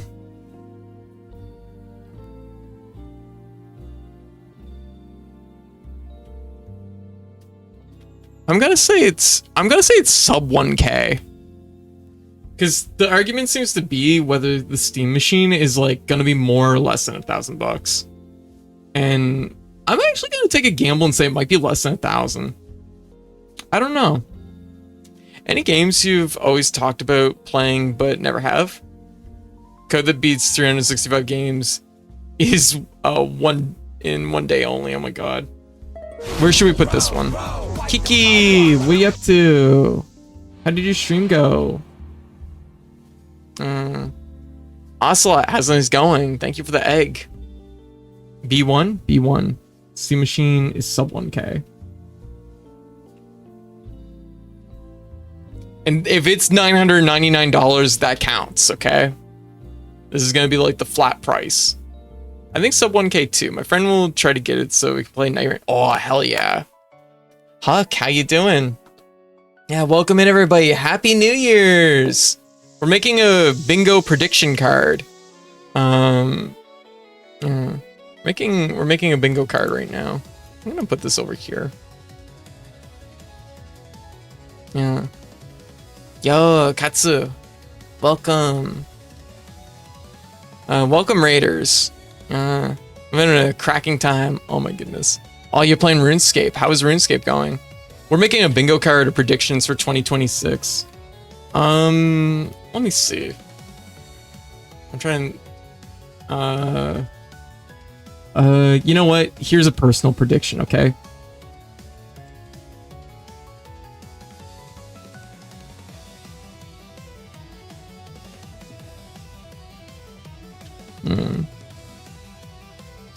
That my eye heals. I would like this one to come true. Where should I put it? I would like this one to come true. Where do we put it?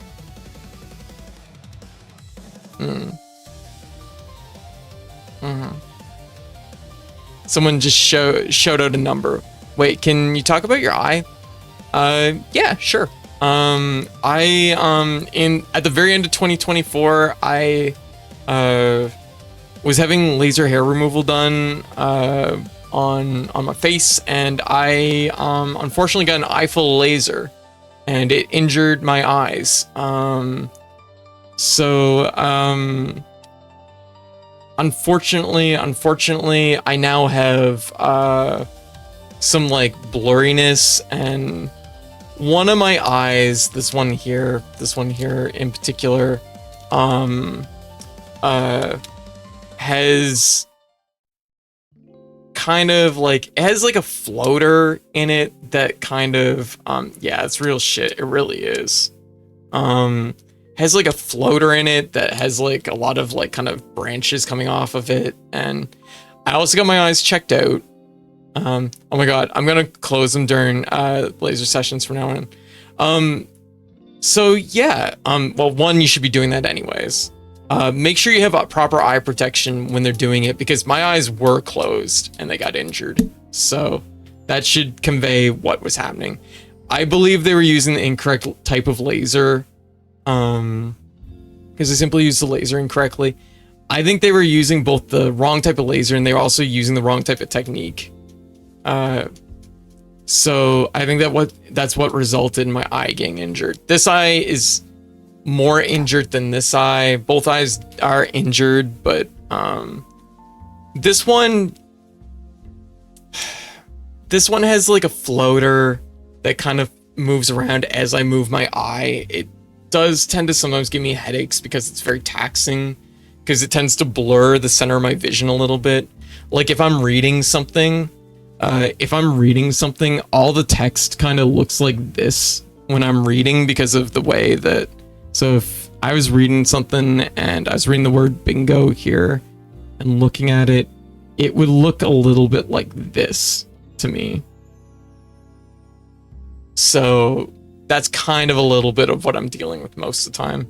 That's why, like, when I'm playing like RPGs and I'm doing the reading and stuff, sometimes I'm a little bit slow. Well, I mean, there's a multitude of reasons why I'm slow when I'm doing reading. But yeah, it sucks a lot. Honestly, I'm not gonna lie. It completely changed my opinion on having laser hair removal done. 100% don't do laser, do electrolysis instead. There's no ocular risk tied to electrolysis. It's safer. It does hurt more. They did give me goggles, but it was just like the angle. The goggles weren't, I don't know if they were good, or because they were definitely wearing better goggles than what they gave me. They gave me just like the cheapo, like little goggles, and they were wearing really nice goggles. I'm like, afterwards, I was like, wait, what? Why are your goggles different than mine? So I don't know. I tried a new place for laser. I had actually had like most of my laser done at a different place. Never had a problem. Went to a different place for a change because it was closer and a little bit cheaper, and bam, fucked me up. So, you know, gotta be mindful of that sort of thing. So this eye is got like a floater that tends to be right in the center of my eye. Oftentimes it moves whenever I move my eye, and the branches kind of, it's almost like, you know how like when a mirror breaks, how like everything's displaced just a little bit. It has that as a problem. It's not always doing that, but like when it's bad, it does that like a little bit. And it depends strongly on lighting. So like my lighting in here is generally very low, but it's not completely dark, which helps. So I don't fight with it too much in here, but it is annoying. This eye here has a couple spots, but they're all like on the edges of my eye. So it doesn't affect my like vision for the most part. Like it's a little bit like I can see it kind of in my peripherals. So that is kind of where my eyes are. That's the state of my eyes, unfortunately. Here, let me turn up that music a little bit. That's a little bit low. So I would like my eyes to heal. What spot should I put this on? I will say that over the last year, they have gotten better, but it's been very slow. Yeah, that it does feel like that. Is that fixable? What happened to my eyes? So I had my eyes checked twice. Both times they said there's not a lot they can do. They can heal over time because like the particular that is damaged in my eyes will eventually biodegrade into the gel of my eyes. And it will become, it will just, it should just eventually become like less and less until hopefully it's not noticeable. But that could take years. So they said that like in the first 8 months, for a lot of people, those kind of things end in the first 8 months. Like you'll recover and you won't have any issues. But I'm at like 12 months now and I'm still dealing with some of it. But it did definitely recover a bit in those 8 months. So I'm optimistic that maybe I'll be fully recovered maybe in the next year. But it is something that is like a pain. Yeah, well, I hope they will be getting soon. Yeah. I'm fortunate that this eye here is still good. The other one though, this one here, like I say, sometimes you'll see me on stream. Sometimes sometimes I'll be in eye patch mode, and that is usually when on days where I'm having a hard time with my eyes. Yeah. But I get checked out twice. Both times they said there's no sign of like permanent, like hardcore damage that they'd have to do surgery for or anything like that. Just that it might be something I have to deal with for a while. So there is 2 procedures they can do for this. One which does not sound very appealing, which is that they can basically tap your eye and drain the liquid out of it, and sometimes the floaters and damaged fibers will go out with the liquid, and then they refill your eye with a saltine solution, which then your body eventually just like replaces with its own like eye liquid. Super gross. Really don't want to have to do that. Eye liquids drain sounds like a lot. Yeah. Yeah, right. I haven't seen you since last year. Yo, Jester, how you doing? It's true. Happy New Year's. Happy New Year's, everybody. So yeah, I don't really want to do that, and generally it's not recommended because there's complications with that kind of procedure that if anything happens, it can lead to cataracts, it can lead to all kinds of bad issues. So they generally recommend that if it's something that's bearable, that I should just give it time rather than trying to have a surgery done. The other option I have is there are lasers out there that they can do. There is a laser procedure that they can do to break up the fibers that make up the floater and the damage that's in this eye. And that laser procedure is it sounds more consistent and better and easier and less risky, but there is still risks that they could damage your eye and give you cataracts. So both options are not great. So the main thing I can do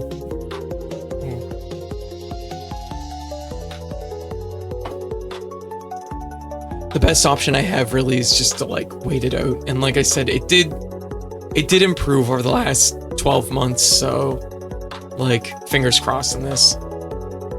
Fingers crossed in this one. Okay, so what do y'all think?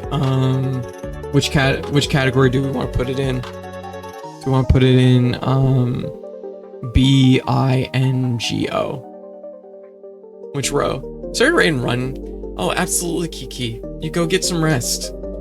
Yeah, you had a full stream too, and it's New Year's. You should get some rest. Thank you for the raid, and welcome in, everyone. Welcome in. I always love that lasers.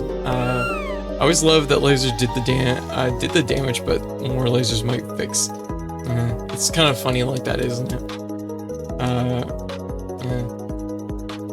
Eye for eye. You know what? That makes sense. Eye for eye. Which number? 1, 2, 3, 4, 5.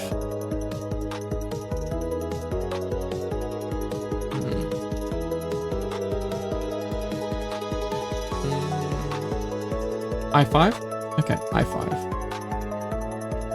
Okay, what's our next prediction for this year coming up?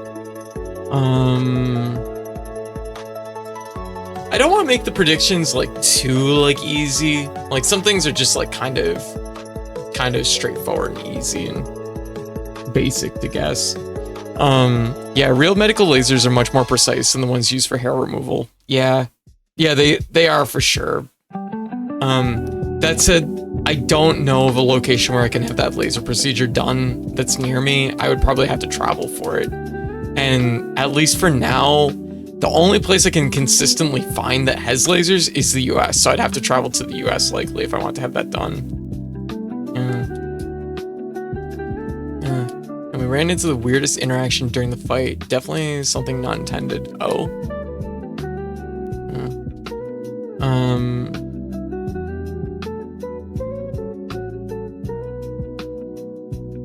Let me think. Gaming prediction.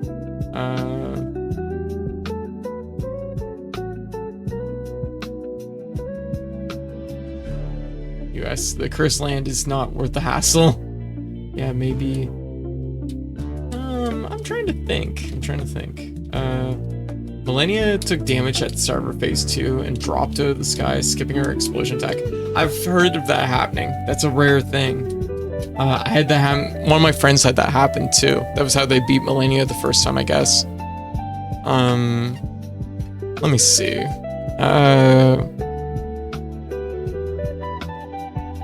You know what? Code doubles.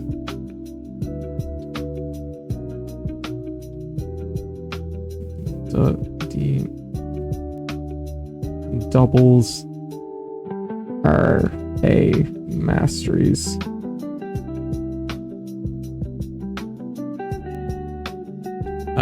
Right now I'm at 217.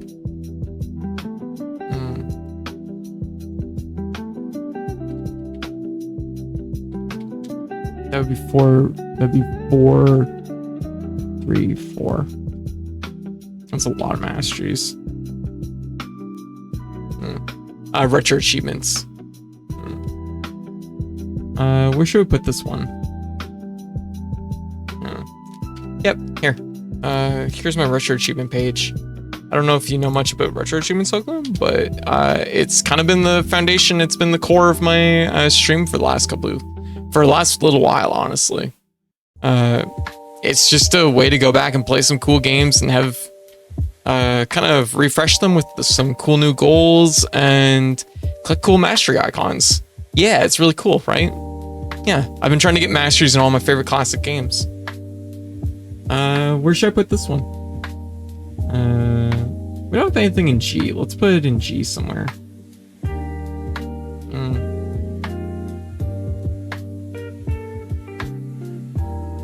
don't have anything in this row here. We'll put it here. G3. Okay, that works out. Let me see. Gaming predictions. Let me think of the big companies. Konami announces original Castlevania. Konami announces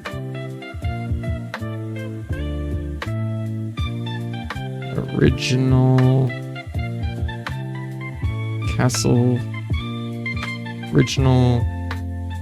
I'll say new Castlevania. New Castlevania.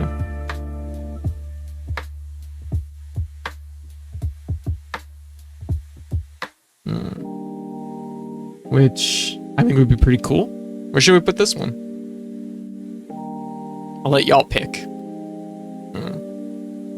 Of the 365 games, how many will be visual novels? 0, because I am a slow reader.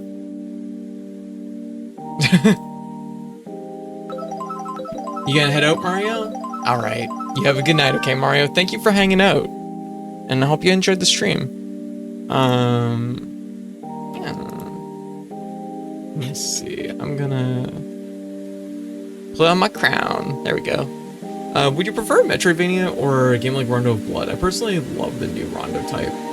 Yeah. Honestly, I love both types. N64. I'll assume you mean N4. So, I guess that works. Yeah, you take care, okay, Mario? Thanks for hanging out. Wishing you the best this year. So, New Castlevania. I think that's a reasonable prediction. Okay. Let me see.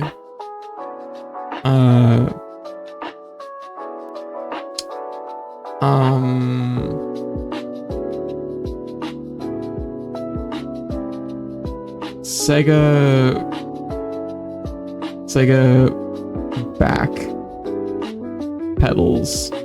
backpedals AI. Pedals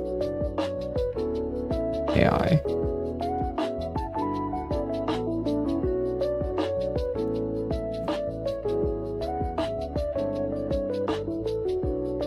Because Sega did announce recently that they were going to use AI in more games and stuff. Any fighting game wishes? Oh, I should come up with a fighting game wish. Someone can like pick one of these. Fighting game wishes. Let me think.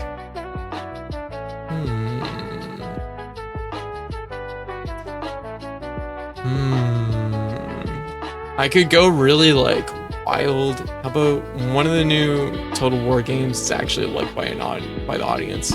I don't know enough about Total War to really make predictions on it. I know nothing about it. Tekken, Sunren, Kagura.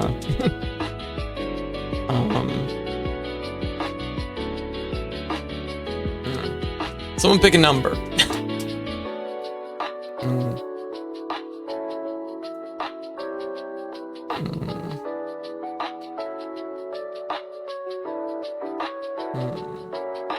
I-12.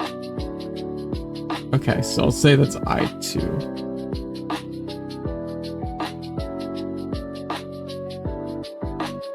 It's like backpedals AI. You know what? Just a general one that would be nice. AI market crash. I mean, it's gonna be rough, but it would be nice for AI to fucking die. Actually, you know what? That's AI fucking dies. Fucking dies.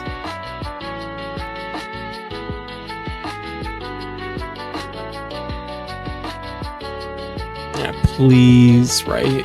Yeah. Where should we put this one? We'll put it away from the Sega one, because I feel like those two kind of go hand in hand. Maybe we'll put it on the opposite end. No, we'll put it in a row where it can't, like, fulfill anything with that. We'll put it over here, maybe. Well, that one's also like Microsoft fucking dies, so maybe we'll put it somewhere else. Give it a little bit of space. Put it like right here, maybe. We're really counterbalancing what companies and what is dying. Let's do a fighting game prediction. Fighting game prediction. I don't know how ham I want to go with this. Like, how wild I want to go with this.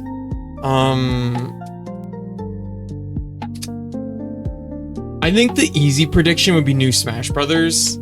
I think the hard prediction I want to make is new Blaze Blue. New Strive DLC season. Yeah, I could do something like that. I don't know.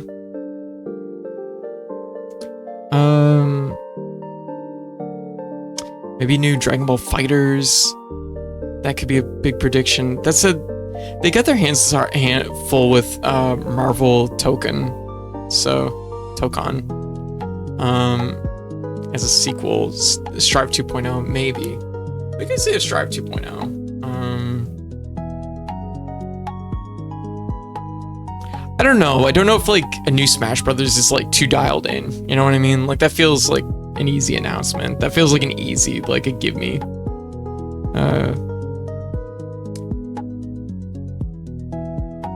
You know what? Here's a prediction. New Smash Brothers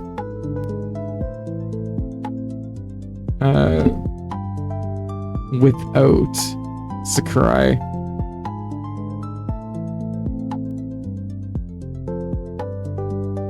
Directing. How about that? I feel like that's like nuanced in a way. I was just thinking that. Where should we put this?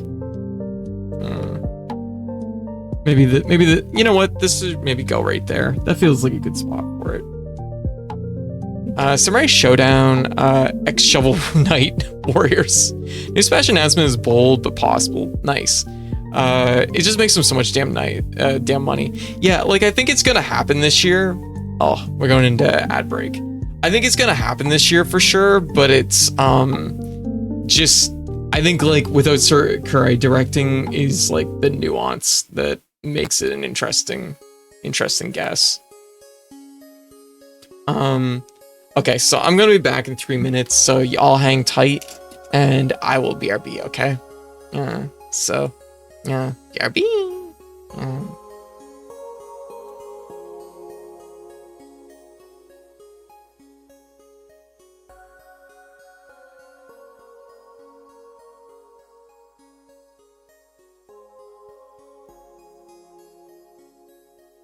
And of course I'm in the house, like looking out a window at it. We lock eyes, and then he just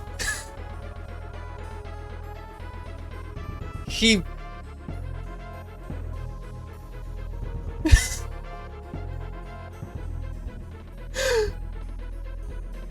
he pisses so hard.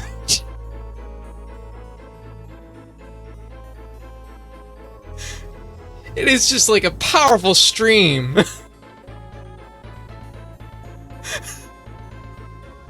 And he does it for like, it's like 2 minutes long of just pissing. How about I do anyway? Establishing dominance. And I'm just like sitting there eating my food, watching this dude piss. And I'm like, there's no one else in the room. And I just say to myself, yeah, mood. The thing is you think that you're gonna move with the platform, but you don't move with these floors, which is a weird way to do it. And it's kind of fucking me up a little bit.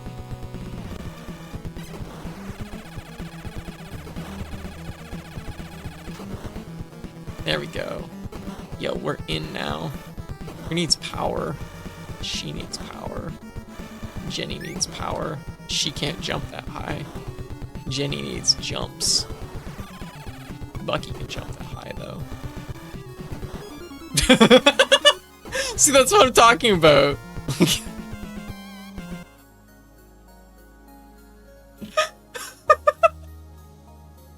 Blinky's made for this.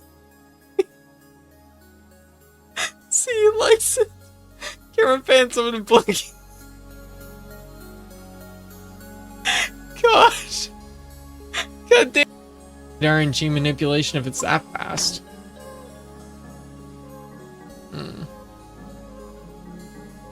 So next we need to have the Goddess Ribbon.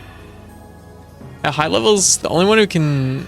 at high levels, this is the only one of Jeff's weapons that can be outdamaged the bazooka in single targets. Yeah, you'd be choosing between single and like multi-target. So if there's more than one enemy, you'd use bazooka. If there's just one, you'd use the Gaia Beam. So I guess we're going back to on-et.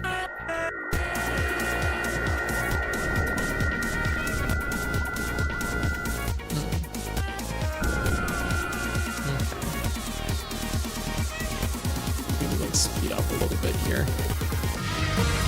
Oh my fucking god, are you kidding me? We just walked right into it.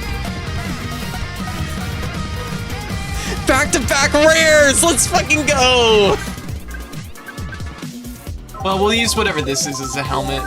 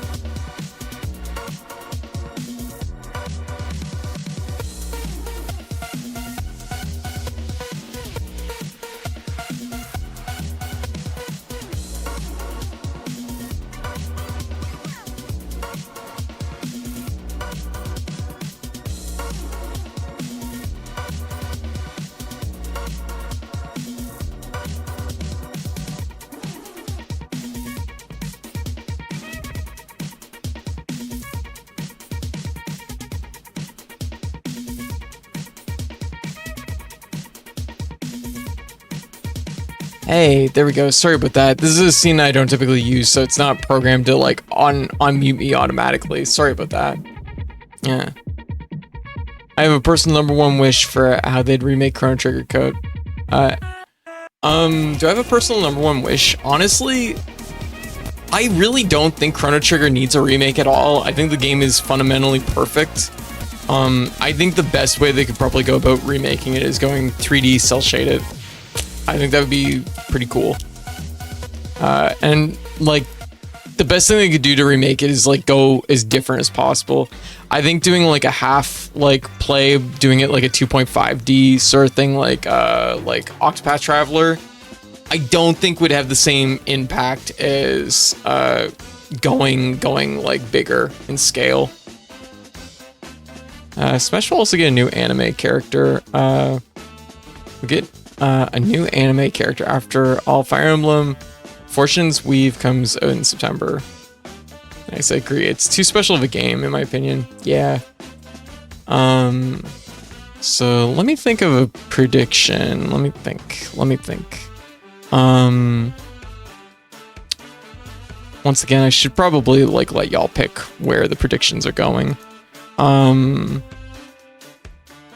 just put it up in the corner here.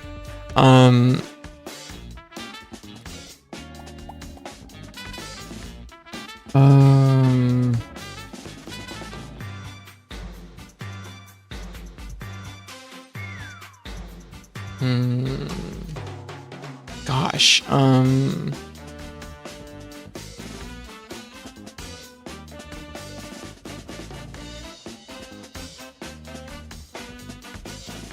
God damn, I need sleep. Happy New Year's.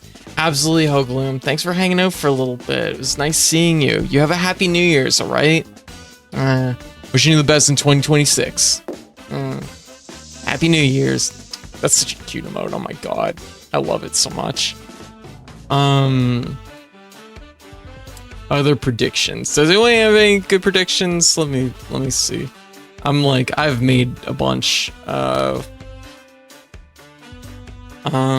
You know what? I'm just thinking.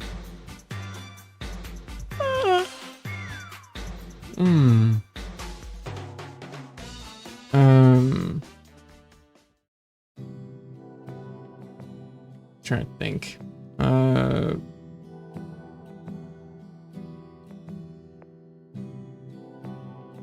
We made a Castlevania prediction. GTA 6 delayed again. Nah, I don't think it's like relevant enough to me to like bother.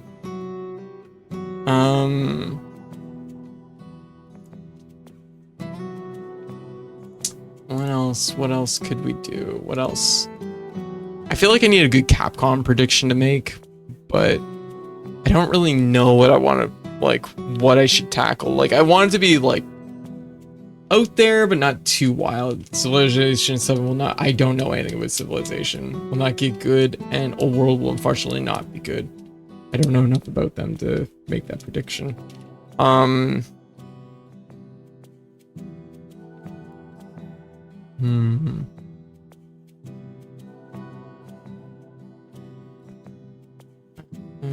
Let me think.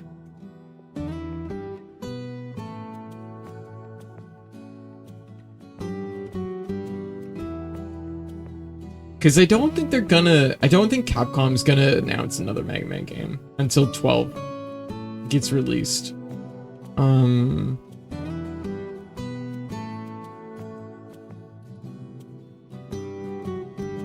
Capcom will revive the Battle of Midway series. I also don't know what that is. Oh, you mean like the 1943 series? You know what? We could you know what? I can make a shoot 'em up prediction.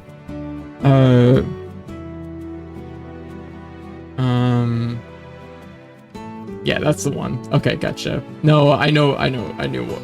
I was like Battle of Midway, and then it occurred to me. Oh my gosh. Treasure announces a game. Treasure, which does, I don't know. Treasure shows signs of life. Shows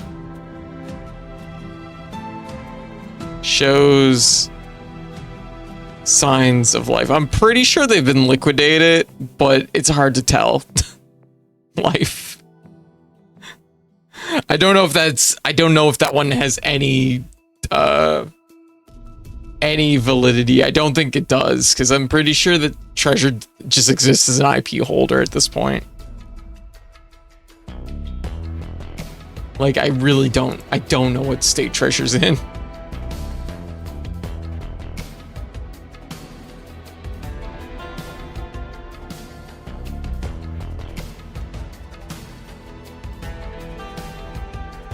I don't know where we should put this, if we should even put it on the board. Like, I really don't know what state's Treasure's in. I assume they're dead and gone at this point. Nah, I'm gonna remove that one. I don't think it exists. I'm like, nah, nice try, Treasure. Treasure rises from its grave. That's the next one.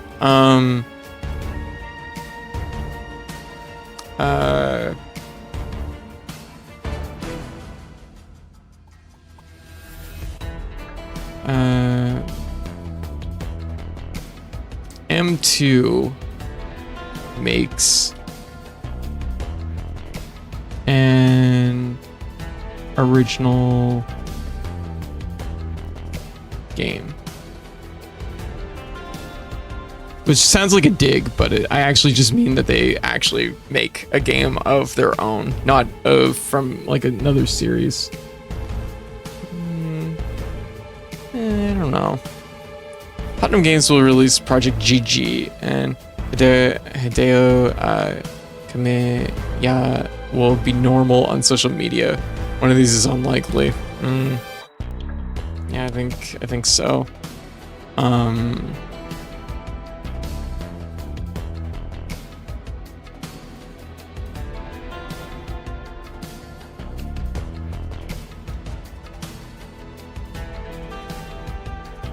You know what? Here's one. It just popped into my head, and I don't know why. New Pokemon.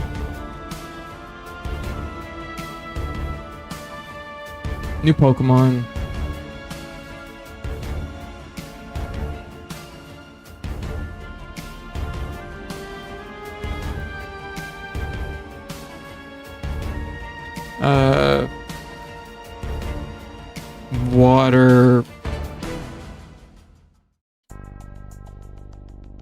Water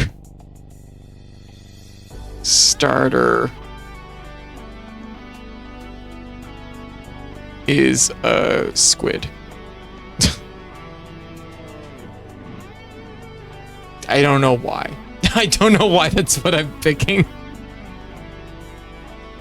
It's like two part. I'm making the very easy guess that there's gonna be a new Pokemon announced, and then making the very like slightly harder guess that the water starter is gonna be a squid. I don't know why. I'm gonna take this one. I think I want this one actually.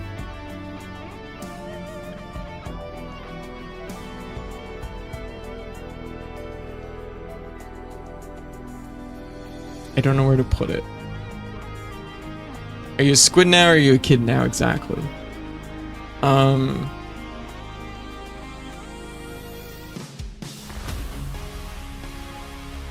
Why don't you be an octopus?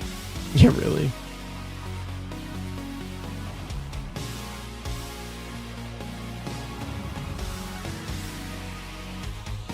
I'll put it down here.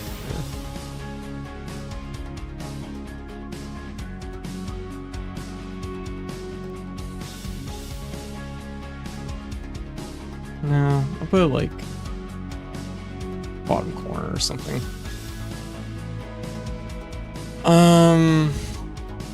Let me think.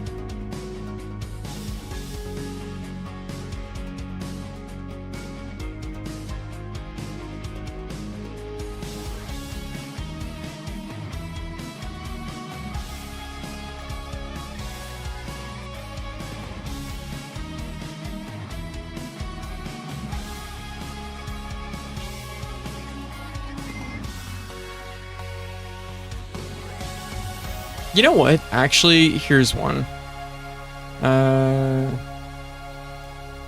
I'll put it like here. New Nintendo.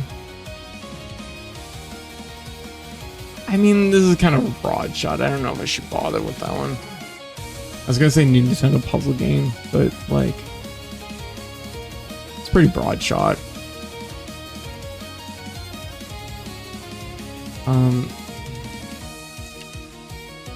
You know what? Actually, you know what? New Nintendo IP.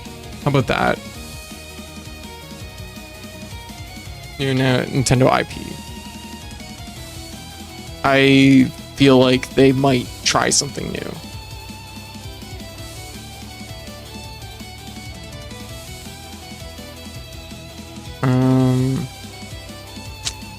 Man. I know part of it's just the sleepiness setting in. I do want to make a Capcom prediction, but I don't really know what to predict because, like, the one I would have done would have been like a new Mega Man game, but like that's happening now. News on the successor to the Nintendo Switch. Hey Ghidorah, how you doing?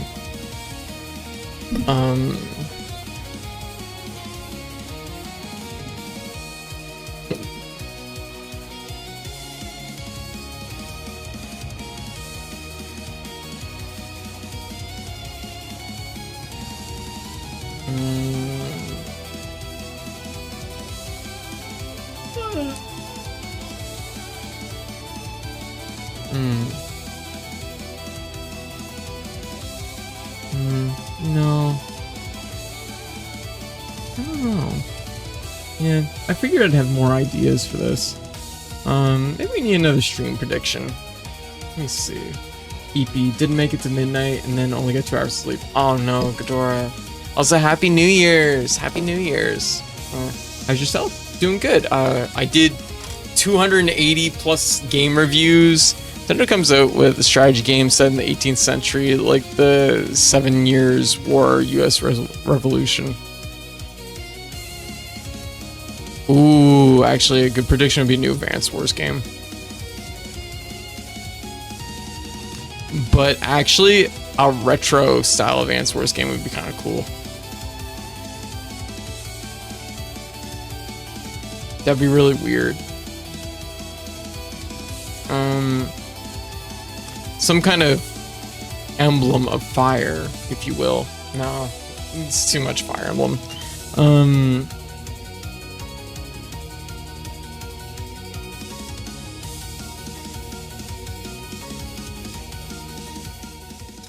And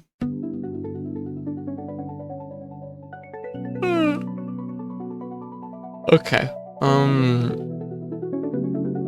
Fire Emblem with guns. Maybe. I mean, the new Fire Emblem does have guns. It's literally in the next Fire Emblem game.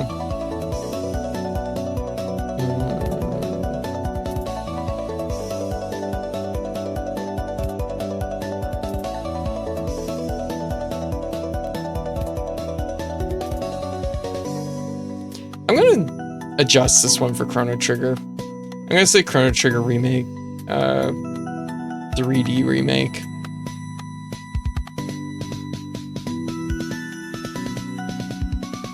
So because I think it's a little bit broad to say just a remake, because sure. We want these predictions to have some like meat to them. They changed the specific bittering agent, but this is a funny way to put it.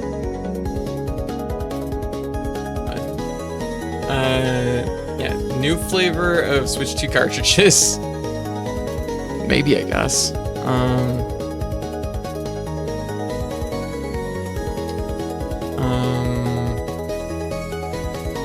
I don't know, some kind of fitness boxing Persona game. How about that? That would like never happen.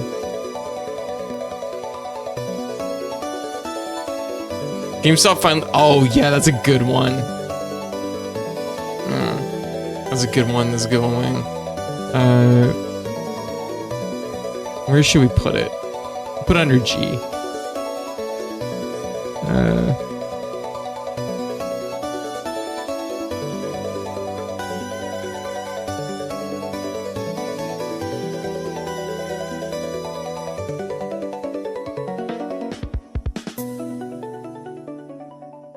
I think that's how that's spelled. GameStop bankruptcy. Yeah, that makes sense. I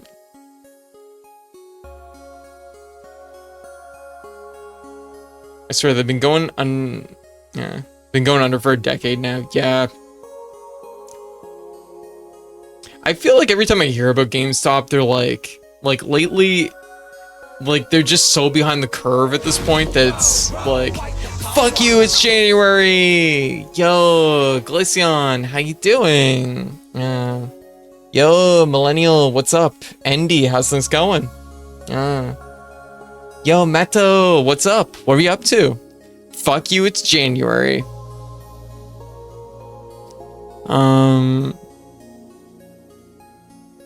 Let me see.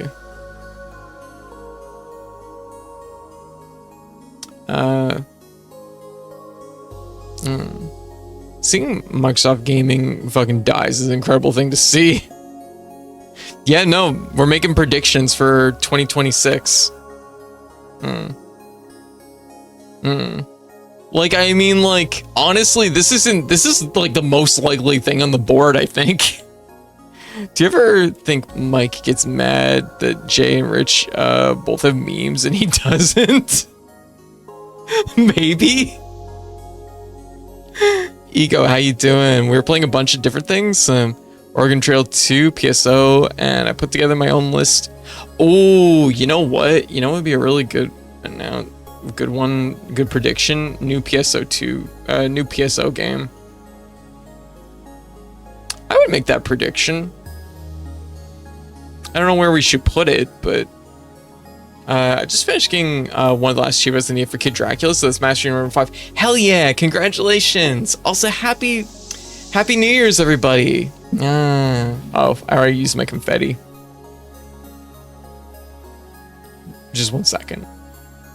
Have to vacuum it up into the cannon again. Happy New Year's, everybody! Yeah. Oh, you know what? Maybe a Final Fantasy XIV successor announced. PSO would need to compete with 14. I mean, there is PSO 2 right now that does compete with 14. I mean, it doesn't, but you know what I mean. It is out there. It is on the market. Not competing. 2025 defeated, right? Thank God. Samus Blackley. Just going, look at how they massacred my boy from the Xbox. Oh. Right code double as Code Monkeys Remastered. Like the fucking TV show. I have no idea what that is. Yeah. Oh my god. So what's the bingo for? We're making predictions for 2026. Things that might happen in 2026. And these are what we got so far. We get an announcement of a new expansion. It might be an overhauled PSO2 New Genesis. Maybe. Yeah.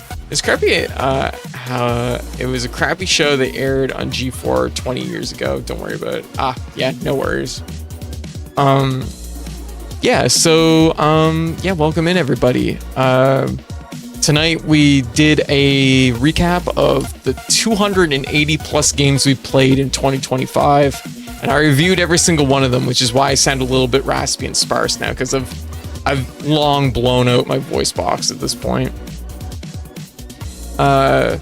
But yeah, we've mostly just been hanging out tonight. 2026 in general. I thought there was some game publisher live event coming up I forgot about. No, this is just in general. New Capcom versus Fighters on my list. You know what? How about this?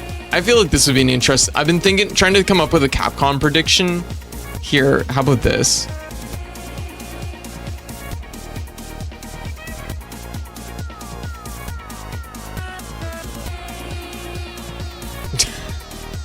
I mean, let's be real. Let's be real. Arc System Works doing Marvel Token does kind of put Capcom in a weird spot. Yeah. I don't know. I really don't know. I feel like the more likely one would be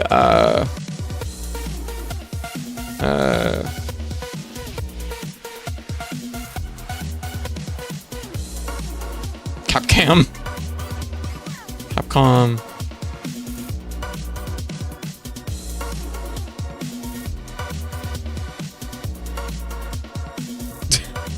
I feel like that's slightly more likely than Capcom versus DC. No, French Bread makes a DC fighting game. Oh my god. Capcom jealous boyfriend arc, right? I don't know. I don't know which I like more. I feel like a new Tatsunoko versus Capcom game. That's pretty unlikely too.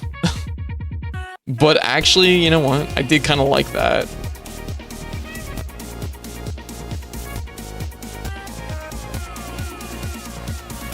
Which I think it's funny. Tatsunoko was my first fighter? Yo, very good. Tatsunoko fucking slaps. Go chill, more like cutie. Channel. I hope you vote.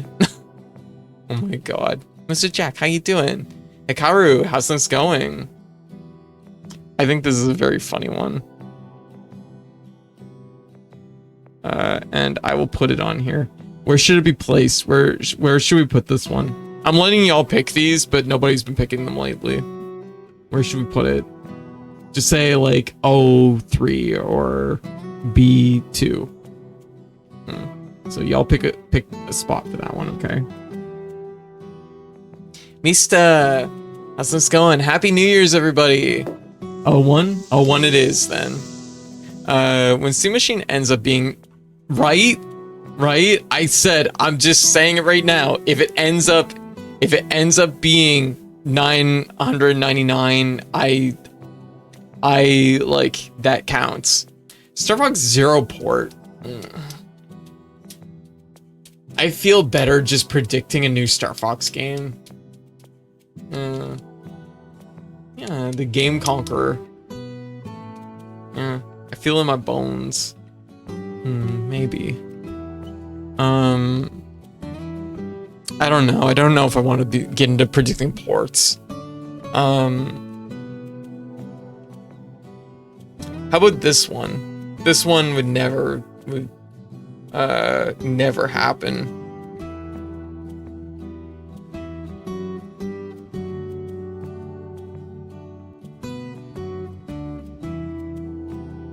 Yeah, pretty good, huh? That's cheating. What's cheating?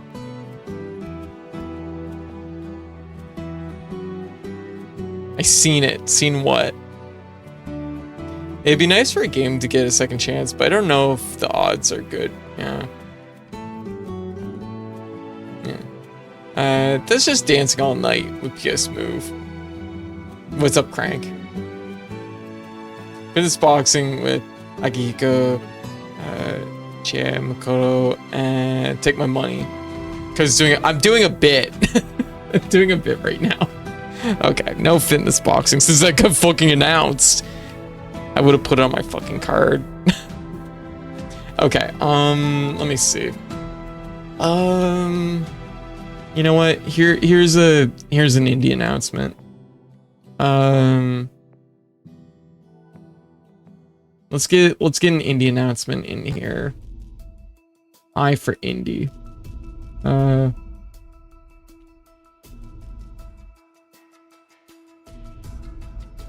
UFO 52.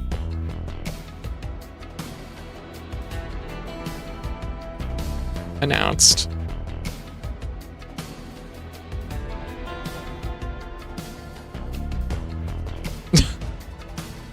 Code, do you know? Do I know what? Action 52. Final Fantasy 7 Remake Part 3. New indie game comes out and wins every indie award despite being made by hundreds of wealthy people. Maybe.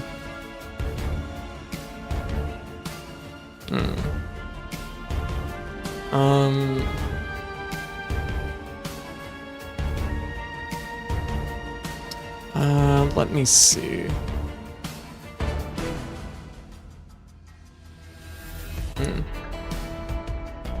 New indie game that's just a free space. Hey Cass, how you doing? Oh hell yeah, Capcom. Yeah, I thought it was funny. There's actually a Persona 5. Yeah, no, I know. I'm not joking. I know. I saw it earlier today. Let me think. I feel like new Nintendo IP isn't like interesting enough. I feel like we can make something better there. Yeah, Happy New Year's, Cass. Happy New Year's. I'm gonna move my chat back over to this side, even though it's like angled kind of weird. Capcom versus Capcom, maybe. Mrs. O'Foxy should get a port. Almost did it again. Wait, what?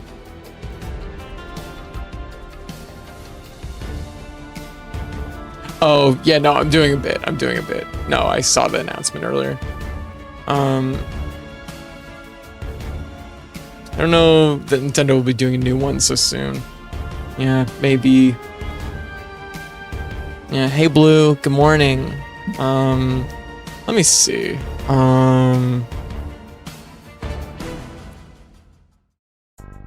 We got Chrono Trigger 3D remake on there. I don't know if I should do another Square one. We have a Capcom one, we have a Konami one. We maybe need a Namco one.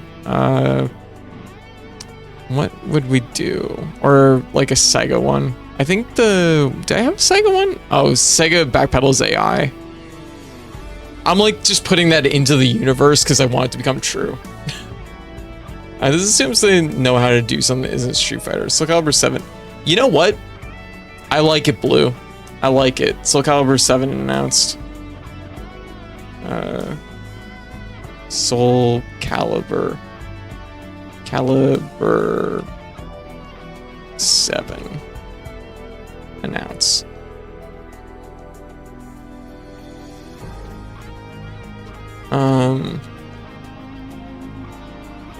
Did you hear my Sony censoring patent? I didn't see that. What's Sony doing this year? I don't know. With Harda leaving Tekken, there's space for it. Kind of. Shine Force Tactics RPG announcement win. Let me see. Oh, I know one that would be like, once again, I'm putting it out in the universe, but I don't think it would happen.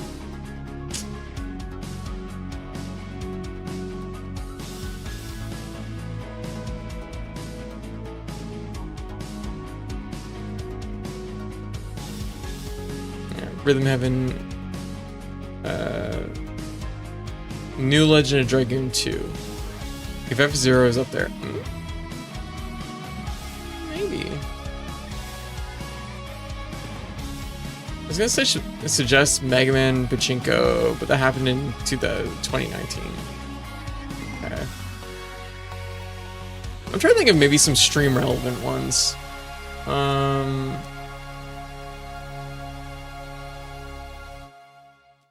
Because we have I double my masteries and I beat 365 games this year. I'm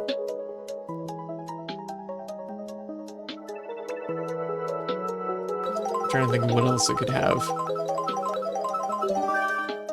Oh, Pokeball. What's Intercrates doing anyways? I don't know. I don't know what Intercrates is up to.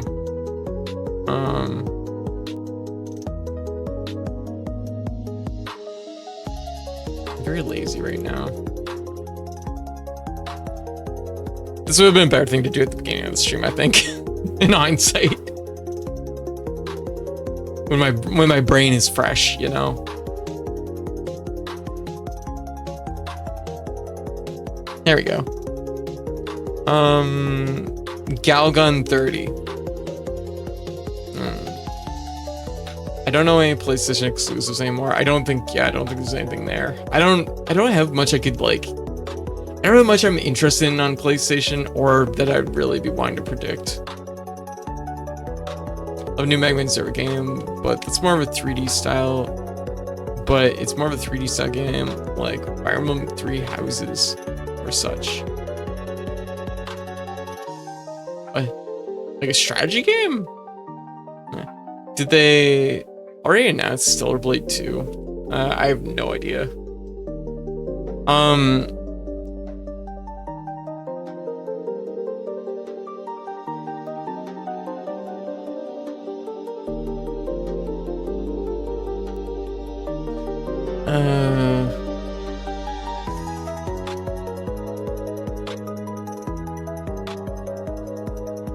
I don't want to just make a game announcements, but like also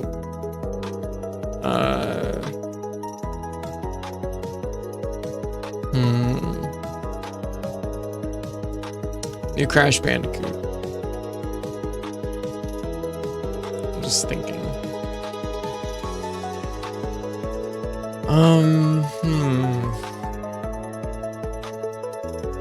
Do you think any companies are gonna get acquired or merge? That's a good point.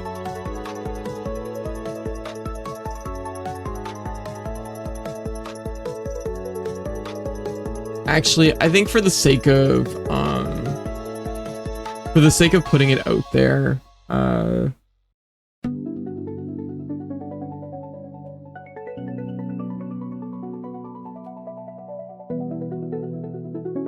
think we have to put it out there to like get it out into the universe. Something about Flu Guy maybe. Maybe. Oh, you know what? Do it, Konami, you cowards, right? Gex TV show. Okay, dartboard.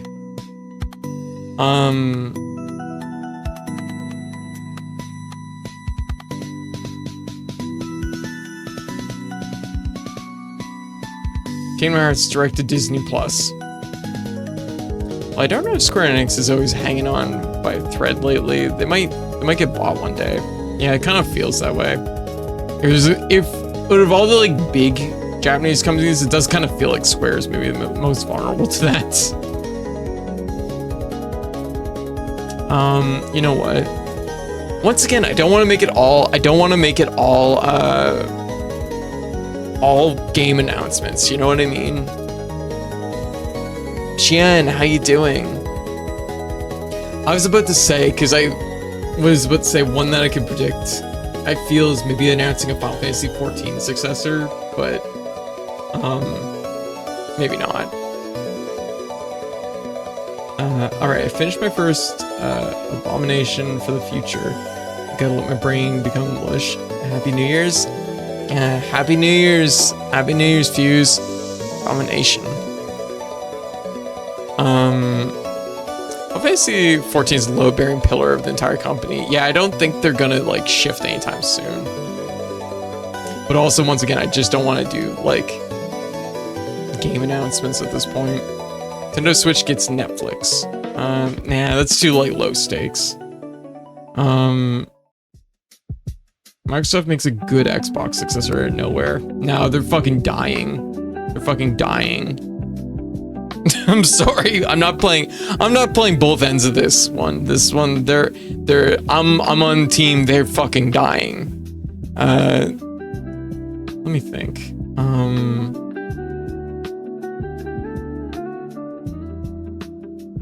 Do you have a Valve prediction? The only one on here is that Steam Machine is sub 1K. I don't know what else there would be that I could predict for Valve. Microsoft sells their Xbox brand to Sega, and Sega makes a new Xbox successor out of nowhere. That'd be pretty wild. That's a lot of words to write in a box, though. The next consoles are probably gonna be way too expensive to buy, even more than the current ones. Probably. Sub 1K is gonna be tough at this point, right? Oh, I'm like laggy. What happened? Yeah. Right. I think that it, like, and I stress when I wrote this, I very specifically said it'll, like, if it's $999, it counts. Yeah. Is Microsoft announced a competitor over the PS6? No, I don't think so. Yeah.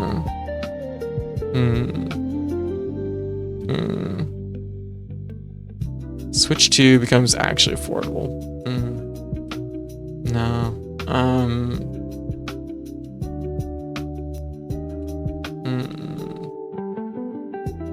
What are the odds of a cool space game like FTL or Everspace?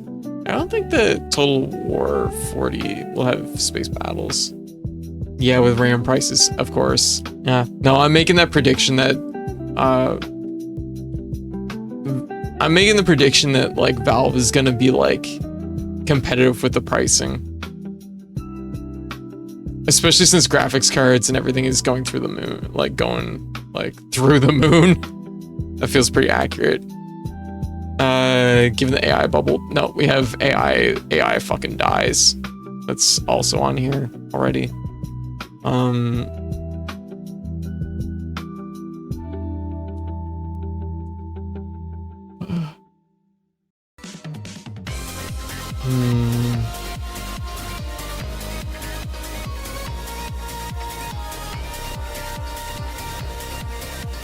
You know what?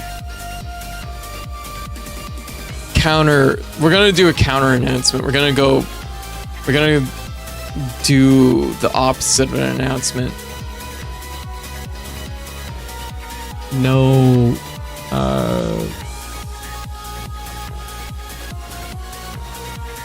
no new. The safe bet would be no new Zelda announcement. The dicier bet is probably no new Mario game.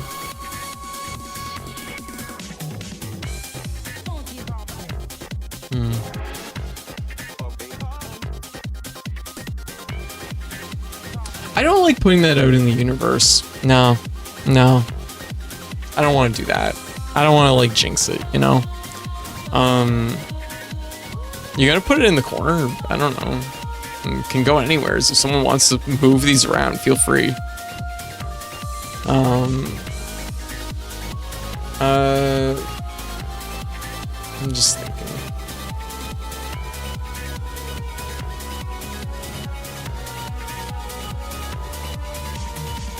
Okay, you know what?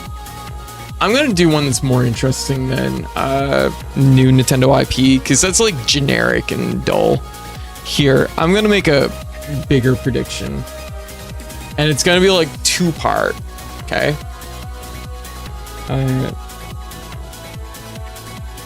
Either new Punch-Out or Star Tropics. I definitely misspelled Tropics. There's no H. There. That feels like kind of out there. Limited Run Games announces their own console. I kind of want to just put Limited Run Games fucking dies, which I maybe need to stop predicting these. But I wouldn't mind putting that out there in the universe. Yeah. Can't announce partial ban on loot boxes. I don't want to do like kind of like country-based ones or like politically like tied-in ones. You know what I mean?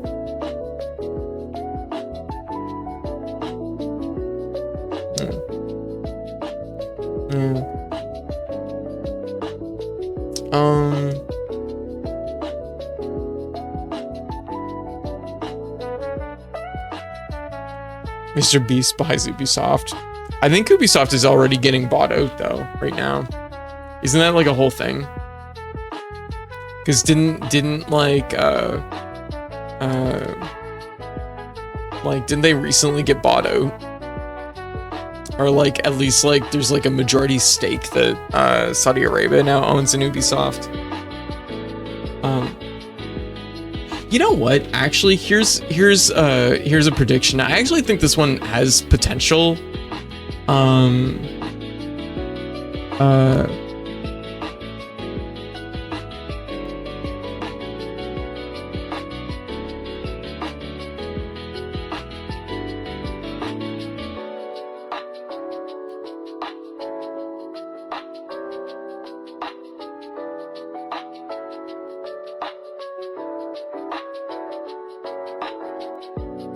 New Mario RPG with Square Enix.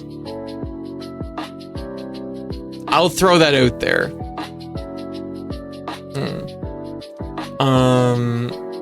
What's up? No, I definitely don't want that. I'm not putting that in the universe.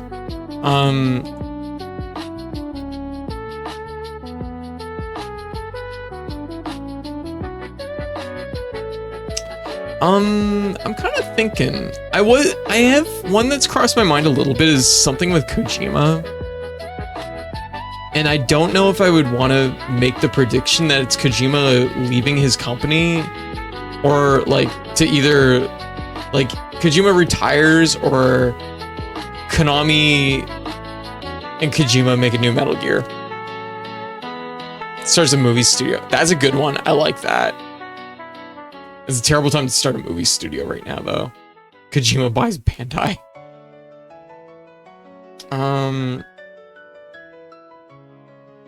He's been wanting to do that forever. Yeah, it really is like he's kind of, it is his endless dream to do a movie studio. Kojima is not going to do no Metal Gear Solid. No, probably not.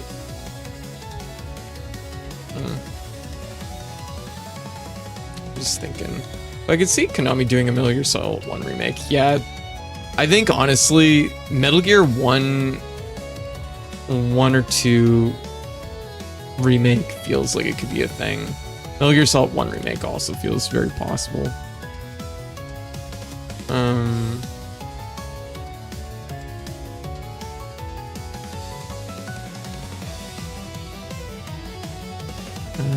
You know what?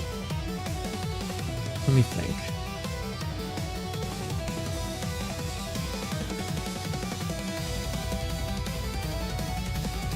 Retro achievements announces future support for PS3 360. That's something that we can put in a box. I think that's like, I don't think that's like anybody's said it, but the emulation on those would have to get a hell of a lot better, but good luck. Yeah. What else could we do?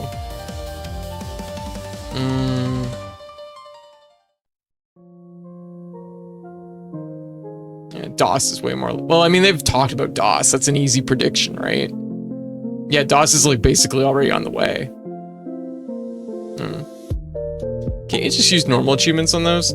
Yeah, but eventually, like the support from them from Sony and Microsoft is ending, right?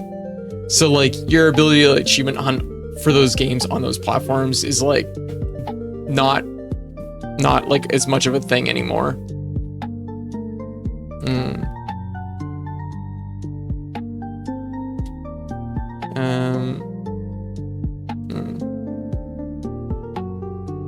So yeah, 360 has better emulation prospects than the OG Xbox. And the PS3 notoriously hard to port to other systems. Sure. Alternatively, make better achievements sets than official ones. Yeah. Because Vita RA support would be really cool. That could be a good one. That feels maybe predictable. Yeah, PS3 is complicated architecture. But DMC3 is like PS2. It already has a retro set.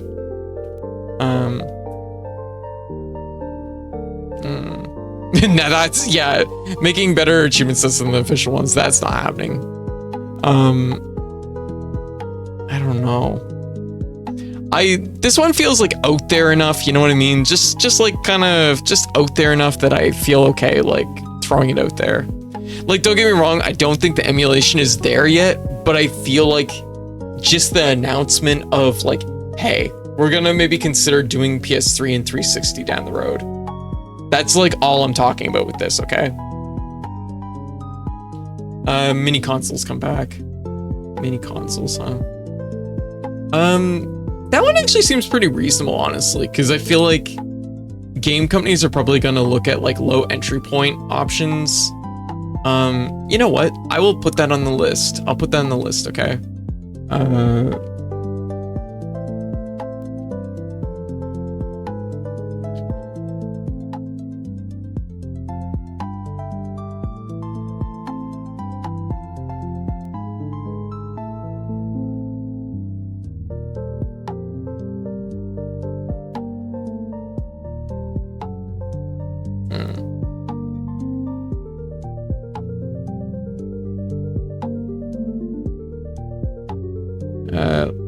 You know what? I'm gonna lock it in a little bit harder. I'm gonna say PS2 and GameCube. Like one or the other, okay? Which big studio will we not already considered? Like, I think like a Nintendo Mini like GameCube console that just has like a bunch of like GameCube games loaded on it might not be that out there. Like, I know Nintendo has like their virtual console for the Switch too, but like as a like low entry point option, like it might have potential. Maybe. I don't know. PS3, 64, weird ass hardware that fights proper emulation. Absolutely. Yeah. I don't know.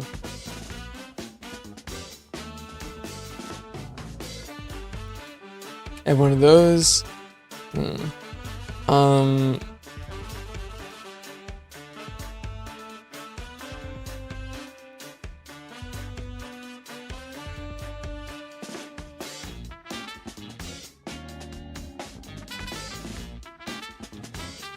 Red Dead gets a TV series.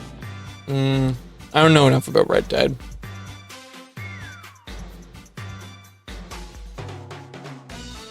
TurboGrafx may have the best options for third-party TurboGrafx controllers. The rest of them fucking suck. Then GTA gets TV series. Yeah, I don't know. I don't know enough about TV. I'm like, what is TV?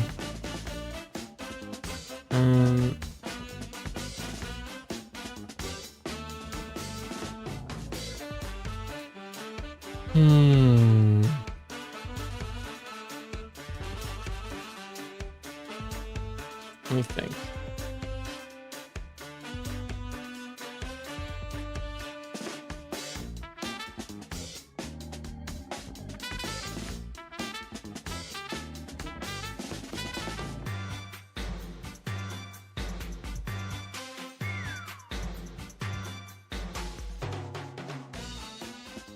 Sorry, I'm just like kind of vibing right now.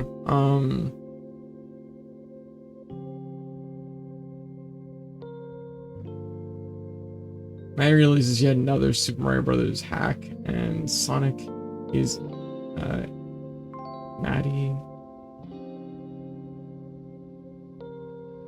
releases yet another Super Mario Brothers hack with Sonic in it. Who's Maddie? Maddie who? You know what we need? We need a Sonic prediction.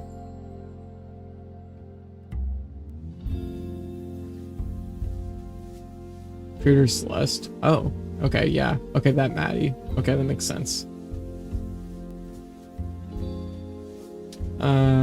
Sonic in it. Something wild with GOG. According to the first Final Fantasy.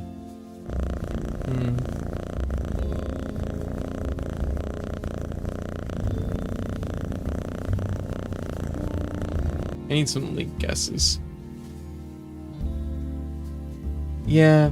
Oh, you know what? Here we go. Here we go. I got one.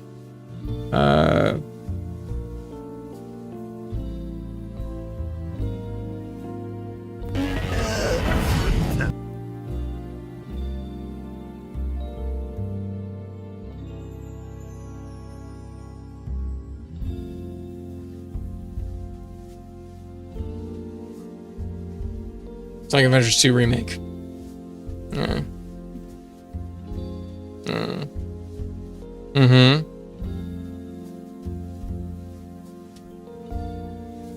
I guess it's like Adventure, Sonic Adventure 2 remake. It's like, I prefer advanced ports set, please. I'm not asking you your preference. Like, I'm not a fucking wish list. I'm not doing that. Admittedly, the advanced games are really good. You know what? Actually, Sonic Collections would go really hard. Sonic Advanced Collections. Sonic Chronicles remake. Oh, no, Hikaru. No. Yeah. Dear Santa Code, I want a pony. That's fair.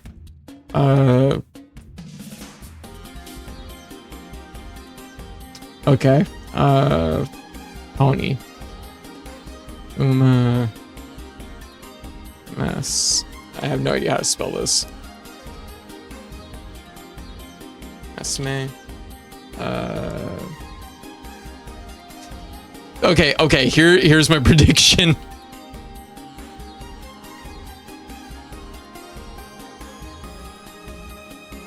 Here's my horse prediction, okay? Okay.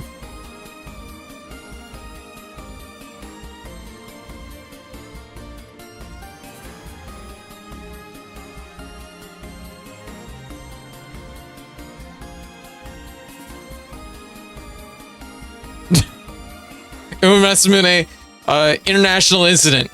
I don't know what it'll be, but it's gonna be fucking something. Oh my god. The horse girls are gonna be doing something. No. Yeah. wasn't the PETA thing international? I don't know anything about this. Was there already a PETA thing? Oh my god, I didn't even know about this. No. Yeah. I'm a bit surprised that GameStop hasn't gone bankrupt yet, right? It just feels like it's just a matter of time. Crossover, I'm assuming, with Grand Blue Fantasy yet. They have? Okay.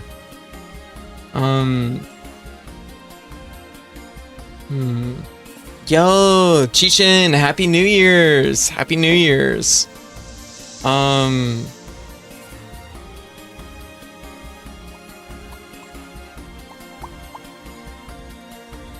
I'm just like, PETA made a post involving Masame and then Side Games JRA in Japan called oh, we're on break now. Called out PETA for the BS. What would their problem be with at Umasume? What would the problem be with that? It's fictional horse girls. It just draws attention to horses. I guess maybe it encourages the idea of horse racing, which maybe they're against. Horse racing is animal abuse. Okay, that makes sense. Yeah. Yeah, I guess it's got horses.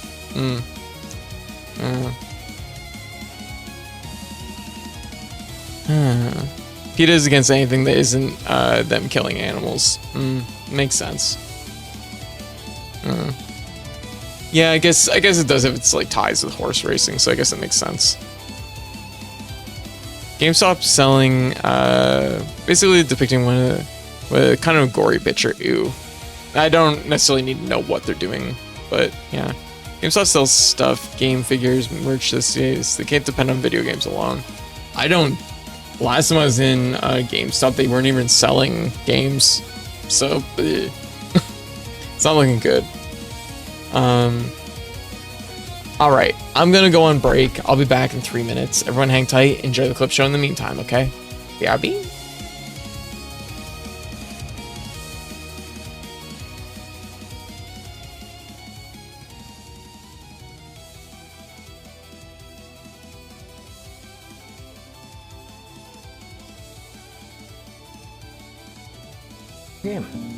Okay, Steve, don't worry. If you take an L, I'm like lined up. I got the shot lined up. Oh hell yeah. Code on my screen, it looks like you're aiming at Steve. Wait, shit, seriously? Oh yeah, shit, sorry, I was gonna... If you lose, I got your shot lined up. I'll put you out of your misery, Steve. Alright, I'll make a noise like a caw caw.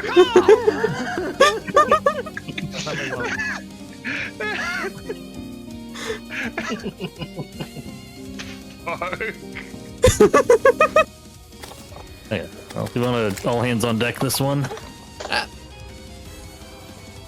Alright, just 1 second. We have somebody wearing wood armor, so if... Actually, here, you know what? Here. Where are they? Things who we have in the... I mean, we can... Got a ton of ore in the chest, I'm sure. Yeah, we do. We have a bunch of ore. They can... Okay, I don't want to go to the bee's nest anymore. I'm going back to the gem tunnel. There they are. Code, come here for delicious rewards. What delicious rewards? Where are you? We're gonna boss fight. Oh, the boss fight. Rewards? Tell me more. It's the easiest cardboard trap ever. Cardboard in a stick with a plate. Reward.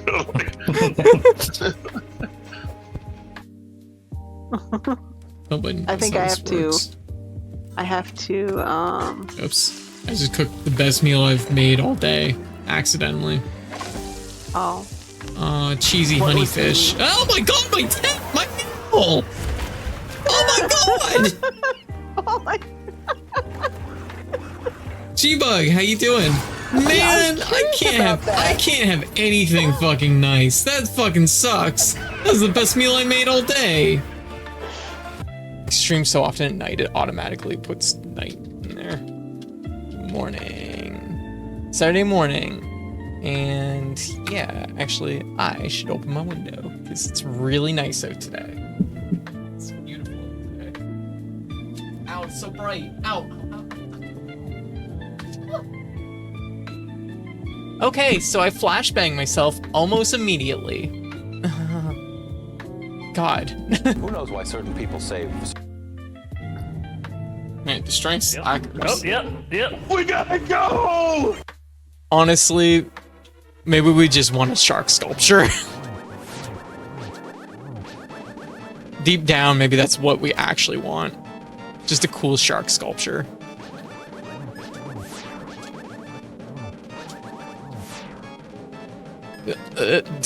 Ah?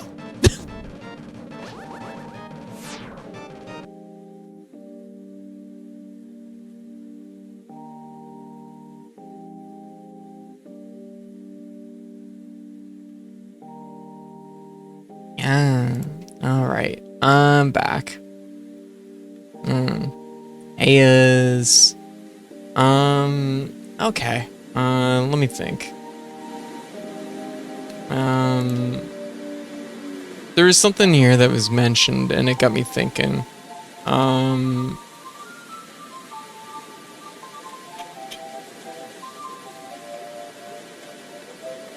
Just one sec.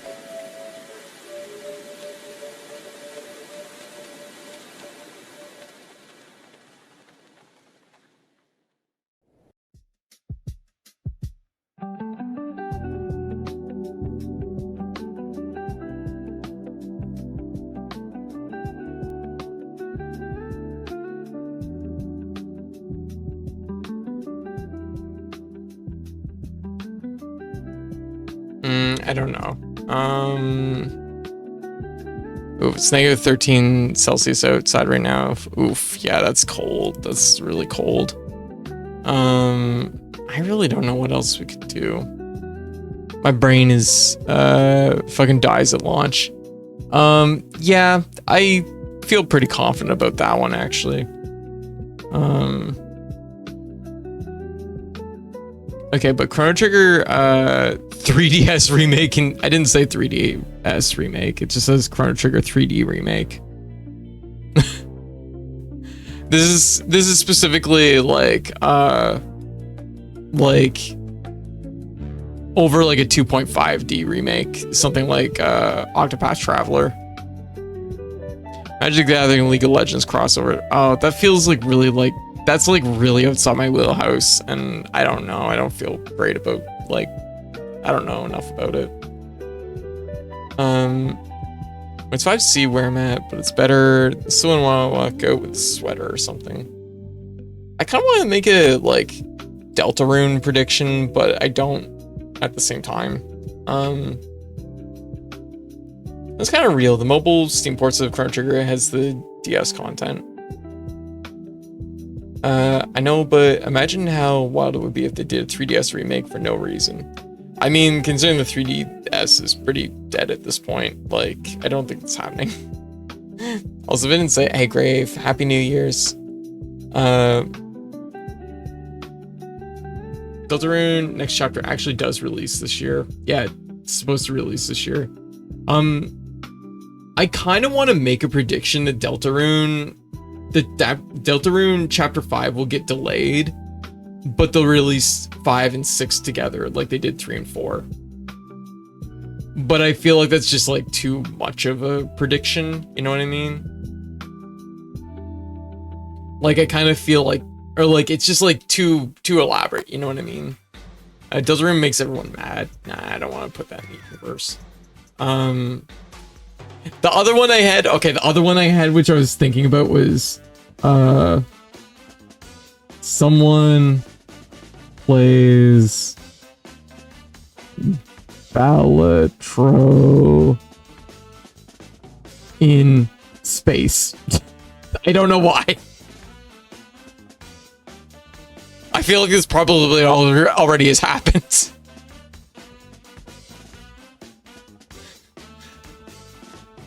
Balatro lands on the moon. That's my next fucking guess. Is there a chapter 6? I thought chapter 5 was the conclusion. No, it's supposed to go up to chapter 7. There's supposed to be 7 chapters. Balatro and Antarctica.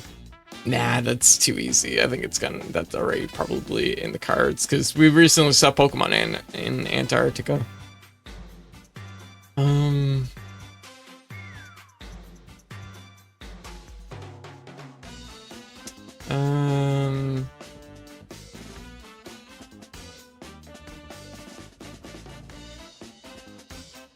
I don't know.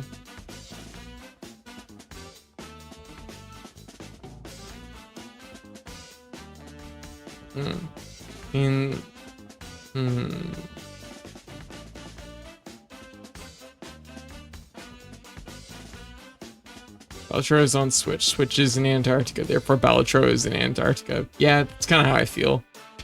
I don't know. There's like, it's an interesting thing coming up with these guesses and kind of having it be like, you know, just thinking through the ideas of what is like kind of a little bit out there, but not like too out there, but not too easy. You know what I mean? Like there's a fine line with these. I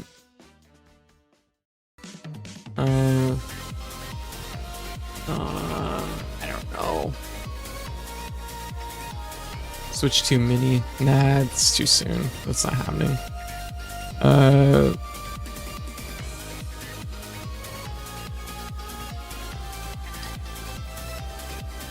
looking at this new Pokemon water starter is a squid one, and I'm like, eh.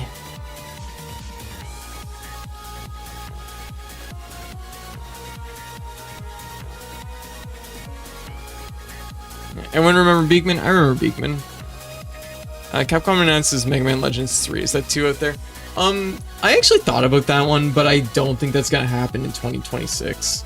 I think it will happen. I think it like actually will happen at some point, but I just don't think it's gonna be like in 2026. Squid Pokemon.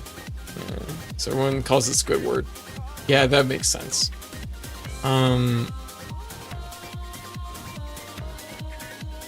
It's getting late. I'm definitely running low on energy. Oh, Breath of Fire 6 is recovered. Ooh. That's actually a pretty good one. I like that. I'm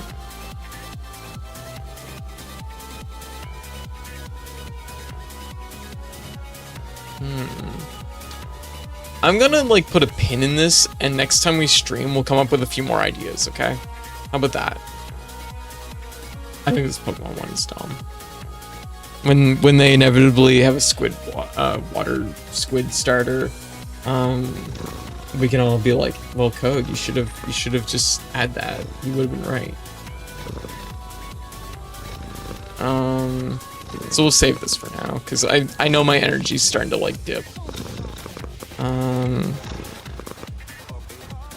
Addictions 2026. There we go. Okay. All right. There we go. Hey, is. Okay, we're gonna get a little bit of gaming in tonight. We're just gonna get our daily in for Retro Game Challenge.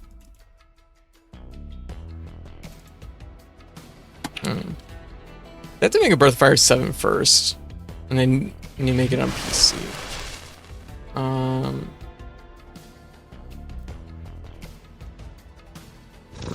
Hey PSI, Happy New Year's. Okay, so we're gonna get Retro Game Challenge going.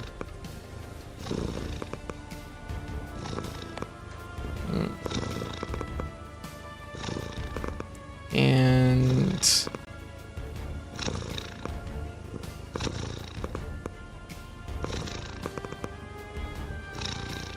yeah, this is literally gonna be like just mere minutes to do, probably.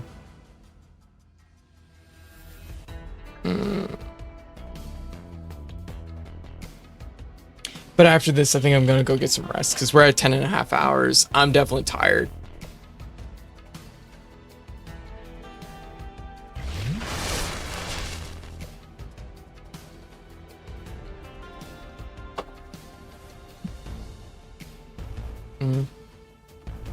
All right. So, because I mean, we did review 280 plus games last night. I feel slightly drained. My voice is definitely really run down.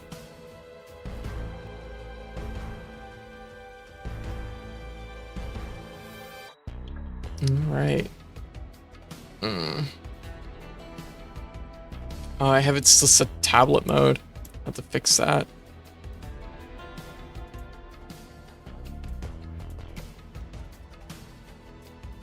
There we go.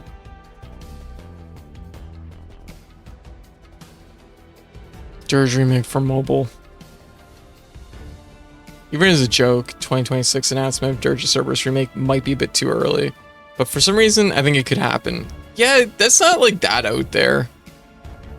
But I do think like maybe the year after kind of thing, because like it would be like something that they might consider doing after the part 3 for Final Fantasy VII Remake.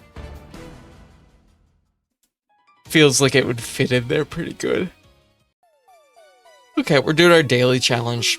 Let me get this keyboard off my lap.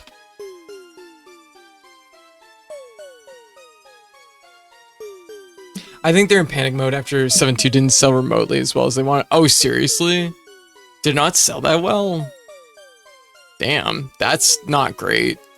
That's not a good sign.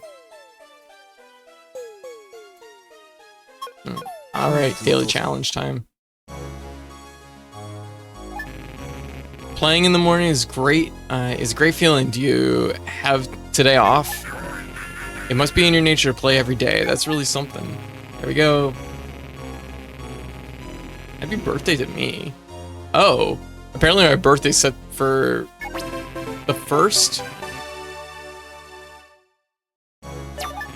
Oh, there we go. And Happy New Year's. Happy New Year's. To kick off the new year, I have something for you. Oh, well, whoops. Oh, yeah, gun duel. We have to collect 20 gun units. Hell yeah. What? What's up, PSI? That's what it usually comes to these days. Games make profits, but investors want more.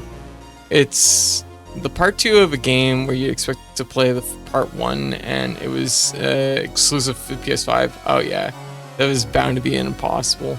Oh, it's so fine. They just have ridiculous expectations. Oh yeah, that's like a Square thing. They really do. Square is definitely like that. That's for sure. I don't know on. Okay, let's collect our 20 gun units, and then I'm gonna go get some rest.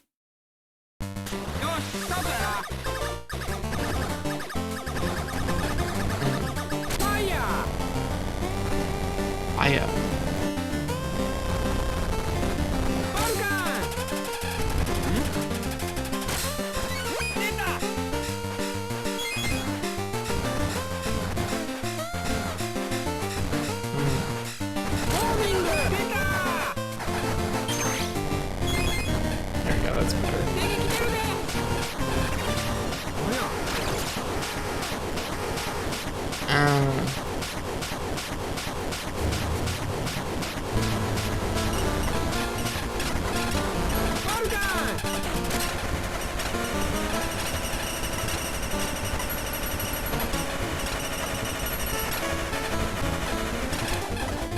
Go. Oh, I got a thing.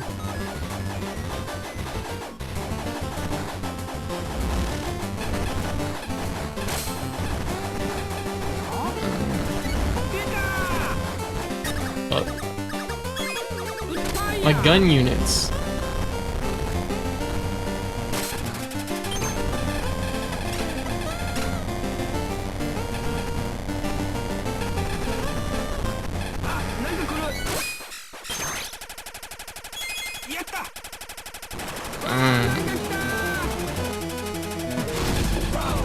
Bro, fight the power.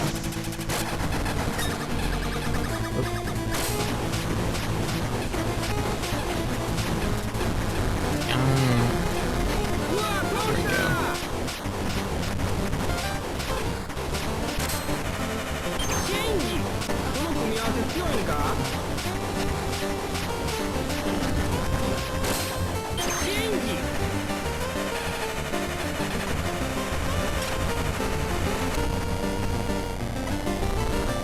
gonna say, surely I've collected 20 units by now, but I guess not.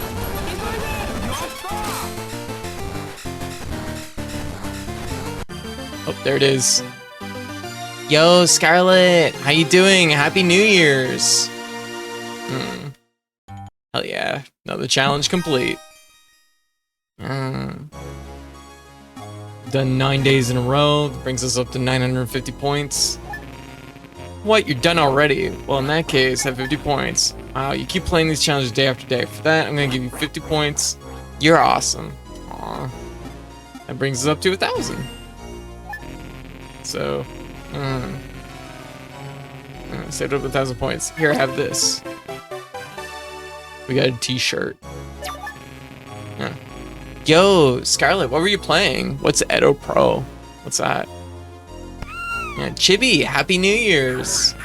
Tomorrow your challenge will be Star Prince SA. I'll be waiting. Oh. Oh, we got more daily. We got some daily stuff done.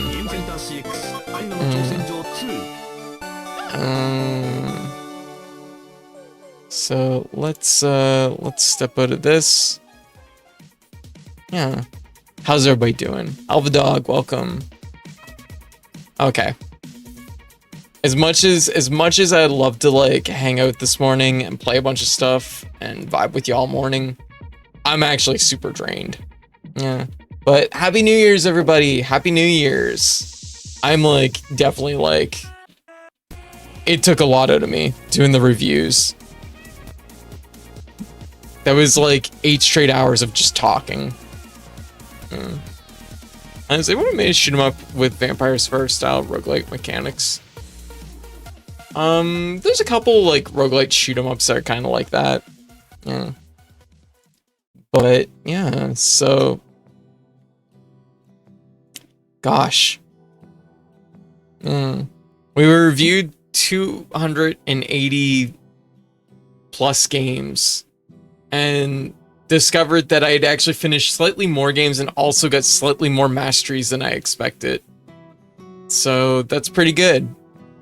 Yeah. So we played 280 plus games, we finished 235 games, and we mastered 165. So pretty good. I think we did really good last year. And honestly, it was just a good year across the board, regardless of how many games we played. That ultimately doesn't matter. We did really good last year. I think we played lots of cool games and got lots of cool moments and got the vibe together and got lots of streaming in. And you know, I feel good about it. But I'm doing pretty good. Just finished an almost 8-hour stream with my little sis. Oh, I see. We played the Carters 2 Turbocharged and then finished off with the Yu-Gi-Oh game. Oh, I see. Yeah. Well, I'm glad you had a good stream, Scarlet. Sounds like it was a pretty good stream. Yeah, it was a really full one. I apologize again, everybody, for just like kind of rambling away while I'm reviewing games, but it was something that, you know, this is my punishment for playing 280 games a year. Maybe this year coming up we'll do 365. I like the idea of getting a game a day cleared. There's a lot of games. Yeah, this is a special nice stream. Shame I couldn't be here for all of it. Hey, no worries, Very. As always, for anyone that is interested in catching my streams another time, I always post VODs on YouTube. You can just like, after a day or two, they'll be, I'll have them like split up and put on YouTube. There's literally like 12 years of VODs on here. So it's a lot of games. But it is definitely time for me to call it and go get some rest because I am big sleepy and it is 10 a.m. here. It is 10 a.m. It is 2026. I am optimistic. We are going into 2026 punching, okay? And we're gonna make this year count. I finished 61 games these years, but most of them were longer games. That makes sense too, because a lot of the games I play are short. Who are we gonna raid? I see Maruko's streaming. I can remember Maruko.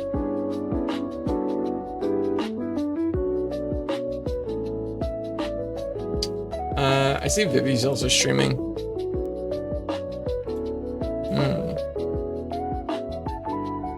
Shut off my raids just in case. I feel like Vivi might be wrapping soon. No, Vivi's in the middle of some work. 8 hours in though. Oh, Maruka's 19 hours in. What the hell? That's a long stream.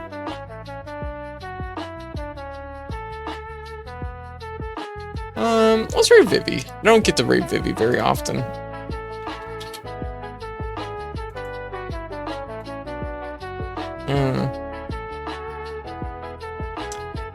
Okay. I'm gonna call it for tonight. Thank you all for watching, and thank you for everybody that hung out with me, and I hope y'all enjoyed New Year's Eve, and I hope the review show, the recap, was interesting and entertaining enough. You know, I hope it was enjoyable, and we'll hang out more, but I'm gonna give myself tonight off, and I'm probably gonna be back on the 3rd. So I'm gonna take I might take Friday off. We'll see how things go. So, but for sure on the 3rd, tomorrow is a maybe.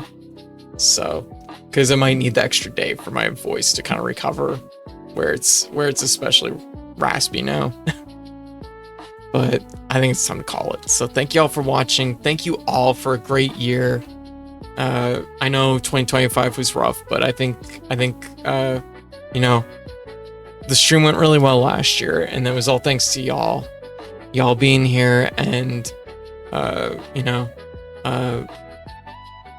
being here for me and the stream and for each other. So, you know, it really means a lot, and I want to keep doing my best for y'all, making sure that I, you know, give y'all the best streams I can. And yeah, that's the plan for 2026. So I will see y'all probably Saturday. So I love y'all. Y'all take care. Have a happy New Year's, and show Vivi some love. I'll catch y'all later. Bye.